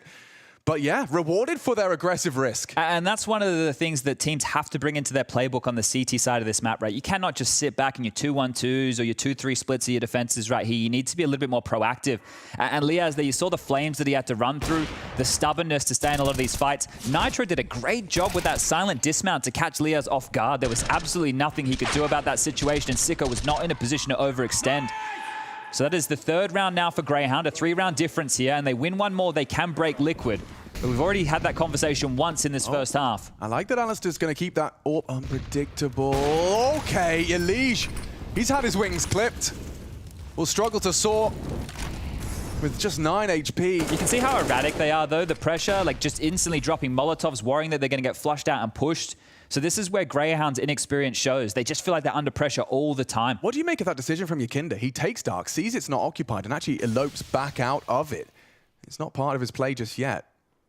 Man, it might even change the call here because they took a lot of resistance over towards the B site, getting blocked, a lot of nades, the AWP, multiple bodies. So they realized the setup is different. It's not a 2-1-2. There's a chance here to exploit middle, and they will do. And this is where Greyhound are out of position right now, so good calling from Liquid. Oh, yeah, I mean, he'll throw it. Very deep. Very deep. Very tempting. Very tempting indeed. Hard to clear, and Liaz and Vexite will combine on the A defense. Bomb spotted. Lurk smoke out A. Yeah, and Elige though, he's looking for the multi-spray. Alistair silences him, but it was a magnificent double. And that AWP needs to survive, gonna run on down. Sicko already cut down. 2-on-2. ENCE, he knows he's still got the bomb. Nitro, disadvantaged on the Tech 9, but one shot to the head could certainly finish Alistair's day. Yekinda, the healthiest of the two. 20 seconds, pressure on them to clear this out. One would be great. Alistair the bait. That's one. Yekinda to clutch. With 15 seconds, he's charging. Good call. Alistair, he's going to be way behind. Does he find a rifle? Yes, he does. Equipped with a kit, but not the health. He has managed to find an AK at least. And Yekinda's opted for the hard and notorious corner. We call it Goblin. For that very reason, I say that, as it actually opts for the pillar. A good read, and it's likely a headshot. Alistair would have to jiggle perfectly. Just walks out, straight to the head. Yekinda secures it. And he is such a safe pair of hands for Liquid. Finds himself his 9th frag. And we want to talk about even kill distribution. You've got OC winning 1v3s. Yekinda's online. And Elige is right behind. 1 frag lagging behind of Yekinda. So 8 from him. It's just the eyes of Naf, who usually comes more online on that CT side. But so far, so good for Liquid. This is going swimmingly. But this is the thing. Greyhound have put themselves in a position twice in this game here to potentially break Liquid and then make this a much closer game. And they haven't been able to do so in situations where they're favored.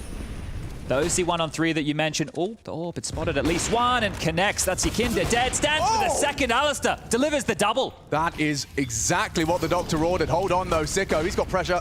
And he hides within the smoke. Alistair, you got any more for us? You think he might? Doesn't quite finish off the opportunity, and now things are spiraling. That's the bomb, though. ENCE has to be careful with his decisions. He knows he has the opportunity. He has the objective. And Liaz will support him through bridge. First flash, Elige to have a look. Nothing to report! Oh no, Liaz, he jumps in! At least it's traded. And so this advantage again for Greyhound. Can they convert? Alistair started with a bang. But Naf, no stranger to a clutch, especially when he gets the time and the space to work it out on his own. The time is key, and you said this started with a bang. Well, it might end with a crash. This would be an absolute heartbreaker for Greyhound to have another advantage situation that they cannot close. And as they creep on in, maybe ENCE has found the perfect. No, he hasn't. The opposite, Naf takes him down with ease, and it's just Vexite and that dastardly Deagle in a one-on-one against nasty ass Naf. Recovers himself a rifle. No armor on that. Has to be the first to pull the trigger in this one. Sound cue required here from Naf. No immediate response. Vexite strikes, but Naf too good.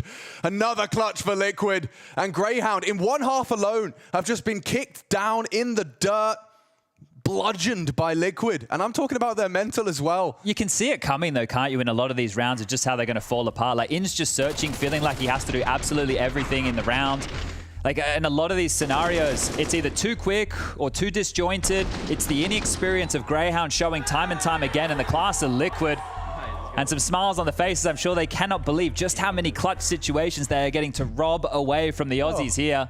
In 1 half, yeah, let's take the timeout. And this is well, there's only 2 teams in the Challenger stage who are here without coaches. Kingfisher was removed from the team a little bit earlier on in the year. And they've opted to be coachless since. On the other side, we did have Monte, who with LMBT, who wasn't able to attend. So it's only those 2 names, and that's a smug grin on the face of Daps right there, who I'm sure is having a great day in that coaching chair. Yeah, well, you know, it goes both ways, doesn't it? You're helpless when it sucks, and you also get to enjoy and sit back, relax, and watch as the rounds keep coming your way. Well, the M4s are out. Vexite.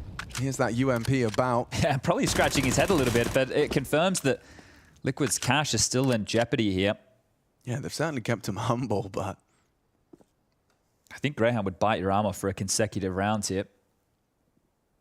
Or maybe just another. I guess at this point, it doesn't even matter how it comes. The mid-pressure once more. This little crawl of Elige and Yekinda, it is deadly. These 2, absolute aimers, absolute gamers. He just looked away, and upon the repeat, Vexite's with him at least to combine. Not for long. Tries to get the incendiary Has to play ahead of it. They will start to accelerate and channel them. And actually, wow, that is a forward position. Vexite, he only gets the 1. Loses his life after. The man advantage for Liquid, albeit by a Nat's wing, 5 HP or an AF. All on Liaz. Rotation's too far away. Yeah, Liaz, he does deliver on the first. And a Liege down 2. That's the bomb. That's the double to give Greyhound an opportunity just to put the 4th on the board. Nitro and Naf. Mostly Nitro in this one. Naf's just going to be static, hoping Nitro can give him a little bit of room. Bomb's been stolen here. I'm not sure if they're even aware of this because of Liaz's jiggle, so they will be able to creep in and try and get this bomb down. Oh, Nafly! That's naughty, and another for Sicko. Caught out as he goes for the trade. What can ENCE do now? A 1 versus 2. He knows they're both towards the site. Uncertainty grows with every passing second. Nitro likely first contact now, and they know. The nade onto Naf. Oh, he's a bit shy on the money. Could have been miraculous. Naf wide, and that's the end of that. 9 in the bank for Liquid. And another one that you could probably chalk up to Greyhound feeling a little bit over pressured. Liquid they're not afraid of Greyhound, right? This is one of the factors that creep in when you have such a clear favorite in a match. Like, you are not scared of these individuals on the other side of the server. There is nobody that you think is better than you. Not a single player on the other side of the server are Liquid scared of at all. At all. They know they are a cut above. They are not just one cut above, they are many. This is one of the biggest organizations we have in Counter-Strike. We have extremely experienced members on this team and some heavy hitters, and they are on the comeback trail right here and about to run into what is, well, essentially an empty site unless Liaz has something to say. Yeah, that nade's all right. Doesn't do much, and they're already into the site. 3 members of the squad.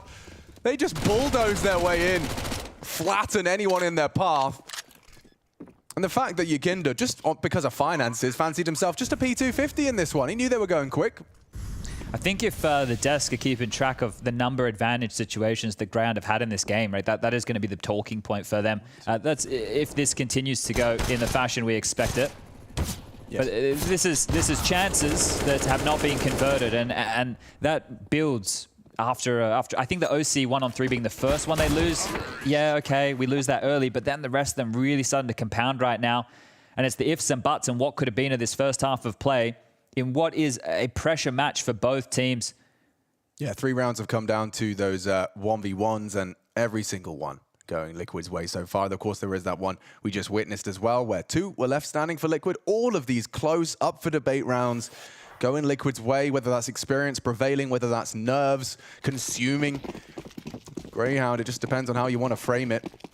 They haven't even been struggling that bad in the opening kill department. They've been able to get a total of 4 so far. I know that's not great, but this CT side is very difficult here.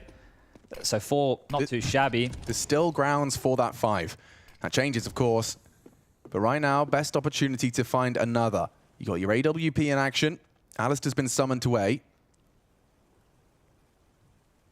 Yeah, with some assistance. About to be mollied here. Alistair either has to extinguish or get out. Oh, flub molly. Yeah, indeed. Hang on, they're not clearing.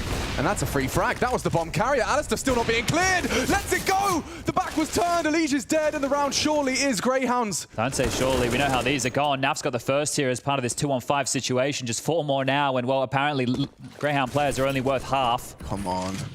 That bomb. But look at it again, they all rotated over towards A, right? So they've given up full map control. There's still a minute on the clock. They don't know what territory they've lost, which means they're going to be even more worried about it than traditionally because they've been rerouted on so many times. I don't know if Liaz, how aware is he? Does he know the bomb is right in front of him? OC, as long as his barrel's not spotted, I guess OC could just retrieve it and walk away. Yeah, and this isn't the first time they've done that. Oh. And this is just a freebie. So now the map is completely open. 35 seconds left. The bomb's gone, so they're hoping if they cut noise now, with the bomb gone, eventually, upon a jiggle, Liaz calls it missing. They're going to call that clear, which will... it's going to open up the rotation. Yeah, and they're hearing all of this. You can see how it's going to go wrong, can't you? Oh, no, it's just Liaz on the site. Has to be playing this very smart. A headshot. Compulsory from Liaz. Here's it now. Confirmation of his suspicions. Action on Liaz as he does take down OC. It should be the round. It is the round. No time. No hope for Nafly. Finish him off if you can, if you dare. He's just playing for survival, and he will go down after time. $3 grand in his bank account. Okay. Greyhound, they do manage to pull a 4th. But it's still, why is it on tenterhooks? But you can see what I'm talking about, right? And there was even theory behind what they were doing to flash, to set, to clear, but they don't know what lies on the other side. So all the assumptions that Greyhound have been making in this game are wrong, right? That's one of the biggest problems going their way. And they have hamstrung Liquid a little bit going into this final round. It's Naf with just a Tech 9, but everybody else has AK-47. So this was going to be a difficult one for Greyhound. Aggression on mid, a whole lot more pace to this. Yeah, it felt good. The majority of their T half. Why not return there for this final 11th round? Oh, you see, look, dump of the util. Gets it out ahead of the Acon Molly. That's smoke. There's no way Liaz knows how good or bad that is. And yeah, check this out. Yakinda's going to try and one-way on that ledge over the top of it. Yeah, if anything, a type player like Yakinda is drawn to it and gets a big one. A shot from Alistair back, 4 on 4. Hold on. Hold your horses. Look at this push. Oh, they're pushing out with the bombs going big. Vexite's going to have to be the one now to save him. Hello. Liege gets a lovely free frag. There's a trade from Sicko, but into B. Oh, he nearly caught them both. So much damage dealt. Maybe Sicko can get the slam dunk. The setup was there. From that MP9, the spray just shy. And bombs going down. Alistair does not have the weapon nor the position for this round. Whoa. Finds himself the AK. They're so low. Less than 70 between them all. If you could just get through. First contact OC. Spotted out. That's the activation now. And it falling into place for Yakinda and Liquid. 11 is the magic number for Liquid's T half. Okay, the bar set high. Greyhound, we're swapping sides. We'll see how they fare when we return from our break.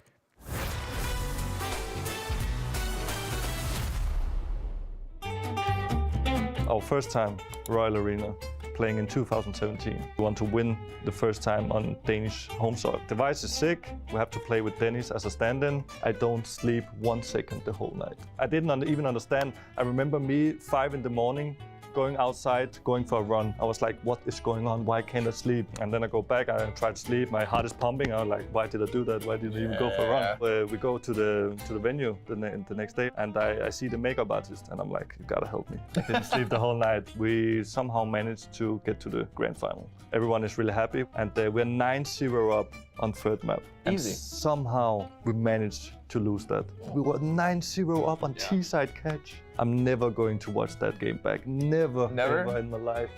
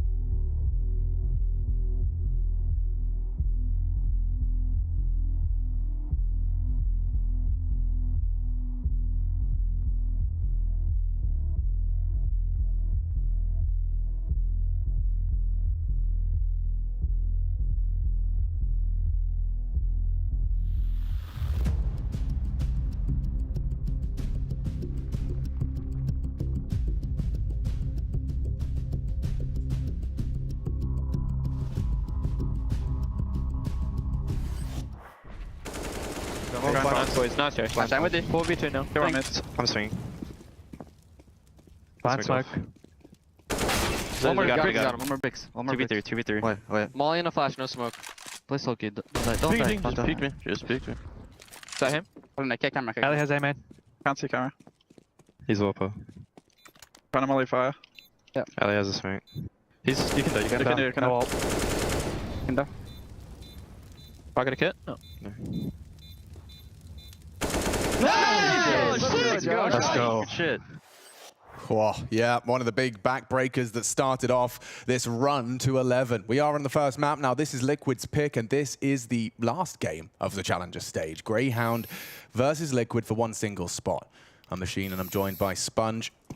And yeah, not always an easy half to watch for Greyhound fans, I'd imagine. They got up extra early for this one, or haven't been to bed yet. I don't think they've gone to sleep yet. Yeah, we're after the midnights right now. The odds favouring Liquid in a massive way, and that's a great way to open up the account here for Alistair. The P250 takes down the import Yakinda in the grave for now. A number advantage, and as we all just saw, maybe not enough as Alistair with another. They're still trying to fight. Oh, that's nice. In this mid-fight, could be another for Alistair. They're jiggling him out for it. That is stunning.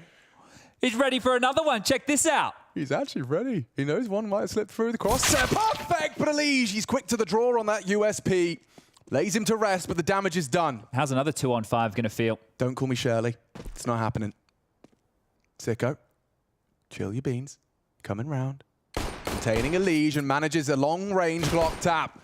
Puts it all onto OC's shoulders, and he's made mincemeat by Vexite. So quick, clean P250 on Alistair. Now another issue that Greyhound had, and this is what we're going to be doing, is just highlighting issues of this team. Yesterday against NIP was their inability to convert second rounds. Yeah, oh God. They were winning pistols, but they were having a hard time converting those second rounds of play. So it's likely here, if Liquid had watched the demos at all, that they should be force buying. They know that going into a round like this, that regardless of those Galils, they have just as much chance as Greyhound do of winning this round. And this is the round where they're either going to overthink it, they play into it too quickly, or they'll lose a clutch of some variety. So these are the type of rounds that in the upper echelons of Counter-Strike, you need to be able to convert. Yeah. Let's see if Greyhound have this one here. Very direct over towards A. Liquid is stacking A. You can already see how this one can go wrong. What kind of percentage do you reckon for like a tier 1 team? Like what percentage did G2 lose second rounds after winning the pistol? It must like... I feel like you should win like 7 out of 10. Okay. Because the second rounds are very difficult to win in the first place, right? But and it's also map dependent. It's also like which side you're on, if their plant came through. So with all of those factors, I reckon if you can win as a top team 7 out of 10, that's pretty good. Yeah. I think that's pretty good. That sounds about right from the eye test of how many times we've casted those pesky Deagle smoke rounds. Well, here's one for you now. Biggest issue is going to be time right now for the Greyhound boys here. So Vexite trying to apply a little bit of pressure over towards B. Now, if they watch the demo, Greyhound of Liquid, against Complexity, they actually did a setup where they stacked 4 towards B and 1 towards A. Remember, it was Elige mid with the Deagle and the other 4 stacking B. So right now, Greyhound's prep is going to lure them into the trap. It's a big one. Are they really walking into the Lion's Den? They have to with 40 seconds. I don't know if there's going to be a reroute. First contact, OC, distraction, good quick kill, and Nitro as well, added to the tally. More to be found as Vexite lays another to rest. So that's the mission accomplished. This is the test being passed right now with flying colors. So a second round conversion. And honestly, I know the scoreline doesn't tell this story, but Greyhound are actually playing pretty good for their standard, all things considered. Because a lot of these rounds, they put themselves in positions to win. They've started them well. They've had some good ideas. They've hit some good shots. It's the unable to convert and the class of Liquid dismantling them here is Yakinda. Well, I think he got the taste of the Deagle in the first half. Wants to show them how it's done. A tidy one there onto Alistair. Yeah, I mean, using that NIP best of 3 as an example, both of their halves, the first halves, were really, really competitive. They got 60 rounds on Inferno. They got, 7 CT rounds on their defensive Mirage. Like, they were having good starts, playing proper counter, and Yakinda should... Oh, he might have lost it. He might have... Oh, yeah. There we go. He's going to grab it. And that's a great little upgrade for them to take here because it will be that Deagle drop, some pistol upgrades, and he has head armor with the Galil. So Yakinda's going to make a nuisance of himself here. And just staying with Liquid. You look at their run here, if they do win this series here today, this is something that if you told them before they came into the event, they'd just laugh at you. Like, it's going to be that easy. We only have to beat Fluxo, Complexity, and Greyhound to make it to the Legend stage. Like that right there, when you look at that and you compare that to some of the other teams, you go, mate, this is ridiculous. But you can only beat the teams who are put in front of you right here. Yeah. That is a pretty juicy run. Of course, not done. They're coming into Yakinda here. The flash at the ready. That's the only threat. That's the only threat. They found it. They yearn for it. They want to take it out of his hands, but they nearly lost INCE in the process. Panic stations, INCE drops. This is the pixel gap I was talking about. You can see a reactive smoke thrown out. I think Nitro's got that one a little skew whiff. Should go down here. Yeah. There you go. That's one back at least. But the low HP of Alistair and INCE is still a massive issue considering Yakinda is still lurking in the waters with this Galil. Yeah, OC should be responsible for Dark, and he's not going to be pushing the limits with his USP. We need to turn to Liaz here a lot in a pressure series like this. The desk highlighted it. He's the only player in this team that has any experience making it deep in a major. He was part of that 100 Thieves / Renegades roster with JKS, Azza, Gratisfaction, and Jacob. Jacob and JKS who have already made it to that legend stage. Liaz would love to join them. And the man on your screen right here, Kassad, had a critique of Liaz. He even said to him in an interview after a match, he said, why aren't you taking more space? Why aren't you doing more? You're the most experienced member of this team. There's more that you can do. Oh, that's a big shot. That is a big shot from INCE on low HP. It has at least forced this rotation of Liquid to stay with their call over towards B. Right. So Greyhound will find this conversion. This is likely a dead INCE, depending on how aware he is. Oh, loud, yeah, and such low HP will put a rifle into Liege's hands. Oh, hold up, don't overcook the pooch here. Chill your beans, Liaz. He does try and take that rifle away and unable to relinquish a Liege of the Galil. Yeah, he'll take a round. The Galils are nice to have next round, right? Comparable with some M4s, I would say. So handy little saves here for Yakinda and Liege. But it will just become a 4-round game. And this is going to be some of the bigger nightmares for Greyhound if they do end up losing this map, is just reflecting on what could have been in that first half. Yeah. Felt like the comms were a little unclear as to where that OC first frag was coming from. Yeah, they were calling that pillar Yakinda, I suppose. Oh, is that what they were calling it? So they were that pillar, I guess, because Yakinda, on a lot of his B rounds, we'll see now as we move into the gun rounds, he likes to play around that dark pillar a lot. And we saw that it was actually trying to be abused from Complexity yesterday. You saw when Grim got across that left side of B main, I call it pool. Yes. That they were trying to, force him to jiggle that pillar, and they were harassing him there with nades. So an apt name, I would say, considering. Most definitely. We get to see the guns are out now for Liquid's defense. Let's see if they can get this defense rolling quickly. Alistair's sticking with this MAC-10 here, so let's see how he wants to wield this bad boy. Do they want to try and do something a little bit more explosive or aggressive with it? Over towards, and this is it. They're going to nade the pillar. But Yakinda, he's on the opposite side this time round, ready to push on through. He wants to punish. Yeah. Yakinda's coming. Brings that Galil out. Haha. All right, and that's the layers of this game. That is the layers of this game indeed. As Yakinda steps up, Vexite goes down, and they wanted to target the heaviest hitter on the Liquid roster on the first gun round. Can respect it. But he lays some disrespect down. Finds the perfect spray with that Galil into Vexite. He's walking wounded at this point, but all the same, the advantage has been seized. And now that MAC-10 on Alistair does feel even more compelled to frag. There is a couple of missing helmets, Nitro and an OC. On the A side of the map, Alistair would have to be kicking open that door for them. This is a smoke to try and keep that B defense feet planted. Are they trying to fake this? Oh my, that is one back. Liaz gouges Nitro out of the round. But that's a huge kill because they were going to A aggress and then full rotate. Now they have to stay on a bit more of a 2-2. They don't exactly know what's going on here. So that's actually a big kill. The biggest issue for Greyhound is the bomb. It's still down up towards T stairs. 40 seconds on the clock and they need to start making a decision. Plenty of utility to call out and execute, and more harassment towards B has actually made Yakinda rotate the long way around Beach. If they isolate OC on A and he misses a shot, they can be in. Liaz has already hit one cracker. By virtue of the missing helmet as well, just a single bullet. And Liege onto INCE. Look at the damage. As OC, he twists the knife further, but they've got 15 seconds. Yeah, they've seen the bomb, the rotation coming. Sicko and Liaz, this is going to be quite a helpless finish. Oh, actually, the flash. Time. They need to get in. That's the frag. Gotta start planning. They should be planting. They are. A 2 versus 4, now 3. Yakinda low from their earlier engagements. Liege as well, barely hanging on to the threads of life. It's NAF, first contact. Sicko needs to be responsible for main. Liaz is having a look as well. Sicko's got the AWP. Liaz, oh no, turned around, too much distraction, too much noise, and it just falls into place for Liquid. Greyhound opportunities are plenty. But hands are empty after round 19. Yeah, you can see they're just playing that one so well. When you reflect on those type of rounds, the Greyhound in the first half, they played those poorly, whereas Liquid played that one perfectly. Really well done here. Yikinda with the opener onto Vexite to kick the round off. After they try and target him, Elise cheeky with the one-way on the fade. And the spacing here is the problem. The util's being thrown, and Alistair is trying to take the space, and they're probably not expecting another player close after they've already dealt with Nitro. So OC did great there. A really good job from him. But it can be another buy from Greyhound here. Draw this back to a 5-round lead to Liquid. See how far they get with this one. Orbs out for both sides.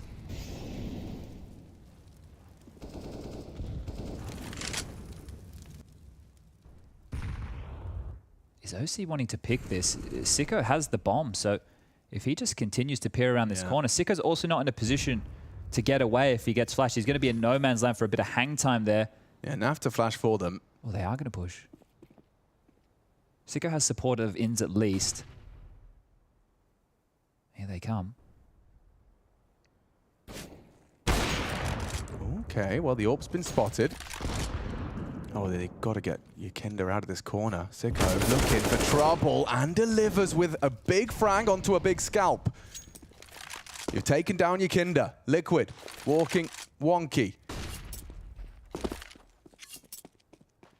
The thing is, even with the opener, it still feels like Liquid are in a 5-on-5 here. Yeah.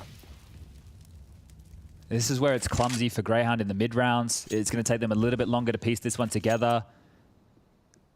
Their game just isn't as well ironed out, but they want to try and finish towards A.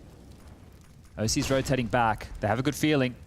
Alicia's in the right place as well. Plays this angle so well. Just that pixel of his head pops up. ENCE unable to provide. Nitro an angle. Should have had one there. And Liaz, fortunately, has found his head. Elysian response has found Vexite upon the fade. Liaz averts his gaze, and Alistair, he keeps it interesting for a moment. Flank's already here. Yeah, he's not ready for this one. Sicko, yeah, you can take one, but OC hits the shot. And 13 already in the bank. Liquid making quick work of the second half. Yeah, too many if, buts, and maybes here for Greyhound in this map. Inferno up next, and you can see it's starting to wear on them. Timeout will be taken their second, and I think this is a round where, yeah, we just said, it doesn't even feel like they have a 5-on-4. It still feels like a 5-on-5. Elige gets a freebie right there in middle. They're running through smokes over towards this site. Liaz very lucky to get that with a jump. Vex, I think he can take that space, and they're just offering up frags. I think the key is Liquid were a step ahead of it. They already knew it was going to be A. Naf's flank was so quick. It was so quick that the kill came in before Greyhound had even be able to establish any site control. Yeah, they're building their confidence on Anubis especially. Starting to look like their CT side. You can see these info plays. They've been investigating those the B hold right out of the rip. We've seen multiple examples of them trying to take that information back, and we often talk about it. All in shove here from Greyhound. Okay. Thought it might have been a partial into a full next round, but okay. Well, this is the map right here, ladies and gentlemen, for Liquid's pick. And Vexite, some heavy flak hit. Down to 50 from the nades. Yikinda, a little spray. Notice how they're not pressuring mid in the same way. So Liquid can play 3B and then a 1-1. It's not what you would be hoping for. Yeah, this AWP needs to be forced off the line as well. OC will react and tuck in as Naf steps into the tight corner. Yikinda to delay with that smoke. You do not want to be pushing into Yikinda's domain. They do jump through. Vexite gets nothing done. At least one from Sicko, a second as well. OC though, he's racking him up on the AWP. Some combat AWPing from the North American. Awkward as hell. Oh, spotted another. Elige knows there's two here. Rotation and support from Nitro. How deep of a clear does Alistair go? They know one temple. Alistair, that's the bomb, and he does win the duel. It's a race now. Away. Sicko and Elige having a dance on B, catches the chance, doesn't finish his meal. Trying to sell it, keeping Elige's feet planted. The bomb will be going down. But Elige is investigating now. Oh, and taking time on the plant right here. Those extra seconds might cost them. Sicko needs to rotate, and now. Alistair needs to live. Elige is already here. Sicko's on B still. Oh, Alistair does need to not give up this exchange. He's heard him, early. he's heard him. Yeah, should be able to play this smart. Sicko can slow it down. It's somewhat planted for Sicko as well here. Sicko perhaps to first investigate. Alistair does manage to confirm he's off the bomb. An 8th round, a must-win round, a compulsory Greyhound 8th. And it's theirs. Elige puts his hands up, accepts defeat. No real way out bar the beach, and he should be able to get his knife out and get away just far enough to bring it all through. Okay, keeps hold of his rifle, but Greyhound, they do manage to quickly rectify that run of 2 from Liquid. And in a scrimmy one. Props to Sicko there, being able to double up on the way into the site, so that's impact through and through from him. You can see just how many smokes are dotted across the site. Vexite has to be so desperate, flashing for himself and running through into Yakinda's arms right there. This was the key frag. Huge frag. This was the key frag right there. And you see Alistair wasn't particularly ready for it, aware that it was a possibility, but that was the difference maker right there. And again, this is about the 3rd or the 4th time throughout this map right here, maybe even the 5th, that Greyhound have had Liquid over their knee, ready to break that economy, but they have not been able to do so. Whoa. It's now or never. Look at this fight from OC. They've set him up with an early smoke from spawn in order to peek that mid window. Now, he doesn't get anything, doesn't want us to hang around, but an opening gambit from Liquid comes up empty. I think Yakinda just got full info on B as well. Peeked out of the smoke, said no one's home, and now you can see they're starting to rotate players back towards middle. Elige can focus his attention as Naf fills the gap. Now they've been blocked massively here. Oh, they're pushing again. Nitro, that MP9 gets nothing done. Some damage, sure, OC will finish it. There's 3 more players Got here. the orb trapped. Oh, he should be dead. And he's holded now by Elige, covered nicely. 14 bullets, and he doesn't get to use another single one. Not to success, as Alistair has managed to find the headshot. Holding on to their advantage now. They don't have to rush this. The bomb's not committed. The bomb's not committed. Liaz he's heard of an M4 and a FAMAS now. They can hightail it. ENCE needs to take this space. I thought they heard both rifles. You think so? ENCE is still walking. Naf, gonna hear that now. Could they be caught out by the drop? Liaz gonna be starting to maneuver back. So he has canals covered. Yeah, and you can see our ops team highlighting the only kit that might be a difference maker. It might just have to be a save here for Liquid. They're having just a little investigation. If anything came to Yakinda immediately, they might give it a bit more. Looks like they're locking them here just to do damage. So wherever Greyhound try and exit, well, Yakinda's come back. Has been able to find that kit. Might even be able to find OC's AWP if he's lucky. And there it is. So a really good package picked up here from Yakinda.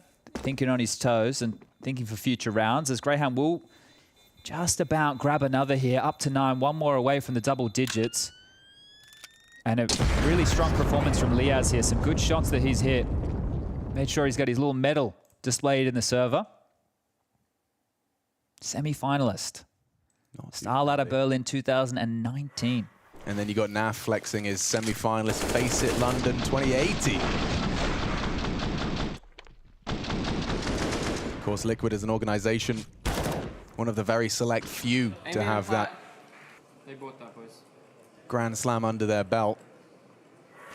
And now looking to chase that same high. Still doesn't feel like they've broken them, does it? With an AWP and a FAMAS in the mix here. So this is another dicey round available as OC's AWP very aggressive. Okay. Yeah, they've tried it twice. First towards mid. Now he's going to be posted up on A, and it's going to be whether or not Greyhound consider this a threat. Will they pre-flash it, or will there be a dry walk into the scope? OC's very quick. Here they come. Flashed him off. Nice work. Nitro kept honest. But that could still be the collateral. They know the AWP is posted. They know he's baited. They hit the shot. OC won. More to deal with. And more on the site for sure. Flash comes in from Elige. They do repel the invaders. Yakinda waiting around the cake, looking to snap that 5-7 into action. A lot of room for them to maneuver around in this final 60 seconds. Yeah, guns to retrieve. Yakinda has grabbed that AWP. Remember, he picked up the kit in the previous round, so the 5-second defuse is still available here as the reroute starting to come through.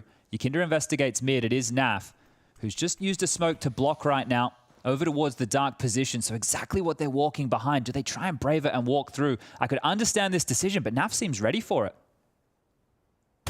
Yeah, instead, no trade on the IV. And oh, Nafly gets all 3. Way too easy. All body shots. Just couldn't quite get the info flowing. Couldn't find that trade. He repositioned nicely. Their expectation was he smoked it. He's not watching it. And they all just walk out into the blender. What a masterclass from Naf here. See that again. Yeah, look how easy this is. Oh, That's what Naf does best. Now, I've been studying a little bit of body language Yeah, and what's this one over? Oh, okay. Oh. OC was happy with that one. Yeah, he definitely was. He has been the general as far as getting it loud for Liquid has been going throughout the course of their challenger stage at the Blast TV Major. And, well, Greyhound... I'm just recapping the amount of rounds that Greyhound have had to concede. Like, that'll be the death segment, just showing all of their flubs. Yeah, what's the opposite of a highlight? A low light, I guess. Low lights, yeah. Oy, oy, oy. Yeah. ENCE up until this point has been the best performer for Greyhound and having a tough go of things here, only 7 kills. So if there was any time for him to rock up, it would be right here, right now, but it's not going to be easy to do so with this type of a buy, Alex. It's so good to see OC like feeling himself for these kind of maneuvers time after time. Admittedly, he's coming in feeling better than every single of his opponents. I'm sure that's not always a guarantee, especially when he's up against that top 16, should he get there. Yeah, a bit of a different kettle of fish when you take on the Simples, the Zywus, the Shiros of the world. Hold on, he's not there. In spirit. In spirit, for sure. Maybe after the roster shuffle. Hey, all right. Now we're theory crafting. Well, A again. And the response time of Liquid towards this site has been pretty damn good as Util to be lined up. You can see the way that Nitro's approaching this defensively. So play with another slither gap and just drop another defensive smoke. Clearly, this is just to buy time and lure them in. As Yukinda calls this clear, it should free up the rotation of Naf and or Elige here. There's just no map presence at all. And there it is, right? Oh, are they going to go through? They have to. Oh, God, the nade. 90 damage. Make it 100. OC's here to help. Nitro 1. Sicko trying to get through, try and take space, try and surge towards that AWP player. Great spray from Elige as he puts them in the dirt. A 2-on-4. Already forced into awkward fights. The smoke perhaps for ENCE to play around. He's hiding on plain sight. Bomb site. Well, the Yukinda flank, that's basically the nail in the coffin right here. Yeah, Alistair's kind of responsible for that, but you know Liquid are going to play this well. There's going to be just tempered approach. Now flooding in together. Great work from ENCE to even get one. But yeah, as you discussed, that flank comes through. Hold on, he's done damage to OC. He knows the other's coming. Yukinda's hunting, and OC hits the no-scope. Felt like ENCE had actually got a little bit of something to say about that one with only the Mac-10 as well. Time was getting sensitive. And Liquid, yeah, not so jubilant about that one, knowing just how close that got. ENCE gets that kill on OC, he wins the round. Damn. 100%. Because at that point, he can just dance around the site. And I think there was only a few seconds left on that defuse. If he makes this kill right here onto OC, peeking out the heavens, that's it. That is the round. That's Greyhound up to 10. And that is a confidence booster for the in-game leader. Instead, we find ourselves with them staring down the barrel of a lost first map. They'll get their final timeout out, whether it's to catch their breath or to theory craft. You can see that, of course, no coach in action. Daps, grateful for the opportunity. And it's not particularly hunky-dory in the mathematical department, the economical department either. No, not at all. ENCE fortunate by those kills with the Mac-10 can get himself an AK. The rest are going to struggle to put anything together here. Mac-10s, Tech-9s again. Galils are possible if they really would like on a few of them. But the firepower comes at the sacrifice of the utility, so you can see the balancing act that they had to pull off here. ENCE has named his bayonet Karambit Ruby. And OC. That's a fake. It is indeed. Let's see if the boys from Greyhound fancy something similar. A lot of their players are very together and telegraphed. It allows these rotations for Liquid to be together. And they had to stall it out. The timing of Liquid smokes have been so jarring, haven't they? I mean, it does just feel like, yeah, they've got their finger on the pulse. Like at no point is Liquid's expectation subverted, right? Like they don't. Sure. It's always validated. Here, their expectation it'll be that little B explode where Sika got the double before, but it looks like they want to be more mid pressure. Now, if they don't smoke off towards the B connector side here, it's going to give OC some more angles to work with. Yep, and Leash is on his way at the right time. He will be smoked off at least, but he likes to play this headshot angle, and he's been given full access to it. He can even play around that smoke. Beautiful. Beautiful. Alistair gone. 99 damage inflicted. Elige hanging on by a thread as Yukinda's coming in to put Liaz and Vexite to an early bedtime. Just Liaz's head rounding the corner, popped like a cherry tomato, and the rest falls into place for Liquid's pick. Only Vexite stands. They're a little bit early on that, but I think we all feel the same here. Honestly, don't worry, Blast. Don't worry, Blast. It happens to us all. It happens to us all at some point. Yeah, it happens a little bit early, but this one here, Vexite, 20 seconds left, and you're right, this is going to be it. He's just going to run around the corner, go on down. Elige with the final kill on that 1 point of health, and there it is, 16-9. The North Americans, one more map, 16 rounds away from locking themselves in from the Legend stage. 0-2 down from the best of ones, 3 best of 3s in a row. They're almost there.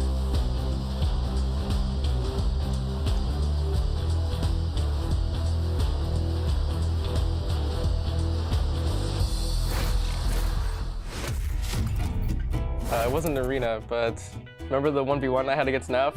Okay, It was like the all-Canadian round. Yeah, okay. That one was actually funny. right. Yeah, rewatching that, I laughed for sure. This is Canada versus Canada. Nothing can go wrong here. I've never been so apathetic to an outcome in my life. Right. I'm going to apologize no matter what happens. I'm already smiling. I'm happy for whoever wins it and sorry for whoever loses. Sorry. Oh, he's just bleeding time off the clock. Oh, he's playing twist like a God, fiddle. Canadians are so smart. No kit either. It's done. Oh, and in Canadian fashion, it's full pacifist. No one shoots each other. Sorry I had to blow up your site, eh? Yeah. Oh, no problem. It's just your job. That's wonderful. Yeah, the most pacifist clutch ever. You both survived and walked away. It was No just, damage taken from either opponent. Okay.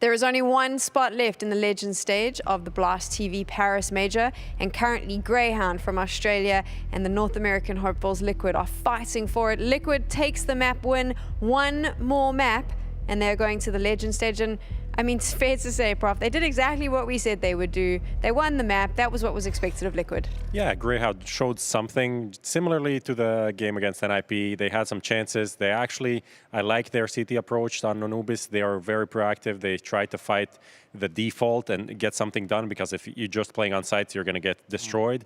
And they had some decent success, but the mid and late rounds, that's where Liquid excelled. Yeah, I'm right there with you. I don't think Greyhound's been justifiably paid for that first half and what they tried to do, because they had the right attitude, they had the right philosophy, but whenever they allowed these trades to happen and we went down to the late round clutch situations, the difference of experience and just savoir-faire between Liquid and Greyhound was staggering. Whatever that was.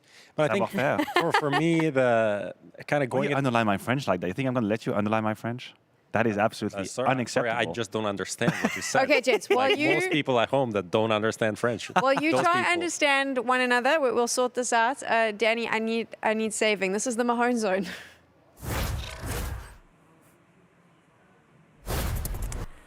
What I want to break down today is OC's 1v3, obviously a big round initially on that T side. So I want to break down the thought process of how he was able to convert this 1v3 clutch. So first we'll watch it back to see what it looked like once again, where he's able to find these 2 kills and then the third one onto Temple. So let's break down initially what led to this clutch and how he actually ended up in this situation to pull it off. So initially, Liquid go for an A hit. It kind of goes wrong, 2v3 situation. And something to pay attention to here is that OC, he already starts falling back even before Naf dies.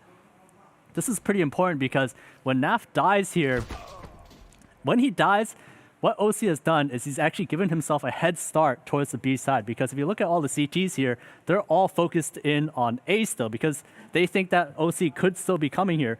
By getting this head start, it allows him to get to the B bomb site quickly.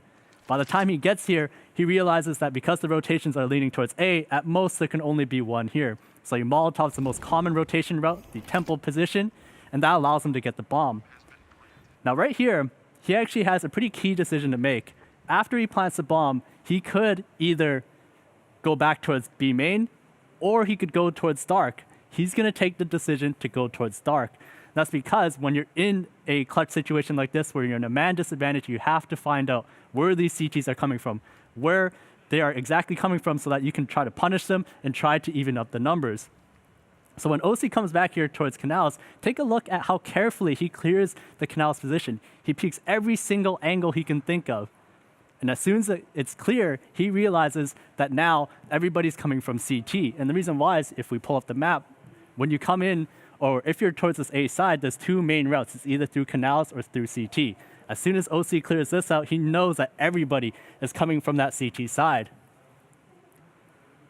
So when he makes it back towards the site area, he doesn't stay in Dark. Instead, he uses a different position. He actually reroutes himself towards the pillar. Now this is a great position because the pillar, what it does is it allows you to peek in between both sides. You can peek on the left or right sides, and as well, you can also just hide. It's a great position to be able to aggress the CTs while being more vulnerable, or rather being more maneuverable in order to catch them. This allows OC to take this sliver angle onto Seiko first on the right side, and then swing on the left side to catch both of them. And as soon as he sees those 2 kills, he knows this last player is coming from CT, or he knows he has to be coming from this area. And as soon as he sees that there's nobody in this long-range angle, it means he has to be coming from Temple. So he takes a more aggressive angle, posts it on the angle, and that allows him to get the kill. So great job here from OC, where he's able to convert this clutch off a couple key decisions to make it all possible. My favorite part about that was I tried to get Danny involved in our joke, and he would not even entertain it. He was like, I'm not dealing with the degenerates on the desk. I'm just going to do this. Let's talk about OC, Prof. Like, what did you think of his performance on Anubis? I think when you go into this challenger stage and you're trying to analyze which team is going to go through, which isn't, there's so many teams, so many different players on them. My kind of breakdown is, okay, let's look who has the most experience, who has the best players on their teams. And obviously Liquid, for OC, you could see he's the 4th best player on the team, and he can deliver this kind of a clutch. And this is why you have the confidence that Liquid will make the bounce back. Yeah, I think what this clutch also shows, a very great breakdown by Danny as well, is the difference between Liquid and Greyhound in the awareness of the map that you can take and the timing that you risks. I think Liquid were much better than Greyhound and knowing when they can eat the map control away and grab that information. We can run round 20 rather. That's a good example for how Liquid were able to deal with that. We see the situation. It's a 5v4 that's being given, but Elige punishes the flank, which is too fast for my liking, and then the punching in the side is too timid, is too shy, because it gives time for Naf. It's actually coming in from the back. 20 seconds left, the bomb hasn't even been started to be planted, but Naf knew he could push, so while the chaos is happening, he sneaks in from behind, grabs OC, and he just leaves Seiko alone. This is the difference. This is why Greyhound isn't able to turn around 2v3s and 2v4s the way Liquid did it, is because when Liquid is allowed it, they are aware of how much timing and map control they can eat away, and they will constrict you into the clutch, which I don't think Greyhound did against Liquid. What is Greyhound going to do now? I mean, it's their map pick, but this is something we spoke about. Liquid knows how they're going to play this. They've seen enough of it. Is Greyhound able to bring something to the table that maybe Liquid isn't going to be coming? The thing is, Liquid, obviously, as we spoke about a few days ago, they changed a lot of their CT positions. So even if Greyhound wanted to super in-depth repair for Inferno, they really can't. They played one map with all of the positions swapped, right? I think it's going to be another tough map here. Banana control, obviously, very, very important. I think they struggled against NIP because they couldn't get that area, and they tried to like punish towards pit, and that got locked down as well. So I really can't find a winning condition almost. I mean, if anything, the only area of the map that went Greyhound's way against NIP was Banana. I mean, they did Brolan absolutely dirty. He had an absolute despair of a game. Now, I do not believe that they can replicate that kind of success versus Yek in there. I think it's going to be a little bit different here, and if they don't, it'll be complicated. I do not believe they have what's in the tank to push us to 3. I'll happily be wrong down the line, but as far as I'm concerned, Liquid have done enough to propose themselves towards Legend stage. How much pressure is sitting on the shoulders of Captain America himself, Nitro, Elige, knowing that they are so close? They've never not made the Legend stage. Do you think that pressure is there right now, or are they feeling pretty confident? I think there is no pressure yet because they haven't been put under pressure, right? They haven't been in a position in this match so far where they needed to claw back or where they really felt like they're going to lose the game, that the other opposition was beating them in any way. So I think they're pretty confident, pretty calm, and they're just looking to close it out. Our analysts are feeling very confident. They believe that this is going to be a 2-0 victory to Liquid, but we believed this last time as well, and they went down 0-2. So maybe Greyhound has some... who am I kidding? It looks like Liquid has this in the bag, but we do have to go to Inferno. We're going to take a quick break, and when we return, that's exactly what we're going to do.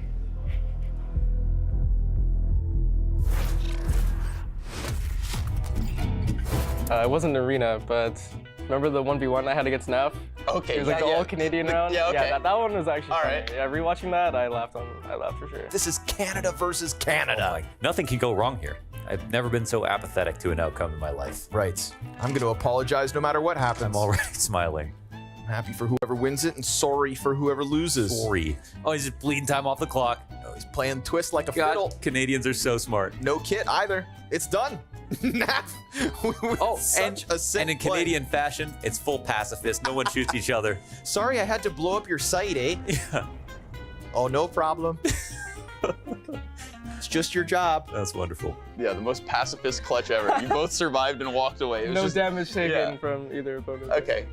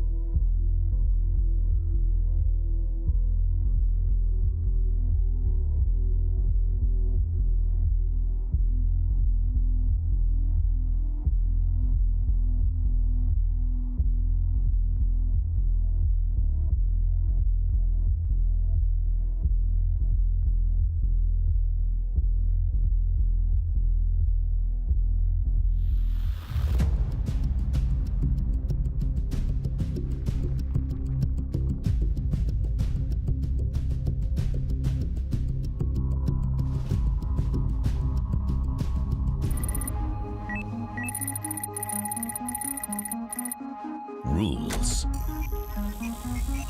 are meant to be broken. Forget everything you thought you knew. This is where everything changes. New histories will be written. A major future redefined. The time has come for a major evolution.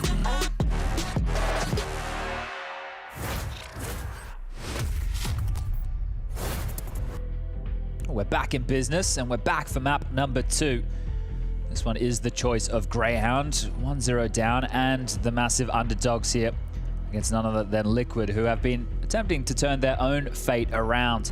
The best of ones were not favorable to the North Americans. However, since then, a 2-1 victory against regional opponents Fluxo and Complexity in a 2-0 fashion yesterday was quite the drubbing, and understandably so, the odds right here favoring Team Liquid. Who would have thought? Yeah, what a surprise. Quelle surprise en français. And we are, of course, live from Paris, as we are just one map or two away from having everything locked in. All of our legends in a row lined up for next week's play. Getting a little bit of last-minute sugar, and we'll see if it is going to be feeling sweet for the boys of Greyhound. This is their pick, and it's their pick for a reason, right? Is this the map where you think they can hang with the big boys more consistently? I mean, that NIP game at one point was close. Didn't quite have the second half in them. I'm going to go with no. I don't think there's a single map in the pool where Greyhound are favored over Liquid. Right? That really sets how stark of the contrast this is here. But in terms of being able to put up a better fight, I think the fight on Anubis was good. It was the lack of rounds converted, some of them highlighted by the Mahone zone and the desk, to really show just how troublesome some of these scenarios are. And it's this experience factor that is a big difference here, as it looks like they're about to find themselves into another trap. I think the Le Mans games have started already. Yakinda hit them with a HF late. It's a late HF. They can't reply. They've got a round to play. It's cheeky. Silent boost. So no... It's okay. No, I know. I had a sentence, though. No sound has been... Oh, well, there has been some. Okay, so smoke to be lined up. Alistair's going to be throwing that one out for the final flourish. It's a classic waterfall. Here. Yeah, this Everyone's is here. so problematic. Elige has a smoke. OC has a Molotov. I think they did their homework. Liquid probably have the pistol. Smoke down. Elige can play around. And Naf not been cleared once. Oh no! Greyhound destroyed upon entry.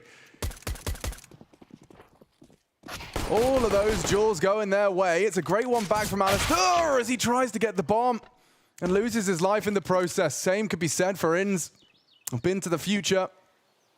Not much has changed, but they live underwater. And ENCE doesn't win this round. Elige confirms our suspicions. Gets himself a double. And Naf and Elige going to be, problematic for Greyhound. It seems as they've definitely gotten all of that ring rust shaken off as they look to secure themselves a legend spot they already feel they are capable of wielding. Yeah, look, this should be theirs to putt in. I think I used the word pedestrian in the last map, and that's probably what this one should be here as well. My biggest worry right here for Greyhound is getting blown out. Obviously, we discussed that 16-0 loss to Apeks. I think they're susceptible to losses like this. They had a 16-1 loss to Bad News Eagles on home soil at the ESL Challenger Melbourne event not that long ago. I remember watching an MIBR game that they had where they were playing on Vertigo, same kind of thing. They just absolutely capitulate. And this, right now, at least for their honor, you would hope it doesn't happen, but they're the type of team that it definitely can spiral out of control. Yeah, and Yakinda's kind of also, understandably and justifiably, been throwing caution to the wind a little bit, as Naf will join him on that aggress, and they leave with a very quick, neat and tidy second round conversion.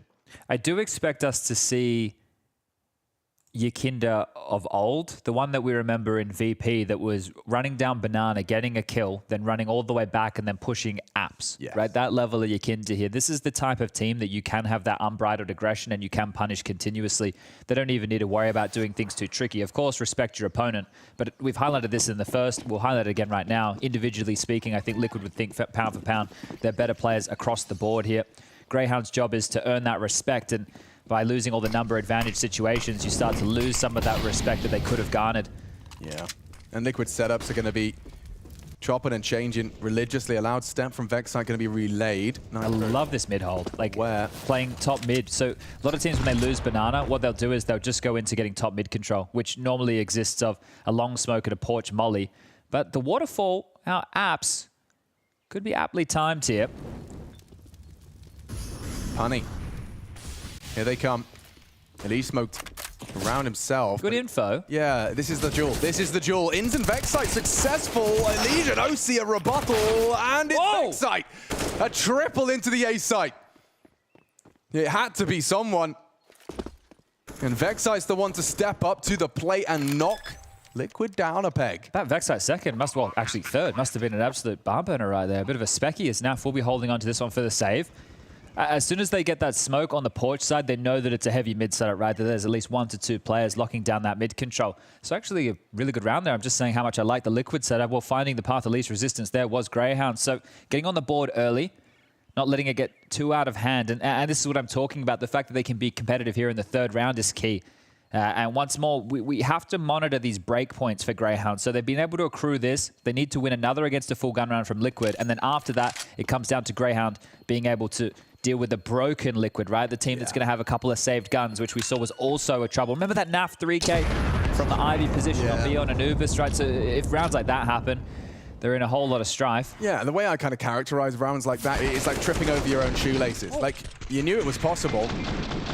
You said you'd tie him up in a second. Here we go. Check this one out. Oh, flicks back into it. Nice shot from Vexite there. OC's going to be feeling a bit hard done by in that scenario. This is the full guns then. We get to see if there's anything more to be said about Greyhound's early start here on their map. Just a 2-3 split of Team Liquid's defenses right here. Yukinder and Naf, the pairing over towards B. Going to be put under pressure here quite early. Molotovs exchanged and extinguished there, and that is actually going to be a T smoke to try and force for some of this banana control. The jump spot, Yukinder will see the site. Banana laden with flames. They're not even close to that. And know that they likely have it under their remit here. So Naf and Yukinder happy to loiter top banana behind the smoke. And Greyhound haven't earned any respect on this side of the map so far. Spam damage done to OC there. So Liaz playing some tricky games. Again, he had a good showing on Anubis. The most experienced member has to get a lot done. Look at this little bait and switch setup, so cheeky. Yukinder in front of the half wall. Naf's presence will likely bait them in for a lazy clear. So how aware are Sicko and ENCE? Alistair with the flash at the ready. This is such a powerful spot from Yukinder as well. Save from the flash, and you know as soon as they catch a glimpse, he's jumping half wall. You're going to start that wide swing. A lazy clear as you've framed it. So far, ENCE is on his way, destined for death. And it's Yukinder that profits. Liquid that profit. Vexite's walking through that smoke rather aggressively. The Utah's in the air, and Elise will concede. You have vision. Oh, he's lost his head. Lovely find from Vexite. So they level the odds, and they're going on this. There's 3 here from Liquid. Make it 2 as Vexite. He builds a double out of that. Finally now pushing the smoke, pushing the issue. They know Nitro's there, and Liaz has laid him to rest. That's a plant. Yukinder, he's coming for this one. Good idea as to where Alistair has planted. Liaz round the world to worry about short. Alistair doesn't need to do too much. Doesn't need to overcook it. He's alive somehow.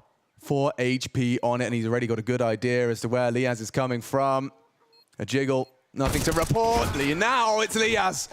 A quick response. A valiant attempt from Yukinder, but there you go. A second round in a row.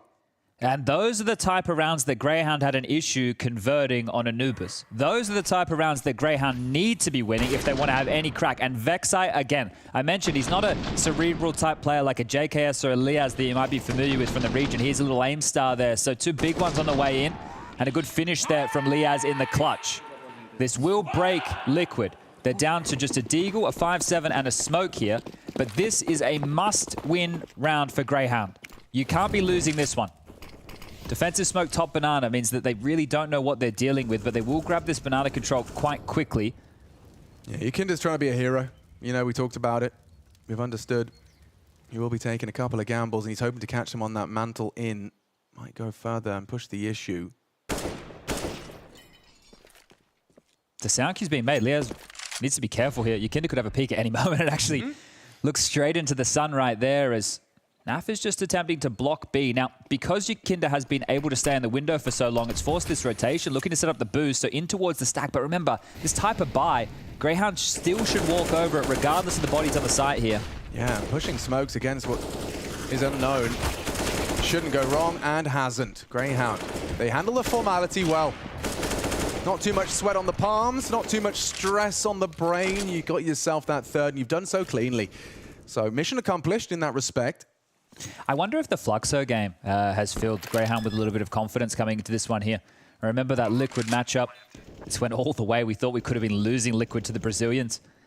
I'll just remind everybody how that series went down. It was a nuke pick from Fluxo. They won that 16-11. And then they moved on to Inferno, where they actually were in a pretty good position to try and claw the game back, but ended up losing 16-14. And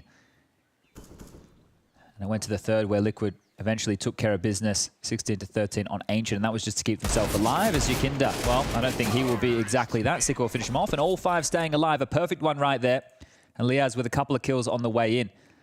So good to see him getting more impact, even if it is just those eco frags and an early tactical timeout. So in terms of buying or forcing or earning some respect, Liquid have at least taken the graces of 30 seconds to have a conversation of how they want to approach this next round.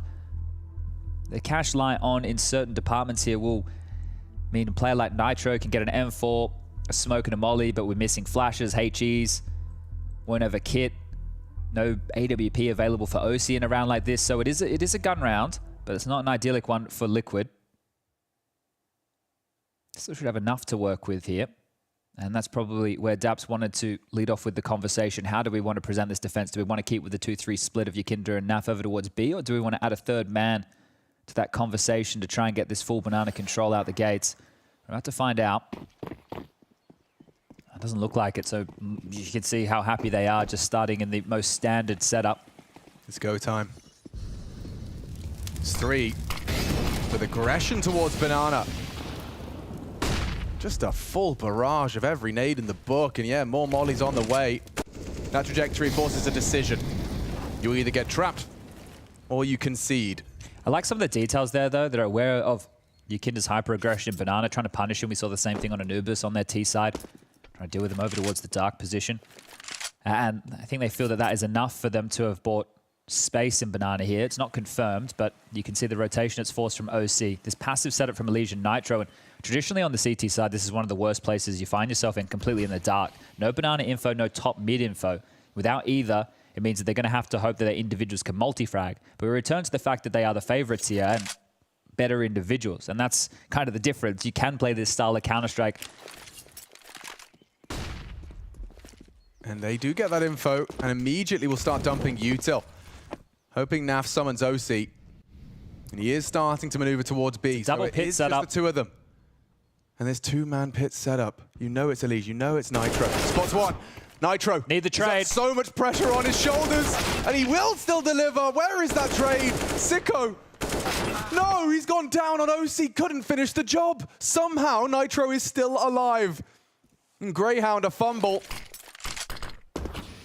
Second smoke recovered. Nitro will try and peek around it. A missed shot from that AWP. Alistair and ENCE trying to get in.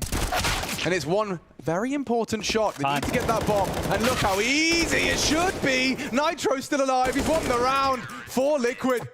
A quad kill from the pit position. In the absence of Elige, it's Nitro.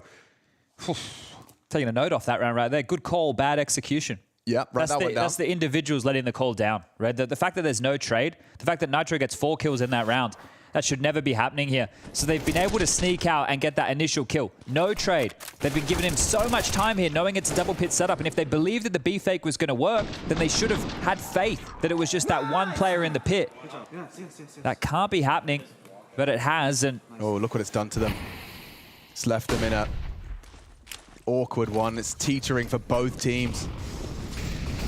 It's a balancing act. What has happened? Sure, there's pace on it. Nitro forced into a defensive corner, forces the utility out of Liquid early. Look at this, the cavalry's coming. The whole squad galloping over towards the A site after kicking up such a fuss at the fact that he's caught short in the first 20 seconds. It's forced Liquid into a little bit of uncertainty for a moment. They left B wide open. Naf's been demanded to go and regain control. No one there. And OC's clearing brackets right now. So the question is, well, where have they gotten off to? This means that Naf will feel like he's under a bit of scrutiny. He does have a smoke and a molly, and didn't just drop it off of that info. I thought maybe he'd lob it out immediately as Alistair's gone back to spawn and grabbed them an extra smoke. They've actually done banana retake util, so Liquid are handling this very well. Yeah, they definitely seem switched on today. We've seen North American teams in major history go 0-2 and then go on to do the impossible. Into the AWP. OC, he's let it go. Being run on down into Liaz. Nitro surely can't get more done. It's Elige this time in combination. Nitro's FAMAS gets 3. Could be another 4K. He's pulled it out again. Liaz not brave enough with the 4 HP. ENCE covered. Oh, adjusts. Does get traded. And Liaz doesn't have the health for this. Heard, spotted, and executed. Nitro does do it again. I need to stop doubting him. That's twice now they've come to his position. And in 2 rounds, he's up to 8 kills. Takes Greyhound for a walk. It's difficult to get excited when you feel like it's going to happen. That's the problem. Like, it's a good opener from Liaz. Like, the way that they were able to isolate the AWP over towards Moto and force him into that line of sight, great. Like, that's really good. But after that, they all just line up, and it shouldn't be slim pickings like that for Nitro to be able to just pull them apart in 2 rounds. 2, 3, yeah, right. And obviously the call of the round has something to do with the weapons that are available, the fights that are coming their way, but the fact that Nitro has been able to do that in back-to-back rounds right now is very concerning, as through the flash, Yakinda will take down Sicko. That was the AK. Yeah. Thank you very much, he says. Wow, Yakinda was full blind on that as well, so a little bit of an intervention from a higher power. Look at what they're getting away with, right? You can just see how scrappy and discombobulated this is from Greyhound. There's more dinks, but Yakinda's not afraid. Will lose his life, but OC and Naf are here to mop this one up, and 1 to 5 behind the half wall. There you have it. 5 to 3. That was quick. It was efficient. And yeah, Yakinda, he's definitely been given a little bit of a gift there. Great placement of his crosshair, of course. There's always a little bit of luck involved when your screen is completely white. Sicko gave it a go. Trying to throw pace into the mix. You can see that is like Greyhound. I don't know if I'm reading. You want to read it as like a Hail Mary, but already that's 2 rounds in a row where they have been going for more all-in maneuvers off the rip. Yeah, you definitely have to be poppy in some regards here, but you're right. In terms of it being the only thing to go to, we need to see some more well-put-together pieces, and that has actually burnt OC down significantly. Now, unconfirmed damage, but look at this setup right now over towards second mid. You can see this up in towards Boiler Room. You've also got the 2 players waiting for Liaz on the crawl. So there's a lot of info, right? They're not jumping up Boiler. They're not taking mid control. We don't hear any steps, and that can put the Banana players on high alert. So Vexite might have company soon, and Liaz as well. Vexite's been hit with a warning shot. Nade. Oh, bang on the money. But Liaz catches Nitro's aggression. Feels like a worthy trade, especially considering OC getting burnt down and Yakinda quite low here. But how much do Greyhound know about that, as AWP shot will ring out? So confirmation of position, and Nitro, the player that's plagued them in the pit, in a grave of his own here. If they head back towards A, this is a big if, and they can deal with Elige, who is their problem maker, considering he still has a smoke and a molly available here to block them. This is still the if, isn't it? Yeah. The gamble call from Yakinda, you understand it. It's Inferno. He's pendulum swinging back and forth between the sides as that long smoke hits the deck. Naf calls Banana clear. The info gathering from Liquid is sublime. Yeah, they know. They know. Always aware. And Yakinda distracts. Come on, trade onto Elige. He still gets the double, triple. That is brutal. And Elige hanging on shore by 12 HP, but a quad kill every time from that pit position. In the absence of Nitro, Elige will deliver. They just can't get through them. They can't get through them. It's multi-kill mayhem right now. Yeah, how can you not connect the dots on that, right? You're talking about trade potential needs to be there. He gets away with a freebie. It gets calmed out. He drops towards the pit. The second player takes the fight. Then the third. Look how easy it is. So easy for Elige to take those fights. He thinks he's playing a little bit of Crossfire right there, promoting his products. But it is, I mean, Greyhound, they do almost look, you know, like a team that you can bait with those sound cues. They will react to the call instantaneously, and all of them. Yukinda, that's not too bad for the MP9 at range. Yeah, I think Greyhound might have to put trading on the top of the list here for something that needs to be worked upon, because a lot of these scenarios, upper echelon teams, not even that, teams in the next stage of competition, they're trading much more efficient than what we're seeing here. An opportunity flashed into it. Oh, and blind. There you go. Another multi from Elige here, just starting to farm now. And I'm sure that confidence building because, again, we set the context over on Anubis, T-sided map. Well, Inferno has transitioned the same way. Maybe you're an older viewer and you used to see T-sides being a shutout. That's not the case anymore. So Greyhound staring down the barrel here of Liquid already winning out the half in just one more round of play. If they don't get started soon, they won't get started at all. Yeah, and Yukinda's feeling himself as well with all the additional funds they have from this run. Yeah, well, feeling himself. I don't know about double ops on the CT side of Inferno, Alex. No, I think that's a decision he's made purely because it feels like it's going a little too well. OC does brave the flames and the nade, and yeah, significant damage dealt to the AWPer. Maybe Lians can finish off what that utility did start. That shot from Elige. All the way down towards Alistair's position. He's got him low. And yeah, Liaz not ready for OC. So Liquid will leave with the lead in the round. A couple more nades to be scooped up and delay this banana crawl. And there is a distinct feeling in the air around this map. It does feel like it's already slipping through the fingers of Greyhound Gaming. The problem is as well, right, when you do start in matches like this, something that you would love to be able to do as an underdog team is get in a few cheeky rounds that would condition a team, and then you can use those patterns to call throughout, but that's not really how top-tier Counter-Strike is played. A good flash. Good util. Yeah, that's actually forced OC into a defensive line. Don't forget he is low if he gets anything more.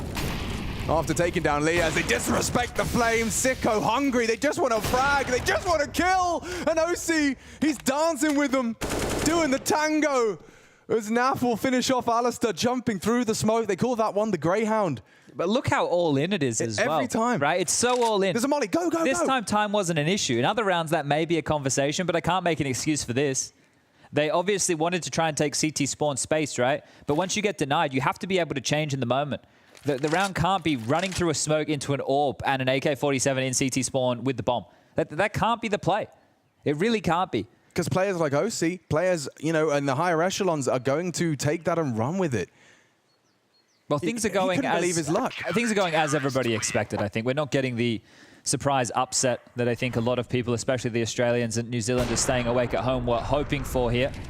I know that a lot of these guys have their parents very big supporters.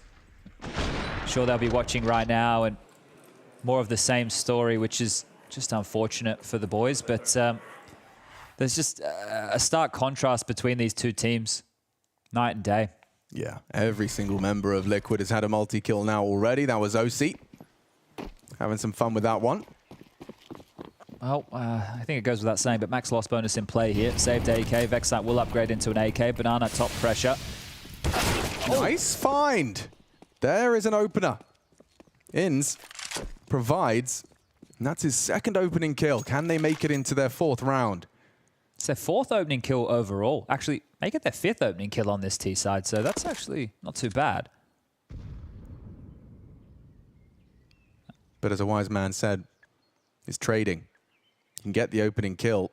But Liquid so quick to rectify, and that one came easy. Vexite just crab walks his hip into OC's scope. And now posted up on Long doing his due diligence. It's a 2-2 split of Liquid's defense. This is a round where I would have liked them to group up and then try and explode and have the rifles at the back of the pack to trade, because it's a round where you have primarily pistols and you want to use the light investment of Vexite, which is now down, but he went first.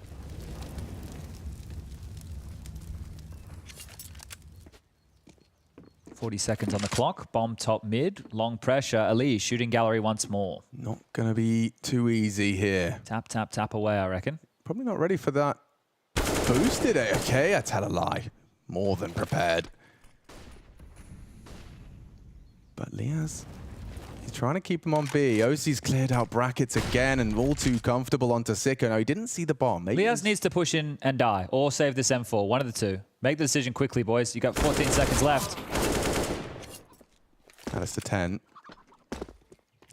And does find death. Yeah, Naf eats kids like this for breakfast, unfortunately. He even used to play with some of the Aussie boys back in the day. Not the guys on the other side of the server, but well-versed with the Azes and JKSs of the world here. Yeah, and now they've got, well, OC, Elysian, Nafly essentially walking vending machines for any of the guns that they desire for the rest of this half.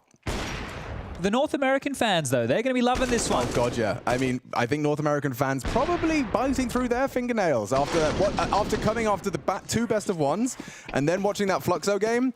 You know, I can understand why doubt was rife. This is the course correction they were hoping for, indeed. Probably one of the few full gun rounds we'll see for Greyhound in the remainder of this second half here. Hello, Yukinda. You're really taking the mickey now. He was going for the Aggie push with a white screen. Sika will put him in his place. Okay, a number advantage. Said that one before. Liquid's getting excited about this one, aren't they? They know exactly how this one's going to be fumbled. As the push comes through, here he comes, Naf with the AWP Overwatch. And, well, simple. No trade possible as OC will be the one to double up off the back of it and looking for more. Backside, next victim. Good util. Too many bodies on this site. Never a favorable exchange for the Greyhound boys. Looking for 4. Into the site now. Backside looking to make space. Dancing around the pillar as a double spray with backs turned. It all falls into place for Liquid as a wry smile will creep onto their face. They can almost feel it. That Legend stage could be locked in at the end of Inferno. Increasingly likely as Greyhound's T side looks to fall flat. And we do have 15 of our 16 Legend stage teams locked in, raring and ready to go. The teams that qualified from their respective RMRs into that initial top 8 was Na'Vi, Fnatic, Into the Breach, Bad News Eagles, Heroic, 9, Vitality, and Furia. And now they're getting met by the likes of G2, ENCE, FaZe, Apeks, NIP, GamerLegion, Monte. And if we continue in this direction, it will, of course, be Liquid. Lolquid. Let's go. 2 more rounds on this attacking side. And yeah, not ideal for Greyhound's investment opportunities here. They'll have 2 attempts. Lost bonus is max, you may as well. This is really not the way that you want to see a matchup like this go down, right? Because we just had the matchup between Pain and Monte, and that was a hard-fought battle, right? That was a best of 3 that went the distance. Besides the nuke blowout that Monte were able to accrue, right? There's a bit of excitement in that one, tussling for it right here. GamerLegion versus Forze was actually 2 close maps, 16-12, 16-13. And this here might be the biggest blowout series of the day. But I think on paper, it was also the biggest disparity between the top and the bottom regarding these teams. Nice nade. Backside cops a little lick of damage there. So many bodies here. 4 again in the right place at the right time. And with the right intentions, you can see Yukinda wants to delay them with that smoke, wants to try and get it out. And opts not to. Respects the molly. Scope's been hurt. And OC's been clearing mid-brackets. Yeah, here it comes again. They were there. But as he rounds the corner, no one's there. Vaxide might catch an opportunity. Oh, but covered. Teamwork. And now Liquid's dream is on its way. Rotation through. A little slow on this one. And a molly. Yeah, and he's going to be getting it down. You can see the lineup coming in now. Just as they're committing. Maybe it's a late. It is. Yukinda tries to hold them at bay, but the bullets do the talking. Naf, Yukinda, Elysian practically reading out the roster at this point. As everyone contributes, it will be Yukinda to find the final frag for 11. And in terms of team contributions, it's everyone pulling their weight. 14 for Naf and Elige, 13 for Yukinda, and 11 for OC. Everyone's there. And don't forget, Nitro got all of his frags in 2 rounds.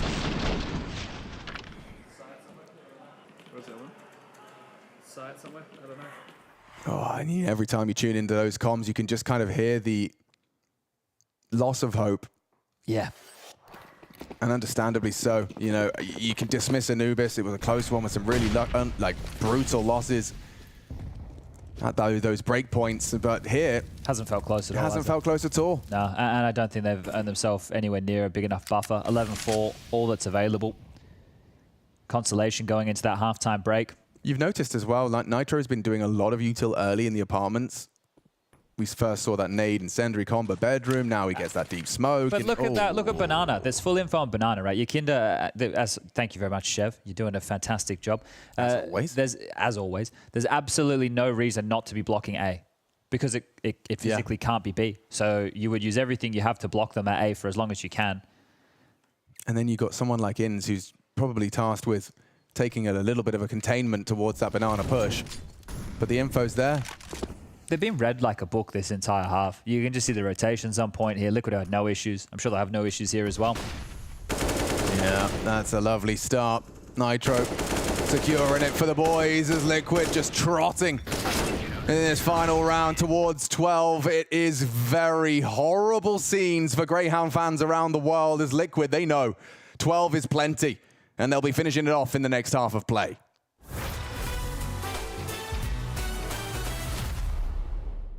Okay, so I have 5 rounds, and if I nail someone in the first shot, I'm gonna walk out the door. Flusher is the first guy I'm gonna get. No, it was not Flusher. Let's start with Simple as the first guess. Let's try. Okay, let's start Monte, okay? Let's start with him. I heard he's a really good player. Okay. So he's from Europe. And he's young, it seems like. Let's try. I'm gonna go further down south. I'm going to say Kenny S, because I'm gonna try and see if I can hit an Arbor. I guess I can go for Saibu, since that fits. So he's from G2 and it's an Arbor, so I'm kind of close. G2 and he's an Arbor. He played the last 2 majors. Monte, alright? I just have to go for Monte here, I think. But Monte is Russian. Wait, what? Well done. What? Is Russia part of Europe? Wow, I'm actually insane. I told you before that I'm a really good player.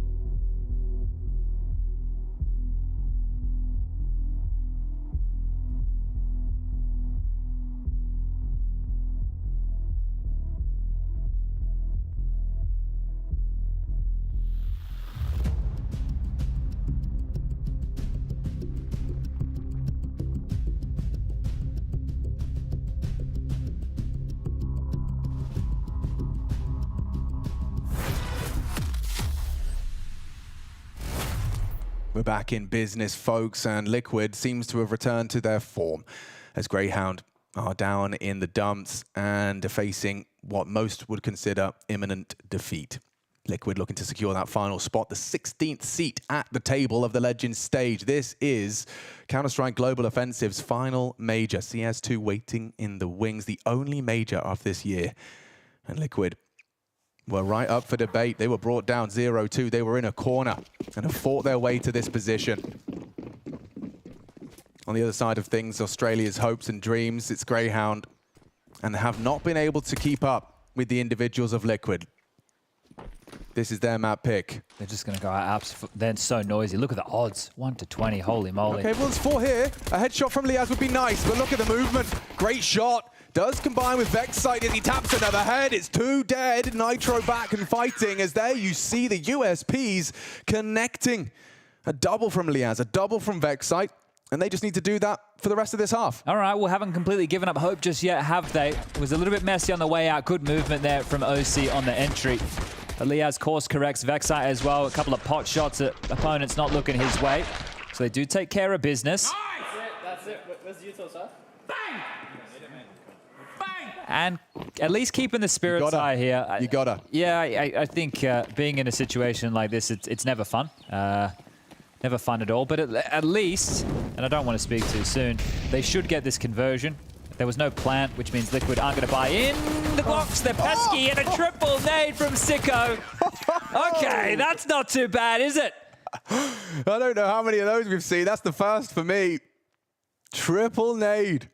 Sicko, just bowling from Sicko. Hadouken right there, giving him a classy one. Top spin on the New Zealander. And that's going to be a nice way to pick up your 5th round. Yeah, you know, $300 very, very well spent. But this is where the journey begins. The comeback story. Get off of that story right now. Let's just watch it. Let's just simply observe. It's Liquid's first gun round. Hello now. I'm not sure. He's just a little horn dog. Well, happy to give away some gifts here, is he? I'm sure Greyhound will take anything that he's offering. Going back to spawn. He wants to try again. He wants to start again, you know? Like, okay, can I have 100 HP, please? Yep, thank you. They did leave the bomb in spawn. He'll go get that. And it looks like it'll probably be his job for the rest of this one, considering. So lots of util banana here to make sure with that second wave, ENCE can contain some banana control. Where are they going? I guess they're happy to let that ENCE just jump for info and he'll summon It's still early, right? So ENCE is going to block with another smoke, and unless he's forced off the line, they can keep 4 towards A. So this is where we go through the standard flow of a map like Inferno. Teams battling for key pieces of map control. So Liquid will now take the top mid, but think about how easy Liquid read Greyhound. Let's see if the same situation manifests here. Nope. That's brutal. Oh, good damage. Maybe a Liege. Flash. Vexite jumps straight past him. He doesn't know Nitro's on the other side of the smoke. And now with his back turned, he's eliminated. Advantage for Liquid and extended by Nafly. Liaz in the pit doesn't even get a chance to pull the trigger. Do you know how bad that is for Alistair? So in that situation, you get the HE from pit, I believe it was, from Liaz, and then Alistair was picking off the back of that, but picked while the black smoke was still up. So when he went behind it, he didn't even see the player. That is tough. And they had 4 players on A. They did. They were having. I mean, the first death, that's Sicko, I believe, tucked in on that corner. You can see that that's all part of the strategy. They want him to be hearing that flashbang, turning into that corner as Yakinda's rounding ante. Yeah, it was exactly what they wanted.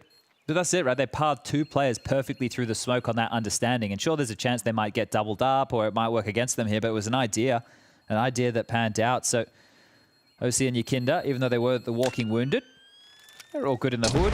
4 staying alive here and back into the winning ways for Liquid. So just 3 more rounds right now. And this has all been about recovery for this team. Conversations about boot camps, in-game leaders, new styles, new positions, the mood. There's a whole lot. I think one of the most spoken about teams would be that of Liquid. Yeah, and I think, yeah, that's exactly, you know, he's just peeked out into it. The HE's there. I don't know if it was calmed. I don't know if Liaz said, hey, I'm going to nade, and then you're going to pick, or the way that went down. But either way, not good, as it will be a deep mid-smoke with 3 players starting over towards Banana. Alistair's AWP is out. And Alistair's been having a rough go of things. Only 3 kills to his name. Only 5 for ENCE. They're 2 of the names that you need to see. Hitting heavy as flashed and spammed down. Alistair with the Furious Smoke goes for a pick and even a second, so using both angles of this extinguish to his advantage and will connect onto Yakinda for the follow-up. So at least something there for Alistair to work with. Yeah, I can understand his stubbornness, you know, considering how much he put into that, sprayed, naded, sticks around for the frag. See if Vexite and Liaz pit setup can be as successful as Naf and Elige, or excuse me, Nitro and Elige. Naf is the one coming for them. Nothing to report on their mid-look. And returning to just test the waters of Banana. If they just group up and be execute, they're going to win this round. Without a doubt in my mind here, because of the low HP of Alistair, they have Smokes for Coffins and CT. Their flashes would probably be immaculate here. There's no smoke to block out the B site. OC will telegraph the banana control here with the sandbag Molotov, and he's even going to lob out a smoke for good measure. But as I said, it's not going to bait anything. The bomb's being picked up, and they will head back towards A. And Naf has been, in this position the entire time as Vexite walks in for info. Now the double nades. What? Thank you very much. Liaz chunked on down, and they have a pretty good idea he's here. Oh, they know where ENCE is too. Locked and loaded. Liquid running towards 14. As easy as it comes. It's crazy how Greyhound make a number advantage look like a number disadvantage in a lot of situations, isn't it? The entire conversation we had on Anubis was similar scenarios when they had these rounds where it should have been shoe-ins, or they should have at least been in favorable positions to try and convert. This was the stubbornness of Alistair. Great to manufacture that, but with the time, Vexite wanting some info. I'm pretty sure Naf had already heard Liaz jumping around on the bike in the pit at some point in that round as well. So they had a very good idea that the A anchor was still going to be there, and the frustrations of ENCE just continued to mount here. As any belief or any hope that was left, I think it's just a thin veil to the reality that is a Liquid 2-0 and a Liquid Legend spot returning to where they belong. It has been a hard-fought battle, and I don't think anybody's going to be too impressed with the route to get there. But that's not the conversation. They're warmed up now. And Nitro did say it wasn't going to be a slow start for them here. I'm sure they can forget about the Challenger stage and set their sights on the next round of play. We will have one day off tomorrow between stages. I've seen some of the Legend teams starting to appear in the hotel. I think I saw some of the Into the Breach boys there today. Cypher was playing a little bit of table soccer. Yes. Table soccer. Or foosball. As we affectionately know it. So we're getting everybody... Well, I saw Harry and Dinko playing... Table tennis? Whiff Waff. Whiff Waff are the official name. Yeah, they played that for an hour and a half straight last night. It took the ENCE boys to come along and kick them off the table before they would stop. Yeah, I'm not surprised. Nertz and Madden coming for a little go around. Yeah, and those guys are gamers at the ping pongs. But yeah, if on the day off you're looking for some stuff to do, you can over to blast.tv, check out the Launders Show. You know, you've also got some other goodies over there. Exclusively on Blast TV. Strikle is on there. They've got all the articles and stuff if people are looking to keep up with all the news around the Blast TV Paris Major. And here we go, one of the last-ditch attempts. Just 2 more rounds for Liquid now. Not a whole lot of hype on this one. Not a whole lot of sauce on the hot dog, but North American fans can be sighing a sigh of relief right now as Sicko will get a double in Banana, sure. But what does that really mean? Well, Chad, after everything you've been saying, let's see how they can make this uncomfortable for themselves. A 2-man advantage. Win probability through the roof as that spam does actually tickle the toes of Liaz up on Rops. Great angle, great setup. Gap long side, of course, held now as Sicko extends his 3rd frag. And we push through Banana to confirm bomb stairs. Now, that's a dead AWP. It's a nasty one to concede, but an immediate trade. So Elige with a full 60 seconds and 4 opponents. Liaz, did do damage. Nice work from him. So 80 inflicted. It will just soften him up for that Vexite dig. And Alistair's AWP should be retrieved. He only just got to that. It was hard to find, tucked in on the brackets position, but as you mentioned, it has been scooped up. It's enough money for Liquid to get out another purchase here. Nitro into a MAC-10. The rest are going to have our AKs, and I wonder if they want to just try some aggression of their own. Nitro has a decent spawn. Definitely not one of the better spawns. It's Elige towards the front of the pack here, but this was great from Sicko. Good little double up. And then I finally like a little bit of conviction, searching out for that 3rd. As here was Vexite trying to play Where's Wally with the AWP. Finds it in the final throws of that. Needed it. Let's see what he can do with it. 3 coming fast. Alistair's going to be set up for this.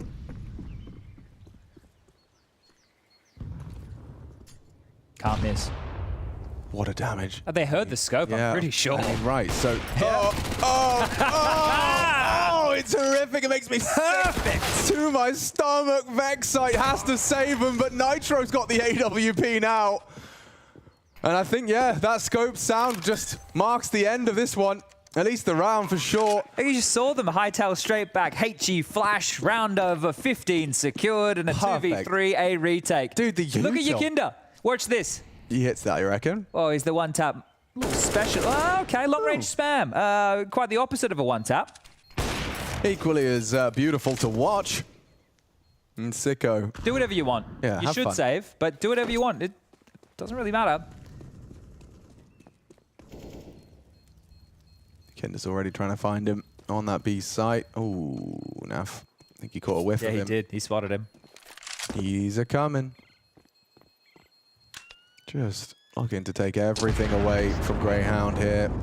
Naf will find him at least, but Sicko to hold on to that AK-47. So 9 consecutive rounds here for Greyhound to take us to overtime, and this is it. The nade comes through, the flash follows. It was so good. Liaz back turned. Alistair dead. Like in their mind, you know, it's a very strong setup, and it is without your opponents knowing it's there. They just get the perfect counter. What do they say? Information is power? Yes, it is. I don't think the news gets down under, so Greyhound powerless here.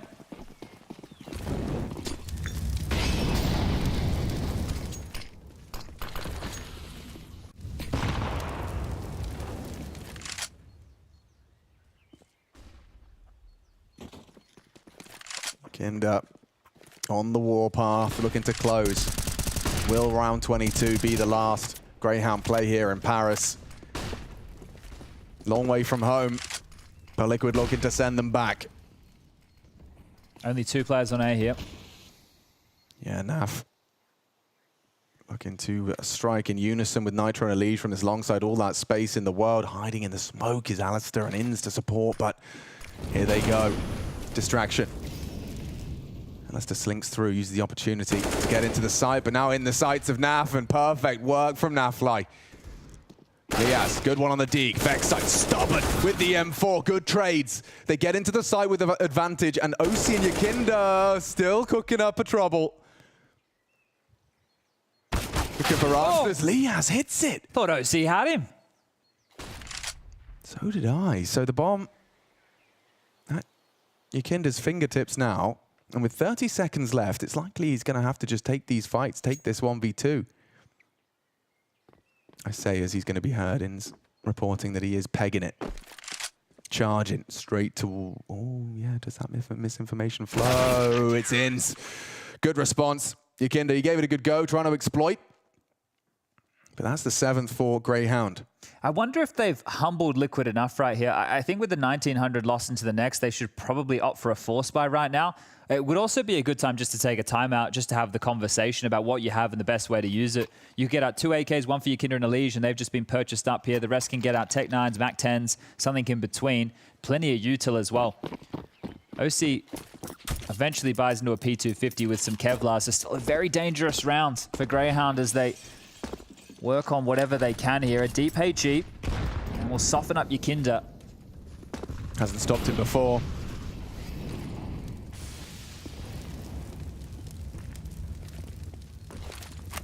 And with that smoke and flash combination, you'd think Banana's there's chipped away, finally put away. Sicko takes out Yakinda.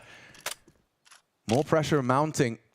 Doesn't have to stay committed to this, but Sicko wants another fight. The flash too good. He's going to get run on down. Elige doesn't choose to round the corner. No info on what awaits, and it forces out a smoke. So in some sense, Liquid will be happy with that, but still, consider the loss of Yakinda and the weapons that they've got for the rest of them. Their only info gatherer was Alistair there, and he has just dipped over towards spawn to be a util donation service. So the mid-info that he had is gone. As he returns, it's a bit more of a black box. And I think in his timer, he thinks that they would have signaled that they're here, and they have with util. Alistair steps out with an MP9, confirms information. Good flash as well, just to ensure gets that information safely. Doesn't have to be the commit from Liquid here. Still time to double back. Yeah, confirmation of presence long. Apps everywhere. Like a rash, Liquid start to enclose upon their prey. And off the flashes, Vexite goes aggressive and does deliver, but still immediately no response. Nitro will round for the trade. Good from Liaz. And limited resources for the rest of them. What's Naf to do with just the Mac 10? So Greyhound keeping 4 alive as well. Be able to hoover up any goodies they can find. So 3 AK-47s for that one-shot headshot. All right, well, they've achieved the goal of it not being a blowout, right? At this point, it's middle of the pack game. They've definitely had some decent rounds here, but this is all about it being too little too late.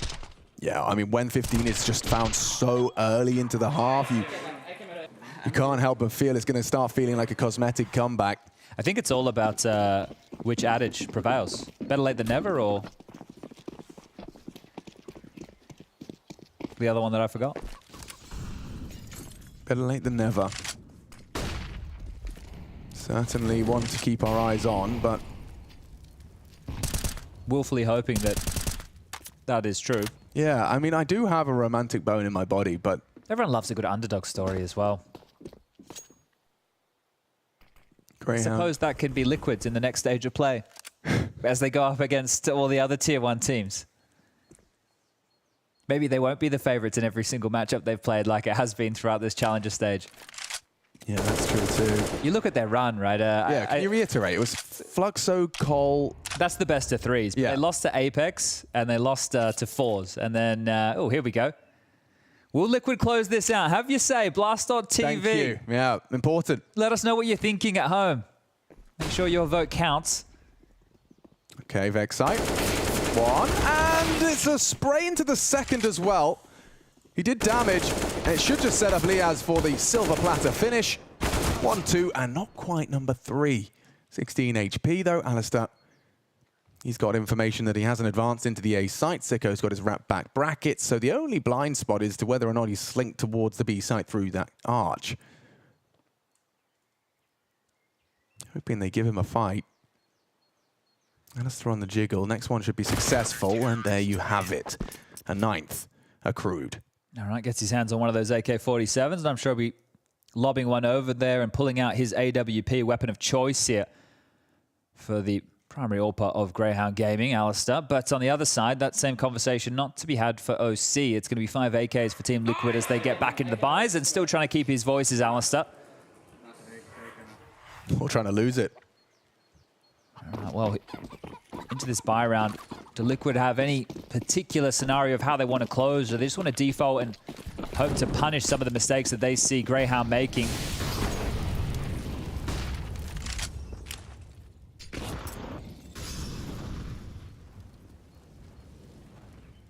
Early lean B from the CT. Oh, Elige had a gap he could have worked on. Excite throws out a nade and does chunk away at Naf. He's going to get a rude shock on this A site here. Look at this pathing. And just upon the fade as well. He's just left it. Now they'll smoke it. Are they going for it? Yeah, Vexite's got to be careful around that smoke. He could have mollied Arch. He chose not to. He's hearing a lot of bodies here. The whole Liquid squad is here. On the other side of that smoke, a second layer of it upon the fade. Vexite's going to be sitting duck. Seen this one before. We have.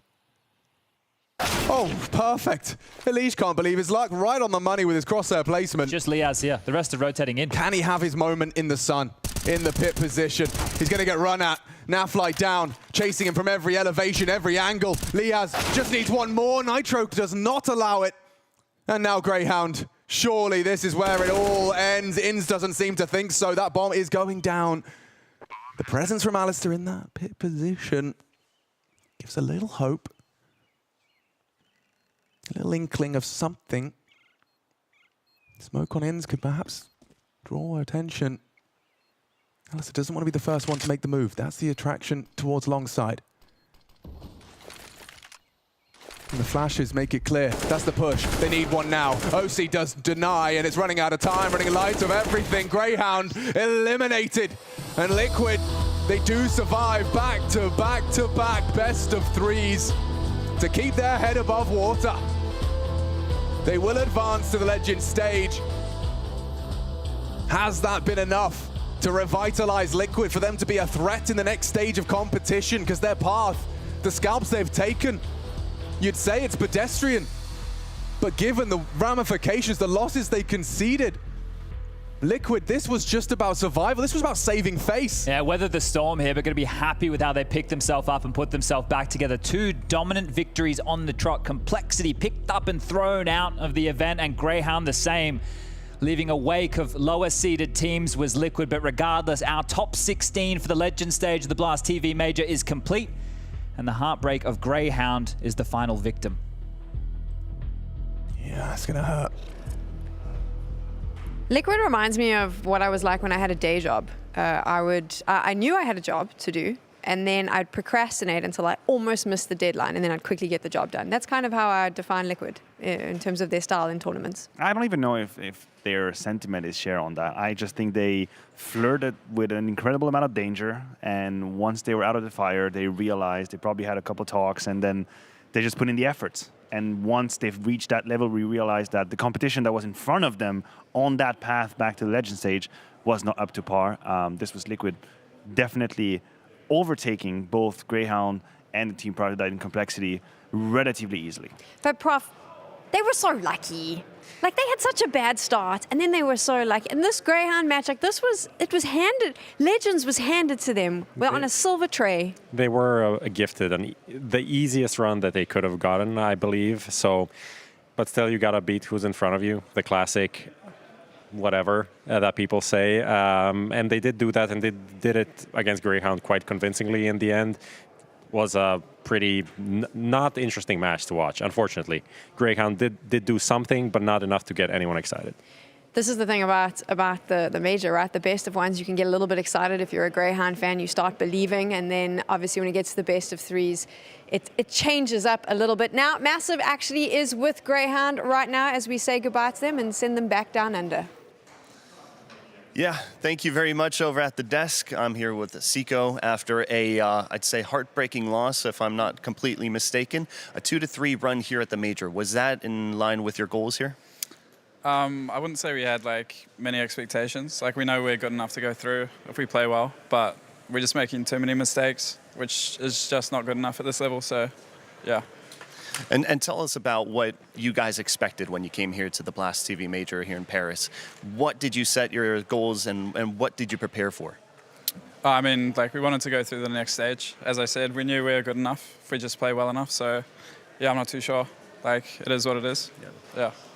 And right now, looking at Liquid, they've never not gone through to the Legend stage. For you guys here at Greyhound, your team, you yourself have gone through, but your team, Greyhound, hasn't gone to the Legend stage before.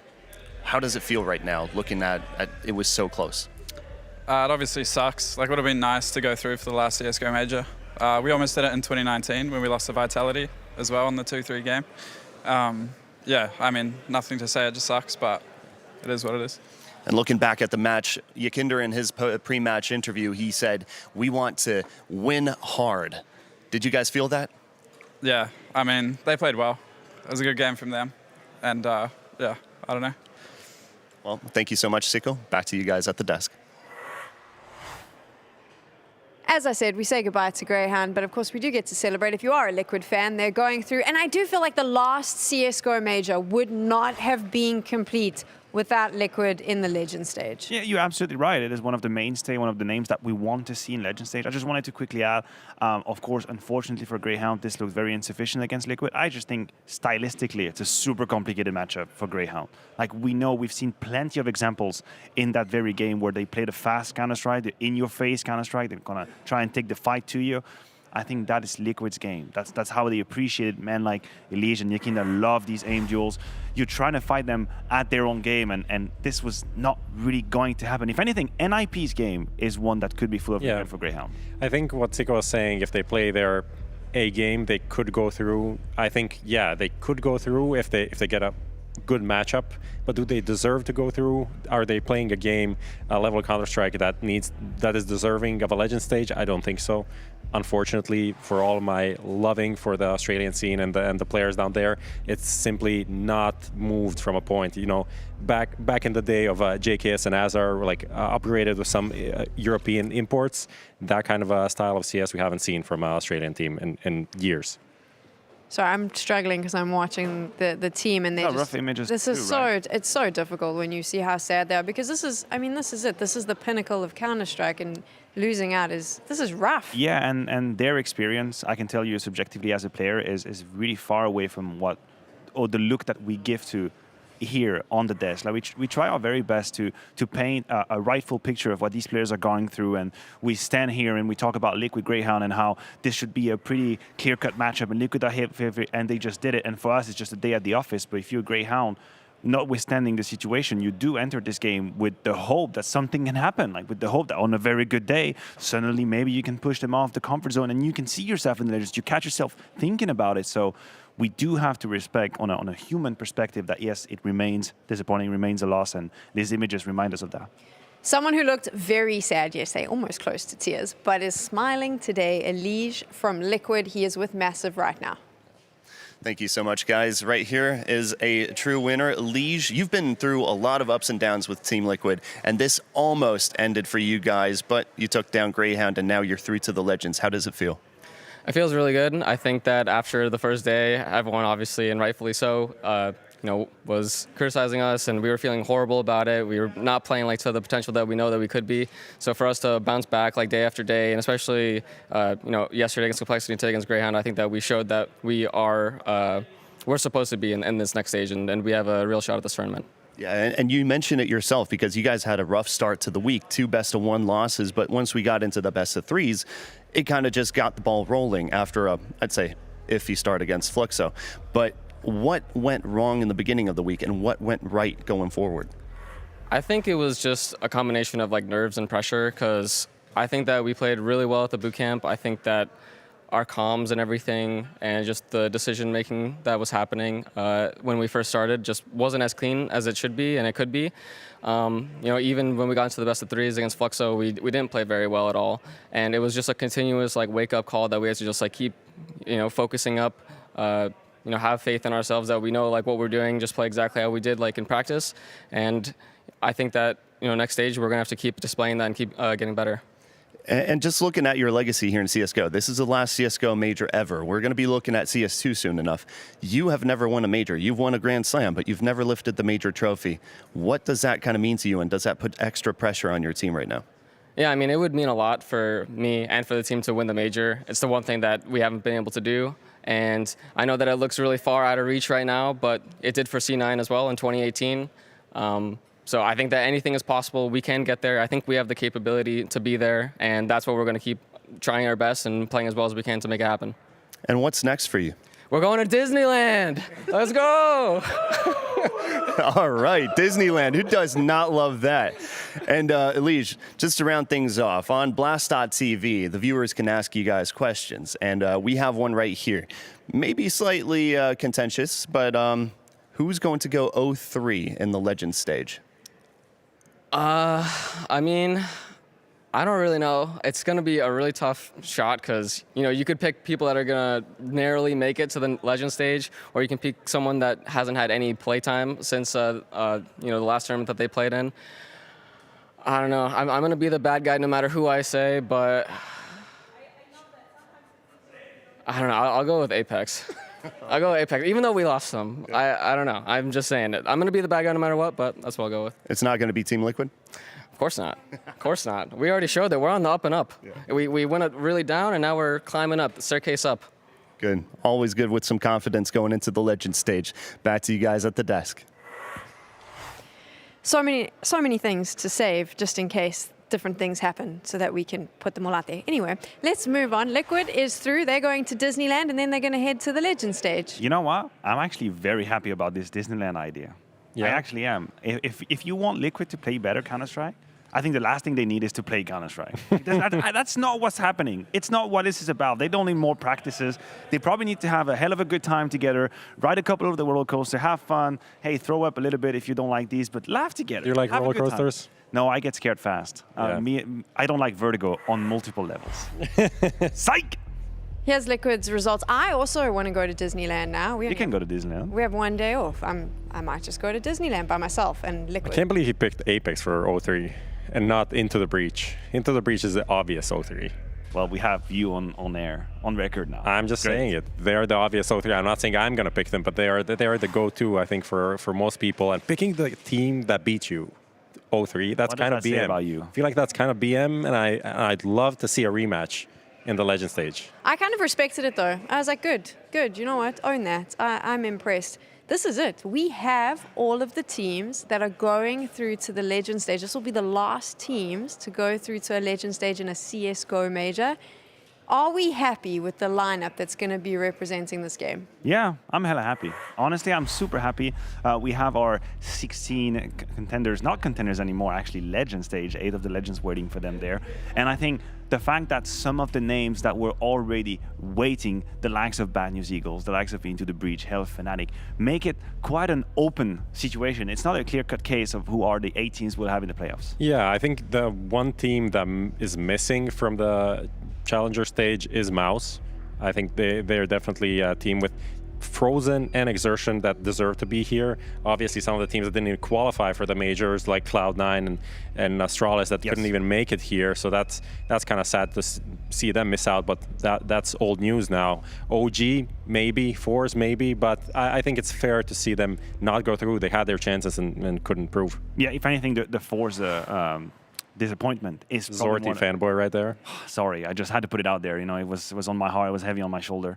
But they only have themselves to blame. Honestly, that best of 3 against GamerLegion was very respectful and rightful from GamerLegion. Legit, as we like to say. If you're Forze, you can't just say, you know, I want to play another one of these. No, they lost the clutches, they lost the tight moments. They didn't come up together as a team at that moment. And although I would have liked to see Zorte deeper in this tournament, the team just wasn't cut for it. I think it's absolutely magic that we have the teams that we do. We've got the Fab 5, the 5 that needed to be there, of course, and then we've got a couple of unknowns in the mix. When I say unknowns, they're the ones maybe we weren't expecting. It's going to be one hell of a Legends stage. And you know what you can do moving forward is potentially not listen to many of the broadcast talent's predictions, because we'll get them wrong a lot of the time. Here they are, our predictions are up. I'm doing so badly on this. Pimp, funny enough. Look, they gave him a crown even. Pimp. Jacob, got the crown. We are never going to live that down. Thank God it's just a challenger thingy, and then we can. I mean, just 2 more than me, so it's not. I feel like it's just a fluke. Is it just a case of plus 20 is like elite, like S tier? I'm saying that because I'm on 20 as well. Yeah, I think that defined that's the. Look at that, another crown. Hugo even got a crown. At 22 as well. God damn. How can we have 2 kings? That feels like. Well, you know, feels like problems we have 7 people ruling our country. So seriously? Yeah, we do. Seems like a mess. No, we are having a really good time, actually. You ever trust any human being to be the only sole decider of anything? That's a really bad idea. I don't know about that. Anyway, we moved on to politics now. Back to Counter-Strike, shall we? I've lost control of both of you. I mean, I never had control. Let's bring in Anders. Chaos. Okay, so there we go. If you do want to try and get your pick'ems right, maybe you should pay attention to Pimp and Hugo, apparently, because they know what's up. Here's something fun that we're going to tell you about that actually does have something to do with Counter-Strike, I suppose. Obviously, Alpines jumped in, and they are joining in all the fun for the CSGO Major. And it turns out that you can actually get your name on their Formula 1 card. This is how it's going to work. You need to head on over to blast.tv, and you can vote for the gamer tags for their 2 drivers, Pierre Gasly and Esteban Ocon. And you can also stand a chance to have your gamer tag on the car in real life, zooming around a Formula 1 track. We were going to ask Maniac to jump in on this, but it turns out he doesn't watch Formula 1, which... Dude, what's wrong with you? Am I getting like public shamed or something? Whatever. But so I'm going to chat to Prof here. Who is your favorite driver between Ocon and Pierre Gasly? Gasly, I would guess. Why? I don't know. You're such a I'm not like a huge Gasly fan. I just remember a few. We've been gaslighting us all day anyway. Whoa. Maniacs. I don't know what's going on. He stole a Prof joke and just used it back on me, and I feel scammed here. I would say Gasly, I remember a few very nice drives. There was a whole emotional story with the Belgium race and his former teammate and friend and all of that. So, yeah, Drive to Survive hooked me on a couple of those storylines, so I just feel for the guy. We do have tomorrow off, so we're going to try and get Maniac to watch some of Drive to Survive so he can get involved in the Formula 1 action. If you had to give Pierre Gasly a gamer tag, though, what would it be? Oh, you dropped it on me. Fast guy, 47. Who cars? You should win. They should have Professor on the side of the car, because that was just a genius one. Okay, super serious time. If you're still here, because by now you're thinking, what has gone on?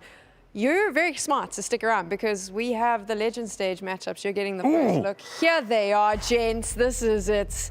Let's see. Let me put on my monocle so I can read all of that. GamerLegion versus Na'Vi, 9 Liquid, Furia, Monte, Fnatic, NIP, FaZe Heroic. Damn! Ouch, Apeks Into the Breach, G2 Vitality. Damn! And Bad News Eagle and ENCE. We have 2 crazy matchups. I remember saying at some point, like, oh, FaZe and G2 went 3-0. They're not gonna, they're not gonna have an easy time. 3-1 for FaZe, right? They're gonna have a good matchup, but I was wrong. Heroic and Vitality. That's a really rough round one. Those are like out of the top 5 teams, 4 are facing in round 1. I know. But if you, for the team that wins this FaZe Heroic or G2 Vitality, it puts you such good position, like into the 1-0 matchup coming over. And the positive of it is also that they're not going to face later. So now they're not going to face in the best of 3s. So maybe as a Vitality fan, I take it. I might as well get rid of G2 early on. But that's promising us some real action. Would we say that those 2 matchups, the FaZe versus Heroic and the G2 versus Vitality, are the 2 games to watch on the first day of the Legend stage? Surely, The games to watch are all of them. But those 2 are going to be the standouts, right? These 2 stand out absolutely massively. I do believe Bad News Eagle ENCE has a potential to go 9 liquid crazy. for me. 9 liquid I'm as well. really excited to see 9. They had a great RMR. They had great online results overall. And maybe that IM Rio wasn't as good as they wanted. But I think they can definitely get a win on liquid. Think about the playstyle of Furia versus Monte. Oh, damn. I'm trying to come up with some like crazy metaphor. I just can't pinpoint it. It would be. It's going to be fast like Alpine and like F1. Pierre Gasly? Yeah. See, I'm catching it. I'm one of the cool guys too now. I didn't hear a word either of you said because I was just so excited that I'll be obviously on in the afternoon on day 1 of the Legend stage, and I get to see 4 of my favorite teams all fight each other. I cannot wait. I'm sorry. This is like legitimate fan experience. I'll have to be professional and do my job then, but holy hell, this is going to be one hell of a stage. The last CSGO major. I cannot wait. I have to end the show now. Now I just want to talk about Counter-Strike. Prof, Maniac, thank you so much for joining us for the Challenger stage, giving us all the insights. Thank you to everyone behind the scenes who makes this happen. And of course, most importantly, thank you for watching. I hope that you've had fun. We're going to have a day's break. And when we get back, the Legend stage for the Blast TV Paris Major commences. We'll see you then.